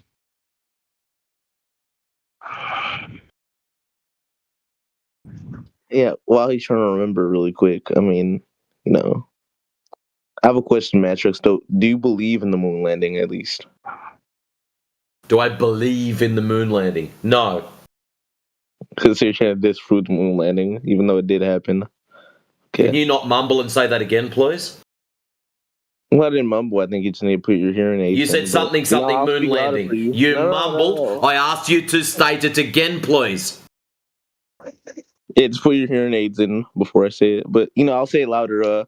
I was saying... No, I don't need it louder. I need you to not mumble like as if you're dribbling on your microphone. Put your hearing aids and he's to aid you to hear me. Because it's not a volume problem. It's you mumbling. Stop doing that. It's not me mumbling. I think you need to just fix your ears. Blah, blah, blah, something moon. Please restate what you were gibbering on about. So you're trying... No, I'll help you, man. It's okay. But I was saying... I just want you to re-say it and not fucking mumble, kid. Hold on, let me finish. You're trying to disprove the moon landing. No, I'm not trying to disprove the moon landing. You asked me if I believe in it. I said, no, I do not. We're just trying to disprove the moon landing, so... That is not trying to disprove anything. That's a question. I answered it. You asked me if I believe in it. I do not believe in the moon landing. Full stop. That's not me attempting to prove or disprove anything. Okay, so did the moon landing happen? How about that's a clearer question? No. So again, that's not me attempting to prove or disprove anything. You've asked me a direct question. I gave you a direct answer. Okay, how didn't it happen then? How did they fake it? How did they fake it? I don't know. That's a you problem. How's that a fucking me problem? Well, at least you've admitted they faked it, so you can take another L there. Okay, I mean, you lost already because you tried to make a claim and you can't... I know you're going to sidestep. You can't even substantiate your claim, dude. I haven't made any claims. Debater, I have made 0 claims. Whatever helps you sleep at night, buddy. And there you go, Dirt Pony. Normally this Clown Shoes gets muted a lot sooner than this. Because of this type of stupid debate bro tactic. What he does is does exactly this. Jumps into every channel, tries out his little trick questions. Oh, I gotcha. Sounds like Krusty the freaking Clown. And then when he gets sick of us because we mute him, he goes somewhere else. I've got a brother who also likes to so he's got a few different modes. He's got a serious mode, which is kind of very similar to what I've been displaying, and then he's kind of got a troll mode, and he's got a devil's advocate mode, and so. Yeah, honestly, in some context, he'll like go into a conversation and just listen for a couple of minutes, and then just try to be like a massive wiener. And that's not to make a claim about any actions here. Just kind of that's what I thought of, and just be a shit poster. And so, and honestly, maybe Matrix feels like that because, and also most of the other flat earthers I talk to here. Maybe I feel like what? Please strawman me harder, Daddy. Strawman me harder. I destroyed them all the time, right? Ask anyone, ever since December, I've just been destroying them, in debates. And this is what this Clown Shoes comes in and says, I've destroyed them. I've destroyed them. Not to quote anyone, kid, but you couldn't destroy a soup sandwich. I mean, I just want to point out, too, that nobody needs a reason to deny the moon landing. I mean, you just can simply say, cool story, bro. And then you said you don't need to substantiate your claims? The burden is on the person claiming it to be true to validate that. I mean, I'm under no obligation to just take anybody's word for anything. I can deny things and make negative claims all I like with no responsibility for my statements. Do you even know what a negative claim is? Yeah, a negative claim would be me saying X doesn't exist. And a positive claim would be somebody saying X does exist. You said the moon landing didn't happen. That's a negative claim. Yeah, that's a negative claim. Are you serious? That's a negative claim. Yeah. Dude, yes. Just to clarify, just to clarify, this point here is the moon landing was not real is a negative claim. Like that's what we're saying, right? Exactly. Yep. Meaning the negative claim has to be proven first. It didn't happen. Yeah, I'll take words directly from Buzz Aldrin. It didn't happen. Okay, so you would have to prove that though, right? That's how a debate works. That's a burden of proof. So actually, Dirt Pony, check it out. In the classical Dirt Pony, check this out. The burden of proof falls on the positive claim. Yep, debaters just said he's pushed that onto T-Dub now, trying to be a hero. But the problem is, stupid debate brain doesn't realise we've got video footage of Buzz saying this. So we're going to put that in the side chat, and debater's going to cop another loss. Oh, my bad. I got confused. Yeah, he's right, actually. Okay, but either way, right? I haven't made a positive claim yet. This is a low negative claim. You realize that? You have made plenty of positive claims that you've never lost a debate, and you've lost 3 times just with me. Hold on, I've proven my claims. Hold on, I've destroyed you multiple times. No, you haven't. You have not backed up any of your claims to date. Wait, you haven't even. Wait, is gravity a sector or a vector? Is gravity a sec or a vector? That's what I heard then. A sector or a vector? A sector. I think. Okay, hold up. I need something defined. What is the definition of sector? That is my old script. You just proved again that the Earth is round. Welcome to round Earth. How is you asking a question and that not defining the words in said question proof of any curvature? You asked me, is Earth a sector or a vector? I ask you now to define sector, and then when you've done that, stop talking through me, fuck ya. Gravity. Okay, yeah, look, this is why you get muted.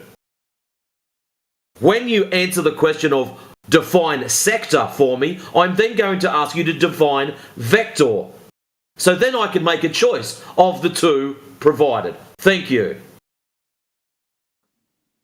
Okay, so let me repeat the question. I never said Earth. No, I heard the question. I want you to define the words used in said question. You replaced gravity with Earth, though, so you didn't understand. No, I haven't replaced anything with anything. You did. I have it on clip. Do you want me to clip I would like you to define the word sector you like me to clip in the context of the question. Would you like me to clip what you said, sir, because you said Earth, not gravity? I am wanting you to define the words you used in the question, so I can make an informed decision of the two choices. Number 1, define sector. Number 2, define vector. Yeah, but you're flat Earth, but you don't know what a sector or vector are. Okay, I'll educate you. Yeah, the funny part is this guy's a fucking moron, man. He's fucking up. I'm a moron, but you don't know what a sector or vector is. Yeah. A sector. Wait, I'm gonna ask you a 20. Is gravity a sector or a vector? This guy tensor. Dude, your question is malformed. No, it isn't though. I know is gravity a sector or a vector? How about this? I'm gonna repeat forgot his script. He misread his script. He fucked it up. You got like it from ChatGPT or his I didn't though. Is gravity a sector or a vector? Yeah. So you can't even answer the question. Is gravity a sector or a vector?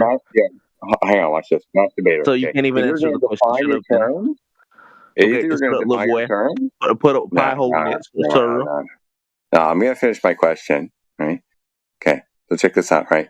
Either you're going to define your terms and you can move forward, or you're just going to like circle jerk, yourself off or something like that and laugh and whatever, and you're going to leave. And I'm going to rephrase the question to the room in its actual proper form, so everyone knows what you actually tried to say and failed absolutely miserably. I didn't though, but none of you understand. Yeah? Okay, so go ahead and define your terms so we're all on the same page. Well, I have to confirm none of you know what a sector or vector are, right? And I have to educate you on that. No, a vector is. I do know what a vector is. Okay. But can you So I explain have a what a question vector for you. is? Since you're educated, Can you what's the spectrum? explain? Is gravity a sector or a vector? First, I'm going to corroborate with what Matrix was saying. Define sector, please. Well, you know what it is. A matrix is uneducated. I think this point of you know what it is kind of a roadblock. I think that's irrelevant whether we know or whether we don't know. The defining of the terms is an important aspect of trying to figure out what we're talking about. So instead of trying to get a cheap win, right? Do everybody a favor, especially those who are listening on YouTube, if there are any, right? Or even others in here who don't know what the word means. Well, I know what it means because I've destroyed them with this script before. You just and every time he's used the script, he still fails to define two words, so we know what context they're used in. You with it. No, this is what you did before. Define sector or vector. They don't know what it is. And he's out the door. Hold on. I'm curious. Okay, before we move forward. Yoder, are you there? Yoder, go ahead and unmute. He's typing at the moment. Dude, can you can you confirm or deny that the question that Master Debater is asking is a malformed question or not? It isn't, though. If you know. Repeat the question. I want to see if Yoder can back me up on this. Is gravity a sector or a vector? Okay. So what is a sector? Hold on. So. Oh my god. That's not the question, bro. Get it I'm right. shitting myself. This is hilarious. It's a question, dude. Okay, bro. It's not what you used to ask. It's the incorrect question. It's not sector. How are you going to tell me my own script? Get the word right. Get the word right. Wait, how are you going to tell me my own script? I've heard you say it before several times, and now you're getting it wrong for some reason. How am I getting it wrong? How are you going to tell me my own fucking... Let's all bypass these roadblocks that we're running into. Mr. Debater, can you just say the definitions of the two words, and then we can constructively move forward? I mean, if I had to repeat it again, I just need, Matrix to concede to the fact he doesn't know what it is. That's why he's asking. Yeah. Okay. So I think this concession he tries his negotiation tactics. He tries his negotiation tactics. Well, conditionally, I'll answer it. Yeah. So let's clear the air on here. Okay. In the past, Masturbator, okay, you've asked the question: is gravity a scalar or a vector? I never said bullshit. Bullshit. Never okay. did. Oh shit. Okay. So now that air is clear, okay, what is a sector? Not air because I never said that. Yeah, you did, dude. Don't fucking lie. Don't fucking lie. Bro, y'all are fucking schizophrenic. Check it out, right? Check it out. In the context of the question, right, it can be asked, right, is gravity a scalar or a vector? And the answer could actually be either one, because it's got direction, but it's also got magnitude. But unless you're specifying which direction, or if you don't actually care about the direction, you're just talking about the magnitude, like the acceleration, well then fuck it, it's just a scalar. So it's context specific. Okay? So now you're invoking scalar. What the fuck, now you're invoking sector, my apologies. Sector. What the fuck is that? So again, I never said scalar or a vector. So y'all are got your fucking mouth, bro. Don't fucking lie, dude. Don't fucking lie. Y'all are schizophrenic, dude. Let's you're just a fucking rat. Can we bypass these roadblocks and you define these terms so we can move forward? Just regardless of anything else, it doesn't matter. Can you define the terms, please? Pony, I can tell you now, I'll save you a lot of heartache. He won't. Full stop. He will not do it. No, He'll just sit there and giggle like a schoolgirl and carry on, and it'll go round and round in circles for another 40 minutes. No, but Matrix, I'll literally hold on, Matrix. I literally said the conditions. Just concede to the fact that you need to know what it is, and I'll tell you what it is. Master Debater, I'm going to explain something very, very simply to you. If somebody knew what it is, they're probably not asking you to define the fucking thing. Okay, that's interesting. Okay, so are you going to concede to the fact that you don't know what it is? Now explain, okay? What is and as you can see, ladies and gentlemen, that's the brain capacity of my opponent here. Hey, hold on. I'll tell you what it is. Definition of a win. I'll tell you what it is. Go for it. Okay, it looks like I'm proud of you for getting my script. No, I want to see if you remembered. So, good job for remembering it was a scalar. No. Yeah, no fucking shit, dude. Are we going to move forward with definitions? Wait, so if you ask to define something, it means you don't know what it is. Okay. Yeah, I was just testing you. He's trying to get a cheap win on saying that we don't know how to define the term that he's kind of pulling out of his ass in the context. Well, I pull it out of my ass. Okay, scalar or vector? Yeah. Is gravity a scalar or vector? Like I said, dude, context specific. You can use either one. You can just say, okay, I got a acceleration 9.8 meters per second squared on average, right? 9.8. Use that in the context, whatever you're doing it for. But if you're actually going to apply directionality to it, then yeah, you have to have a vector. Right? It's just down. So the XYZ vector, it's just fucking down, so negative y. Right? So 0, negative 9.8, and 0. There's your vector. But if you don't care, you just want to omit the other, it's just negative 9.8. If it's just down, then why do things above us, like very far above us, not good job. You just proved that the Earth is round. You didn't miss the question. You missed the question. Right? There's shit above us, yeah, but he's asking what is gravity, if it's a scalar or a vector. The force, quote unquote, the pseudo force, whatever the fuck you want to call it. You take something, you let it go, it goes down. Downward direction. No, not always. No. We see things above us. Okay. Like, the further they are, like, the sun, the moon, the satellites, they don't go down. No, listen, right. So in the context, what we're talking about here, it goes downwards. In your worldview, it would be inwards. Right? So with respect to that thing compared to the thing that's pulling on it, it's downwards. Right? Or if you're upside down, it's upwards. Whatever. It's inwards to the larger object, according, in that worldview. Yes. By the way, and things in orbit are claimed to be falling towards the Earth, but they keep missing.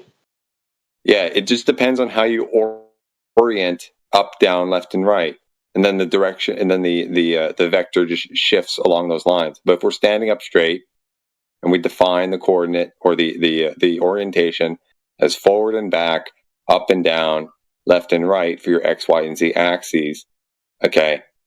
Simply put, to start with, two of those parameters are going to be 0, and one's going to be negative 9.8.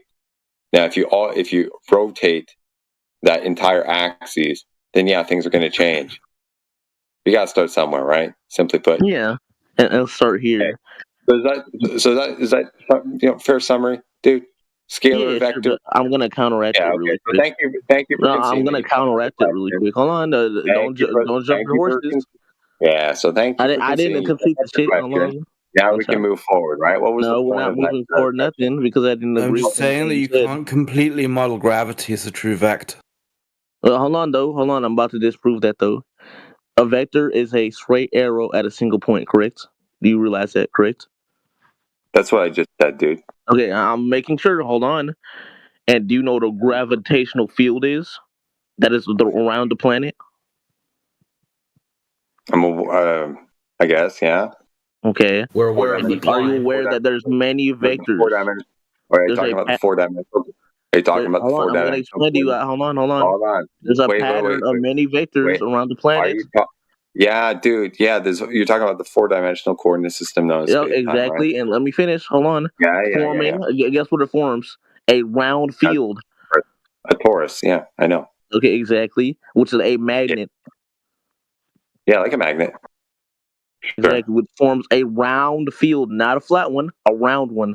Which we've already conceded to. Welcome to round Earth. No, what? That's all the theory. I get the theory. What do you mean that's a theory when it happens? Prove you're on a ball. Yeah. Where in that construct is the proof that you're actually on a ball, rather than just describing how the theory would go, right, in the context of a ball, if there was one. There's gravity in real life. What? What? Yeah, you're Answer stupid, the question, dude. They don't believe in gravity, they believe in buoyancy. Gravity in real life. They're quite stupid. Answer the question, because this is the Does theory. your apple fall right? on the ground? This is general relativity, right? Drop something on the ground right now. Dude, no one's do you really think we're denying that if we take something and let it go, it'll fall? Depending on what. That's gravity. Okay, there you go. Gravity. Yeah, Gravity. sure. Right? Yeah, sure. So what's the causational mechanism? Yeah. God. Apparently it's space-time, right? 4-dimensional coordinate systems having some sort of magical effect to pull the thing inwards towards the mass. Yep, and you're falling towards the ground right now without knowing it. All of us fall towards the ground. Our magnetic field is pulling us towards the ground 24/7. Oh, so it's magnetism that's pulling us inwards now. No. And that's attributed to what I just said earlier. You were paying attention. What did you just say about magnets, dude? Why did you talk about magnets? Again, dude, that's attributed to around Earth. Magnetism's not gravity, Master Debater. You've just confused the two never of said them. it was magnetism. Hold on, what? I can't hear this other guy. Gravity and magnetism can be. You guys are talking to someone, but I can't hear him. I'll agree with that. Oh shit! He goes hand in hand. Hold on. Did you mute Ice JJ? Who did I mute? Let me look. Actually, it might be the other way around. Oh, it's JJ. Did you mute Master I feel like Debater? I just want to talk about it here. Yeah, I muted. Yeah, why did you do that, dude? I had him muted a long time ago. I don't know why. Okay, can you not do that? Like, yeah, probably clean that up, guys. He was acting like a dickhead, but I'll unmute him. Okay, and vice versa, dude. I thought I was going crazy. Well, he's not even. No, it's Master Debater. No, actually, I thought you guys were going crazy. Honestly. All good. This guy's going crazy. JJ can't even hear me. Hello, I'm about to put him back on mute. Anyways, let me know when you're dude. Come on. Let me know when you're unmute. How the fuck would I? If he keeps interrupting me. He's not a mod. So Okay, Master Debater, don't mute him completely. Just put him down to 10%. All right, hold on. It's so it stops audio chaos in here, because if you're yipping along and he starts mumbling, then we just got two of you idiots going. We don't need that. Okay, I'll put him on like 10%. Ice and Master the cream of the cream. Me and Ice JJ are not the same person, bro. Don't compare me to Ice JJ. But why do we meet Mr. Swordsman? What did he do? Free my dog. Why would we meet him? Don't worry about it. So, Pony, I hope you got your popcorn out, by the way. Yeah. I had some sunflower seeds, but I can't really eat them while on Discord because it just makes too much noise pollution. But I mean, on this server as a whole, I'm just kind of used to stuff like this. Yeah. Is this the silence a concession of you being wrong, or 1, 2, 3, 4, 5? I wanted to. No, he's just saying he's used to clowns like you, Master Debater. That's all. No, I already counted the 5 on 1. It's okay. Yeah, well, what the fuck are you talking to me for, dude? You're done. Well, I'm not done. It seems like you consist. Want to keep going? You're racking up those. Well, you already consist. I mean, it's okay. Okay, wait, I concede to. Remind me. You already conceded the fact that there is gravity by literally presenting gravity with dropping that pen. So it's okay. You drop a solid object, it falls. Yeah.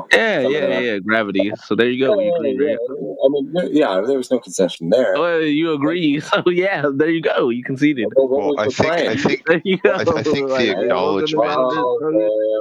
Boy, hold on. What was the claim that that we witnessed an effect that we call gravity, or were you claiming the causal mechanism for why we witnessed such an effect?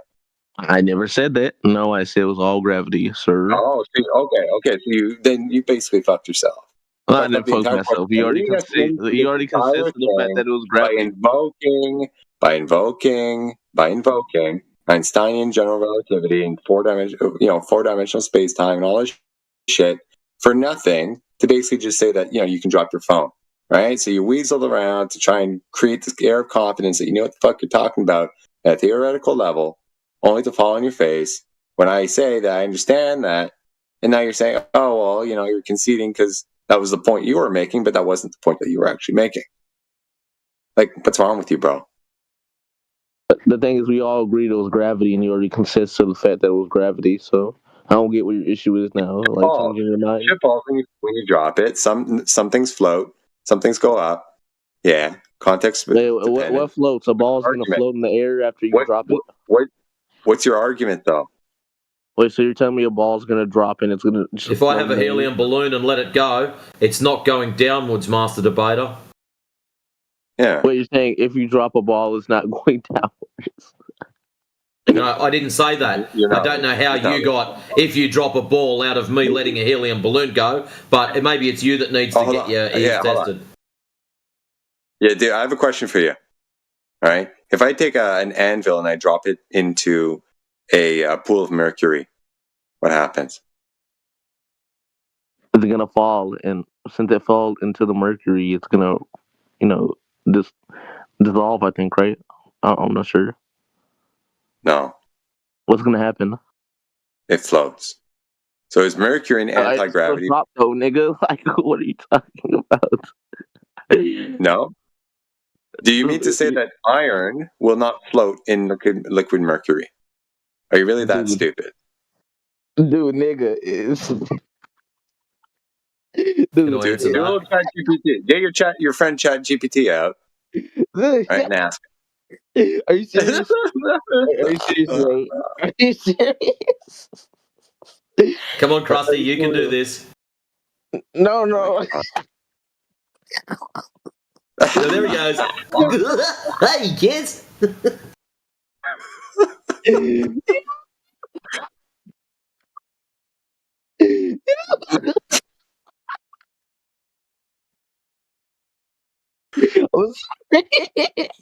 Yo, what did you just say?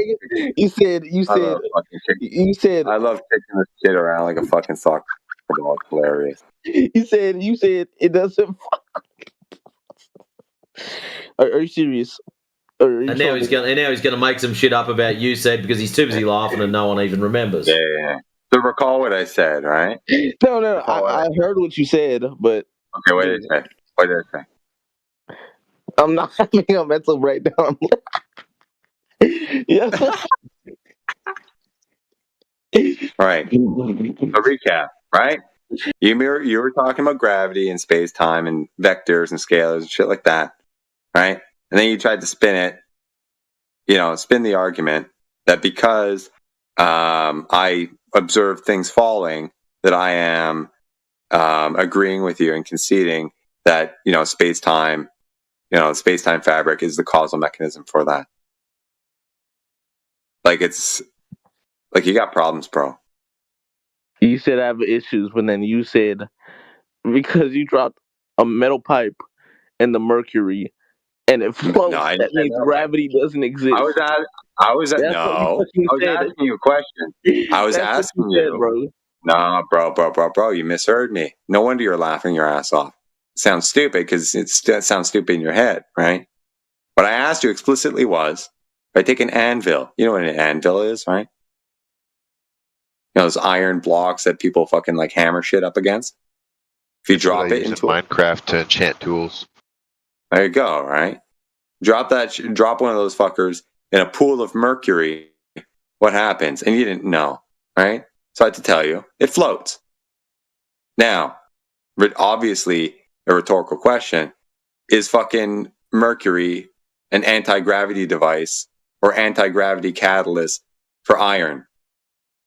Are you serious? That's still stupid though. Like, yeah, of course it sounds stupid, dude. Yeah, it's a dumb question, but it's not going down, dude. It's going up. But it doesn't matter. What? I know. It's a stupid question. Scratch that. It doesn't matter. That's like saying. Point is, we all understand that solid shit drops through the fucking air. Does that prove Einsteinian space-time?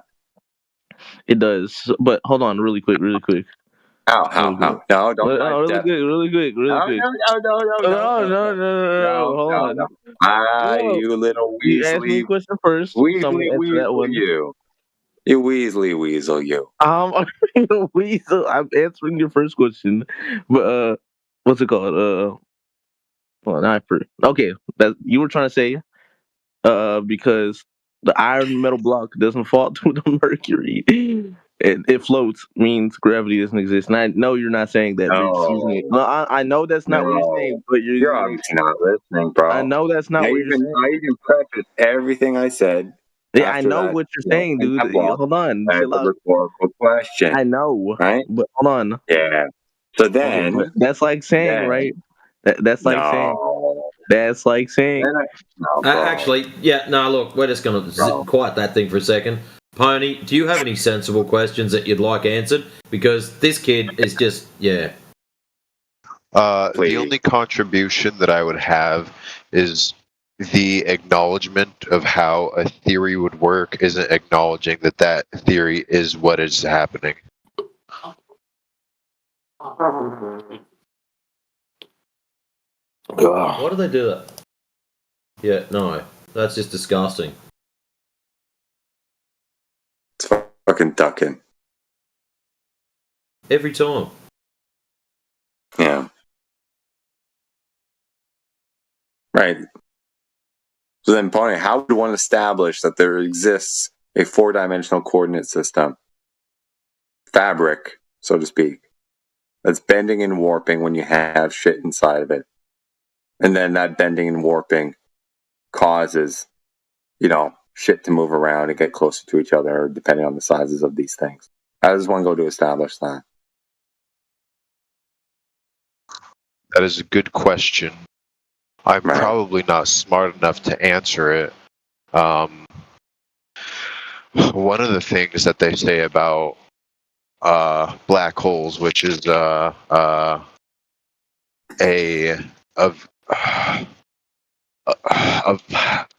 lack of any better word, because there is a better word, one of the strongest examples of gravity is that time kind of bends around it. And even though it something like that, and I was going to say, even though it might take like a few seconds to fall into it, it would feel a lot longer than that, and maybe that's not exactly true, but there's something like that. How would one go about a 4-dimensional coordinate system, if that's the question, with a consideration that if I have it right, go ahead. Yeah, it's basically the space-time fabric, right? Modeled out as a 4-dimensional coordinate system, like mathematically, right? To do all their calculations and everything, right? To say that construct manifests in reality in some sort of quote-unquote physical form, or rather an abstract form that has a causal, like a possibility to influence physical reality from like the abstract space, right? How, like to say that actually happens, like at this point, it's just purely theoretical. Is my point. But it's spoken to about or claimed to be like an actual real phenomenon. What would be the fourth dimension in this regard? Time. Length, width, height, and time. Are influenced by matter. And then that kind of bending of that, whatever, that fabric is what pulls shit into each other, basically. Or pushes, rather. Depending on who you talk to, they'll use either term. Well, I think gravity tends to pull in, and from what I understand, and in regards to space and stuff like that, I'm not super duper knowledgeable, but there's supposedly a thing called like antimatter, to where it actively pushes things away. Maybe that's not entirely accurate, but that's how I understand it. In terms of, and I hope this isn't a poor answer, but in terms of going about a 4-dimensional coordinate system, probably it would be based around, at least the X, Y, and Z would be based around the orientation of the Earth. So it would probably be true north, and then east, west, and then there's not really like a forward or backward like there is for east, west. It's just kind of a rotating plane like that. Sorry, just a quick clarifying question. What's antimatter? It's supposed to be some kind of physical force that sits around the universe that has antithetical, or that's not the right word, but it does kind of like the opposite stuff that gravity does. And frankly, I don't exactly know, but I have heard that antimatter is to be a thing. And maybe it's not called antimatter. Maybe it's called like black matter or something like that. Or I would probably have to look into it. Yeah, that's it. Dark matter. Yeah, it's probably something invented just to fill gaps in equations. That'd sound pretty cool. Well, I think when things like that happen and they find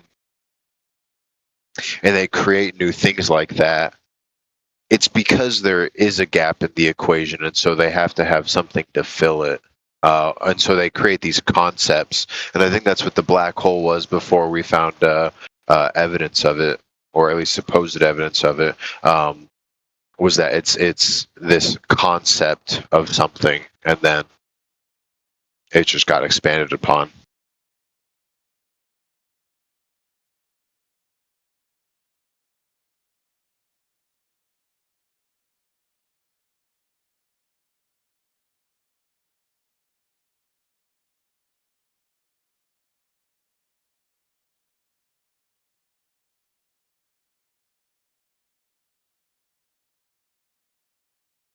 Okay, so still theory then, basically. That's fine then. You know. What happened there? I'm sorry, say that again, please.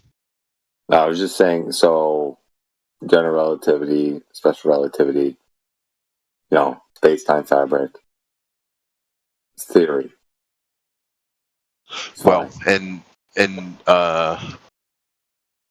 what is called gravity today is known as the theory of gravity, and you could even apply that to the theory of evolution as well. I mean, I think that's a fair criticism. Personally, go ahead. Let's parse it out quickly. Okay, in this room, it's happened so many times, and right from the get-go, it's good to get it out of the way, right?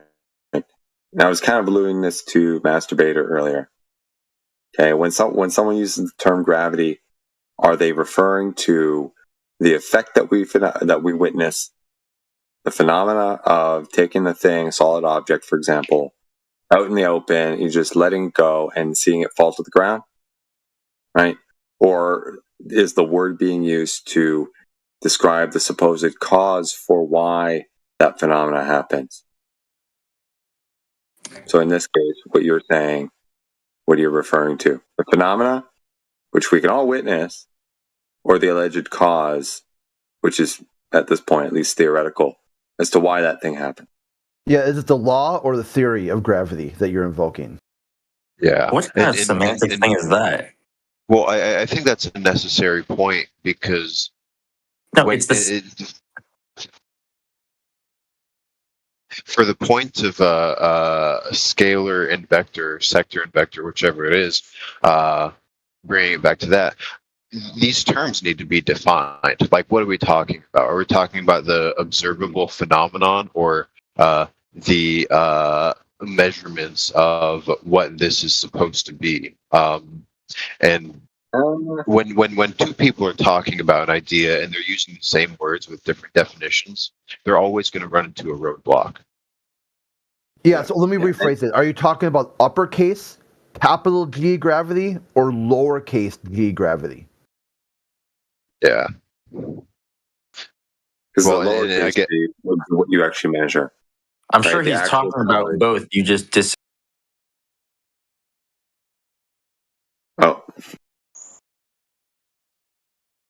Yeah. Maybe that dude, click or something. I just want to point something out too. Sorry, Craig. Just like the way you phrased your statement earlier, it was kind of because the phenomena, what we actually witness, is what we actually measure.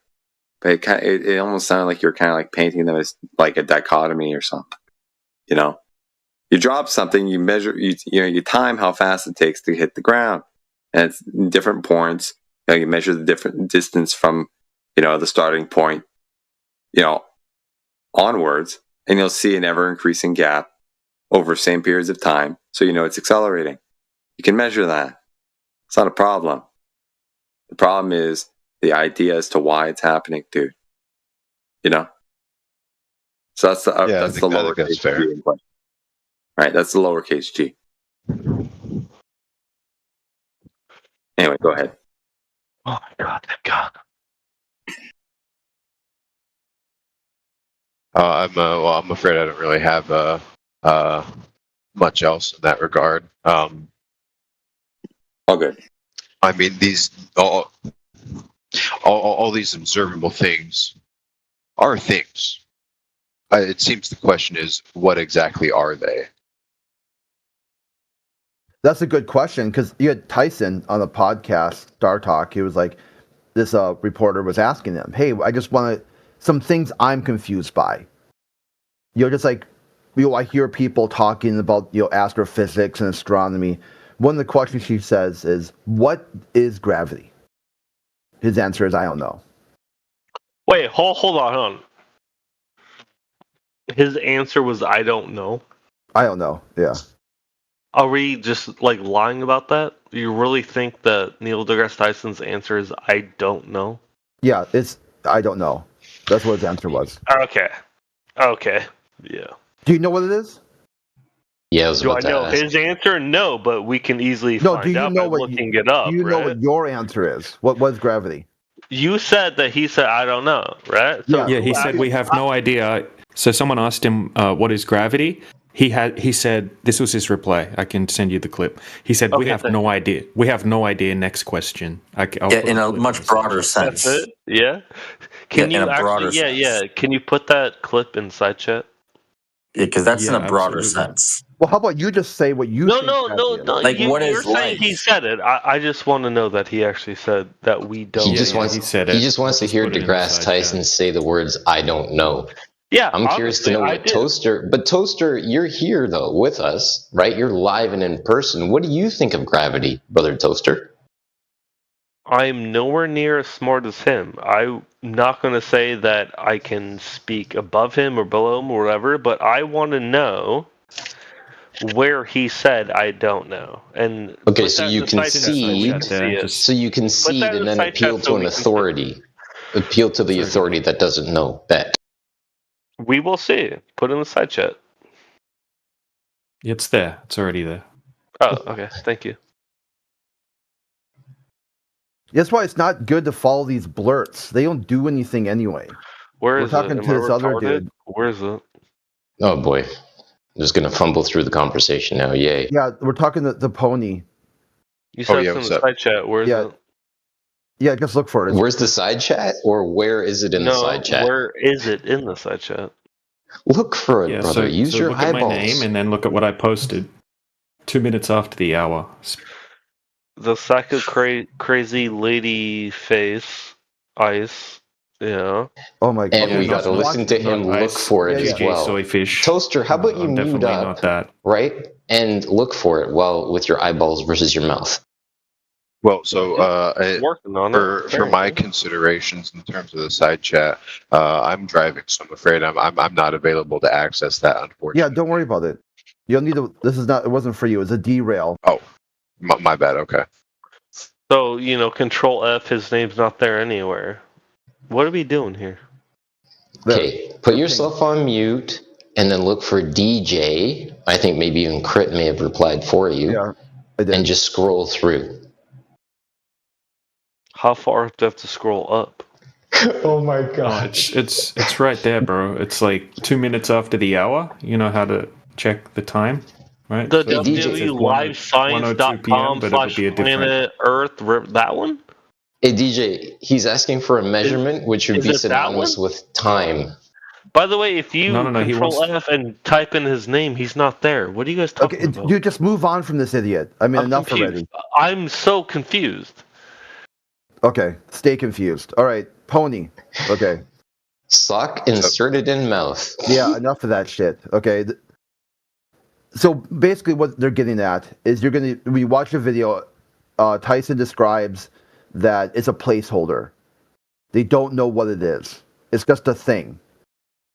And it's going to change. And really, it's a long-winded, when someone says, hey, what is the force of gravity? It's a long-winded, I don't know. That's what he's saying. He's saying they don't know.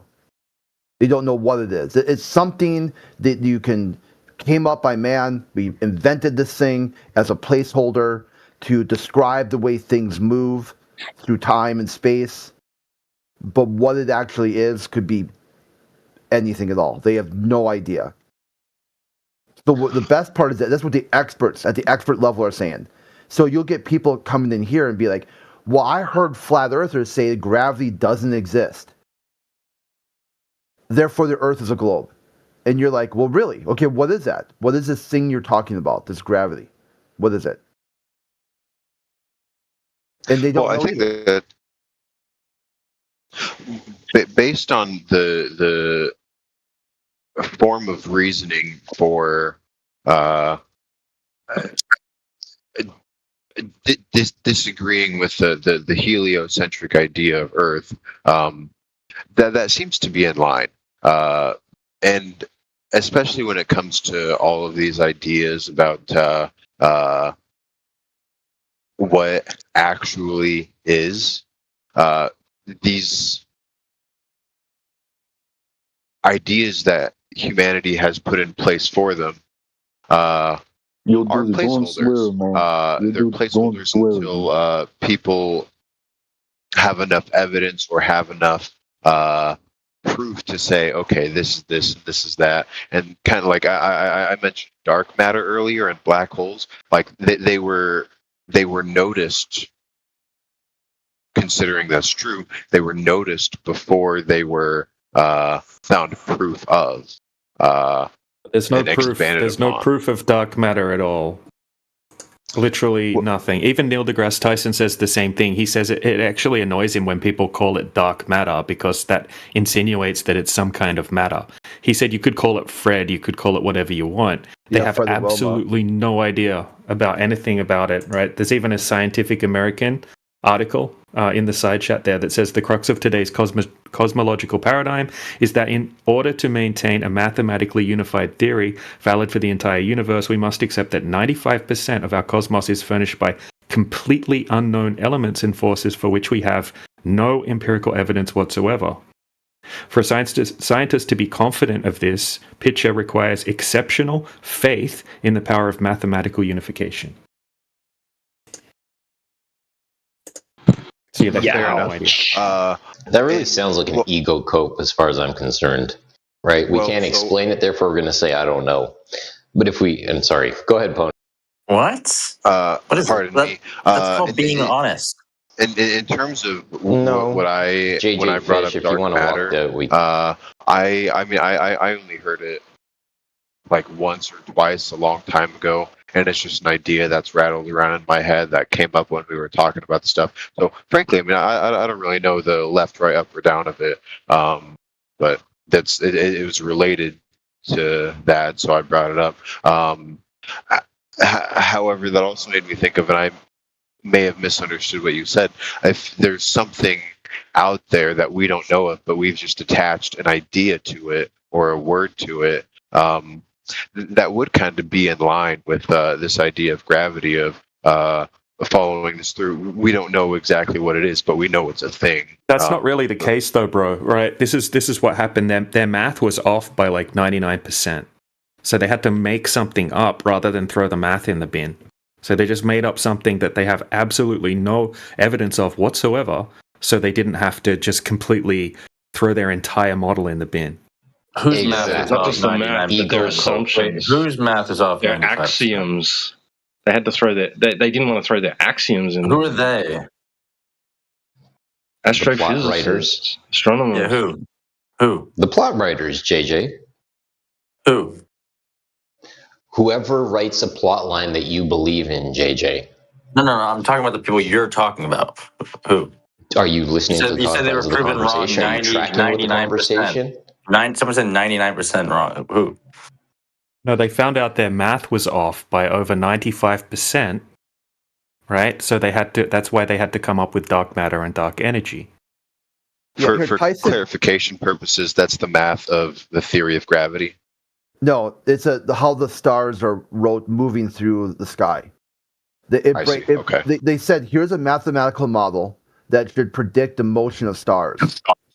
They said it doesn't match. They try to use a theory of gravity and the law of gravity built inside the solar system and apply that to the rest of the visible universe. It doesn't match. It's off. It's off by like 96 or 98%. So what they did was, this guy called Lawrence Krauss invented dark matter and dark energy. And they thought he was brilliant. Like, wow, that's so amazing. Until Neil deGrasse Tyson has a full lecture on this called The Dark Universe. He goes, normally that wouldn't be a problem. There's some minor variable in here that we're not accounting for. The model still works. He says, until you realize that the model now is 96% dark matter and dark energy. He basically says their own model, their own visible universe is completely unobservable. Their own observable universe has no observations in it whatsoever. I see. Okay. Yeah, this is called the dark universe lecture. It's like I don't know. I think it's less than an hour, like 48 minutes or something like that. And he goes all Tyson, like the Fred and Wilma. He goes, people think this sounds scientific, saying dark matter, dark energy. He goes, you could call it Fred and Wilma. Hanna-Barbera characters from the Flintstones. Fred Flintstone and his wife, Wilma. Sounds like dark matter would be synonymous with a zero inserted as a placeholder until somebody actually comes up with a valid explanation for the zero to be replaced by a number that actually has a numerical value versus just a placeholder. Yeah, or like an X. So they're saying they got 1 + 1 + something equals 3. And very well said, brother. Yeah, they just put an X there. Solve for X. Or they have their model says 1 + 1 = 3. They just like scribble in dark matter, dark numbers. We got a dark number here. But it's more than that, because that would be a third of their model is dark. This would be like having 99 dark numbers and then a 1. So, Crit, to parse out what you said about 25 minutes ago, to double back to what you said about 25 minutes ago, parsing out the idea of gravity. Like, what is it? And I mean, I'm asking if JJ wants to jump in on this, or Pony, or any of the spheroid model fans want to jump in on this. What is the actual claim of gravity? That things just go down? The answer is either I don't know or a long-winded I don't know. I was hoping that Pony or JJ would be able to step up and defend their claim. But at the end of the day, here's the thing, right? We all know that objects have an inherent weight, right? Objects weigh something. I'm not saying that weight is the actual explanation of it, but we do know that we observe buoyancy. We observe that when I disrupt something that is resting and I change the thing that is resting upon, let's say a pen is resting on a table and I move that table away, we know that that pen's going to fall, right? These are the things that we observe. So the question then becomes, why is that thing falling? Is that thing just seeking its next place of rest? Or is it there actually some magical force that we are literally sitting here trying to parse out that's causing that thing to go down, go boom? The understanding that I have of gravity is it's attraction based off of mass. So the bigger the mass, the more attractive it is to local objects. That would be the result of the pen falling to the floor, or probably the more famous or infamous example of the apple falling on Isaac Newton's head. And how that would work for terms of space is you have series of space debris, rocks, dust, whatever. They start to coalesce around a large object, and it only grows until there's not enough debris to draw it in. And it would also explain kind of the solar system in terms of how it rotates around the sun and the galaxy, and how it rotates around the black hole in the middle. So to jump in hot on that, what's your evidence of things moving? Right, the stuff in the sky appears to move. What's your evidence of the ground moving to make your claim work?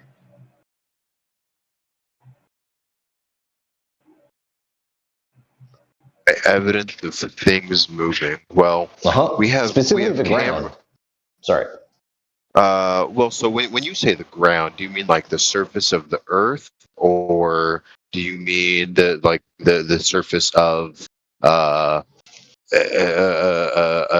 set of mass that attracts in objects?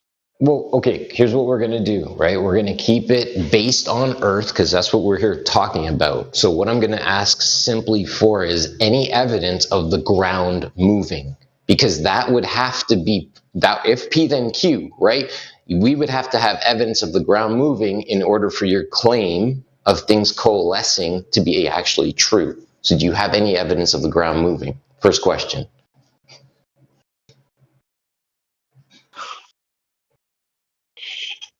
I don't think. Well, so the ground does move. Now, the explanation I would bring for that would be tectonic plates. Now, the consideration would be, well, are the tectonic plates moving as a force of gravity? I mean, they're shifting around each other, but is that because of gravity? I might think that depending on move, and maybe that's a little bit of a dumb point, I don't know if the Earth is at a stage any longer to where the ground is moving like that. I mean, it's all kind of settled out, and it's been settled out for about 4 billion years, considering the science is accurate. So to jump in on that, when you say, oh, sorry, go ahead. Pardon me. I was just going to say that would be my answer. Right. So you've got a couple of claims that are built into there. The age of this place, the fact that you think that this place has reached a point of maturity where movement is no longer detectable. Like, these are a lot of claims. I would almost say subjective, because I've never heard about the movement reaching a point of maturity where it just stops evolving, it stops moving. I've never heard this before. So from a standpoint of me asking you if you have any evidence of the ground in fact moving, tectonic plates, well, yeah, we know that. We have earthquakes, we have swells out in the ocean, tsunamis, we know this. What I'm asking for is an actual rate of spin which again, you mentioned coalescing, things coming together based on their rate of spin. I'm asking for proof of that. If you don't have any proof of that for the confines of the conversation, just like Neil deGrasse Tyson said, you can say, I don't know, right? That is fair, that is truthful, and that is how we get to the bottom of things, by people being able to relinquish an answer. I would consider that I'm not particularly smart enough or studied enough to give you a speed of rotation or to give you more specifics on what you asked. That being said, I don't think just because I'm not smart enough or studied enough that those answers don't exist. I think that the specialization that we have in society, and I mean, this would go back a couple thousand years, which is expanding it, what we're talking about. So fair enough if that's criticism. There are people out there that know these things and that study these things for a lifetime. And so, I mean, and what's their answer? Their answer was, my answer would come down to Lazarus's. Well, so their answer was, I don't know. So what's your answer? That I'm not smart enough or studied enough, but me not knowing exactly what the parameters are doesn't mean that the parameters aren't out there. And I would point to Lazarus's flaming laser sword, which would say that the simplest solution is most likely the correct solution. See, the problem here is that a lot of these guys come in here, these anti-flat earthers, and they say, we know the earth is a globe. And by knowing stuff, you have a moral claim. Knowledge is morality. The more you know, the better you are, the better human you are.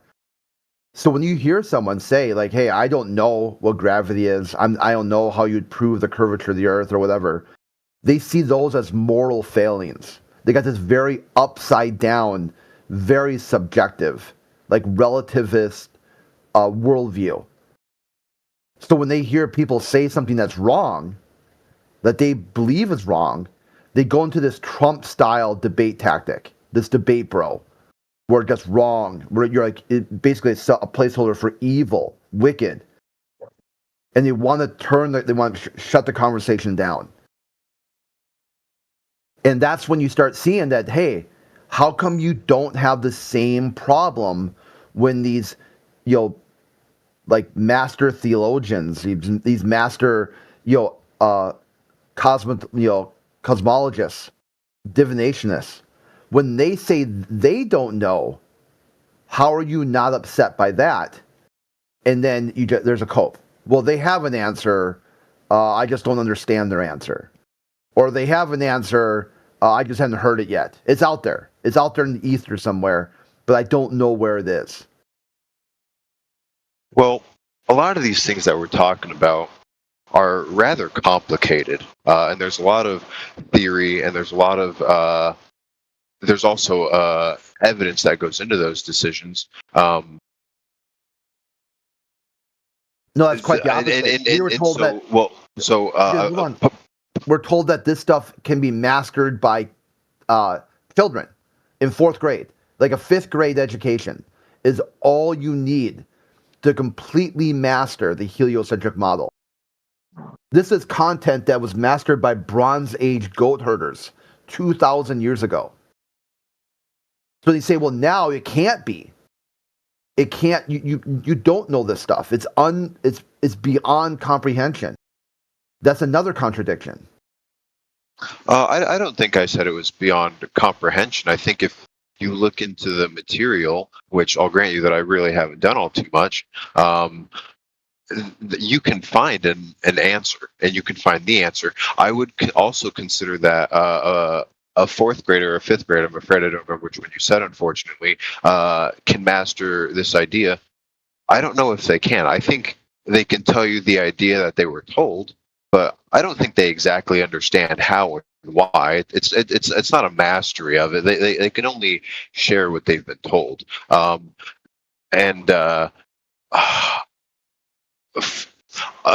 something I'll bring up is if you go high enough in elevation, like 7,000, 8,000 feet, and you have a good line of sight that goes out for miles, you can see the curvature of the Earth.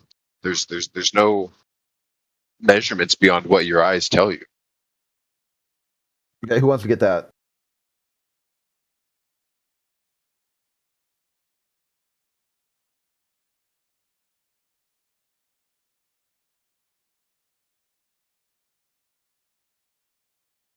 No one?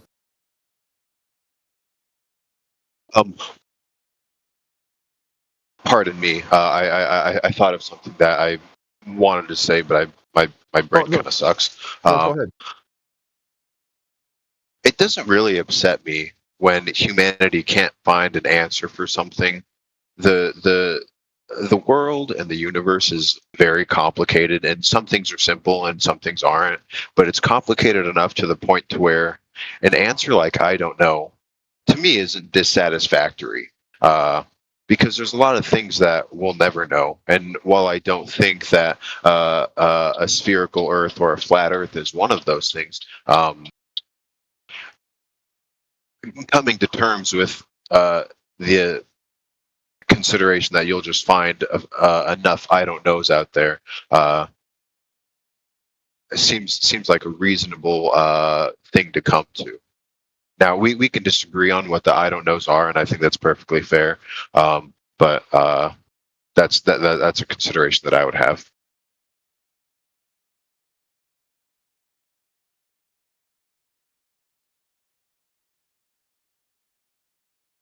Okay, so how much curvature do you see in an airplane? That's a good question. I'm sure if you took a particular tool, you would be able to find out the curvature that you would see, and it would probably depend on your exact elevation. But I don't know what that angle of curvature would be.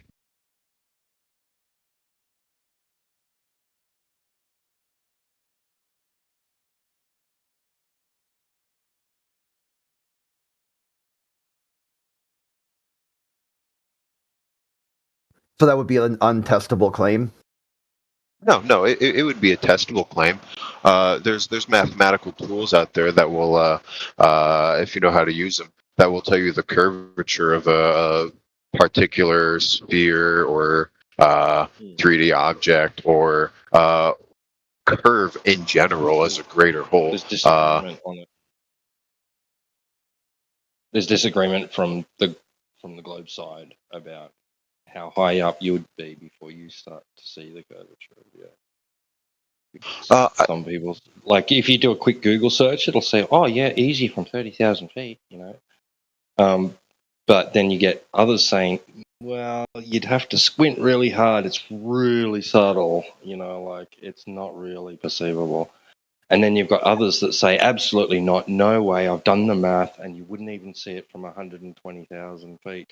Actually, you wouldn't even see it from the altitude of the ISS because you're only seeing about 3% of the Earth's surface, and you're basically just taking a slice of a circle out of the top of the globe, and it's a tiny little circle, so the horizon would just look flat from that altitude. In terms of the ISS, I think there might be a little bit better of a claim there just because I mean, I don't know if it's 3%. If I had to guess, I would say it's probably maybe 30%. And maybe you didn't say 3% and I misheard, and that'd be my bad. But I mean, I could see that from the ISS. I can also say that I went to Hawaii years ago, and I went to Maui specifically. And the tallest point of Maui, I think it's only a few thousand feet above sea level, and it's it's an island and it goes right up to 0 feet sea level. You can see the curvature of the Earth from the top of that. Now, I think there's a couple different factors. It's how far you can see. It's is there foliage as far as the eye can see, or is there hills, or so on and so forth. But I can say from the top of the volcano on Maui, you can see the curvature of the Earth. Wow. I'd say that's wishful thinking. Fair enough.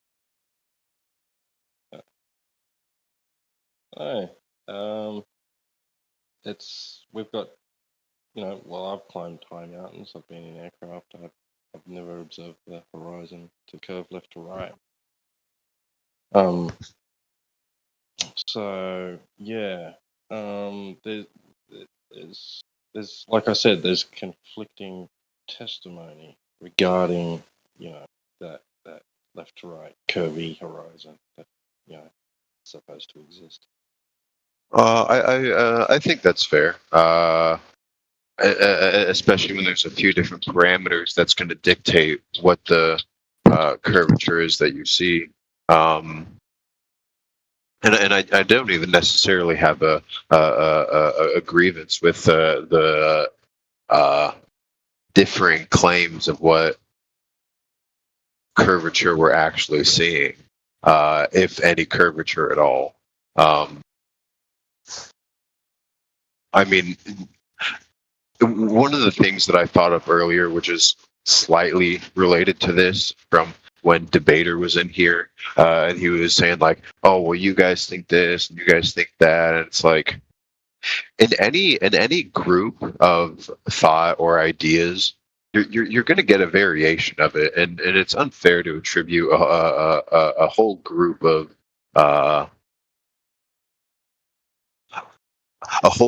people who think something to the exact same ideas.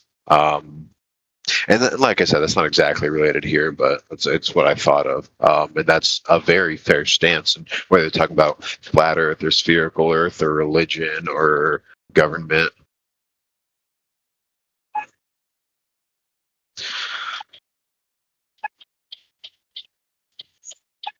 Yeah. Look, there's also photography from all different altitudes portraying both flat and curved horizons, right? Curved horizons that we see in photographic imagery are due to lens distortion. Because when you use, now there's going to be a little, slight barrel distortion, just about with any lens you use. But when we use rectilinear high altitude, we don't see any left to right curvature as far as the camera's concerned.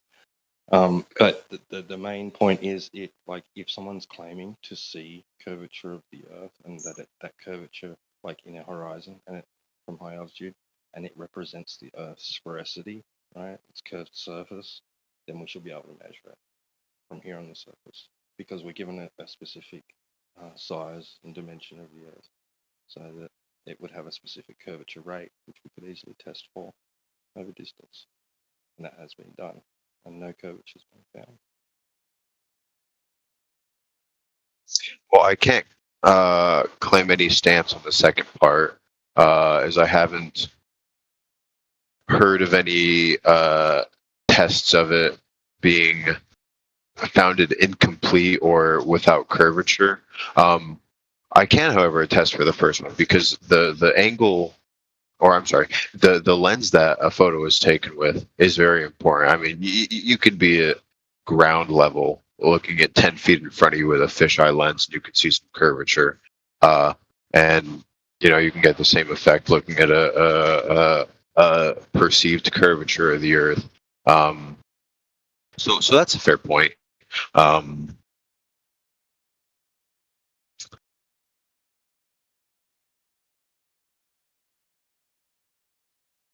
Yeah, that's what I got.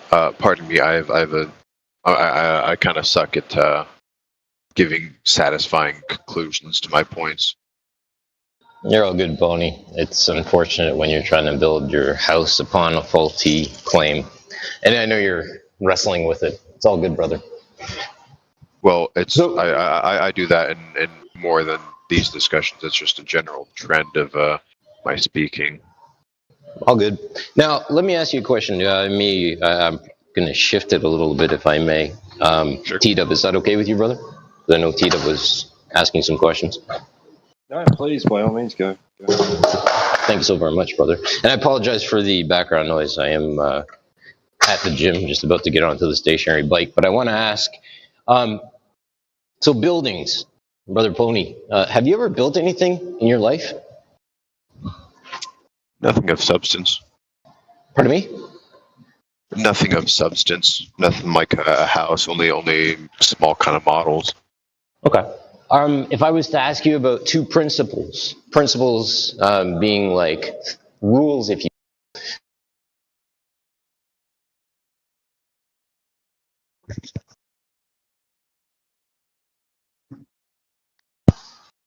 Sorry, I got a phone call. Am I still coming through?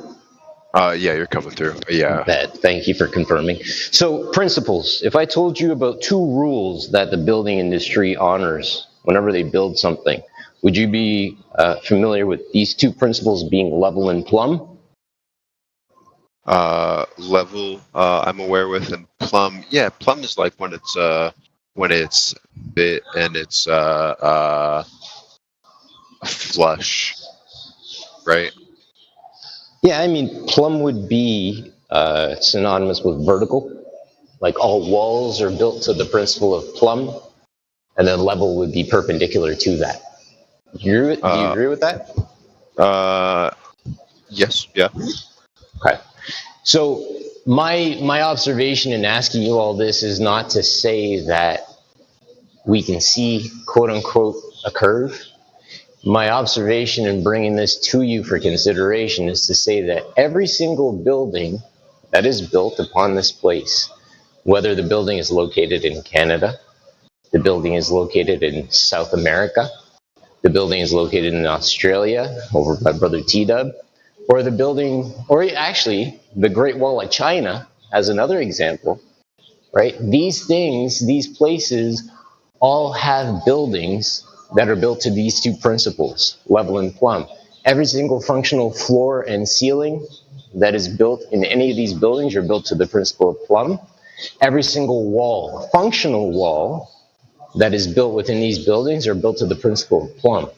So it's to say, if I was to go to each of these buildings, quote unquote, look at their inspection records, I would be able to confirm that these are the two principles that were employed when these buildings were built. So with that comes, how can you have a curvy earth when I'm observing level and plumb when I go to all of these different buildings?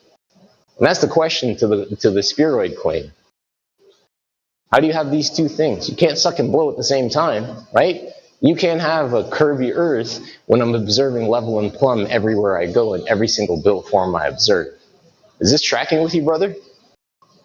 It is, and the answer that I would give would be that the Earth is so relatively large that even with a curvature, you would still get levels of flat area that don't particularly increase or decrease in elevation among, like, say, 30 square feet, which is small, of course, but even out to 1,000 square feet. I would also consider that the physics that are used to dictate measurements and measurements such as level would have part of that curvature accounted for.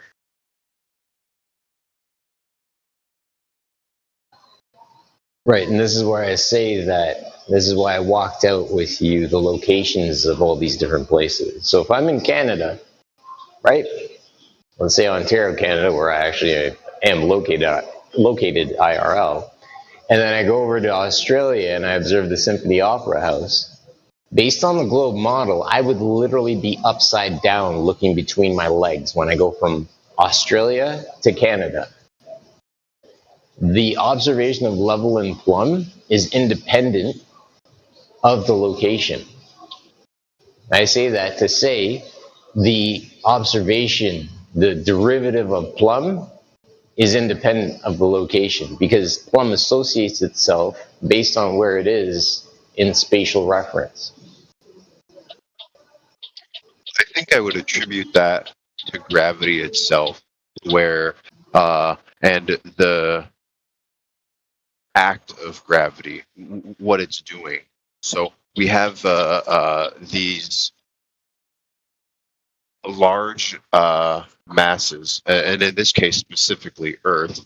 The gravitational mass of Earth is the center. So all of these level systems that we're going to use are going to be dictated off of it being drawn towards the center of the Earth, which is how we can get the same measurements from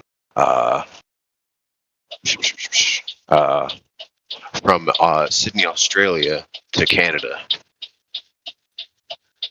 Well, earlier you said sea level, right?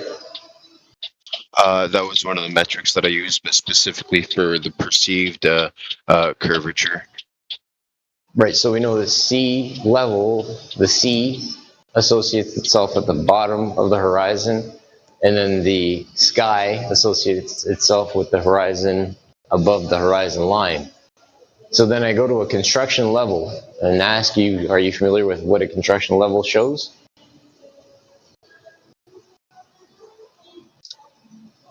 I don't think those two things are necessarily incomparable because of the scale involved. The scale involved in perceiving curvature at sea level, and maybe this is a mischaracterization of what you said. You're definitely jumping the gun. Yeah, it's all good. Go ahead.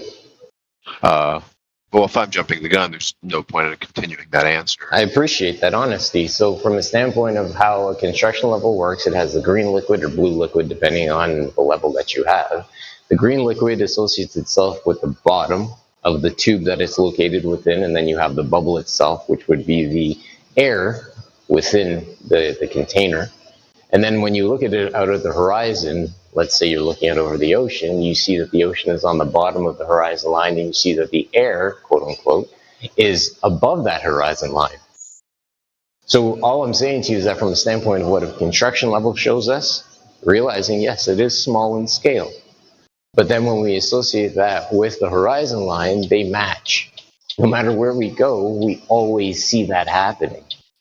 And this becomes a problem, as T-Dub was saying to you earlier, that we don't see any drop over distance, left to right drop, even front to back drop, that would give us the necessary observation to say, aha, we're actually hanging out on a curve.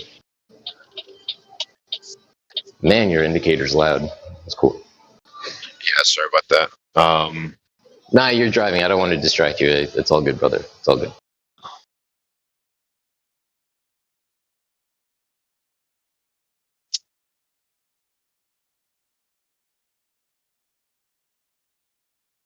I think I would go back to gravity and the gravitational center of Earth with that one. It's always going to. I got to say this without saying the same thing over.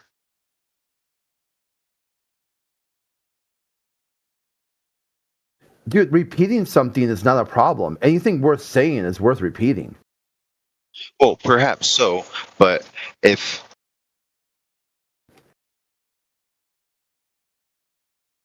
I'm afraid I might have to go, gentlemen. I'll just stay on mute for now. All right, brother. Be well. And it's all good.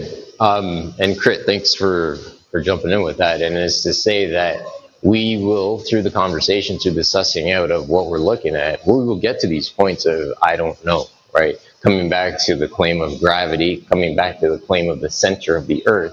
These two things, which again, center of the Earth has yet to be proven, that there's actually a centrally magical point that everything is attracted to, that is yet to be effectively proven. And secondly, again, drop over distance, a curvy Earth. Thanks for the conversation, y'all. Appreciate you.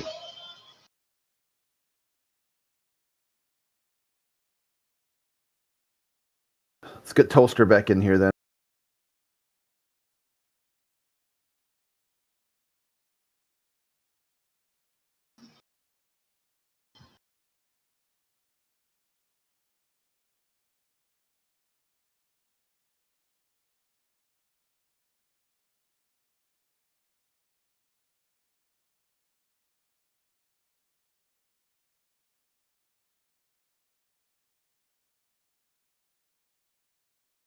Toaster have a little meltdown, did he?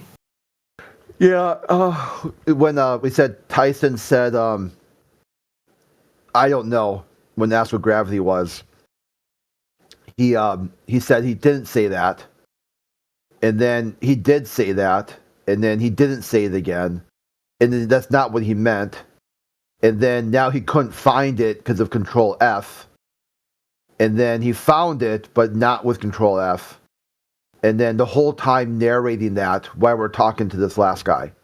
We're like, dude, just put yourself on mute. He's like, no. No, fair enough. So he was helped onto mute. I got no problem with that. Yeah. I go, dude, you have to narrate your whole process of finding the video. That's not required.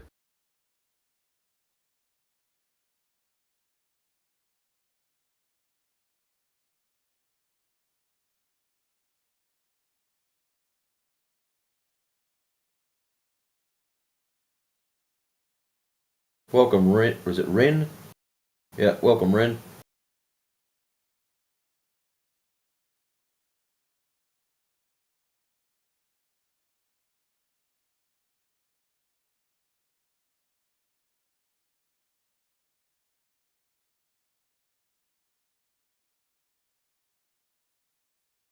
What brings you here today?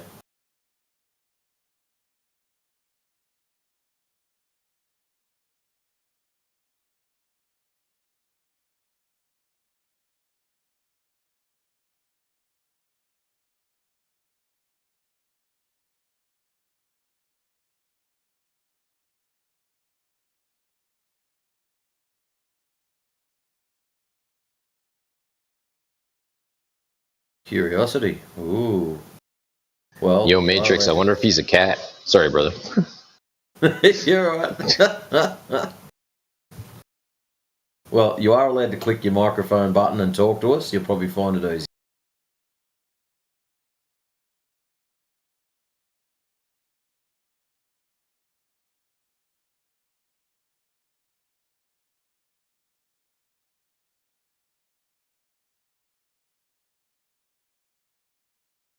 I'm good, just here to listen.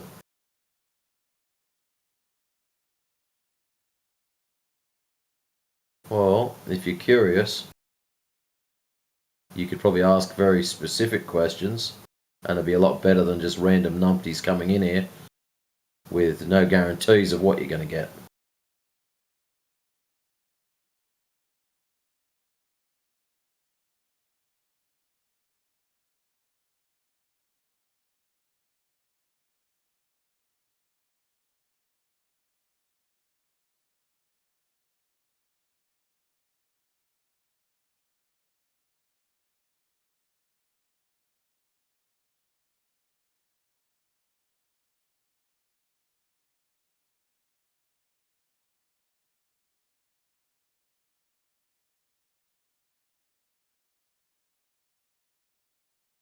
Oh, brother DJ, I don't want to make anybody look stupid. I'll stop talking about that one then.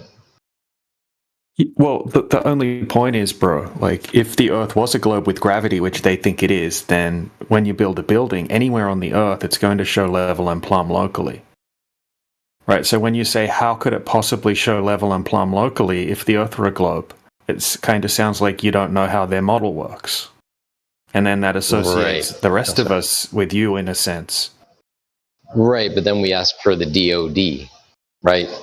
Show me the drop over distance that would actually reinforce and back up a globe claim. We go to a 100-mile observation distance and look for a 1.25-mile drop and realize the higher up we go, the further out we see removing the claim of a curvy Earth from it. But that's cool, brother. I appreciate you walking that out with me.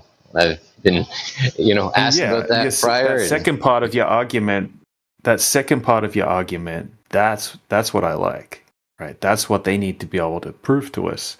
That's the qualifier for their claim that our natural experience is just, an illusion or, not significant enough to worry about. Like when they say it's negligible, that's short distance. Right, but here's the thing. Oh, sorry. Here's the thing, right? In order for me to get to the ask of a drop over distance, I must build a solid foundation first.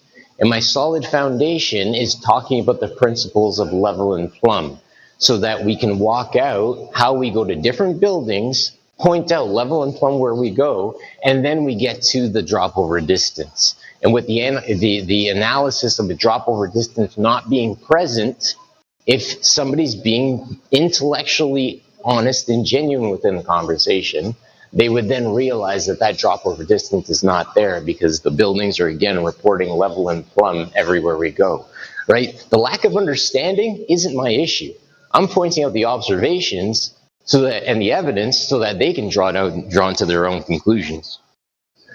Yeah, I get you, but they'll just say if the Earth's a globe, then you can go to Australia and check a building, right? It's going to show level and plumb, and then you can go to Canada and do the same thing. It's going to show level and plumb on a globe.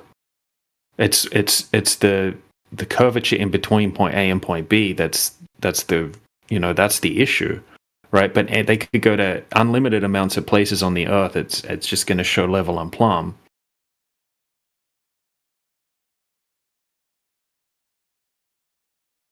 Like even if the Earth's a globe with gravity, until they want to try hitting us with reciprocal zenith angles over a mile.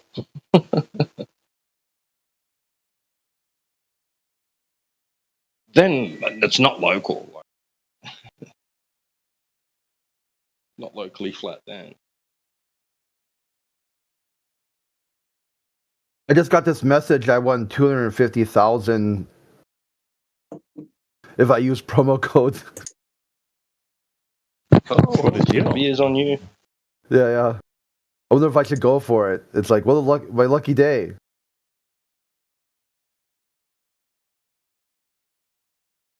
I always do this. I click what mutual servers we share.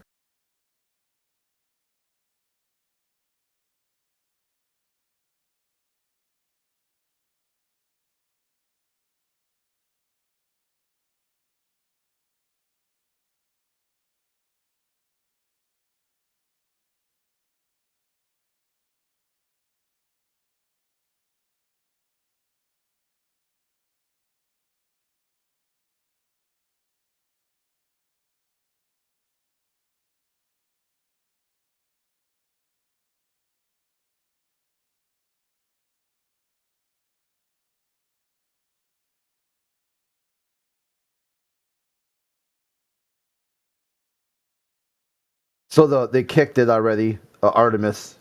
The next launch window would be the 8th of February. Are you kidding me? That's hilarious. 2 days. It's already been pushed. Yeah, it's already been pushed. They just posted this morning. What are you flurpers going to say when they put Artemis 2 up? One of the stage lighting workers he's got sick, so give him a chance to replace him. Yeah. Stage light Cirrus has fallen down.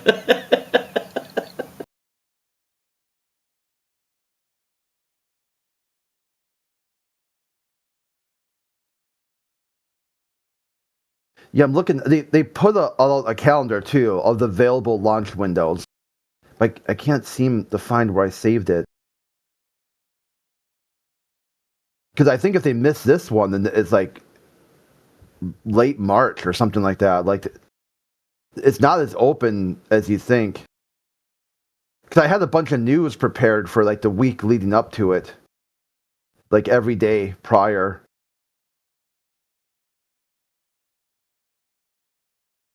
Okay, here we go. I found it. Yeah, so if they miss the 8th, then they can do it again on the 10th and the 11th. If they miss that, it goes into March, like a month later. Then they got a couple days in March, and then it's like the end of April. It'll end up being the 4th of July. Yeah. They could just keep kicking it, kick. Like, oh, we missed the launch window.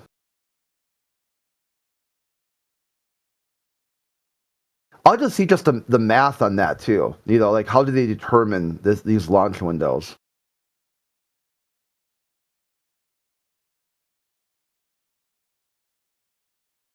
Well, what they do is they take into consideration all of your holidays, all your public holidays and all that, and they put it in between things to keep people entertained.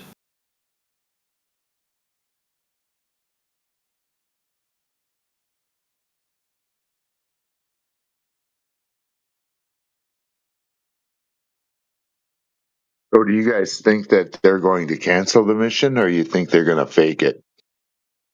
Well, it's already been bumped. There's articles I was going to post where a lot of people, like this scientists, have said that it is unsafe. The heat shield has some major problems that have not been addressed yet. And that this is just, devastating, that basically they're getting push from the top down to launch anyway. Because if it's a disaster, they'll say, hey, you need to privatize it. If it's not a disaster, they'll say, look at all this safety concerns, bog the system down. You need to, like Elon Musk had said, move fast and break things.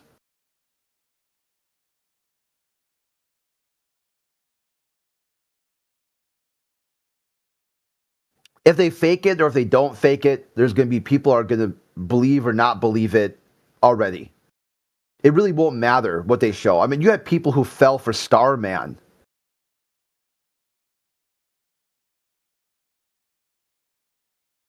I apologize for this, but what is Starman? Oh, it was supposed to be a concrete block that Elon Musk shot into orbit as like proof for his like Mars rocket. It could take a payload. But instead, he put a car, a Tesla Roadster, with a mock-up dummy wearing a Tesla spacesuit or SpaceX. Oh, I thank you. I didn't know that was called Starman. Yeah, well, he called it Starman.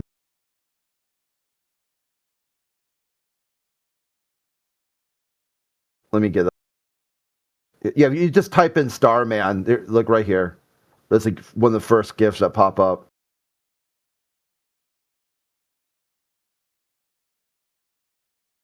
People fell for that.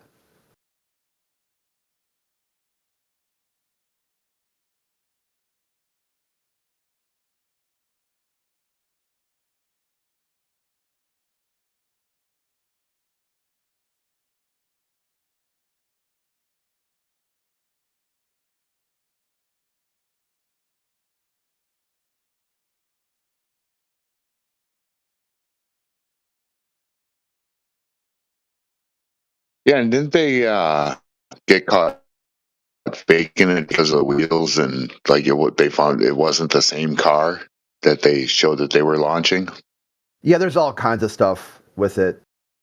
Yeah, they said that it wasn't spaced like what would happen to the tires, all the materials and whatnot. Yeah, it's like there's so many problems with it. Like people are like, and eventually he gets called to the carpet. Like, hey, can you take some questions on this? Will you answer some questions? He's like, yeah, certainly. And then they're like, well, okay, how do we know it's real? His answer was, you can tell it's real by how fake it looks, or something along those lines. I don't remember the exact quote. Something pretty similar to that. The more fake it looks, the more real it actually is. And his justification for that was, we have better CGI than that. See, and that's what I don't understand. I mean, if you look at what Hollywood's putting out, like the Transformers movies and all that stuff, and then you look what NASA's putting out, it's comical. I don't understand why they don't, tap Christopher Nolan to make one of their videos. People might actually start believing it. This is what happens when you fake it. And all of a sudden now the technology for faking it is far superior to what they already had. Makes it stand out even more when it's put here like that, doesn't it?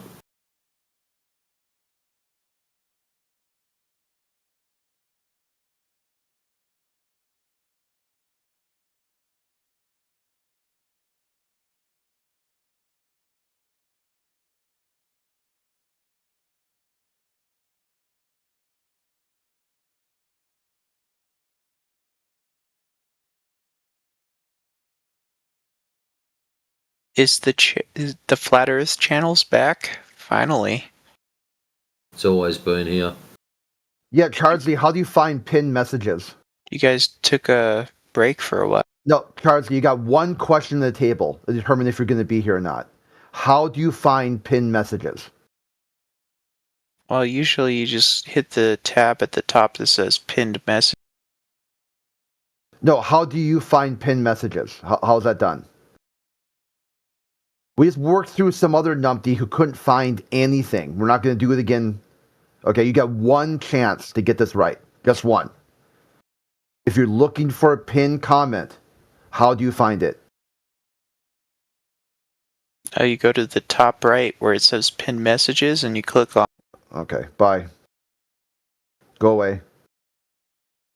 How do you find them, Crit? Because that's what I fucking will do. No, he's talking about like when you're in a text channel. If you go to a text channel, there'd be like pinned comments. He was saying that you can't pin comments in the voice channel because there isn't a button to click. So there's no. I must have missed this part of the conversation. Yeah, there's like no pinned comments in this whole none of it. There's no comments exist here.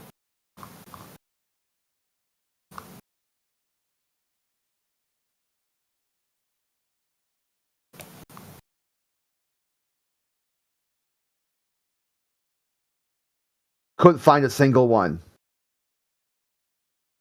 And it was good too because it was just like me and him in the text channel, or maybe some other people, and in the voice too. So the only thing visible was the pinned comments because there wasn't a lot of text chat there. He still couldn't find it.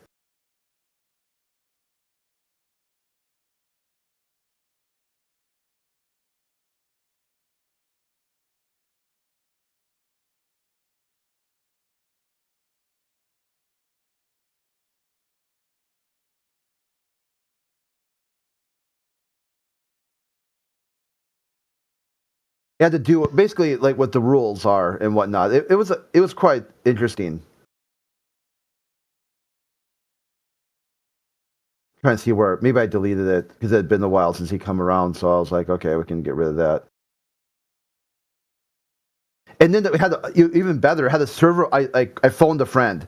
Had a server moderator come in here and explain it to him, and he still didn't get it. Then I was like, okay, well, first I had a guest channel moderator come in, and like, hey, dude, I gotta let me call in a favor here. I'm trying to explain to this guy how the purpose of pinned comments, and he's not getting it. Do you think you could try? He's like, yeah, sure. Let me have some fun with this idiot. So he comes in here and tries to explain it. Doesn't get it either. So I'm like, okay, well, then just by chance, I was like, hey, let's see if a server mod will get it. We'll be able to get it through to him. Nope, didn't work either. This is like you play stupid games, win a stupid prize. The bare minimum. Yeah, here it is right here. Still, okay, good thing I didn't delete it.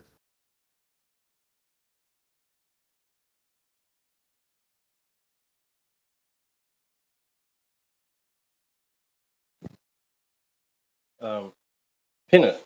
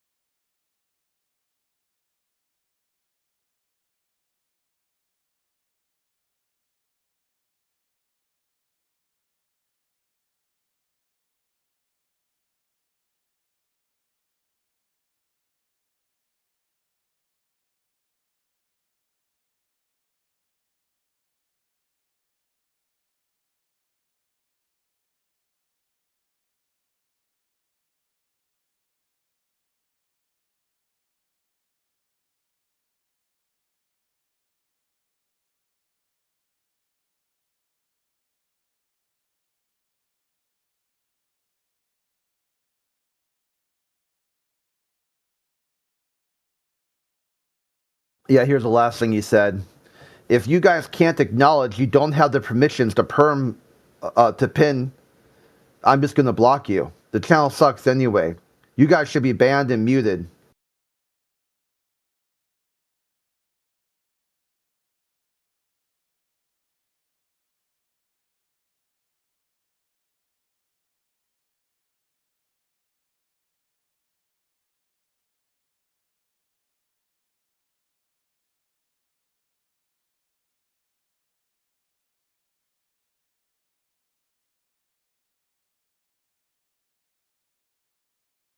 I said, you need to be able to understand pinned comments. This is step one.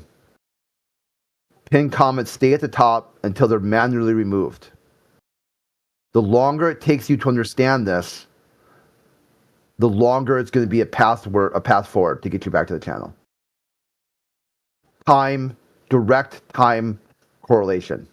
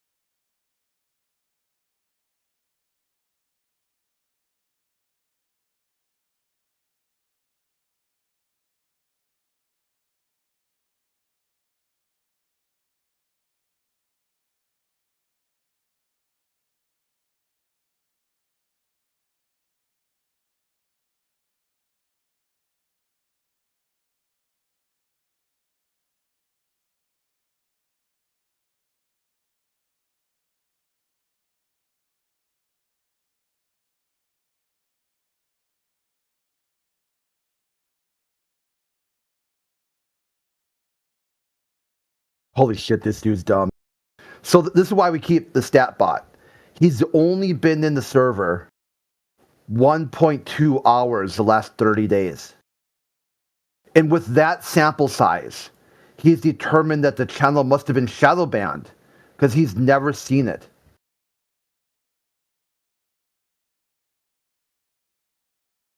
I mean, it doesn't get this much this dumb, man. It really doesn't get this much dumber than this.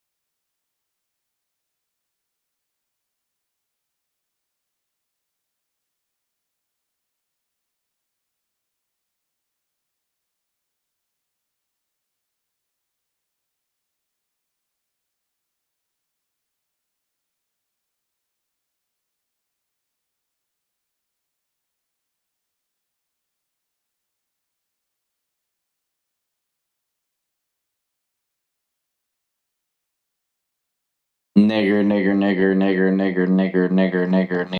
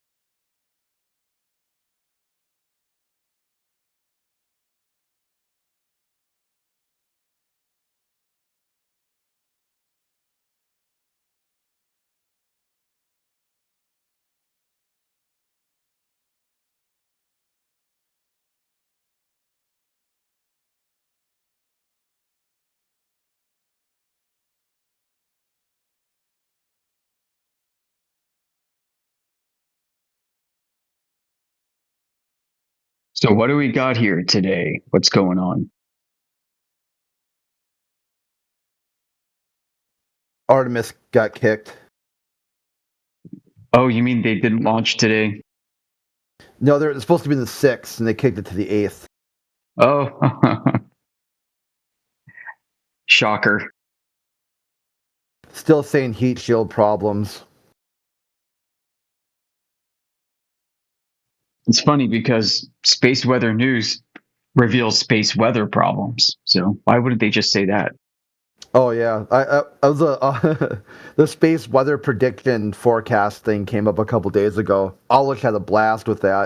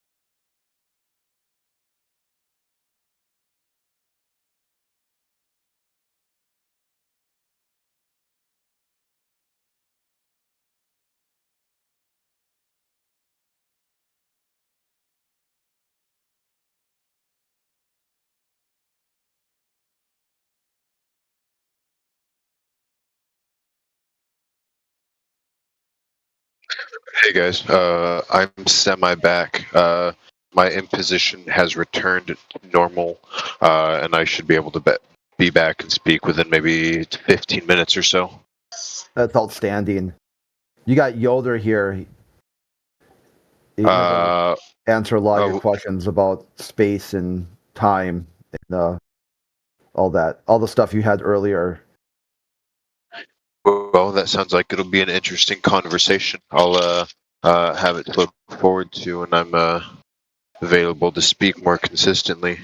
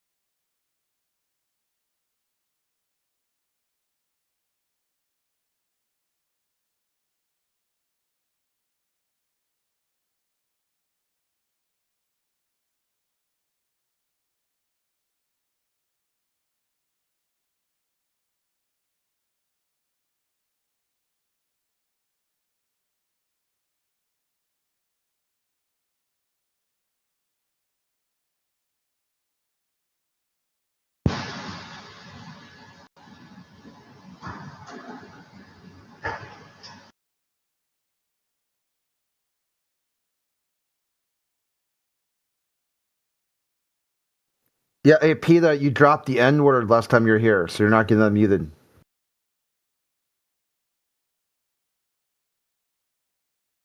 Oh, is that the guy that came in and chanted that word over and over and over?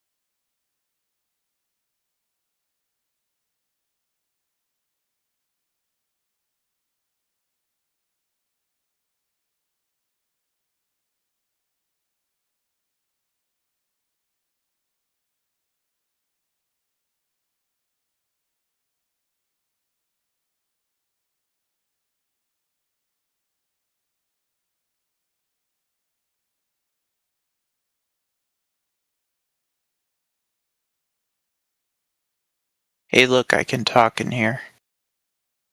How's everyone going? Nope, you can't.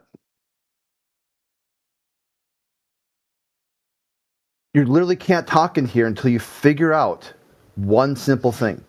That's it.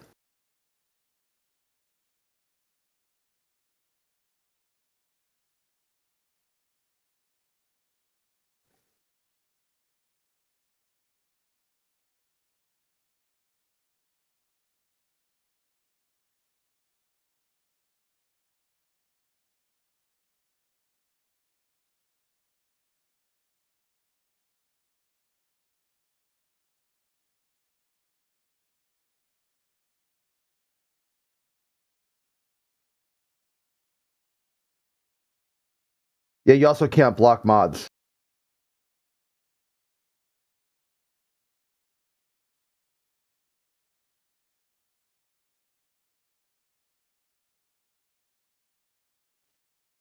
Is that, did he run? No, he's sitting there. He was supposed to go channel to channel and tell them, start a conversation, an argument about how they don't have the ability to pin comments. Oh, that sounds productive. Yeah, because he says that Flat Earthers, uniquely, this is the only channel, only guest channel, where they took our ability to pin comments away. For some reason, which he won't explain or take questions on. Then he said the channel disappeared for a while, even though I posted the data there, showing that we've been here the whole time. That he's the one who disappeared. His stats show that he's only been here in the last 30 days. 1.5 hours. So, yeah, how would he know? Yeah, that's what I'm saying. Like, omnipresent or some shit. Toaster, welcome back, dude. Oh, sorry. Hold on. Yeah. Hey, what's up, guys? We ignore that. Hold on. Let me cancel. Shut up. Hello. Hi. All right. Are you calm now? Did you get a chance to collect yourself? Yes, I was not watching Mulan. That's right. It's a good story. What's up?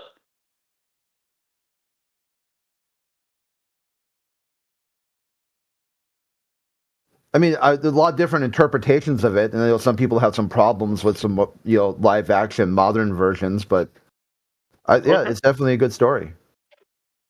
Okay. What's up?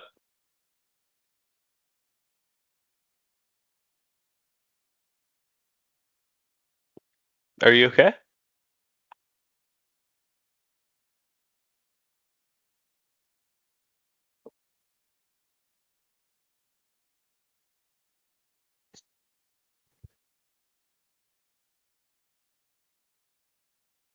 Hello?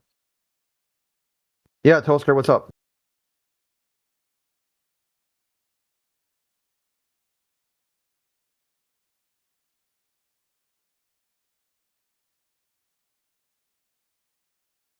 What's up?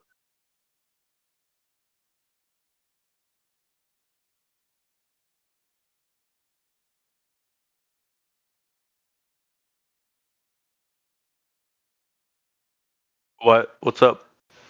The sky is up. Oh, okay.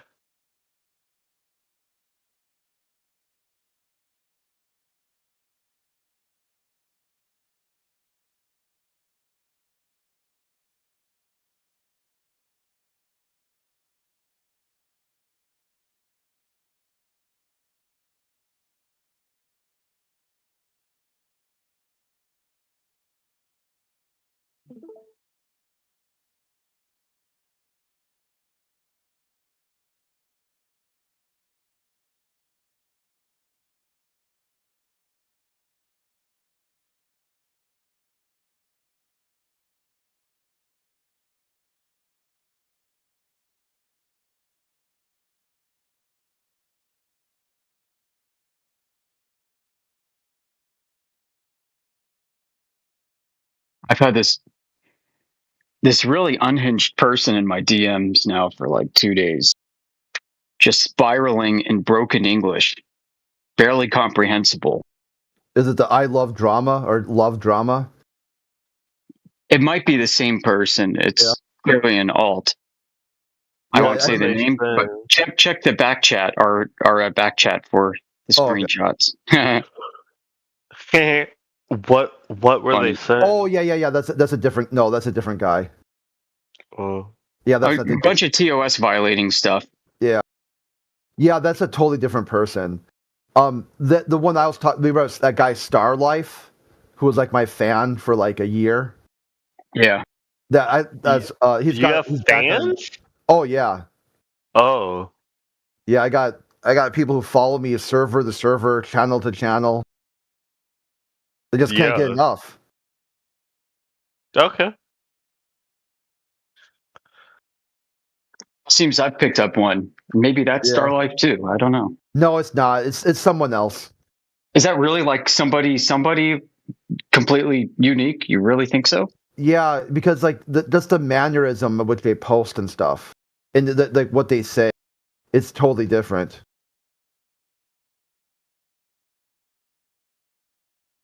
I'm actually just kind of curious though. Like, you call them your fans? Yeah. Alright. Yeah, because like say I'll be in a channel completely unrelated, like like dating advice. Yeah. I'm sitting there, people just talking, just normal dating advice, just giving tips and whatnot. Things that come. Yeah, I go to the dating advice channel quite often. Okay. You'll get people come in there and be like, "What the fuck?" And then people are like, "What? Crit's in here." My man, I guess. They're like, Crit's got some good dating advice. Yes, we like having Crit here in the dating advice channel. He's a flat earther. That's a fan, okay? That's definitely a fan. That person joined the channel for one reason.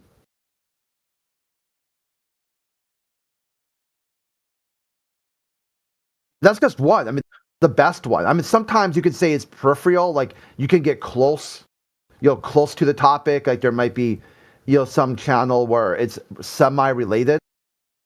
But that channel is non-related to this topic whatsoever. At all. Nothing. Yeah. So the dating advice channel shouldn't have people coming in there being like, "What the fuck is there a flat earther in your fart?" Okay, I got you. Calling them fans is really might actually be closer to the truth, because I think these people are in what's called a parasocial relationship with us. Do you know what that is? Let me guess. It's a relationship that you're about to make up for other people when it's really you who's doing it. Yeah, basically. So it's like a one-sided bond, right? It's like if let's say you got a crazy person who's a total fan of Axl Rose, and Superfan is so in love with Axl Rose that Superfan thinks that Axl Rose might have some kind of relationship with him as a result of that strong feeling.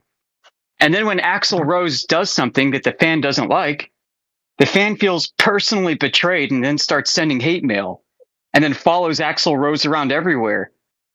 Where do you come and play? Well, the people that Crit mentioned are just like that super fan. They have a parasocial relationship with us. They've probably been listening to us on our live stream for months, if not years. They feel this one-sided bond with us. Do you think that you're close to Axl Rose? No. What part of this conversation led you to think that that's what I said or meant? I don't know. Fuck me, right? I think you'll figure it out. No, I haven't figured it out. That's why I'm asking. Well, it's not my issue, I guess. So, why are you comparing yourself to Axl Rose? Well, because these people listen to us on YouTube, like I said. These people follow us everywhere, like Crit said. They are obsessed with us, as if we're some kind of object of their admiration and their derridation. They hate us. Am I right? And love us. Like Axl Rose, right? Well, for them, we are somebody that they admire, Or just who? like a super fan might admire someone like Axl Rose. It's that simple. Like Axl Rose, yeah. Just like him. No, it's not just like this is. Right. Okay. Just giving you an analogy. Sorry if that went over your head. Yeah. I mean, listen, yeah, I can. Did, I guess. I can go give myself brain damage and maybe talk to you at your level here. Okay. Might Axl help. Rose. Axl Rose. Yeah. If you say it 3 times, you'll end up in a Guns N' Roses concert. Yeah. I like Beetlejuice.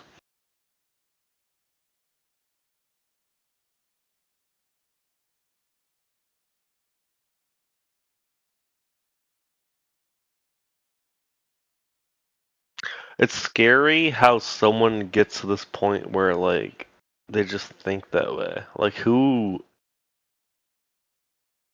I don't know, man. It's weird. Definitely fucking weird, that's for sure.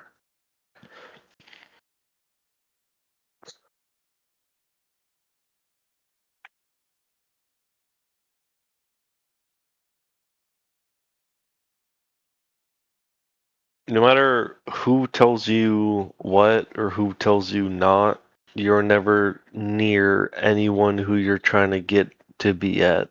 So just don't. It's weird. You ain't fucking Axl Rose, homie. I didn't say I was Axl Rose. Stop trying to pretend to be. It's weird. You're I don't even like Axl Rose. I don't want to be. You are like 1%. Like, if Axl Rose is like $1 million, you were like a fucking penny. Relax, bro. How about I say Donald Trump instead? How about we do that? Okay, let's. Oh no. Yeah, let's erase Axl Rose and replace Axl Rose with Donald Trump. Are you trying to be like Donald Trump? Is that your whole flex? What part of this conversation led you to say that? What do you want to do? Maybe answer a question? Okay. Let me know the question. I already asked it. What's the question? I missed it. My bad. That one's on me. You missed it? That one's I on asked me. what part of this conversation led you to say that? Oh. What's the question? Yeah, that question. That question that was asked right before you asked me what the question was. Which was?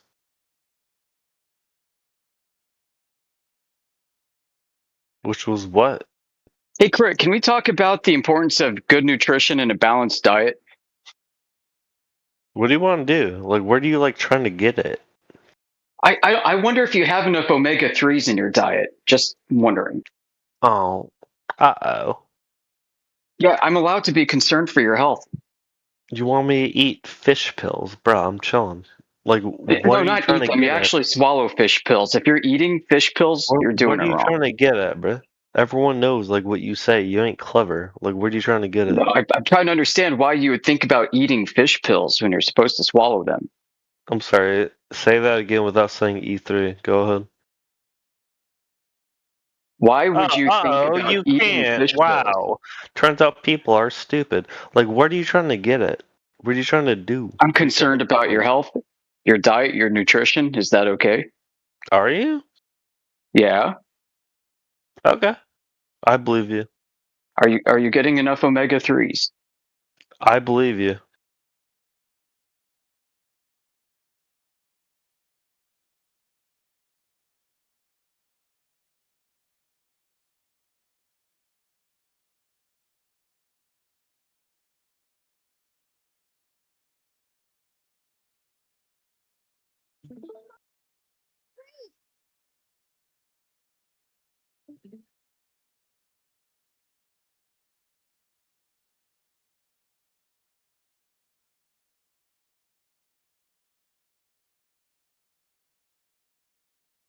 I have returned.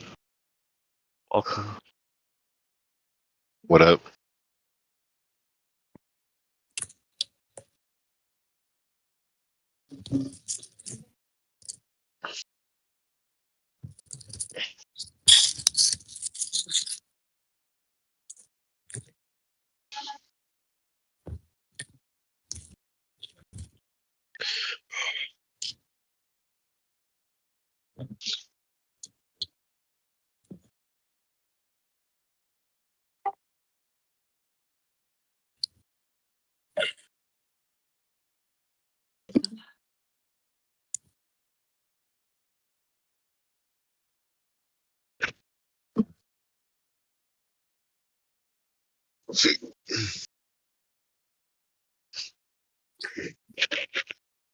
What's been going on? Any developments or updates or new discussion points?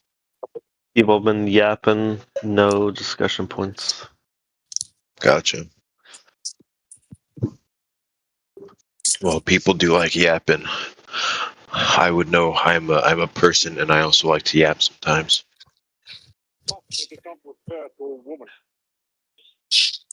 Spoke of a boy born at the end of July. Yes, but it. The intense looking from down there.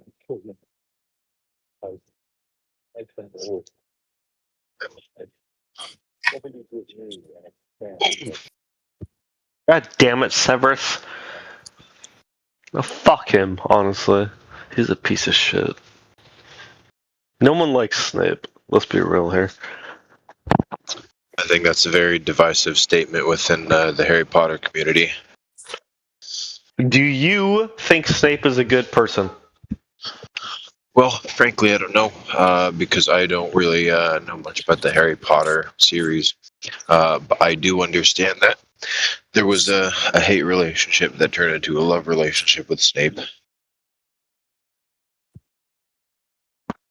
If what you know about him...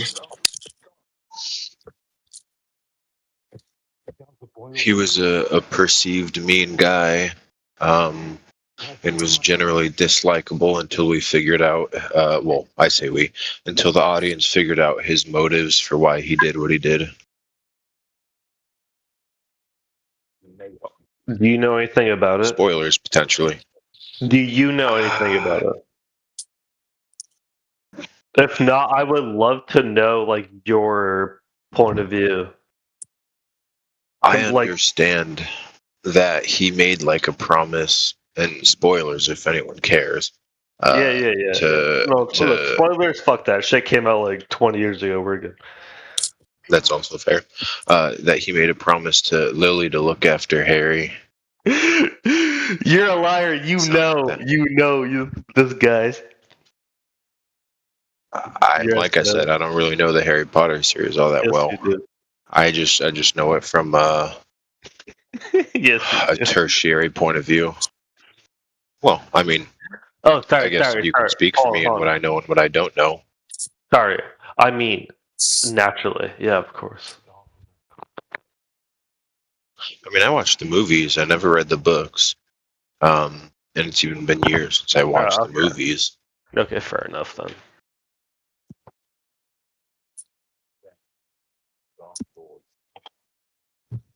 Did you grow up watching the books, or was it just like randomly like, oh, I just have nothing to do today, and like the movie's just like in the background, so I just now see it? I think it was probably a matter of just people I hung out with were interested in it, and it was by association. I mean, maybe it was the case that I watched them on my own accord, but I don't remember, unfortunately. Don't remember? How long does it take to watch Harry Potter? What do you mean, don't remember? Oh, it would have been like 12 or something like that. It would have been 2 decades ago. Damn. Actually, damn. Actually, yeah. It is that old, isn't it? Yeah, I think like the 90s was when the book series started. Maybe I'm wrong on that. 1999, I believe, is when it started. How's about that? Well, it's later than I would we're have in thought. fucking 2026. Holy shit. Time flies. Good old time. Yeah. Fucking the grand old time, man.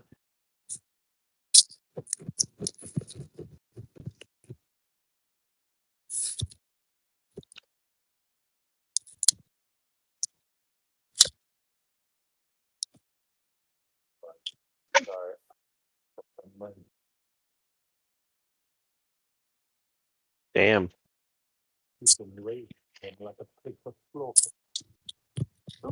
Well, I'll tell you guys what. No, I'm sad now. No, please tell me.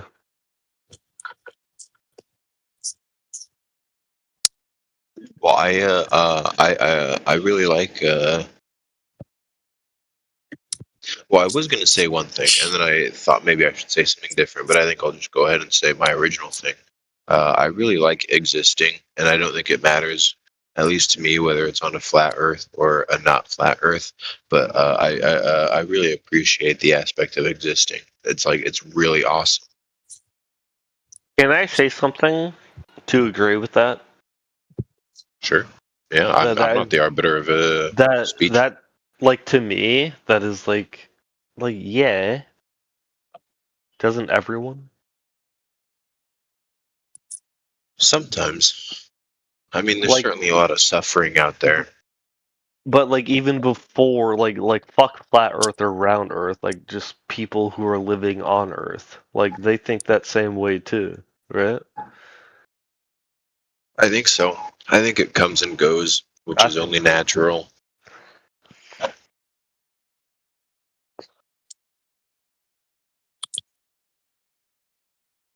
I think that you have to be very special to go out of your way to contradict reality to fit in your own little idea. What do you mean by that exactly? Like, is there an example or something?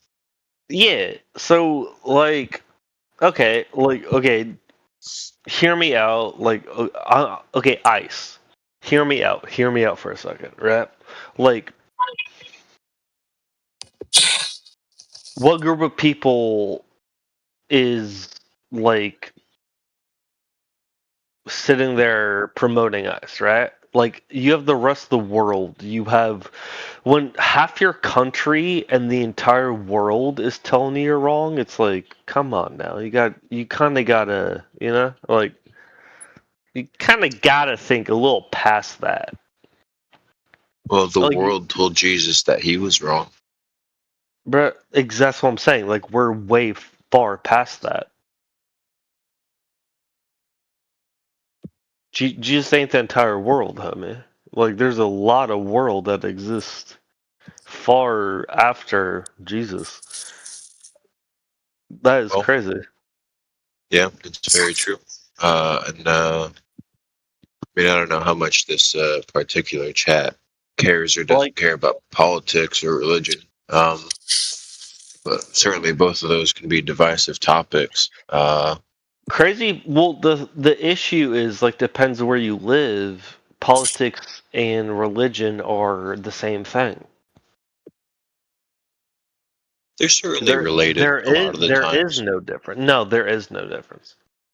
Like, that is their idea. Like, that's like their mindset. But like politics is a religion or something like that? Yes.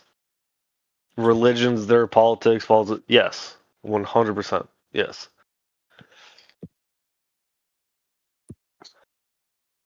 Everyone knows who we're talking about. The entire world knows who we're talking about. Like, it's that easy to comprehend. Come on. Are you talking about Trump in this instance?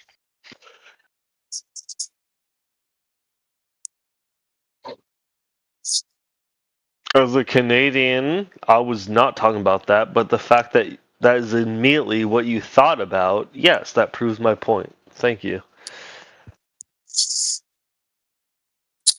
Literally, yeah. Well, duh. So I guess I would point to you said everybody knows what I'm talking about here, and I guess my asking of a clarifying question kind of implicitly stated that I didn't exactly know what you were talking about. I mean, you did know, though. You did know. Don't play dumb. You 100% knew. Well, no, I don't think I did because I didn't know exactly who you were talking about or what you were talking about. That is what I hate the most. Like, I mean, you did know, bro. You did. Don't lie. You did. I'm not lying. Lie. I didn't. Lying is weird. I hate that shit. Sure, I don't like lying either, but I didn't lie. I mean, certainly there's people that would look at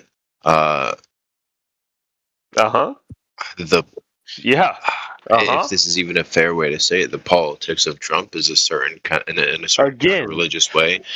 You already knew there's people that would look at the politics of Trudeau as in a religious certain sort of way. Tony, Trudeau's going. What are you talking about? You're talking about Trump because you already know. I'm talking about who? Trudeau? Excuse you? Well, like I said, I didn't know exactly who you were talking about, but there's a few different interpretations of what you can say. You knew exactly who you're talking about. That's the issue. It's so obvious. Well, so if considering you were talking about Trump, my bringing up of Trump wasn't to say that I knew exactly what you were talking about. I mean, one thing can lead to another. So if you're not talking about him, and instead you're talking about Trudeau, do you not know how? Never mind. Well, I just looked at it from a Canadian perspective. Yeah, and you said Trudeau. That's like me saying, "Oh, George Bush." Like, what the fuck you want me to say? Oh my God. Can we get this toast out of here, please? Somebody. That's crazy.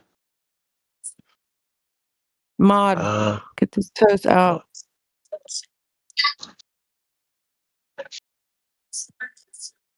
My guy said Trudeau.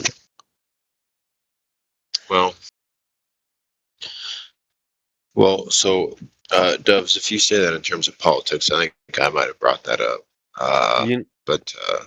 No, it's just not that. It's got nothing to do with that. He's already in here before you, and it's just first of all, he's off topic, and he's not catching let's see, the sophistication of the conversations. Too much has to be explained, I think, unnecessarily. So,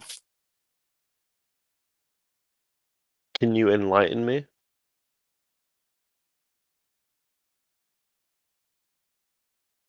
I mean, we all know that answer too, right?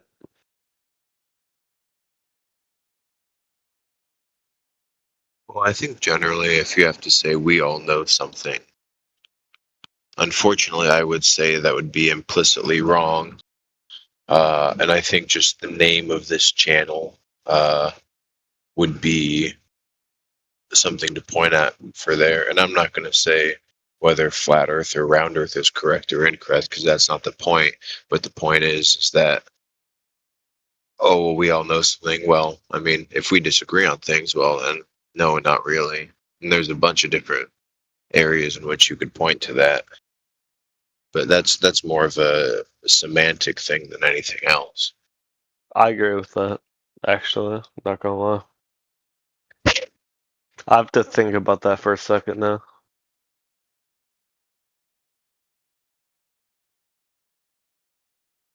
I think most things are worth thinking about.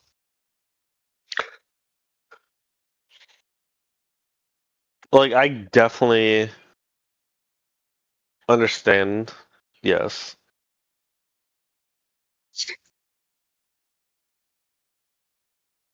In, like, a Discord way where, like, we can act accordingly, sure.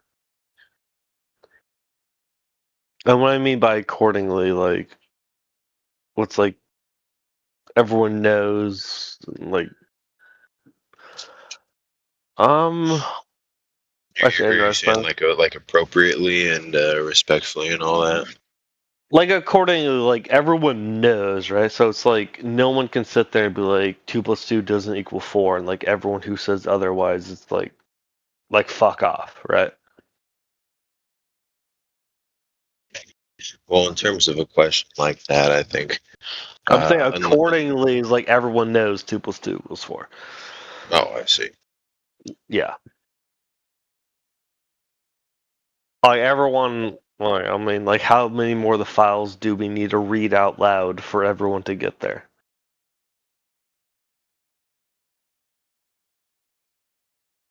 Well, for everyone to get there, we'll probably never get to that point.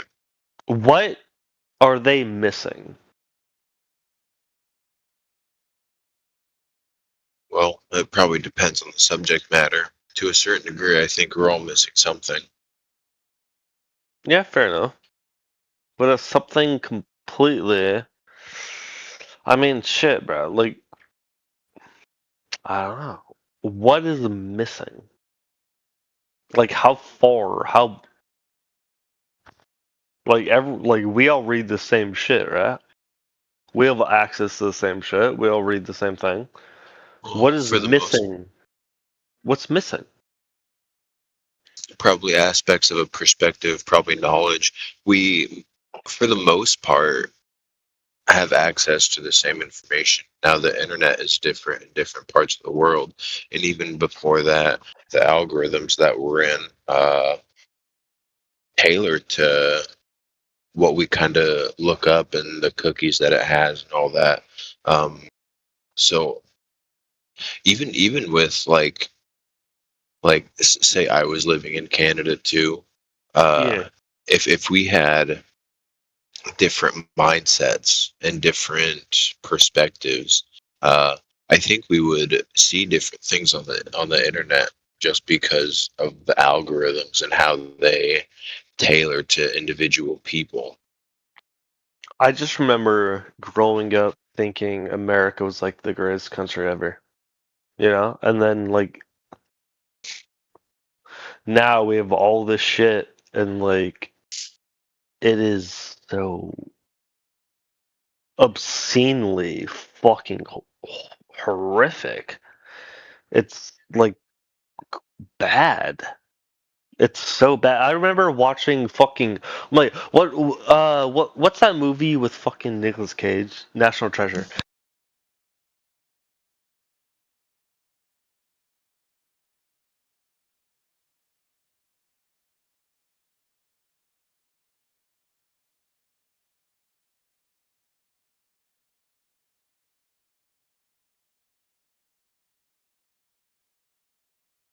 "24/7 Flat Earth Discord, the best place on earth to talk about Earth.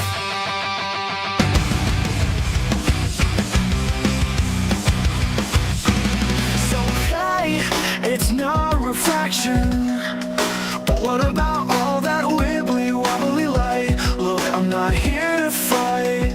I just wanna know if it's not refraction, then what the heck is it?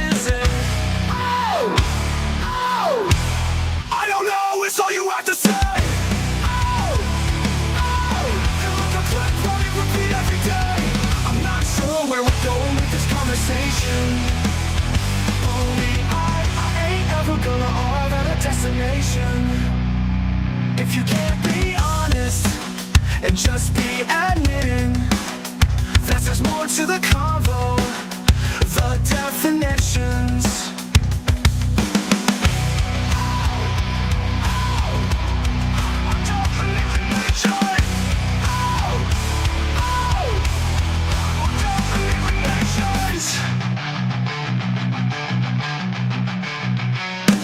It's okay, it's not refraction, but what about all that wibbly wobbly light? Look, I'm not here to fight. I just wanna know if it's not refraction, then what the heck is isn't? Then what the heck is ignition? I don't know, it's all you have to say. And like a clip running repeat every day. I'm not sure where we're going with this conversation. Only I ain't ever gonna arrive at a destination. Only I ain't ever gonna arrive at a destination.